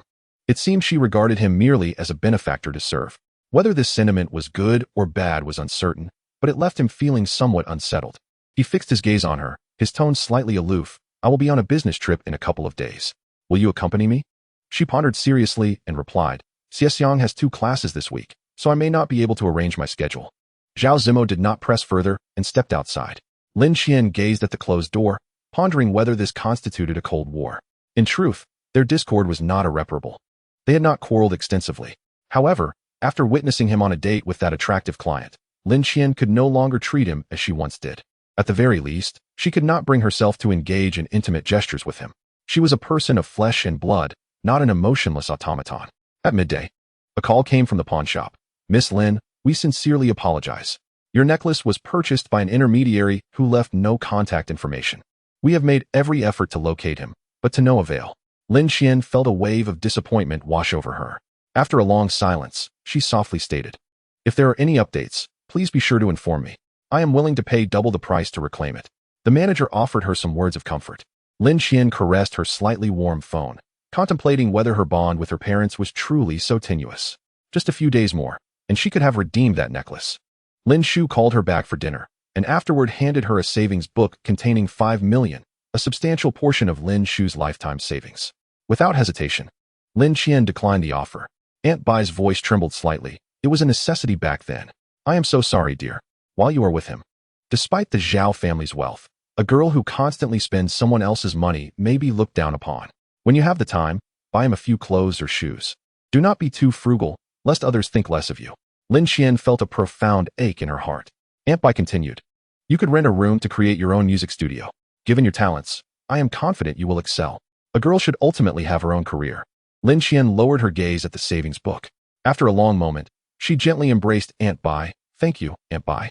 Aunt Bai wiped away her tears and said, You must never tell your father about Zhao Zimo's situation. His health is fragile, and he cannot withstand such a shock. Lin Qian nodded in understanding. After she stepped outside, she faintly sensed that Aunt Bai had been weeping alone in her bedroom for quite some time. By 6 in the evening, Lin Qian returned to the apartment. Zhao Zimo had already arrived, and his secretary was deftly organizing his luggage. The business trip has been moved up and will likely last a week, he stated. What time is your flight? In 2 hours. Lin Qian thought to herself how incredibly busy he was. So much so that he had no time to engage in a cold war with a woman. Just as she pondered what to say, Zhao Zimo picked up his luggage and instructed the secretary, Let Lin Qian drive me to the airport. Lin Qian was taken aback. Zhao Zimo gently tapped her on the head. Are you dazed? She quickly regained her composure. I'll drive you to the airport. In the dimly lit and tranquil underground parking lot, Zhao Zimo opened the door of his red Ferrari and smoothly settled into the passenger seat. Lin Qian got into the car, and he handed her the car keys, saying, From now on, you should use this car for your transportation. It gets quite late after your lessons with Xiaoxiang, and the roads aren't very safe. A vehicle for transportation? Lin Qian lightly bit her lower lip, as if contemplating something, then replied, I would prefer to buy my own car. This one is too ostentatious and doesn't suit me. Zhao Zimo did not object. He had previously given Lin Qian a card with a monthly spending limit of 50 million, making the purchase of a car a trivial matter. Lin Qian chose not to speak further, gently pressing the accelerator as the car began to move, the engine emitting a deep rumble. An hour's drive passed in the blink of an eye, and she parked the car steadily in the airport's underground parking lot. She turned to gently nudge Zhao Zimo, who had been resting his eyes, and softly asked, Shall I accompany you upstairs? Zhao Zimo took her hand in his gaze softening as he replied, No need. Just be careful driving back. As he spoke, his eyes inadvertently lingered on her slightly glistening lips. Lin Qian seemed to understand the meaning behind his gaze, leaning in slightly and placing a kiss upon his lips. When she pulled away, her eyes were filled with warmth as she whispered, Safe travels. Zhao Zimo suddenly grasped the back of her head, deepening the kiss. She felt the heat radiating from him, his skin unusually warm. Zhao Zimo, are you feeling unwell? His lips parted from hers, yet he did not release her embrace. Instead, he pressed his forehead against hers, his voice husky. I might be ill. Feel for yourself. Lin Qian, embarrassed, turned her face to the side, her breath becoming a bit erratic, and reminded him, If you dawdle any longer, you'll miss your flight. Are you trying to rush me away? Zhao Zimo embraced her, yet one hand extended to open the car door. Lin Qian gently pushed him away. Observing his somewhat clumsy movements while handling the luggage, she felt a pang of compassion. If he was uncomfortable, he could always request some common medication from the flight attendant. Zhao Zimo's gaze was profound, and he replied, Understood. Upon returning to the apartment, An inevitable sense of cold solitude enveloped her. She pondered seriously about the peculiar Cold War between herself and Zhao Zimo, contemplating that their restraint might stem from the inherent incompatibility of their relationship to engage in quarrels.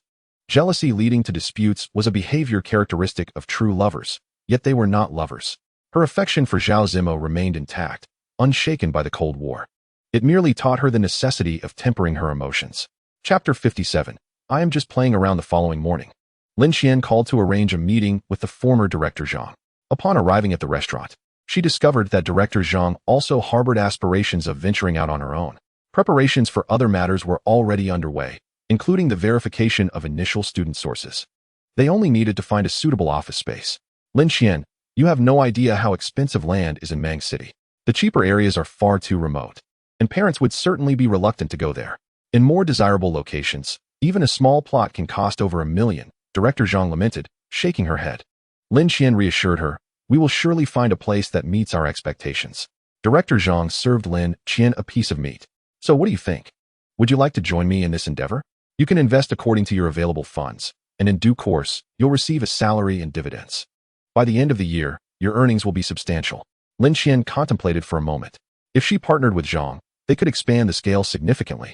And in terms of operations, Zhang was far more adept than she was. Lin Qian agreed. Ultimately, they settled on Lin Qian investing $2 million, acquiring a 30% stake. With such an opportunity, Lin Qian felt elated. After the meal, she made a special call to Aunt Bai. Aunt Bai remarked, she is trustworthy, very reliable. After a brief silence, Lin Qian sensed Aunt Bai's concerns and softly reassured her, Zhao Zimo treats me very well, and he is both young and handsome. I do not feel wronged. Aunt Bai chuckled at her words. After a moment of hesitation, Aunt Bai gently inquired, have you too, you know? I worry about you getting hurt. Lin Qian understood Aunt Bai's implication and responded ambiguously, rest assured, Zhao Zimo is always very considerate. Aunt Bai's face flushed slightly. Feeling shy to press further, Lin Qian then shifted the topic, informing Aunt Bai of her plans to select a car. Aunt Bai wholeheartedly agreed.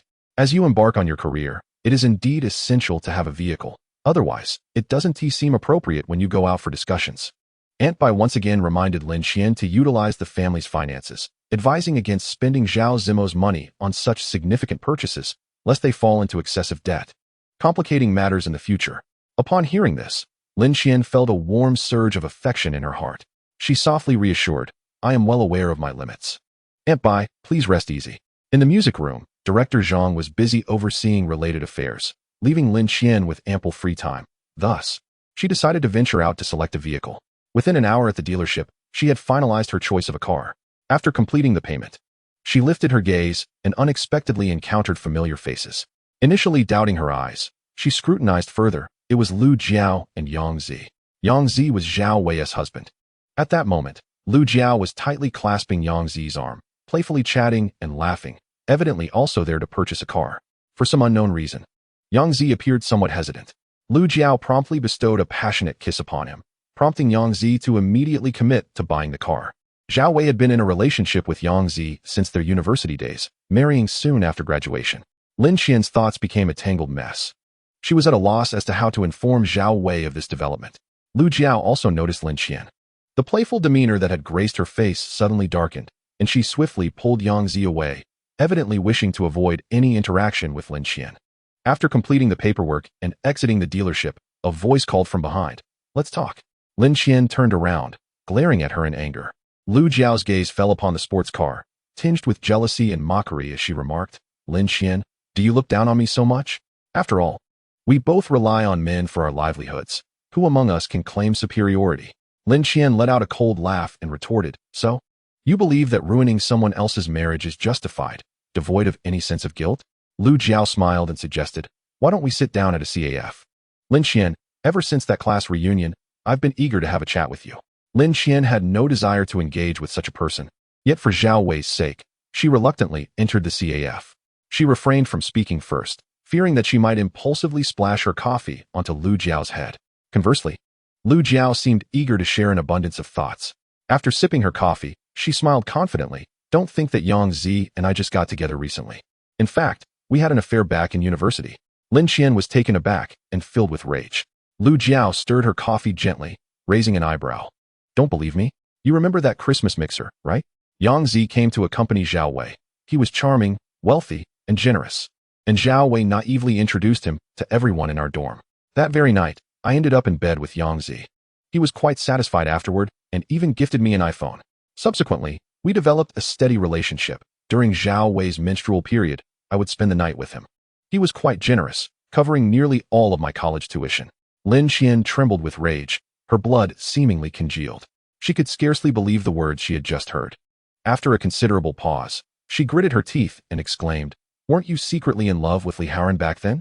How could you end up entangled with Yang Zi?" Lu Jiao burst into laughter, her entire body shaking with mirth. "Lin Qian, you are truly naive. My affection for Li Haoran does not contradict my escapade with Yang Zi. Moreover, I eventually won over Li Haoran. Would you care to hear the tale of my romance with him?" Not interested, Lin Qian thought. Recognizing that a truly despicable person is invincible, she had no desire to hear another word from Lu Jiao and turned to leave. However, Lu Jiao, in a sudden panic, grasped her arm with an unusual strength. Lin Qian frowned slightly. The facade Lu Jiao had maintained for so long had finally been torn away, revealing a face full of animosity and an imposing demeanor. "You claim you don't want to know. Lin Qian, you are the one who is truly heartless. Were you not the one who professed an undying love for Haoran? Did you not go to great lengths to become his girlfriend?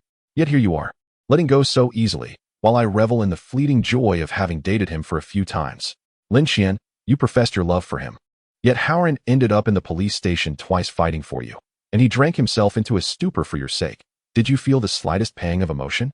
Did you not feel a shred of compassion? If you didn't take care, I certainly did." After all her words, Lin Qian remained unresponsive. She merely smiled softly and retorted, "What you feel is not compassion, but self-deprecation." After leaving, Lin Qian got into her car, holding her phone with hesitation, unsure of how to break the news to Zhao Wei. Telling her the bad news felt wrong, but concealing the truth was even more disloyal. Ultimately, she decided to wait until Zhao Wei returned from Hong Kong to meet in person and subtly warn her. However, unexpectedly, that very evening, Zhao Wei called. "Qian, can you come over?" Lin Qian sat up abruptly, hastily asking, "What's wrong?" Zhao Wei could only sob uncontrollably, unable to articulate her distress.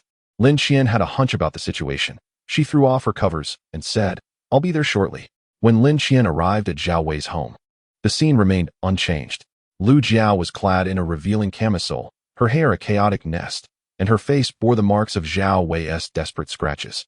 Looking utterly disheveled, Zhao Wei was not faring much better. Her dress was missing several buttons, and her face bore clear handprints. Lin Qian's heart grew heavy as she surmised that Yang Zi was the culprit. Upon seeing Lin Qian, Zhao Wei threw herself into her arms, weeping loudly. Qian, I want a divorce." While Lin Qian harbored a deep-seated hatred for Yang Zi's betrayal and his violence towards Zhao Wei, she knew that this was not the time to stoke the flames further. She helped Zhao Wei to his seat, ignoring the distressed couple, and busied herself with ice packs for Zhao Wei's bruises. A wave of guilt washed over Lin Qian. Had she informed Zhao Wei sooner, perhaps she could have spared her from such domestic violence. Tears streaming down her face, Zhao Wei lamented, "He hit me for that wretched woman." Clutching Lin Qian tightly, she trembled with rage. "They've been together for years. My marriage bed is nearly worn out from their escapades." Lin Qian felt a pang of sympathy. She glanced at Yang Zi, eager to ascertain his stance. Yang Zi, consumed by anger, actually harbored deep feelings for Zhao Wei.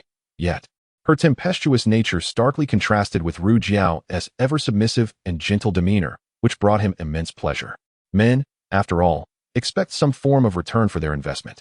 Yang Zi showed no signs of remorse. Rather, he obstinately declared, "If you want to stay, then stay. If not, then leave." Zhao Wei dissolved into tears once more. Lin Qian surmised that she was reluctant to divorce, as her love for Yang Zi remained steadfast. With a calm demeanor, she addressed Yang Zi. "Given the years you've shared with Zhao Wei, do you truly believe your actions today are appropriate? Regardless of the outcome of your marriage, a man should at least maintain a semblance of dignity." Understanding the psychology of men, she continued, "Zhao Wei has spent 24 years of her life with you as her only partner. Surely, she is worth more than those unscrupulous women?" Indeed, Yang Zi's demeanor softened. He adjusted his shirt collar, visibly uncomfortable, and muttered, "I was just playing around. I didn't mean it seriously." He approached Zhao Wei, who remained disheartened and unyielding. Lowering his tone, he coaxed her, all right, I've given you a way out. We need to visit my mother tomorrow, so please stop crying. If your face is all teary, I want to be able to explain to her." Chapter 58. Are we dating? Zhao Wei raised her hand to strike him, and amidst the scuffle, they ended up in an embrace. Lin Qian, feeling somewhat helpless, respected Zhao Wei's decision. Ru Jiao, observing from the sidelines, turned pale. She had intentionally set Zhao Wei up, harboring ulterior motives, yet Yang Zi, that despicable man, merely claimed it was all in jest. Ru Jiao let out a cold laugh. Lin Qian, you truly possess remarkable skills. I had underestimated you in the past. Before Lin Qian could respond, Yang Zi impatiently urged, let us go, let us go. We shouldn't keep in touch anymore. This conclusion left Wen Man somewhat reflective. In the ensuing days, occupied with matters at the music studio, she hadn't seen Zhao Wei. However, from their phone conversations, it was evident that Zhao Wei and Yang Zi were inseparable, sweetness akin to that of newlyweds, prompting Wen Man to refrain from further inquiries. After several busy days, Lin Qian had nearly forgotten about Zhao Zimo, and their communication had dwindled. One evening, upon returning to her apartment, she noticed the lights in the lobby were on, causing her to halt in surprise before hastening her steps. Indeed, he had returned. He was seated on the sofa, engaged in a phone call, a wheeled suitcase beside him, clearly just home. He waved gently at her. After changing her shoes, Lin Qian sat beside him, and Zhao Zimo's gaze remained fixed on her face. It had been quite some time since they last met. In that moment, enveloped in his embrace, her heart softened irresistibly. She extended her hand to gently touch his forehead, feeling the lingering warmth where her fingers made contact. Lin Qian stood up, intending to fetch a thermometer. However, he grasped her hand, preventing her from leaving, and then pressed her down onto the sofa, kissing her. Lin Qian turned her face away, her voice quivering slightly as she said, you still have a fever. He rasped, what of it? Perhaps it will hasten my recovery. Lin Qian was reluctant. She measured his temperature and coaxed him into taking his medication. As soon as he finished, he pulled her onto his lap. You are still unwell. Zhao Zimo held her chin with one hand as he kissed her, while the other hand stealthily crossed boundaries. He leaned close to her ear, his voice husky. Do not move. Half an hour later, Lin Qian changed into a fresh outfit. Zhao Zimo had business to attend to at the company, so she decided to drive him there. Upon arriving at the parking lot, Lin Qian activated a white BMW. Zhao Zimo squinted slightly. This brand new vehicle was evidently a recent acquisition. He settled into the passenger seat, loosened his tie casually, and inquired, why didn't you use my card? Lin Qian mumbled. Father is no longer troubled. The situation at home is quite stable. Zhao Zimo's hand rested lightly on the steering wheel, halting her driving. Is there another reason? Lin Qian had no intention of concealing anything from him, so she candidly revealed, I plan to open a music studio with some former colleagues, and I have already made substantial preparations. After speaking, she gazed at him quietly. Zhao Zimo withdrew his hand, leaning back in his seat, softly asking, are you not planning to study in the UK anymore? Lin Qian did not anticipate this question. After a moment of contemplation, she replied softly, rest assured. If that day comes, I will not burden you, nor will I disrupt anything. Therefore, it makes no difference whether I go to the UK or not. Zhao Zimo observed her silently. Such a conversation was far from pleasant. They both understood this implicitly. As they exited the car, Lin Qian proactively asked, shall I come to pick you up tonight? Zhao Zimo smiled slightly, replying, no need. Lin Qian did not press further, reminding him to remember to take his temperature before departing. Upon arriving at the office, he summoned his secretary. Check Miss Lin's spending records. The secretary surmised that a conflict had arisen between them. She promptly set to work and, within 10 minutes, placed the documents before Zhao Zimo, stating, this is the spending record for your supplementary card. Miss Lin has not used this card for purchases since a week ago. Zhao Zimo instructed the secretary to leave the room. He quietly scrutinized the transaction list, then gently leaned back in his chair, not spending his money, purchasing a car on her own, embarking on her entrepreneurial journey. These were the decisions made by a woman of commendable character. Zhao Zimo had no doubt about Lin Qian's integrity and understood that she was not materialistic, easily content with her circumstances. However, he was willing to provide for her. Even if one day they were to part ways, he would offer compensation, but not at this moment. The actions she was currently undertaking were not what Zhao Zimo desired. He yearned for a relationship that was more pure and genuine. Yet, Zhao Zimo understood Lin Qian's temperament. If he did not acknowledge her subtle emotions, her tenderness, the affectionate glances she cast upon him, and her caring nature would vanish. After careful consideration, he made a concession. Leaning forward, he pressed the intercom. Please come in. The secretary, believing he was preparing for a meeting, entered only to hear him inquire, do I have any commercial properties around 200 square meters in a favorable location? The secretary promptly checked and replied, There are no properties of 200 square meters, but there is a 400 square meter office space currently vacant. Very well. Please retrieve the key.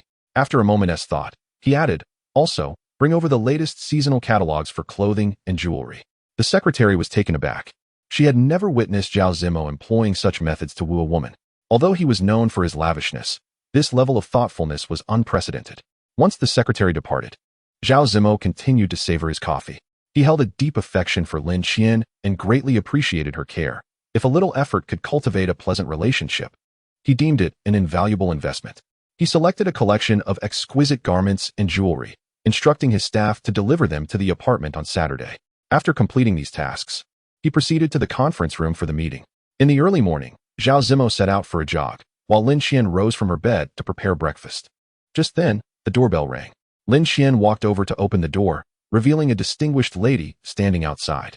This lady was none other than Zhao Zimo's mother. Upon seeing Lin Qian, Mrs. Zhao was instantly elated. Previously, she had heard from Mingzhu that Zhao Zimo was cohabitating with someone, but she had found it hard to believe. Now, witnessing it firsthand, she was astonished to discover it was indeed true, and that it was Lin Qian, someone she already knew. After signaling the driver to bring the supplements inside, she dismissed him, silently worrying that she might frighten Lin Qian. Settling comfortably on the sofa, she accepted the tea Lin Qian offered, her gaze sweeping around the room. This is quite lovely. The changes here are significant. It seems you two have been living together for quite some time. Mrs. Zhao beckoned Lin Qian to sit down, engaging her in warm, friendly conversation before promptly asking about her zodiac sign. Lin Qian replied softly, Rabbit. Ah, rabbit. Mrs. Zhao internally expressed her gratitude to the heavens, praying fervently. With Lin Qian being a rabbit and having this connection with Zimo, there was hope for marriage before he turned 30. With this newfound understanding, Mrs. Zhao became increasingly warm and attentive towards Lin Qian. As the conversation flowed, it seemed as though Lin Qian had been regarded as a daughter-in-law by Mrs. Zhao, who even extended an invitation for her to attend Zhao Mingzhu's birthday celebration. Lin Qian was taken aback by this warmth and found herself at a loss, pondering how to decline the invitation when Zhao Zimo returned home. Upon entering, his gaze fell upon the assortment of health supplements in the living room before shifting to his mother. With an air of nonchalance, he inquired, Mother, what brings you here? Mrs. Zhao cast a gentle glance at her son and replied leisurely, I heard from your secretary that you've not been feeling well, so I thought I'd bring you some things and check on you. I didn't expect to find you in such good hands. It eases my mind considerably. She exchanged knowing glances with her son. Zhao Zimo noticed Lin Qian's discomfort and reassured his mother, we need to head to work soon. So perhaps you should return for now. I saw Uncle Li downstairs. Having finally met her prospective daughter-in-law, Mrs. Zhao was reluctant to leave so soon. She swiftly removed her designer coat and watch, softly suggesting, you two should change quickly. I'll prepare breakfast. You can enjoy it before heading to work. As Zhao Zimo wiped the sweat from his brow with a towel, he glanced at Lin Qian and then, with a playful smile, said, all right then. He led Lin Qian into the master bedroom. Once the door closed, he teasingly remarked, my mother hasn't cooked in decades. You've brought her out of retirement. Even Lin Qian, though somewhat slow on the uptake, could surmise the situation, responding, it seems she misunderstood, thinking I'm your girlfriend. Zhao Zimo wrapped his arm around her slender waist, leaning down to kiss her passionately for a considerable time. Resting his forehead against hers, he softly questioned, are you not? She looked up at him, am I? He playfully nibbled at the corner of her mouth, stating, I have neither a wife nor another woman. We share a bed every night and engage intimately. Wouldn't you say that makes us a couple? His legal acumen was undeniable. Lin Qian found herself at a loss for words, her eyes glistening with a hint of frustration. I do not wish to deceive your mother. Zhao Zimo chuckled softly. Gradually opening the door again, leaning in closer, he whispered conspiratorially, shall we go tell her that we are merely in a physical relationship, temporarily cohabiting, and will part ways once our desires are fulfilled? Would you like to convey that to her? You. Just as Zhao Zimo was about to respond, Mrs. Zhao's gentle voice resonated from the living room. Have you both changed yet? It was Mrs. Zhao's first experience as a mother-in-law, and she was utterly thrilled. She lightly knocked on the door, but to her surprise, it swung open immediately. There was her son, who had been resistant to marriage, passionately kissing the young girl while holding her face. Mrs. Zhao's cheeks flushed at the sight. Zimo, really? Chapter 59, The Return of the White Moonlight. Mrs. Zhao gently closed the door behind her.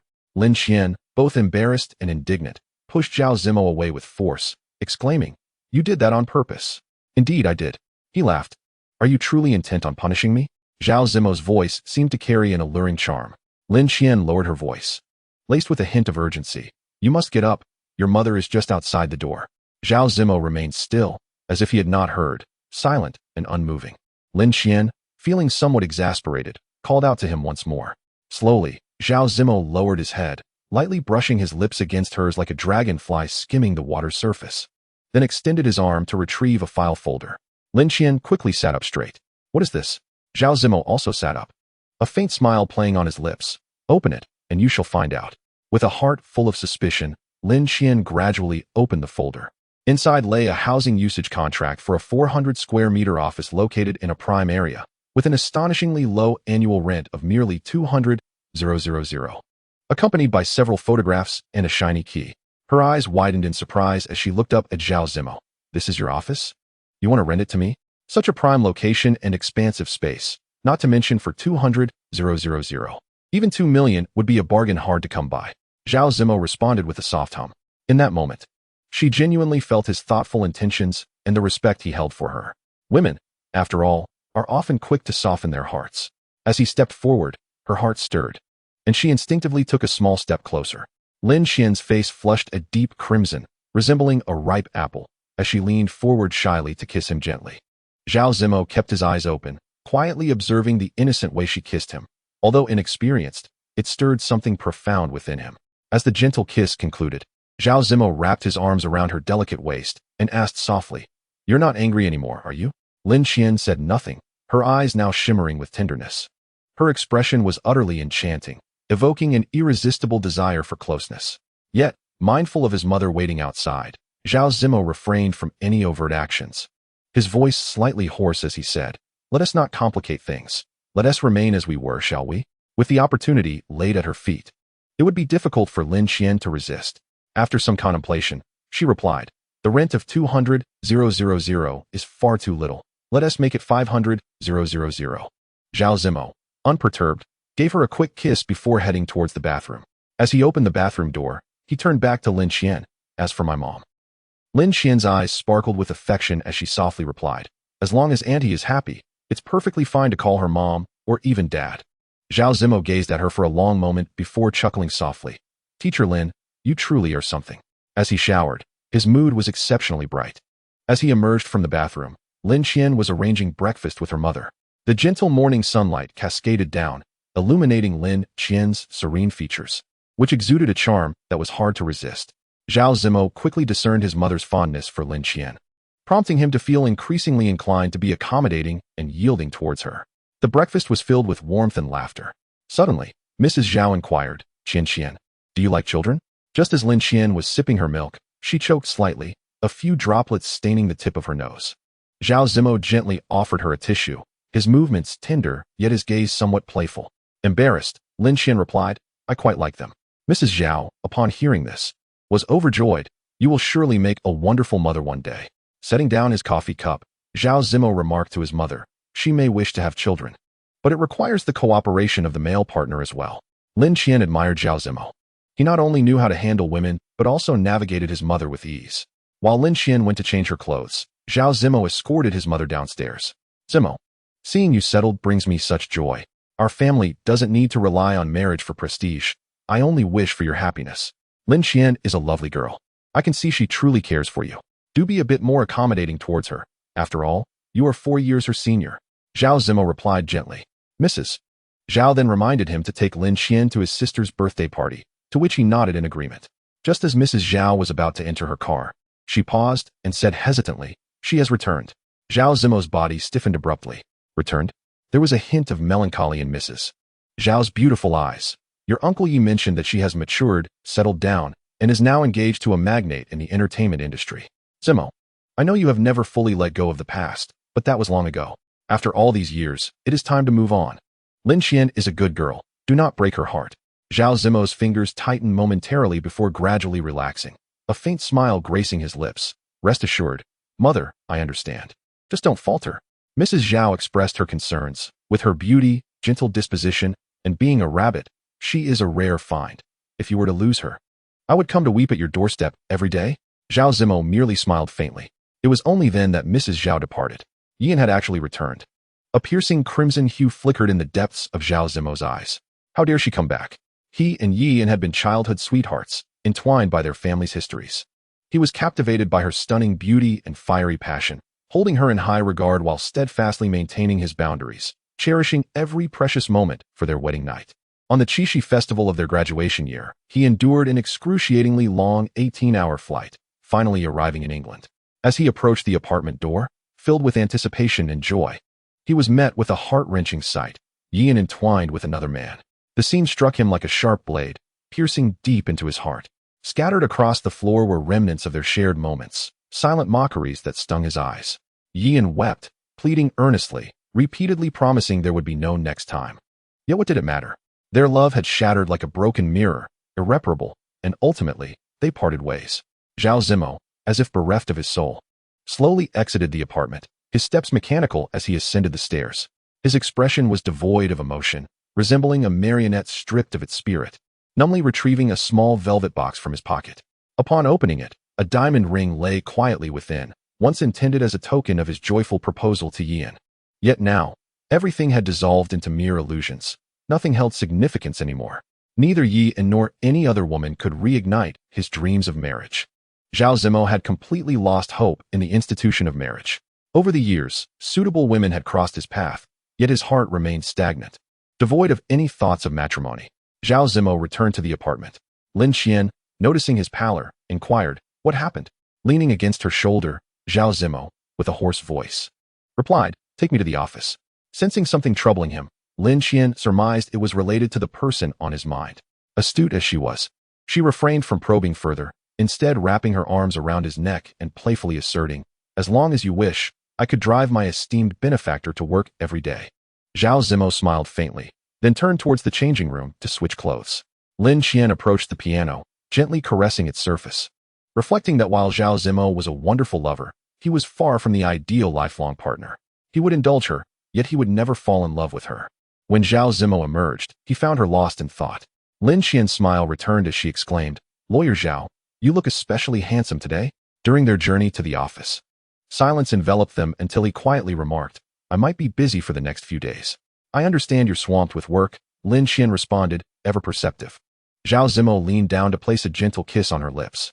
Lin Qian jested, "It hasn't been long, yet we already feel like an old married couple. Even our kisses have turned routine." Zhao Zimo, initially in a downcast mood, felt suddenly invigorated by her playful tease. Overall, he felt a surge of excitement. Gazing at her, he smiled and said, "Just you wait. Once I'm done, I'll come to tidy you up." Lin Qian beamed at him. "All right, I'll be waiting." After Zhao Zimo exited the vehicle and entered the office, Lin Qian sat in the car, immersed in contemplative thoughts. It seemed undeniably clear that the glimmer of moonlight in his heart had returned. Chapter 60. This won't do. Yang Zi, like a dog unable to change its ways, was entangled once more with Lu Jiao. The two were scheduled to meet at a bar. Zhao Wei, one hand clutching a glass of wine while the other wiped away tears, presented a poignant soliloquy of mixed emotions. "I know he is a worthless man, a piece of trash, yet I have loved him for so many years. Qian, do you secretly regard me as a joke? But I simply cannot take that step towards divorce. I truly cannot afford it. As long as he does not go too far and brings those flirtatious women home to frolic, I can pretend I am blind and have not seen anything, right?" Upon finishing her lament, Zhao Wei indulged in another round of drinks, her face adorned with a bittersweet expression as she continued her drunken musings. "What sins have we committed to be so humiliated by that woman? What makes her superior to us? In terms of beauty and figure, how can she possibly compare? Why do those men seem to be so enchanted by her?" Zhao Wei's eyes brimmed with confusion and resentment. Was it because of her uniquely alluring nature? Lin Qian furrowed her brow, seemingly swayed by this line of reasoning. Zhao Wei continued her tirade. "She can only charm that scoundrel Yang Zi. Who else would even glance at her? It is only that foolish Yang Zi who is utterly captivated by her." With that, she dashed into the restroom like a gust of wind, clutching the toilet as she purged her pent-up grievances and fury, as if to expel the years of accumulated resentment. Once Zhao Wei regained her composure, Lin Qian gently embraced her and spoke softly, "Divorce him. You are only 24, in the prime of your youth, blooming like a flower. He is not worth your lifelong devotion. Cut your losses. Either pursue your career or seek a dependable man. It is infinitely better than your current predicament." Zhao Wei paused, her gaze vacant as she murmured, I long to divorce him, but I am just so unwilling." The years of our relationship have been vanquished by a vile woman. Lin Qian felt a chill in her heart and helplessly picked up her phone, dialing Yang Zi's number to summon him. To her surprise, Yang Zi not only failed to appreciate her intervention but retorted with indignation. Lin Qian, mind your own business. Yes, I have strayed, I have played with other women, but what about her? With that foul temper, which man could possibly tolerate her? Lin Qian, upon hearing this, was incensed and coldly replied, if you cannot tolerate her, then divorce her. You can pursue as many young women as you wish. But what is the purpose of bringing someone we all know into this mess? You can indulge in your own indiscretions, but we women do not wish to live under the shadow of a public restroom. On the other end of the line, Yang Zi's eyes widened in disbelief as he stared at his phone. What the hell? Is this Lin Qian? How can she be fiercer than my roaring wife? Her full force is simply overwhelming. What exactly does Zhao Zimo find appealing about her? Ah, indeed. There exist individuals in this world who revel in the unique charm of unabashed candor, as if it were the most enchanting melody known to humankind. Even more astonishing are those who find delight in her audacious comparisons of men to public restrooms, rather than taking offense. Such a taste is truly peculiar. By a stroke of coincidence, there sat Yang Zi, leisurely enjoying a sumptuous feast, with none other than Zhao Zimo present. The onlookers, mistaking her presence for a checkup by Yang Zi's wife, jested, has your wife given you a hard time again? Yang Zi, inebriated to the point of oblivion, turned to Zhao Zimo with a slight smile. Lawyer Zhao, it is your beloved who explicitly labeled me a public restroom. Perhaps you should have a word with her. Exert some authority? Nearby, someone urged him, you should go home and fetch your wife. His intoxication had rendered his tongue as tangled as a knot, yet he stubbornly retorted, I'm merely seeking a woman for amusement. Zhao Wei wouldn't dare utter a word, so why should Lin Qian, an irrelevant person, presume to manage my affairs? Whose power does she wield? The atmosphere around them seemed to freeze, enveloped in an eerie silence. Amidst this stillness, Zhao Zimo slightly curled his lips in a smile, unhurriedly dabbed his mouth with a napkin, and rose. I'm leaving. Someone quickly implored, Lawyer Zhao, please don't go. Yang Zi has had too much to drink and offended you. How about we make him down 3 shots, and we can consider this incident forgotten? What do you think? Zhao Zimo, his gaze steady as he observed the gradually sobering Yang Zi, spoke with a calm yet authoritative tone. You just inquired whose backing Lin Qian relies upon. Allow me to clarify, it is mine. Lin Qian is under my protection. I wouldn't dare to raise my voice at her. So by what right do you presume to criticize? Yang Zi, upon hearing this, felt disoriented, his mind clouded. Zhao Zimo's lips curled into a cool, disdainful smile. I had no intention of participating in this gathering, but out of respect for the friendship between Lin Qian and Zhao Wei, I granted you this courtesy.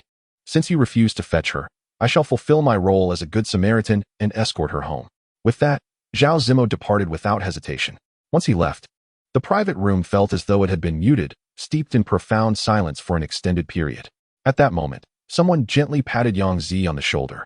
Speaking earnestly, you ought to apologize to Lawyer Zhao promptly. I must remind you, those women outside, no matter how ostentatious they may appear, are merely for fleeting amusement. Do not take them too seriously. That Lu Jiao woman has a rather poor reputation in our circle. Do not be foolish, or you may become the laughingstock of this community.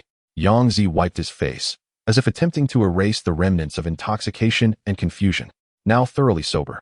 He hesitated before asking, what exactly is the nature of the relationship between Zhao Zimo and Lin Qian? Surely, it must be mere pretense, no? After all, Zhao Zimo is renowned in this circle as a workaholic, the type who has no inclination whatsoever to step into the sanctum of marriage. He could hardly believe that Lin Qian could ever capture someone like Zhao Zimo. The others merely chuckled, then slowly remarked, whether Lawyer Zhao and Lin Qian can eventually come together remains to be seen. However, it is evident that Lawyer Zhao has taken a keen interest in Lin Qian. Think about it. Have you ever witnessed Lawyer Zhao publicly humiliating anyone, or showing such deference to a woman? No, right?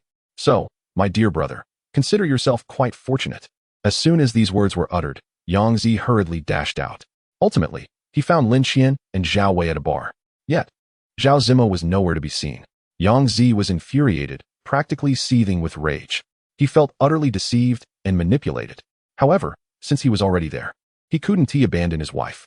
Yang Zi approached Zhao Wei and gently tapped her shoulder, saying, is there something that cannot be discussed at home? It's rather embarrassing in front of friends. Zhao Wei was cleansing her face when she heard her husband's voice. Her body stiffened instantly. Yang Zi awkwardly continued, I've said it's merely a game. Your status as the main wife remains unshaken. Zhao Wei's eyes were tinged with red as she finished washing her hands slowly. With a calm demeanor, she replied, "Let us discuss this at home. My friend is here, and I don't wish to lose face." Lin Qian was quite concerned for her. Zhao Wei forced a smile and added, "Qian, please don't look down on me. When you have the time, let us go out for a meal, just to keep me company." Lin Qian felt a pang of discomfort upon hearing this. When Lin Qian returned, Zhao Zimo was seated on the sofa, watching television, seemingly waiting for her. He patted the space beside him and inquired, "What is the matter, Teacher Lin?" Lin Qian walked over and nestled beside him, appearing exceedingly docile. Zhao Zimo had overheard her words from Yang Zi's phone. He found it amusing. He pressed Lin Qian back onto the sofa and began to kiss her. Initially reluctant, Lin Qian soon succumbed to Zhao Zimo's familiarity with her body, easily igniting her desire. Clothes were strewn haphazardly everywhere. Lin Qian's eyes were filled with affection. Immersed in the throes of love, Zhao Zimo particularly relished this state of hers, his emotions soaring to an exhilarating height. Just as their passion intensified, Zhao Zimo's phone rang. The incessant beeping seemed to go unheard by him, yet Lin Qian found it impossible to concentrate. She gently nudged him, saying, "Answer the phone. Don't worry about it." Zhao Zimo deepened the kiss. The phone ceased ringing, but shortly after, it persisted stubbornly. Lin Qian pecked his lips. "You should take the call. We can continue later." Zhao Zimo turned to answer the phone. "It's Uncle Yi." Lin Qian had barely taken a few steps when he enveloped her in his embrace. One hand resting casually on her slender waist, his fingers carelessly caressing her form. Unable to withstand such tantalizing advances, Lin Qian swayed and fell into his arms. Zhao Zimo observed her intently while conversing with Yi Fengke. Yi Fengke's voice brimmed with excitement as he exclaimed, "Zimo, I have located the intermediary for the jewelry. Once we find him, locating my child will be a mere formality."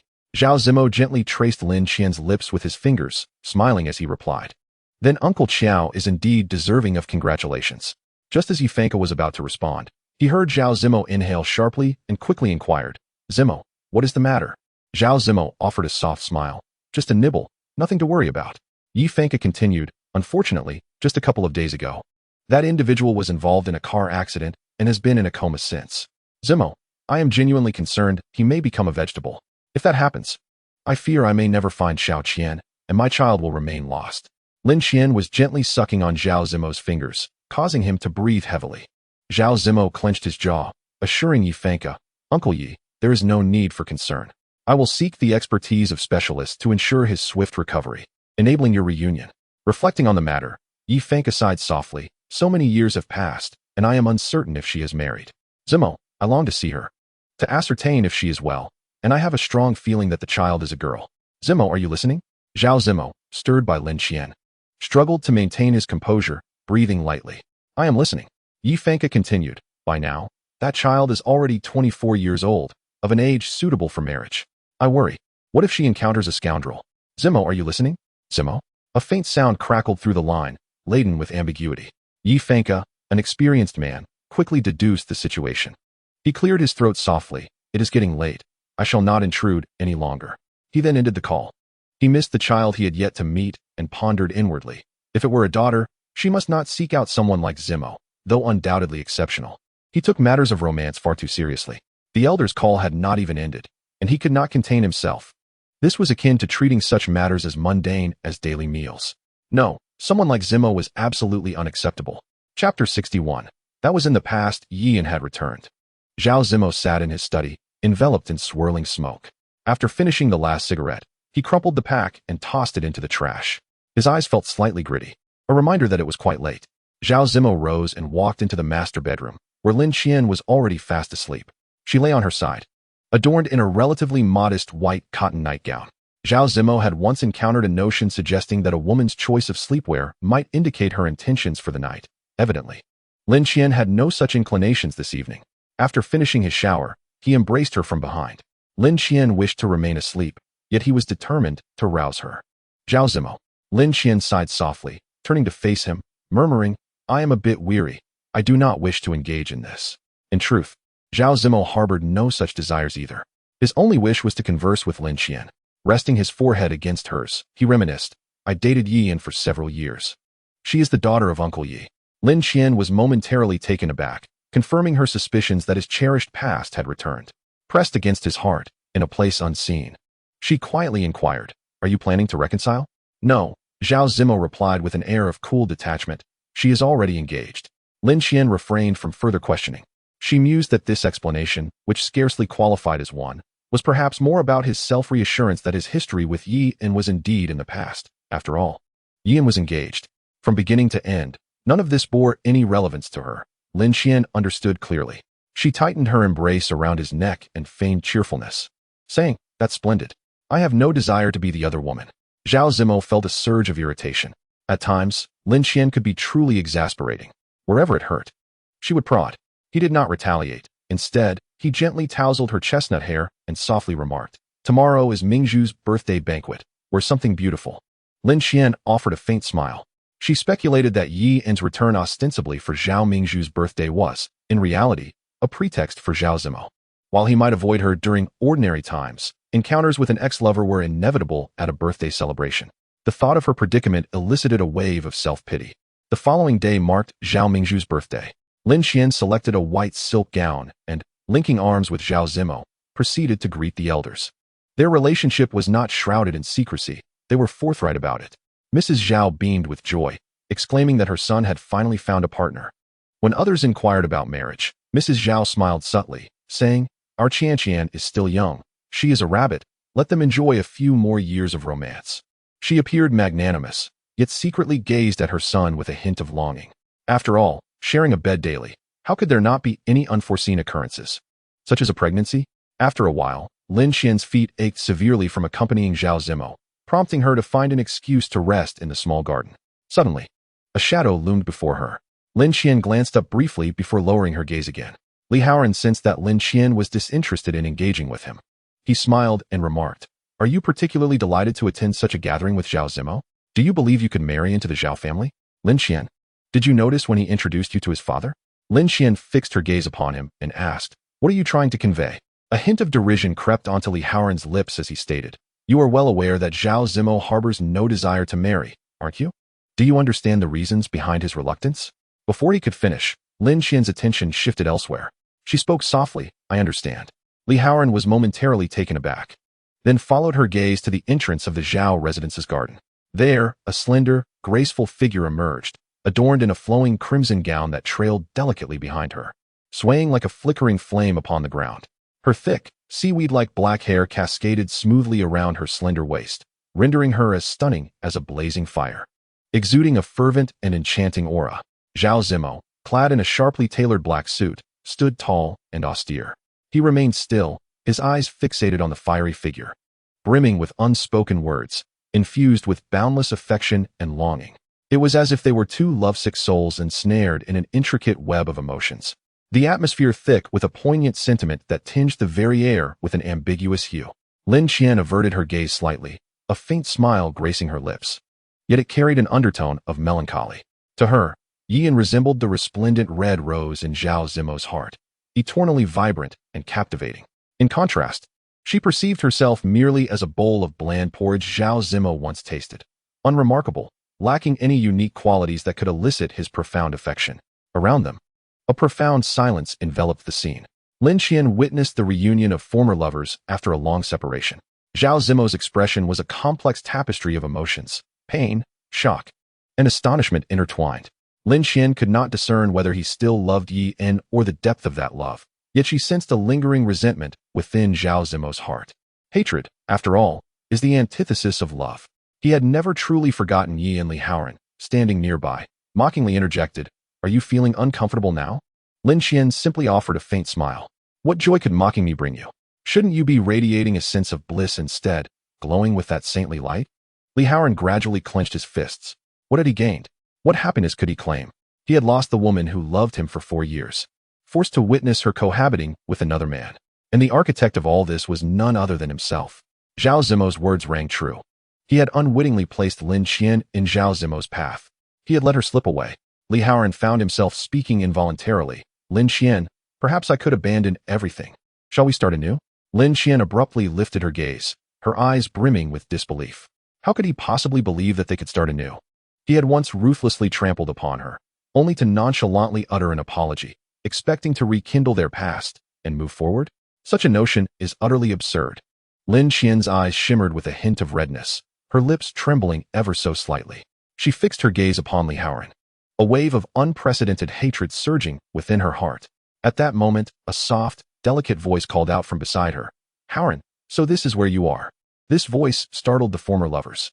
Zhao Zimo slowly turned his head, observing Li Haoran and Lin Qian standing closely, gazing intently at one another. Lin Qian's eyes glistened with a faint blush, while Li Haoran's gaze bore the weight of lingering, unresolved emotions. Zhao Zimo's narrow eyes narrowed slightly, a surge of displeasure rising within him. Yian lightly tossed her seaweed-like black hair and asked in a somewhat playful tone, "Girlfriend?" Zhao Zimo made no denial.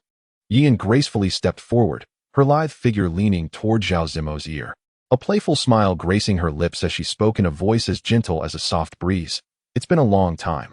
Over the years, I have often worried, fearing that the pain I once caused you might have driven you to avoid women altogether. Seeing you like this now brings me such joy." A subtle smile graced Zhao Zimo's lips as he replied in a calm tone, "You think too much." Yian playfully tilted her charming little head, resembling a lively fawn.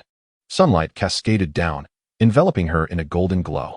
Her exquisite features shone more brightly in the sunlight, her vibrant red lips resembling blooming roses, radiating a bold and uninhibited beauty.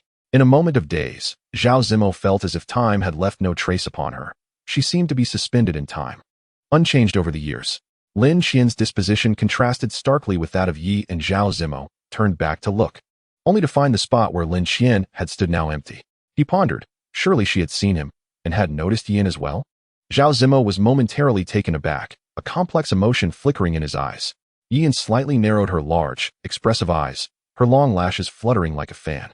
She had known during her time in England that he had someone else by his side, which was why she had hurried back. Her curiosity was piqued, eager to see what sort of person could accompany him.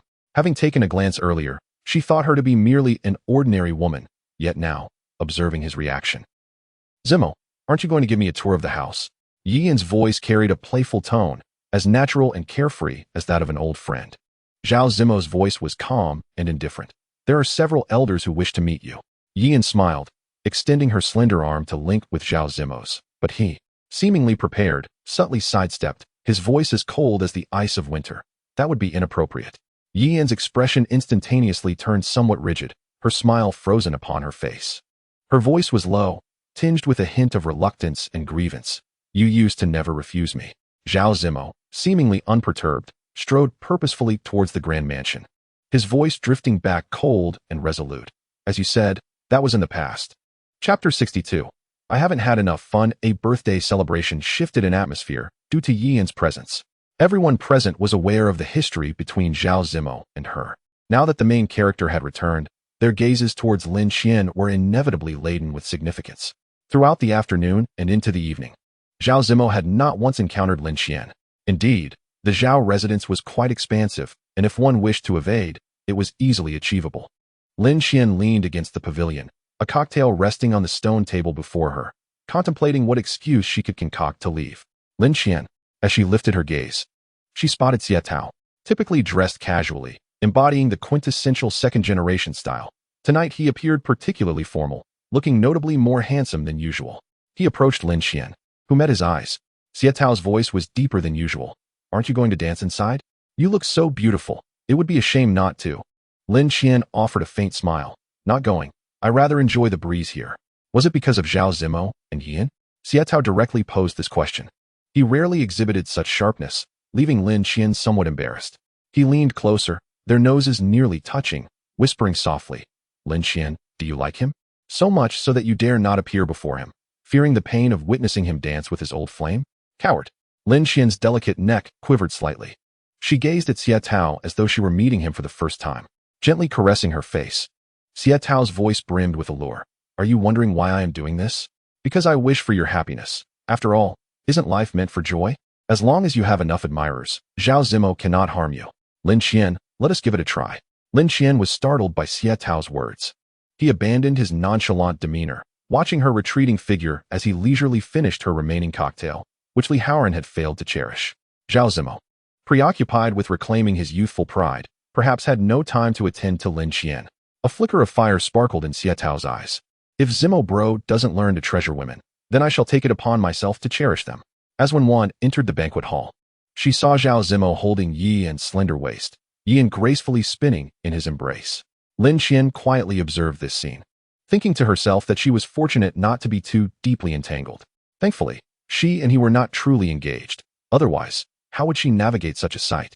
As the melody concluded, both Zhao Zimo and Yian found themselves slightly breathless, and a wave of applause erupted around them. Having grown up abroad, Yian was naturally exuberant. In front of the gathering, she planted a kiss on Zhao Zimo's cheek, exclaiming, "Zimo, our synergy remains as harmonious as ever." Caught off guard by her bold gesture, Zhao Zimo momentarily froze.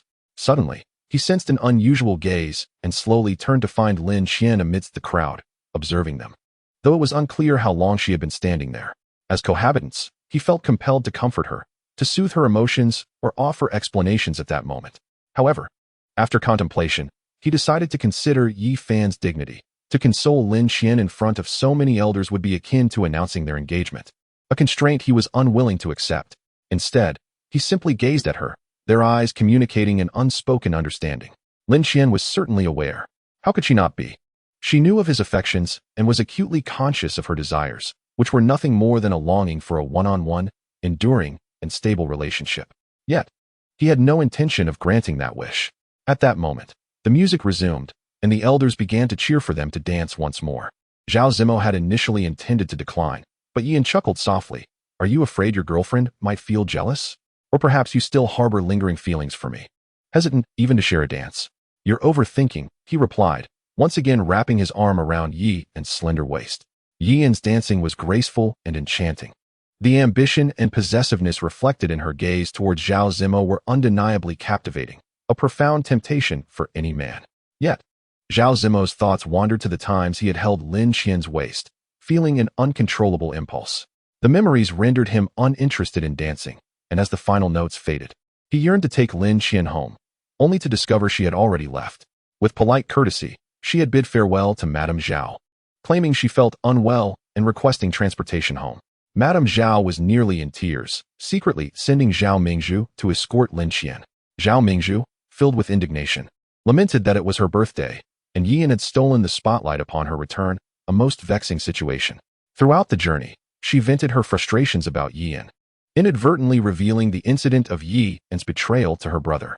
Her delicate features were etched with discontent as she declared, regardless of the circumstances, with such a scandal, she shall never step foot in our home. Rest assured, my mother despises her. Lin Qian observed Zhao Mingzhu, recognizing her as an innocent girl, and understood why Zhao Zimo cherished her so deeply, reluctant to share the darker truths about Li Haoran. Lin Qian found herself unable to harbor any dislike for her, even feeling a semblance of affection. With a gentle sigh, she acknowledged her own exclusion from the Zhao family. These sentiments remained unspoken, and instead, she retrieved a delicate box from her bag and placed it in Mingzhu's hands, sincerely wishing, "Mingzhu, happy birthday." Zhao Mingzhu, with a hint of concern, inquired, "You are not planning to break up with my brother, are you?" "Break up?" Lin Qian smiled softly, assuring her that it would not come to that. Because between her and Zhao Zimo, there was merely an end to their relationship, the term breakup hardly applied.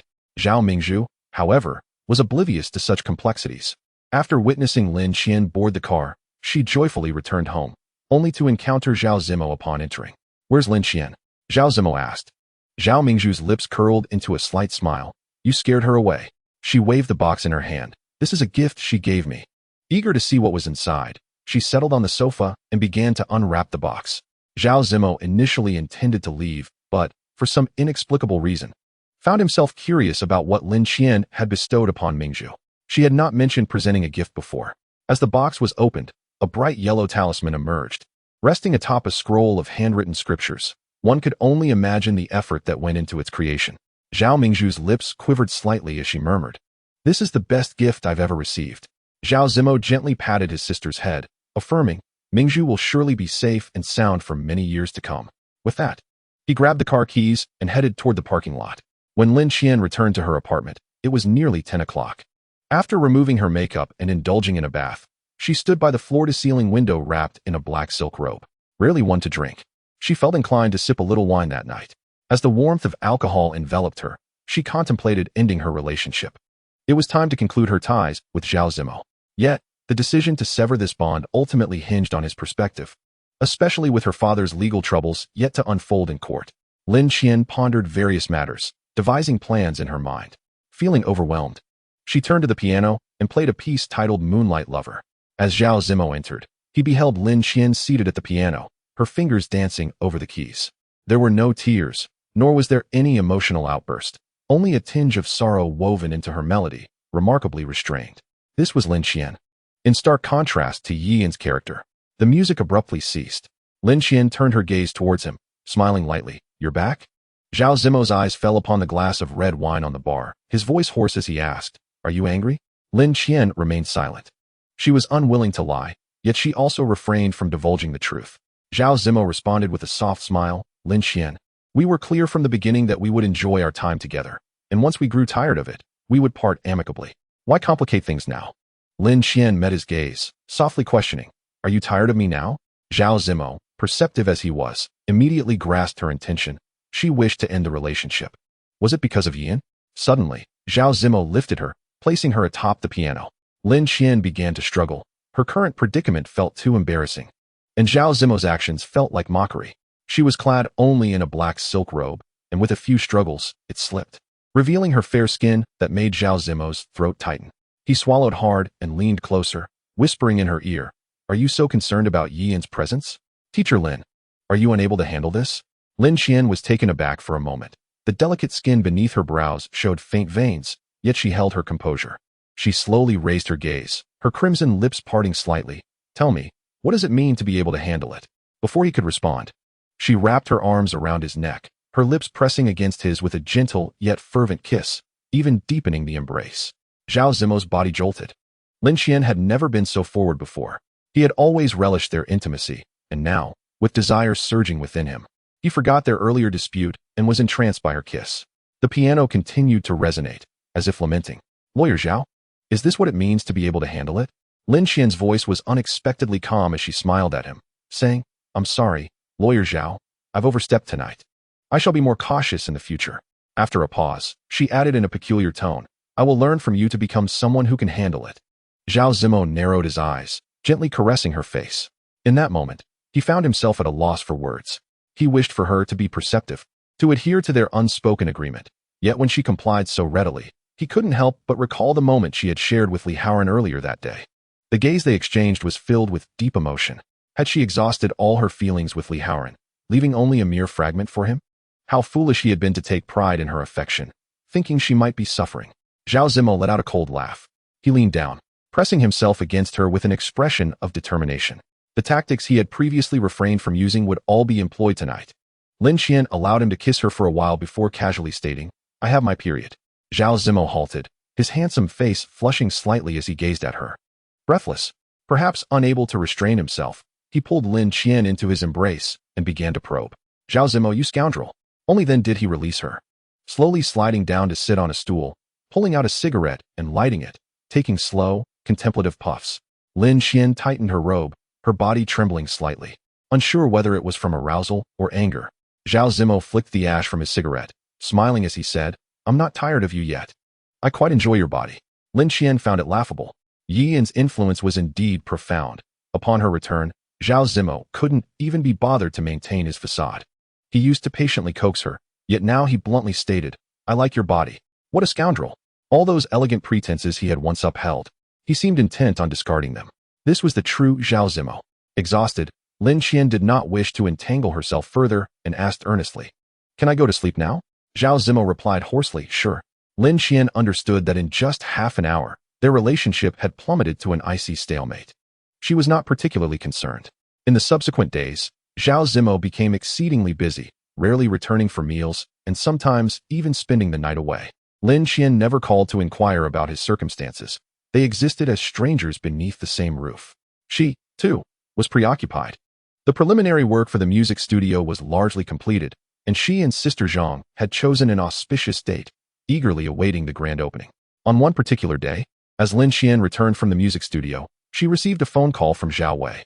Hesitant, Zhao Wei said, Qian, why aren't you keeping a closer eye on your man?" She smiled gently. "What's the matter?"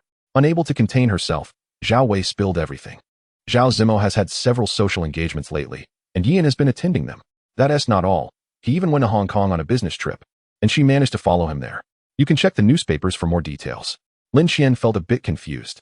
Oh, so he had gone to Hong Kong a few days ago, and she had been unaware. She candidly shared with Zhao Wei, "Our relationship is what it is. I don't care whom he wishes to be with, nor do I concern myself with whether he has become someone else's third wheel."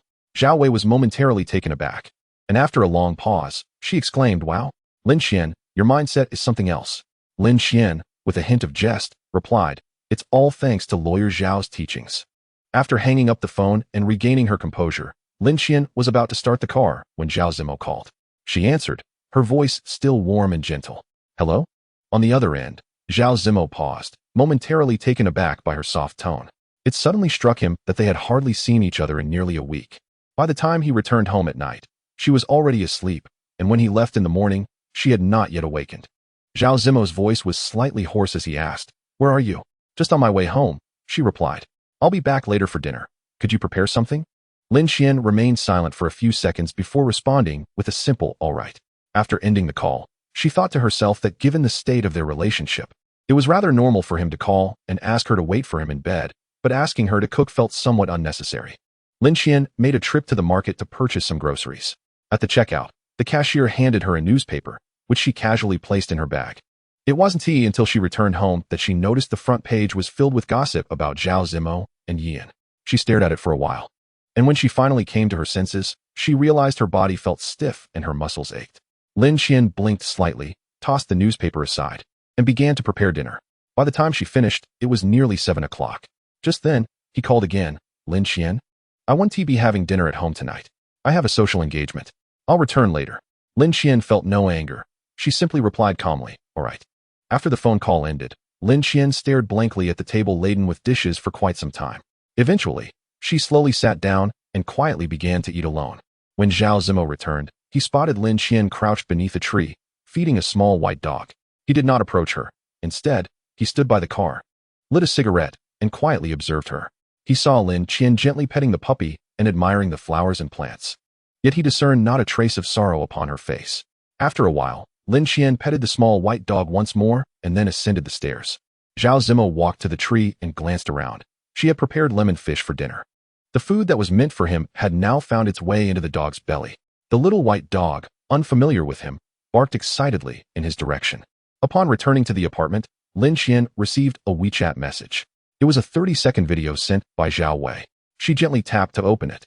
Inside a luxurious private room, several people from various social circles were reveling, among them several acquaintances of Lin Qian. Notably, Zhao Zimo and Yian were also present.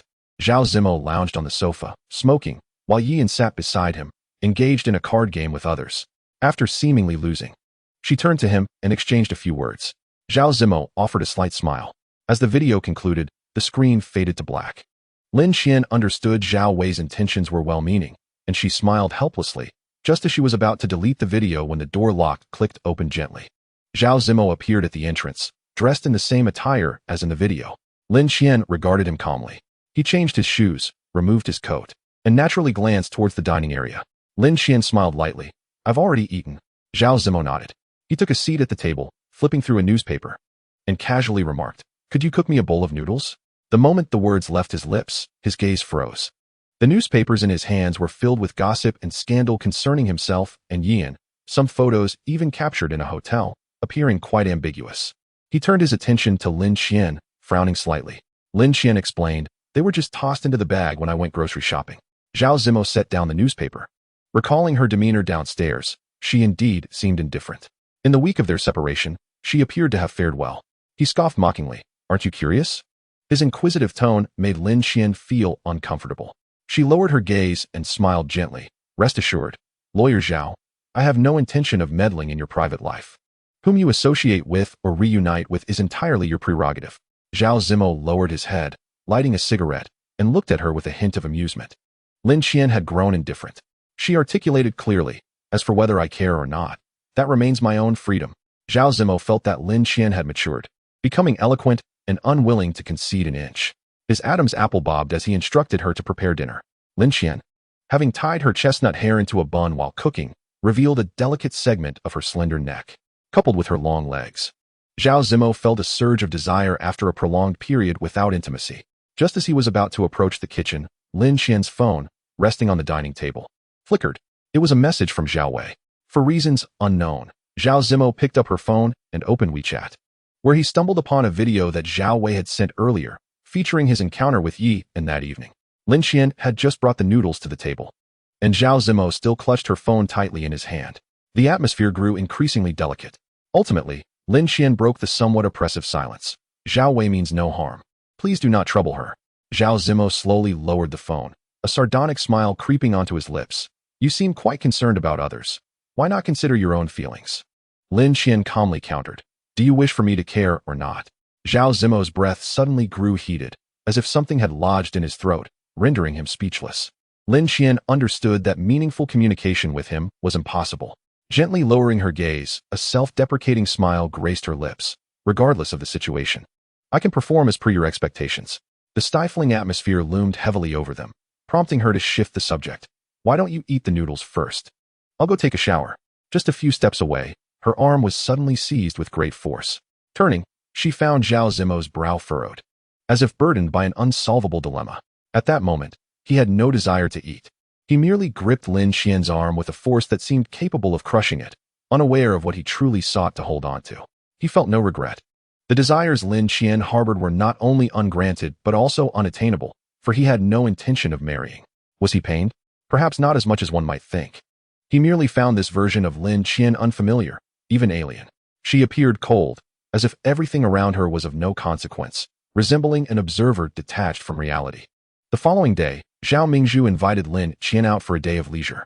Half an hour later, a red sports car slowly came to a stop in front of the clubhouse.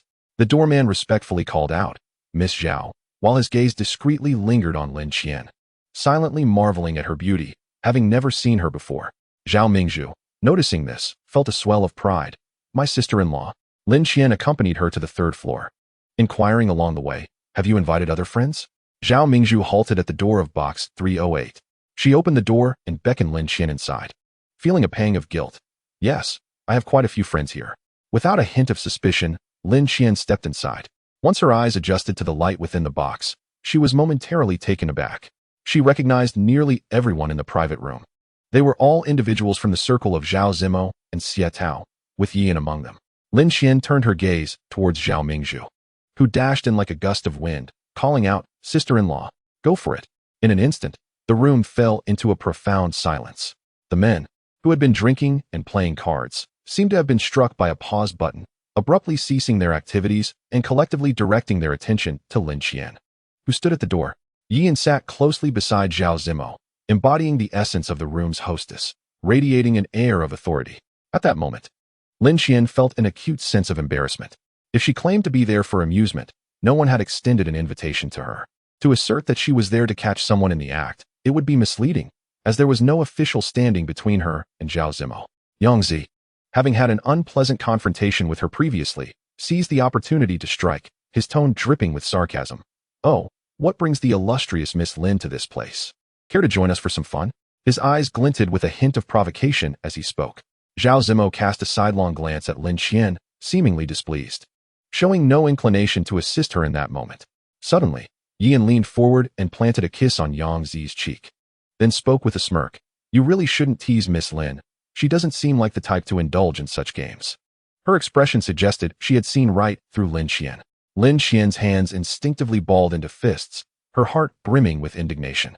Yet another person claiming she couldn't play the game. Zhao Zimo lowered his voice, instructing, Lin Qian, you should go back. The words fell like a bucket of cold water over her, leaving no room for tenderness. As if she were a foolish intruder attempting to catch a man unawares, but lacking the ability to claim him. Yang Zi could not suppress a laugh at this, releasing the pent-up frustration he had harbored for so long. Just then, someone intervened to diffuse the tension. All right, let's not pressure her. Everyone, let's continue the fun. As those words were spoken, the private room gradually returned to its lively atmosphere, laughter and drinking intertwining once more. However, amidst the clamor, a soft voice pierced through. I can play. It was Lin Qian's voice. Though quiet, it resonated like a pebble dropped into a tranquil lake, catching Zhao Zimo's attention. His gaze tightened, and his tone grew more severe. Lin Qian, go back. The room fell into a silence so profound that one could hear a pin drop. As everyone fell silent, fully aware of Zhao Zimo's growing fury, likely stemming from a sense of lost face, due to Lin Qian's presence. In that oppressive quiet, Xiatao, with a subtle smile gracing his lips, slowly stated, "Since Lin Qian claims she can play, then surely she is capable." As he spoke, he reached out and drew Lin Qian to the seat beside him, then gracefully picked up a bottle of red wine, pouring her a glass with elegant finesse. If one were to lose the game, they would indeed have to drink. But should they emerge victorious, they could make a request of anyone present, with no limits whatsoever. Zhao Zimo's voice was low and restrained as he called out, "Xiatao." Xiatao, however, laughed heartily. "Brother Zimo, are you afraid to play? Look at Yan. She has already bestowed numerous passionate kisses, yet when it comes to Lin Qian, you seem so reluctant." He chuckled. "It seems the real sister-in-law is indeed different. You are quite protective, aren't you?" Zhao Zimo cast a cold glance at Lin Qian. He then extinguished his cigarette in the ashtray with unusual fervor, finally deciding to partake in the game. "Let us begin." The rules of the game were quite simple. One merely needed to compare the size of the cards. In the first round, Yangzi emerged victorious. There was already tension between him and Lin Qian, and Zhao Zimo's ambiguous stance left him hesitant to act recklessly. Thus, he embraced Yan tightly, sharing a fervent kiss that was so passionate it could make anyone blush, raising the temperature in the room a few degrees. After their kiss, Yan, with a delicate smile, turned to Zhao Zimo and said, "If I win, I intend to give you a deep kiss." Zhao Zimo appeared to be indifferent, as though he had not heard her at all. Lin Qian held the smallest card and could only raise her glass, drinking half of the red wine. Her skin, already as pale as snow, now bore a faint blush from the wine, enhancing her mesmerizing allure. Sitting beside her, Xiatao could not help but feel a stirring within him. His gaze towards Lin Qian was filled with unabashed admiration, his intense eyes seemingly capable of melting her. The atmosphere in the room was palpable. Even those who could not see could feel the fervor. By chance, Xiatao won the next round. Instantly, the room was enveloped in an eerie silence, leaving everyone feeling a bit uneasy. "Oh, this is going to be entertaining," someone silently mused. Zhao Zimo tossed aside his cards, his unwavering gaze fixed deeply on Lin Qian. Before Lin Qian could react, Xiatao leaned forward, his body hovering above her, hands firmly planted beside her head. His straight, handsome nose brushed softly against Lin Qian's cheek, his warm breath cascading over her face. Lin Qian felt like a startled fawn, gazing up at him in bewilderment. Her long eyelashes fluttered like delicate fans, and her ears turned a rosy hue, reminiscent of blooming cherry blossoms. She appeared both adorable and enchanting, exuding an irresistible charm. Xiatao's eyes grew ever more profound, resembling a bottomless lake. Everyone present believed that Xiatao would inevitably succumb to the urge to kiss. Yet Lin Qian understood all too well that he would refrain from such an action. In his eyes, there lay a careful reverence, a unique sentiment reserved solely for her. Xiatao's Adam's apple bobbed, as if he were straining to suppress the impulses within. He truly yearned to kiss the enchanting girl before him. However, he ultimately did not act on this desire. Leaning slightly closer, he whispered into Lin Qian's ear, his voice low and rich with magnetism, "I wish to hear you call me husband." At that moment, an eerie silence enveloped the surroundings, as if the very air had solidified. No one dared to utter a word, for Zhao Zimo's countenance was as dark as a stormy sky, foreboding and grim. Yangzi cleared his throat gently, interjecting, "Xiatao, perhaps it is time to stop." As he spoke, he continued to make subtle gestures. Xiatao glanced at Zhao Zimo, a teasing smile playing on his lips. Brother Zimo is certainly someone who can handle it. Zhao Zimo remained silent, lowering his head to light a cigarette, slowly exhaling smoke rings. Yan chuckled softly. Lin Qian probably still thinks Zhao Zimo cares about her. At that moment, Xiatao leaned down again, his body almost pressing against Lin Qian's, though not quite making contact. His gaze and voice were extraordinarily gentle. "Lin Qian, call me husband." Having consumed alcohol, Lin Qian had previously claimed to be unrestrained. She gazed intently into Xiatao's eyes, her lips slightly parted, producing a sultry whisper, "Xiatao." Before she could finish, her hand was firmly grasped and pulled upward, causing her to tumble unceremoniously into a warm embrace. Zhao Zimo led Lin Qian toward the door, tossing over his shoulder, "I'll cover the bill for tonight." A profound silence ensued. Xiatao straightened his attire, shrugged at the onlookers, and smiled. "I have always said that Brother Zimo cannot handle it." With Lin Qian gone, "Yan, why don't you call me husband too?" Yan's face turned pale. She had not anticipated that Zhao Zimo would be so affected by Lin Qian. Did he not care for himself? He could watch her kiss someone else, yet could not tolerate her calling another man husband. Zhao Zimo took Lin Qian out into the night air, the evening breeze sweeping away her inebriation. He ushered her into the car, asking, "Did Mingzhu bring you here?" Lin Qian turned her face away, ignoring him. As Zhao Zimo glanced at her profile, he wondered if it was merely his imagination, but Lin Qian seemed to grow more beautiful with each passing day. Each encounter evoked a fresh sensation within him. He watched her for a moment longer before pressing down on the accelerator. Lin Qian assumed he would drive her back to the apartment. Yet after navigating a couple of streets, the car came to a halt outside the nearest five-star hotel. "Get out." He unfastened his seatbelt and exited the vehicle, then circled around to Lin Qian's side. Lin Qian was reluctant to leave the car. Zhao Zimo leaned down and unexpectedly lifted her out. "Would you prefer to walk? Or shall I carry you?" Lin Qian, fearing embarrassment, allowed him to set her down. As he did, Zhao Zimo remarked in a husky voice, "The dress is quite beautiful." Lin Qian flushed with anger. After all, she was merely a companion for his amusement, while Yian remained the radiant star in his heart. At the hotel reception, Zhao Zimo retrieved his identification and several thousand yuan. After the receptionist completed the registration, she handed him the room key. "Room 601. Wishing you a pleasant stay, Mr. Zhao." Chapter 65. Are you serious? As soon as they entered the elevator, Zhao Zimo pressed her against the wall, gripping her chin as he kissed her. Lin Qian could not evade him. Any attempt to withdraw resulted in him pressing his knee against her. Once the kiss ended, both were left breathless.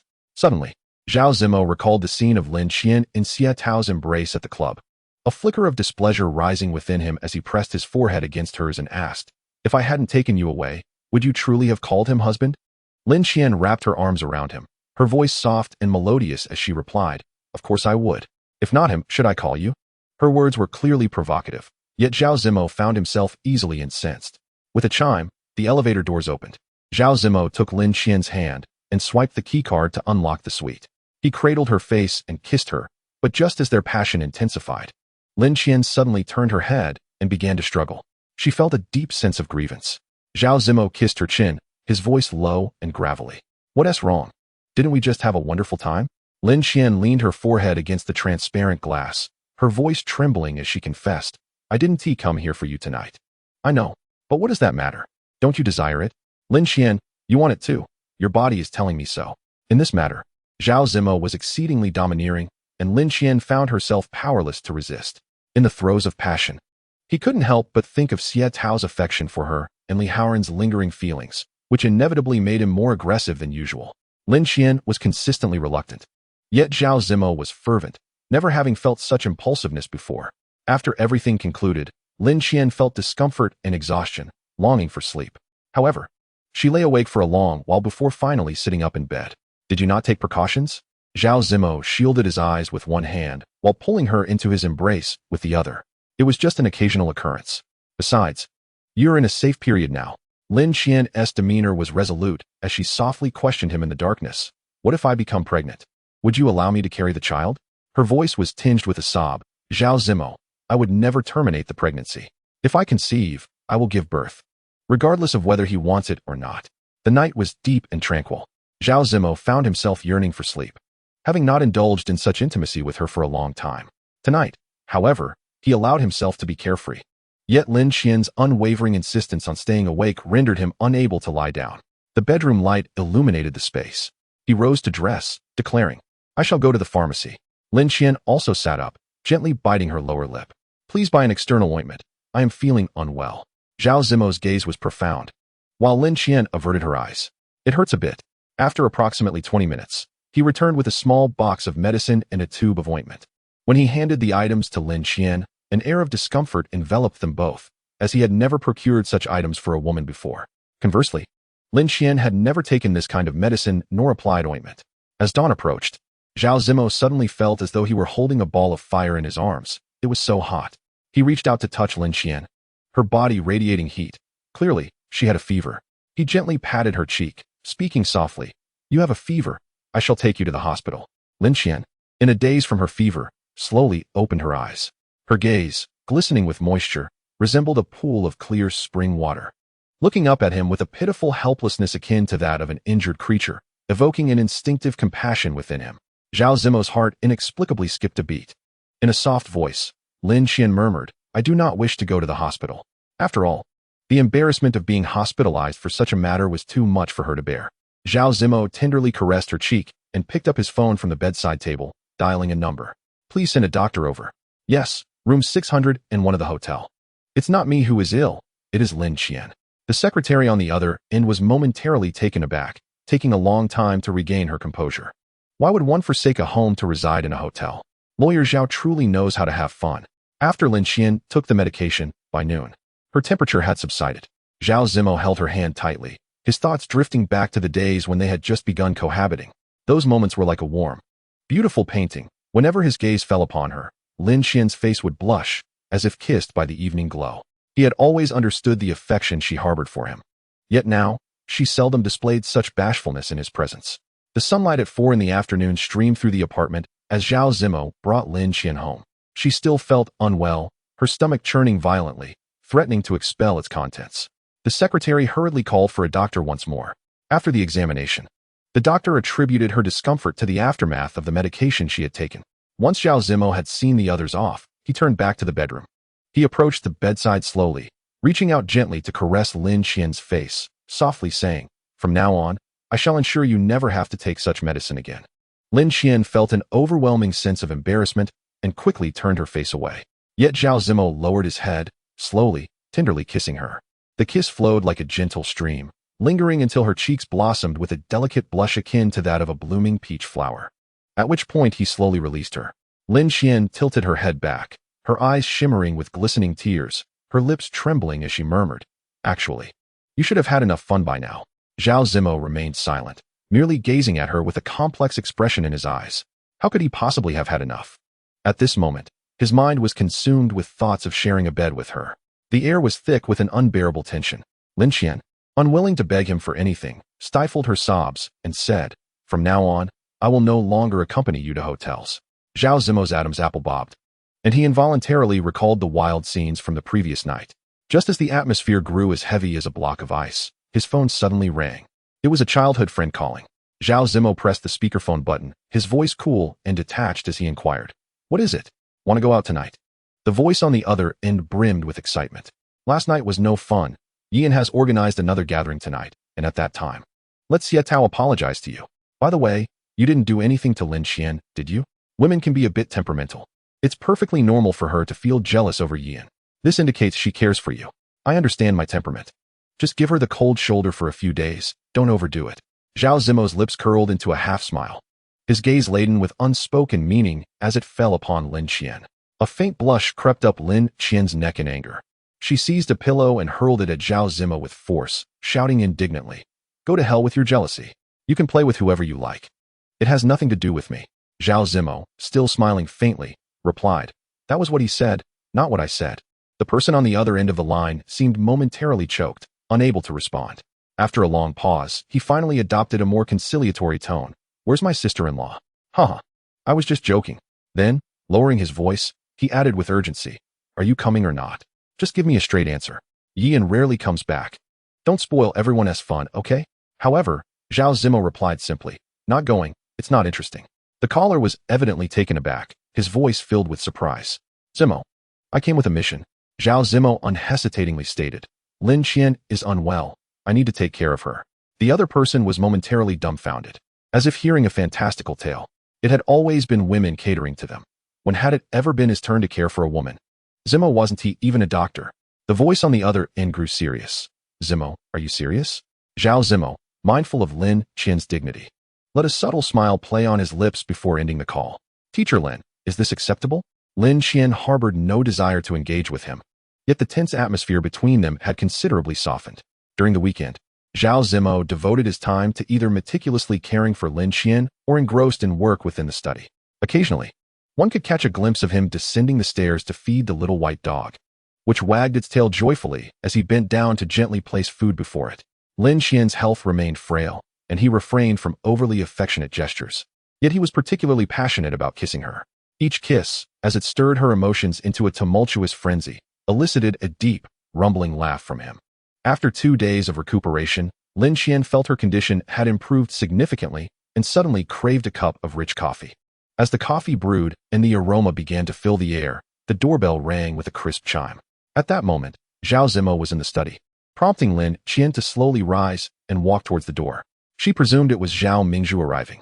As she opened the door, A flicker of surprise crossed her eyes upon seeing Yi Yan standing there. Yi Yan's exquisite and beautiful face bore a smile, devoid of the malice she had displayed that night. Lin Qian made no effort to prevent Yi Yan from entering. Instead, she gently stepped aside, inviting her in, and then gracefully walked to the study door, softly informing Zhao Zimo, "Miss Yi has arrived. Would you like to meet her?" Chapter 66. We are still the same as before. Zhao Zimo's eyes reflected a hint of surprise as he replied in a neutral tone, "Have her come to the study." At that moment, as Lin Qian turned, he lifted his gaze, his attention fixated on her retreating figure. In the living room, Yi Yan's eyes fell upon the piano, which Zhao Zimo had gifted Lin Qian. Did this signify that he had developed feelings for her? No, that notion was utterly unacceptable to Yi Yan. She resolutely refused to acknowledge such thoughts. When Lin Qian emerged from the inner room, her gaze settled quietly on Yi Yan, and only when Yi Yan sensed her scrutiny did she slowly speak. "He is waiting for you in the study." Yi Yan raised the folder she held. "I have an economic case I wish to entrust to Zimo. You wouldn't mind, would you?" Lin Qian gently shook her head, a faint smile gracing her lips. As they deliberated on matters in the study, Lin Qian busied herself in the kitchen, brewing coffee. The rich aroma began to waft through the air just as the coffee was ready, and as she poured it into a cup, Yi Yan approached. Casually leaning beside Lin Qian, she remarked, "That piano was the birthday gift I yearned for when I turned 22. Such veiled words were not lost on Lin Qian, who understood the underlying meaning.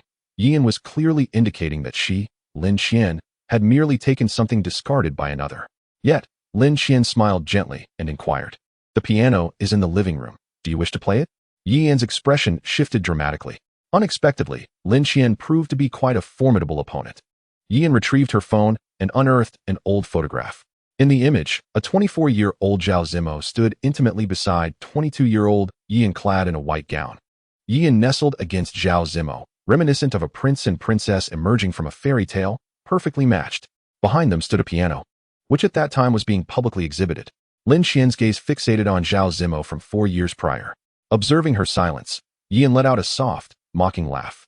"Miss Lin, you are but my substitute. No matter how closely you imitate me, you remain a counterfeit. Now that I have returned, there is no need for you to linger by Zimo's side any longer."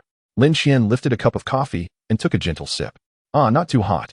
She raised her eyes to meet Yi Yan's, calmly stating, "Whether it be the piano or this man, if you are capable of taking him away, I would indeed be grateful to you, for I have no desire to entangle myself with Zhao Zimo any longer. I yearn to embark on a new chapter in my life." Yi Yan was momentarily taken aback. She did not believe Lin Qian's words, perceiving them merely as a provocation. With a self-satisfied smile, she raised her coffee cup. "Sometimes, Miss Lin, seizing a man requires a bit of cunning. Do not blame me. I truly detest you." As she spoke, Yi Yan abruptly poured the coffee over her own arm, immediately letting out a sharp cry. "Miss Lin, why did you douse me with coffee? It's so hot." Her eyes glared maliciously at Lin Qian, a victorious smirk curling at her lips. Lin Qian cast her gaze down at the coffee in her hand. "What a pity." She then looked up at Yi Yan, a slight smile gracing her lips. "Miss Yi, I actually hold a great respect for your father. However, I never anticipated that he would have such a despicable daughter. Your pursuit of Zhao Zimo is your affair, but your attempts to frame and disgust me reveal a flaw in your character. By the way, I forgot to mention, your cup of coffee was iced, so it likely won't burn you nor evoke any sympathy from your Zimo." With a gentle flick of her long hair, which arced gracefully through the air, Lin Qian offered, "Allow me to assist you." Saying this, she leisurely poured the scalding coffee, at least above 85 degrees, onto Yi Yan's delicate arm.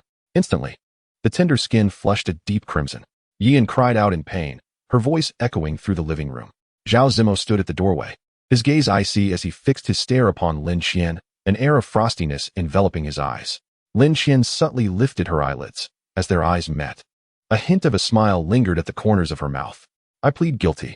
As Zhao Zimo brushed past her, he whispered in a tone only Lin Qian could hear, "So eager to leave me? Do you think burning Yi Yan will provoke me?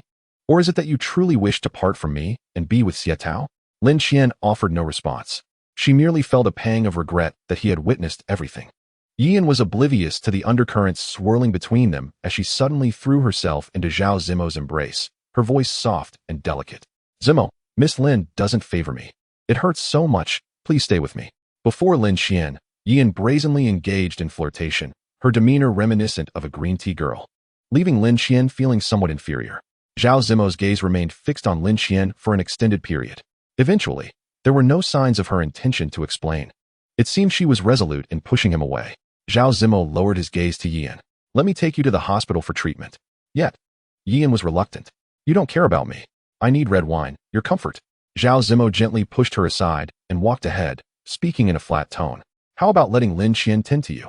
Her bandaging skills are quite impressive. Yian stomped her foot, already intimidated by Lin Qian. After waiting outside for a considerable time, Zhao Zimo noticed Yi and had emerged, but Lin Qian was still inside. He turned back. Aren't you going? Lin Qian had already cleaned up the remnants and replied calmly. You can go. It's a perfect opportunity for you two to reminisce. Zhao Zimo detected a hint of annoyance in her tone. He embraced her from behind. Are you angry? Look at her. She spilled coffee on herself. Yet I'm not upset with you. Zhao Zimo cherished her presence, still not satiated by her company, and thus occasionally indulged her whims. As for Yian, deep down, he held her in contempt and even harbored resentment. Yet he continued to give her a glimmer of hope, much like a cat playing with a mouse. Contemplating this, Lin Qian coldly remarked, let's discuss this later. Zhao Zimo gazed deeply at her retreating figure, lingering for a moment before stepping outside. Yian, waiting at the entrance, appeared ghastly pale. She had witnessed it all. She saw Zhao Zimo comforting Lin Qian, noting his subtle concern for her. Previously, she had believed such affections were hers alone. But seeing it with her own eyes made her realize that her place in Zhao Zimo's heart had quietly been usurped by another. Undeterred, Yian softly suggested, shall we go drink at my place? Zhao Zimo neither agreed nor declined, only speaking softly once they were in the car.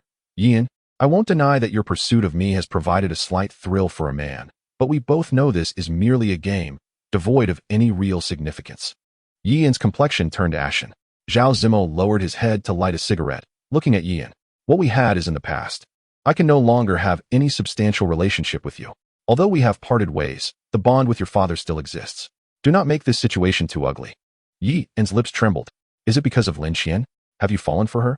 Zhao Zimo remained silent. After a prolonged silence, Yian gently smiled. I wish you well. At 1 o'clock in the morning, Zhao Zimo returned. He shed his outer garment and embraced her from behind, gently nibbling at her neck. His hand roamed over her body, assessing her condition. Lin Qian let out a soft moan. In a deep, husky voice, he inquired, are you feeling better? Lin Qian grasped his hand, unwilling to let him act wantonly. It still hurts a bit. Zhao Zimo, in the vigor of youth, felt an uncontrollable urge to kiss her. Lin Qian felt a pang of resistance within, turning her head to deny him access. I'm tired, don't do this, she murmured. I don't want to. Finally, she voiced her true feelings. Zhao Zimo, propped up on one arm, gazed down at her, fully aware of her concerns. His eyes, deep and dark, fixated upon her. And he could not help but lean down, gently rubbing his nose against hers. Lin Qian, I have not been intimate with anyone else. Not in the past, nor now. Lin Qian, easily swayed by his words, turned her face away, saying, how can I know?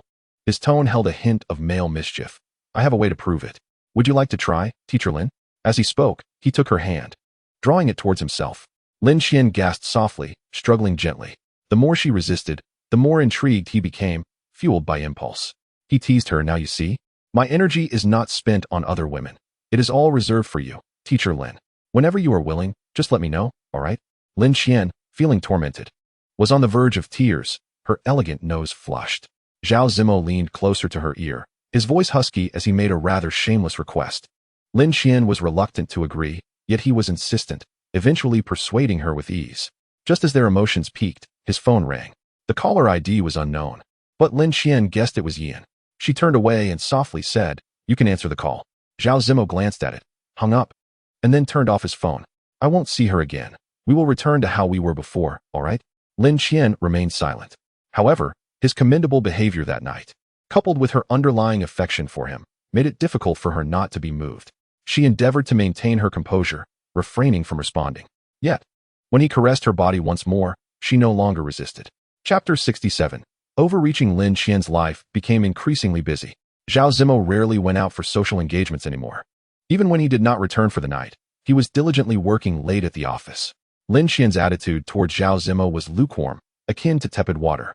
Since Yian's return, the dynamic between them had shifted, resembling a wine that had soured, drastically different from before. The music room was about to open, and Lin Qian received numerous congratulatory gifts, which she carefully unwrapped and recorded. As she opened one particular box, her eyes suddenly brightened. The characters on the box seemed familiar to her. Upon closer inspection, she discovered that the gift was from Zhao Zimo. With great care, she unwrapped the box, as if unveiling a mysterious treasure. She had anticipated that Zhao Zimo would present her with exquisite jewelry, as was his custom. However, she was utterly astonished to find that the box contained a pair of butterfly specimens. One butterfly was large, the other small, displaying a striking difference in size. Their colors were vibrantly vivid, reminiscent of the twilight sky, and their poses were so lifelike that it seemed they might take flight at any moment. The preservation of these specimens was indeed remarkable. Lin Qian couldn't resist reaching out to gently caress the butterflies, and the part of her heart that had once been as hard as stone began to melt like ice kissed by the warm sun. Just then, her phone rang, shattering the tranquility like a stone thrown into a still lake. It was a call from Zhao Zimo. His voice on the line was as gentle as a spring breeze. "Did you receive the gift? Do you like it?" Lin Qian responded with a soft hum. Curiously, she inquired, "How did you know I liked this back in high school?" Zhao Zimo did not answer her question, but, with that tender tone, suggested, "Why don't you come back to the apartment for dinner? They sent over a lot of dishes from the manor, and we could open a bottle of red wine. What do you think?" Lin Qian understood the implications behind his invitation. She remained silent for what felt like an eternity, as if time itself had slowed in her contemplation. Zhao Zimo, ever patient, let his voice flow gently once more, like a soft breeze. "I'll come to pick you up tonight." After what seemed like an age, Lin Qian finally heard her own voice, echoing from a distant place, softly uttering an affirmative response. She comprehended fully that when Zhao Zimo desired something, he meticulously planned and devoted considerable effort into achieving it. He sought a deeper, more intimate relationship with her, which was why he endeavored to please her so. Yet, she could not fathom how he possessed such an acute understanding of a woman's heart. Nevertheless, as he ardently pursued her, she realized that she was unable to resist his allure. That night was more enchanting and fervent than any they had previously experienced. Every corner of the apartment was filled with his sweet nothings, which danced through the air like countless lively butterflies.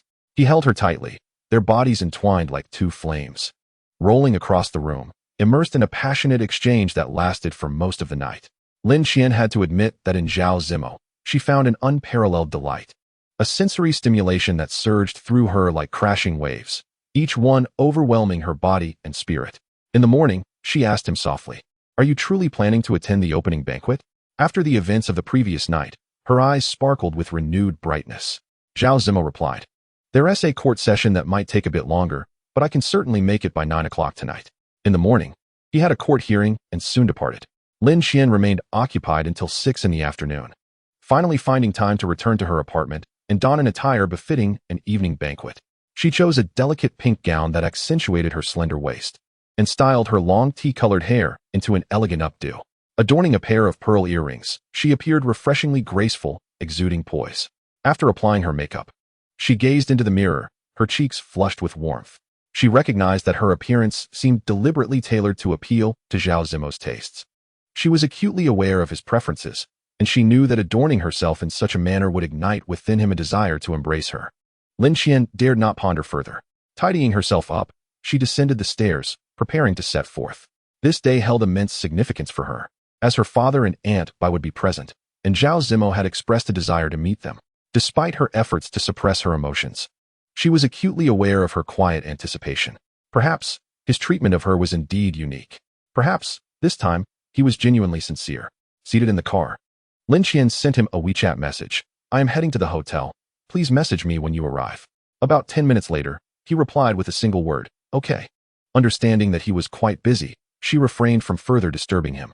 Aunt Bai, having waited for a considerable time without sight of Zhao Zimo, leaned closer to Lin Qian and whispered, "Wasn't it agreed that he would come?" Lin Qian offered a slight smile, responding, "He has a court hearing, so he might arrive a bit later." Upon hearing this, Aunt Bai sighed with relief. Lin Qian glanced at her watch. It was already past 8:30. Soon, Zhao Zimo should be arriving. Not wanting to intrude upon his work, she chose not to call him. 9 o'clock came and went, yet he remained absent.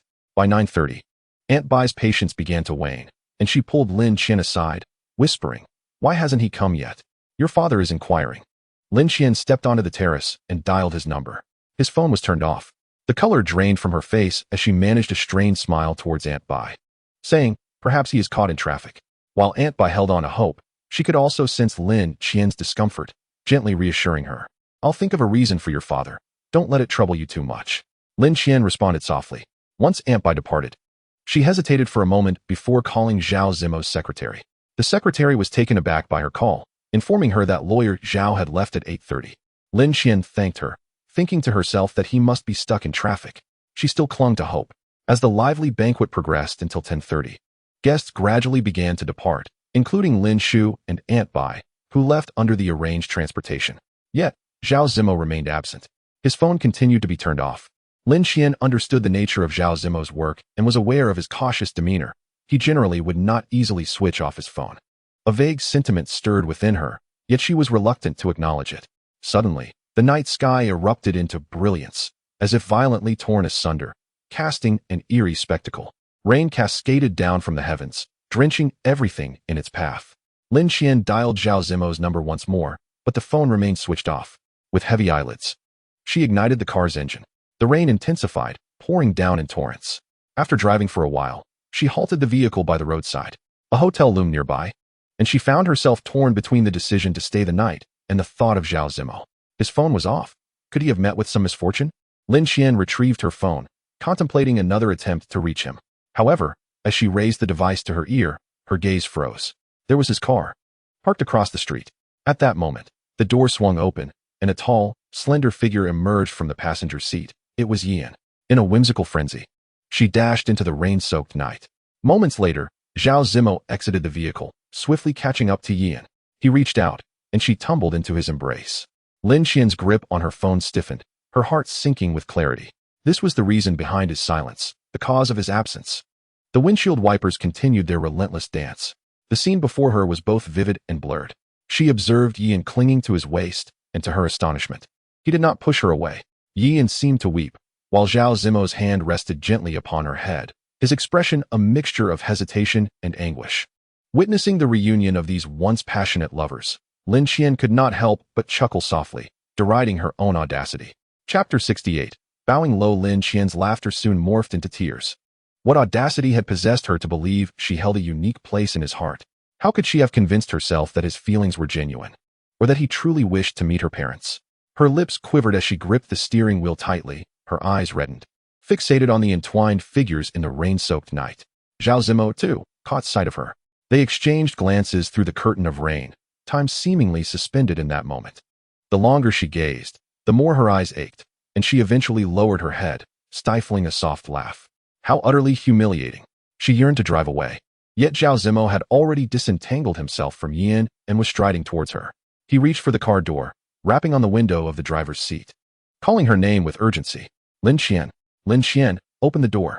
Lin Qian, in a daze, turned her head to meet his gaze, her eyes brimming with tears.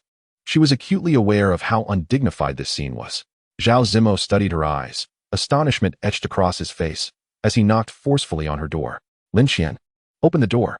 In a moment of self-deprecating humor, she realized how absurd it was to expect an explanation or apology from someone of his stature. She no longer craved any clarifications. With a gentle press of the accelerator, she began to drive away. The white BMW sped away in the rain, without a hint of hesitation, its wheels splashing the puddles, creating ripples that danced upon the surface. Zhao Zimo was compelled to retreat a few steps, standing motionless in the downpour. His mind was consumed by the image of Lin Qian, her eyes red and tear-stained. How long had she watched? How long had she cried? Yan approached, gazing at the direction the white sedan had vanished, softly murmuring, I'm sorry for making your girlfriend angry. It wasn't my intention. I was just feeling down, just wanted to drink, just couldn't think straight. Zhao Zimo remained silent. Yan timidly continued, if I hadn't foolishly thrown your phone into the water, Lin Qian wouldn't be so furious. Zhao Zimo replied coldly, this is the last time. If you feel distressed again, just call 120. Yan burst into tears, sobbing, do you mean you won't care about me anymore? Zimo, in Mang City. You are my only family. That evening, Yifan called, asking him to come check on her. He had initially planned to settle her before seeking out Lin Qian. But Yan, intoxicated and threatening to take pills, had thrown his phone into the fish tank. Zhao Zimo, with an expression of indifference, declared, I will take you home. Lin Qian did not return to the apartment. Instead, she booked a room and immersed herself in the bathtub. Leaning against the edge, she chuckled softly. She recalled his words. In the future, I will no longer see her. We will be like we used to. He had gifted her exquisite specimens. delighting her to the point of intimacy that lasted through the night, ensuring her every comfort. How little time had passed. Yet, he was now embracing Yin, appearing deeply affectionate. Lin Qian's smile turned to tears. Was she not reaping what she had sown? Who urged her to trust him so easily? Who compelled her to suppress her fondness for him? After soaking for half an hour, her body felt languid, devoid of strength. The doorbell rang, and thinking it was room service, she propped herself up and wrapped a bathrobe around her. However, upon opening the door, it was Zhao Zimo standing outside. Lin Qian blocked the entrance like a barrier. His gaze was as deep as an unfathomable abyss, his voice rasping as if worn by sandpaper. "Let me in." She stepped aside, allowing him entry. They indeed needed to have a serious discussion. Given the current circumstances, it was best to lay everything bare. Zhao Zimo casually picked up a towel to dry his face, the gesture tinged with fatigue. After wiping his face, he extended his hand toward Lin Qian. She turned her head aside, her tone flat. "Just speak plainly. There's no need for this." Zhao Zimo understood her fury. He was well aware of her temper. Typically, she would throw a small fit, and it would blow over. But given today's events, if he did not clarify things and soothe her, she would likely remain upset for quite some time. He slowly approached her and spoke in a low voice. "I had no intention of meeting her. It was Uncle Yi who urged me to check on her, claiming that Yi's condition was utterly dire." Lin Qian remained silent, offering no response. Zhao Zimo gently caressed her face, acknowledging, "It is entirely understandable that you are upset. She threw my phone into the water, which is why I was unable to call you." Lin Qian lowered her gaze, a faint bitter smile gracing her lips. Zhao Zimo furrowed his brow slightly. A man of his stature seldom provides explanations to women, nor does he assume a humble demeanor. Lin Qian smiled again, but her expression was rife with self-mockery. "Is it truly impossible to make a call? You simply do not consider me important." Zhao Zimo and Yin have had a falling out. Their relationship is steeped in the bonds of their parents and shared childhood memories. But what do I possess? I have nothing. Yes, I am merely a woman who shares your bed. As she spoke, tears began to well in her eyes, but she took a deep breath, resolutely holding them back. For someone like him, it is not worth it. You are not. Zhao Zimo's brows knitted tightly, longing to reach out to her. Yet, she stepped back, locking her gaze onto his. Her voice was soft but imbued with an unwavering conviction. "You are right. I am not. Have you ever encountered a woman who merely shares a bed, yet also cooks for you, ties your ties, delivers your clean clothes, tidies your space, and runs your bath?" The air was thick with a chilling silence. Lin Qian poured out her heart. What kind of woman waits at home, cooking daily, for someone she merely shares a bed with? "Zhao Zimo, you cannot bully me in this way." Zhao Zimo's Adam's apple bobbed. He had never anticipated that the comforts he enjoyed could inflict such pain on Lin Qian. After a long silence, he finally spoke softly. "I did not realize you cared so much." Lin Qian laughed self-deprecatingly, her gaze fixed on him as she candidly declared, "I do care. I have taken this seriously. Zhao Zimo, if I can no longer play this game, then so be it." Suddenly, she found her composure, her voice tinged with fatigue. "Let's end this." Zhao Zimo stared intently at her. After a lengthy pause, he finally spoke, his tone laced with an icy edge. "You would sever ties over something so trivial? Lin Qian, do you believe that if I do not wish to part ways, you can truly walk away?" Of course, she understood all too well. She was acutely aware of Zhao Zimo's methods and capabilities. Lin Qian's fingers curled tightly, as if attempting to crush all her anger and resentment within her grasp, desperately striving to keep her tone as though discussing an inconsequential matter. "If we are not to part, then we shall not. Should lawyer Zhao require anything in the future, just a phone call will suffice. I shall be at your service." Zhao Zimo's gaze was fixed upon her delicate face with the intensity of a nail, his tone deceptively soft yet imbued with an icy undertone. "When I have needs, you come to the apartment to share my bed? Is that your meaning? Lin Qian, are you planning to move out?" No sooner had the words left his lips than he took a sudden step forward, trapping Lin Qian against the television cabinet like an impenetrable wall. His patience, akin to a candle burnt to its wick, had completely extinguished. He had never before been so accommodating, so indulgent towards a woman as he was now. Anger blazed in his eyes as he grasped her beautiful, pointed chin, seemingly intent on releasing all his frustrations through this gesture, before forcefully pressing his lips against hers. At that moment, Lin Qian's heart was resolute against such an act. Yet, instead of pushing him away with force, she unexpectedly transformed, eagerly wrapping her arms around his neck and kissing him passionately. Within moments, Zhao Zimo felt as if his entire being had been ignited by flames, an unbearable heat consuming him. His hand caressed Lin Qian's cheek, his voice husky with desire. "I want you. Lin Qian slowly lifted her body, her warm breath brushing against his ear like a gentle breeze, articulating, "Our relationship is only meant to unfold in a hotel. Let us not tarnish the word home." Zhao Zimo froze, as if someone had pressed a pause button. His eyes locked onto her. There was not a trace of emotion on her face. Her earlier entangled actions were merely a fleeting performance. Fuming, Zhao Zimo stormed out, the door slamming shut with a resounding bang. Lin Qian remained unperturbed, pulling the covers over herself and drifting into a hazy sleep. When she awoke, she found herself clutching a pillow, instinctively murmuring, "Zhao Zimo." Chapter 69. Stay for a night. In the morning, Lin Qian received a text message. "Lin Qian, if you break up with him, would you consider me? I won't let you suffer." The message was from Xie Tao. She surmised that the events of the previous night had become common knowledge throughout her circle. Just as she was feeling flustered, another message arrived. "Don't feel pressured. I just want to remind you that the choice is yours."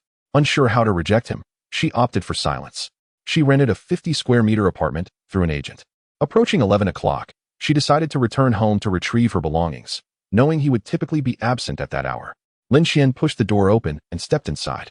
Zhao Zimo, casually dressed, was seated on the sofa engrossed in the newspaper. Lin Qian cleared her throat softly, stating, "I'm here to collect my things." Zhao Zimo paid her no mind. She hastily entered the master bedroom, quickly packing a small suitcase. It felt light and manageable, as her possessions were few. Most gifts from him, making it unnecessary to take much away. As she was about to leave, Zhao Zimo leaned against the doorframe, observing her intently. "Have you forgotten something?" he inquired. Lin Qian placed the keys on the bedside table and retrieved the bank card he had given her, which, although long and used, still resided in her wallet. She handed it back to him and softly remarked, "The valuable jewelry and those clothes are all intact. You may have your secretary verify." Zhao Zimo's expression darkened considerably. With a cold scoff, he remarked, "What about the dog downstairs? Aren't you feeding it?" "No, it's not worth the effort," she replied curtly. Feeling that matters had reached a sufficient conclusion, Lin Qian grasped her suitcase and prepared to depart. However, Zhao Zimo obstructed her path at the door. Lowering his head to bring his prominent nose tantalizingly close to hers, their breaths intertwining.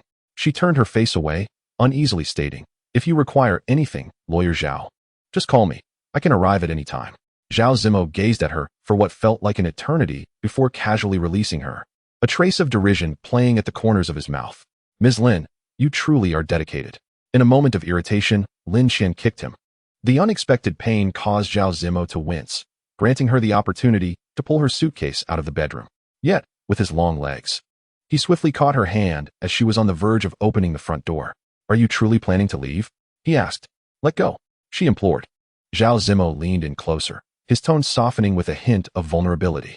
"Dinner has been delivered from the mansion. Why not share a meal?" Lin Qian was acutely aware of his manipulative tactics. Zhao Zimo possessed an innate ability to charm women with a mere display of gentleness, a skill that rendered him utterly effective. Time and again, she had found herself entranced by his so-called tenderness and indulgence, only to later realize it was merely a game he expertly played, with her as the unsuspecting participant. "I have no desire to eat. It's unnecessary," she declared firmly. Zhao Zimo furrowed his brow slightly, yet his grip remained unyielding. Just as the standoff reached a stalemate, the doorbell rang.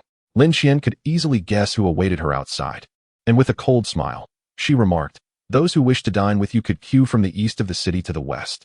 There's no need to cling to me." Zhao Zimo's expression soured further, and he released her hand. Taking a deep breath, Lin Qian opened the door. As anticipated, Yian stood outside, holding a gift, her eyes widening in surprise at the sight of Lin Qian's suitcase. "Miss Lin, I am here to apologize. It was my fault that you and Zimo had a quarrel. I'm truly sorry. Have I ruined your relationship?" The insipidly contrived words filled Lin Qian with disdain. Resolutely, she yanked her suitcase and headed toward the elevator, only to hear Zhao Zimo's displeased voice call after her, "Lin Qian." Indeed, their previous night had been fraught with tension. Yet, he had taken the day off from the office to wait for her here. He had already explained himself, and even conceded, so why was she so stubborn? Lin Qian came to a halt, her eyes glistening with tears. During this period, she had genuinely developed feelings for Zhao Zimo. However, he merely regarded her as a passing amusement. If she continued to live with him, cooking for him, and waiting for his return with the heart of a devoted wife, she would be utterly degrading herself. Lin Qian turned away, not looking at Zhao Zimo, but addressing Yian instead. "Miss Yi, congratulations. Now both the piano and this man belong to you. Are you pleased?" As the elevator doors opened, Lin Qian stepped inside, leaving behind a parting remark. I've cleared the nest for you too. Zhao Zimo stared at the slowly closing elevator doors, his expression darkening. Yian approached, her voice soft and delicate. Did you two have a quarrel? Zhao Zimo retorted, what do you want now? Yian raised the gift box in her hands. I came to apologize to Miss Lin. There's no need for that. Zhao Zimo lowered his head to light a cigarette, and, after taking a slow puff, he stated, I mentioned last night. Don't come looking for me again. If you're feeling troubled, perhaps you could call a helpline or consult a psychologist. Yian's face turned pale. Her expression easily evoked sympathy from men. Zimo, do you really intend to let an inconsequential woman affect the bond we've nurtured since childhood? I refuse to believe you care for her. Zhao Zimo's demeanor grew even colder. He replied, it's one thing for a woman to occasionally feign sentimentality, but if it becomes excessive, it appears overly contrived. The image of Lin Qian surfaced in his mind. Throughout his life, surrounded by adoring women, no one had ever dared to act capriciously with him. Even when Yian was angered, she never acted too recklessly. Yet Lin Qian, she had essentially invited a spoiled young lady into his home. Zhao Zimo felt a pang of anger in his chest. Upon returning to his apartment, he attempted to close the door, but Yian blocked his way. He refused to admit her, declaring, there's no possibility for us anymore. Yian held her ground, asking softly after a long pause, what if I were to break off my engagement with him? Is there still a chance for us? Zhao Zimo smirked derisively. What do you think? With that, he forcefully pried her hand away and slammed the apartment door shut. He walked into the kitchen, retrieving Lin Qian's favorite dishes from the thermal pot and tossing them into a garbage bag. After changing his clothes, he descended the stairs, casually throwing the bag into the trash bin. He thought to himself, she is merely a woman. Whether she stays or leaves does not affect me. I, Zhao Zimo, will not waste such energy on a woman. Zhao Zimo ceased all contact with Lin Qian, and she gradually adapted to her solitary lifestyle. She busied herself in the music room, maintaining a fulfilling routine of early mornings and late nights. One day, Xietao called her, shall we go for a meal? He selected a fine Italian restaurant. Lin Qian drove over, arriving precisely at 8 o'clock, where Xietao awaited her in the parking lot. Inviting you to a meal is quite a challenge. Lin Qian alighted from her vehicle, gently resting her hand on the door while smiling. Just the other day, I was teaching Xiang to play the piano at your residence, and lawyer Xia kindly invited me for dinner, but you were absent at that time.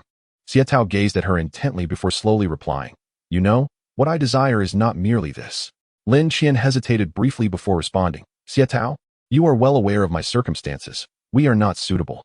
Suddenly, Xietao chuckled lightly. Bowing his head, he softly said, it's just a meal, why the pressure? After this, I might hesitate to invite you again. He reassured her, this dinner is to celebrate your professional success. Indeed, Xietao had a charming demeanor, prompting Lin Qian to smile in return. She closed the car door and walked alongside him into the restaurant. However, by unfortunate coincidence, Zhao Zimo was dining there as well. He was accompanied by a woman of around 50, whose manners were exceedingly refined. From his conversation and demeanor, it was evident that she was a familiar elder to him. Xietao recognized the lady and offered a brief greeting. Lin Qian wished she could vanish into thin air. As expected, Zhao Zimo remarked with a sardonic tone. Teacher Lin lives alone, without constraints. It must be quite convenient for her to have a boyfriend. Xietao raised an eyebrow. How acerbic. He placed his hand on Zhao Zimo's chair back and replied with a smirk. Brother, you live alone too. It must be quite convenient for you as well. Even the poised elder sensed the tension in the atmosphere and gently inquired, Zimo, who is this young lady? Zhao Zimo and Lin Qian were in a silent standoff, and naturally, he couldn't bring himself to introduce her as his girlfriend, intending to deflect the question. Xietao blinked, sweetly stating, Auntie, this is my friend Lin Qian. What do you think? The genteel matron, unaware of the underlying tension, smiled and remarked, she seems lovely. She then turned to Zhao Zimo, asking, last time, your mother mentioned you had a girlfriend, one born in the year of the rabbit, just as the master predicted. Bring her over sometime. I'd like to treat her to a meal. Zhao Zimo was momentarily at a loss for words. After their meal concluded, Lin Qian drove back to her small apartment. Beneath the trees, an Audi was parked. Zhao Zimo, dressed in formal attire, leaned against the car door smoking a cigarette. She approached him, Lawyer Zhao. Is there something you need? Zhao Zimo discarded his cigarette, but, extinguishing it with his foot. Won't you invite me up for a visit? Lin Qian stood still, and after a long pause, her voice hoarse, asked, do you wish to? If so, we can go to a hotel. Zhao Zimo frowned. You live here, yet you suggest going to a hotel? He recalled her aversion to hotels. She was clearly trying to provoke him. Zhao Zimo softened his tone, stop sulking. It's been days. Are you still upset? I have no relationship with her. She glanced at his car and remarked, Lawyer Zhao, I am not sulking with you. Nor do I possess the right to do so. I merely believe our relationship is more suited to a hotel setting. Let us take your car. I shall return by taxi later. Zhao Zimo's expression darkened momentarily before he abruptly turned and entered the vehicle. Lin Qian settled beside him, and he intentionally tossed a small square box onto the center console. Then, turning towards her, he suggested, let us stay at the hotel for a night. I fear you may find it difficult to rise from the bed later. Lin Qian turned her face away, secretly cursing him as a scoundrel. In a fit of defiance, Zhao Zimo drove to a five-star hotel. After obtaining the room key, he walked ahead with a brisk pace.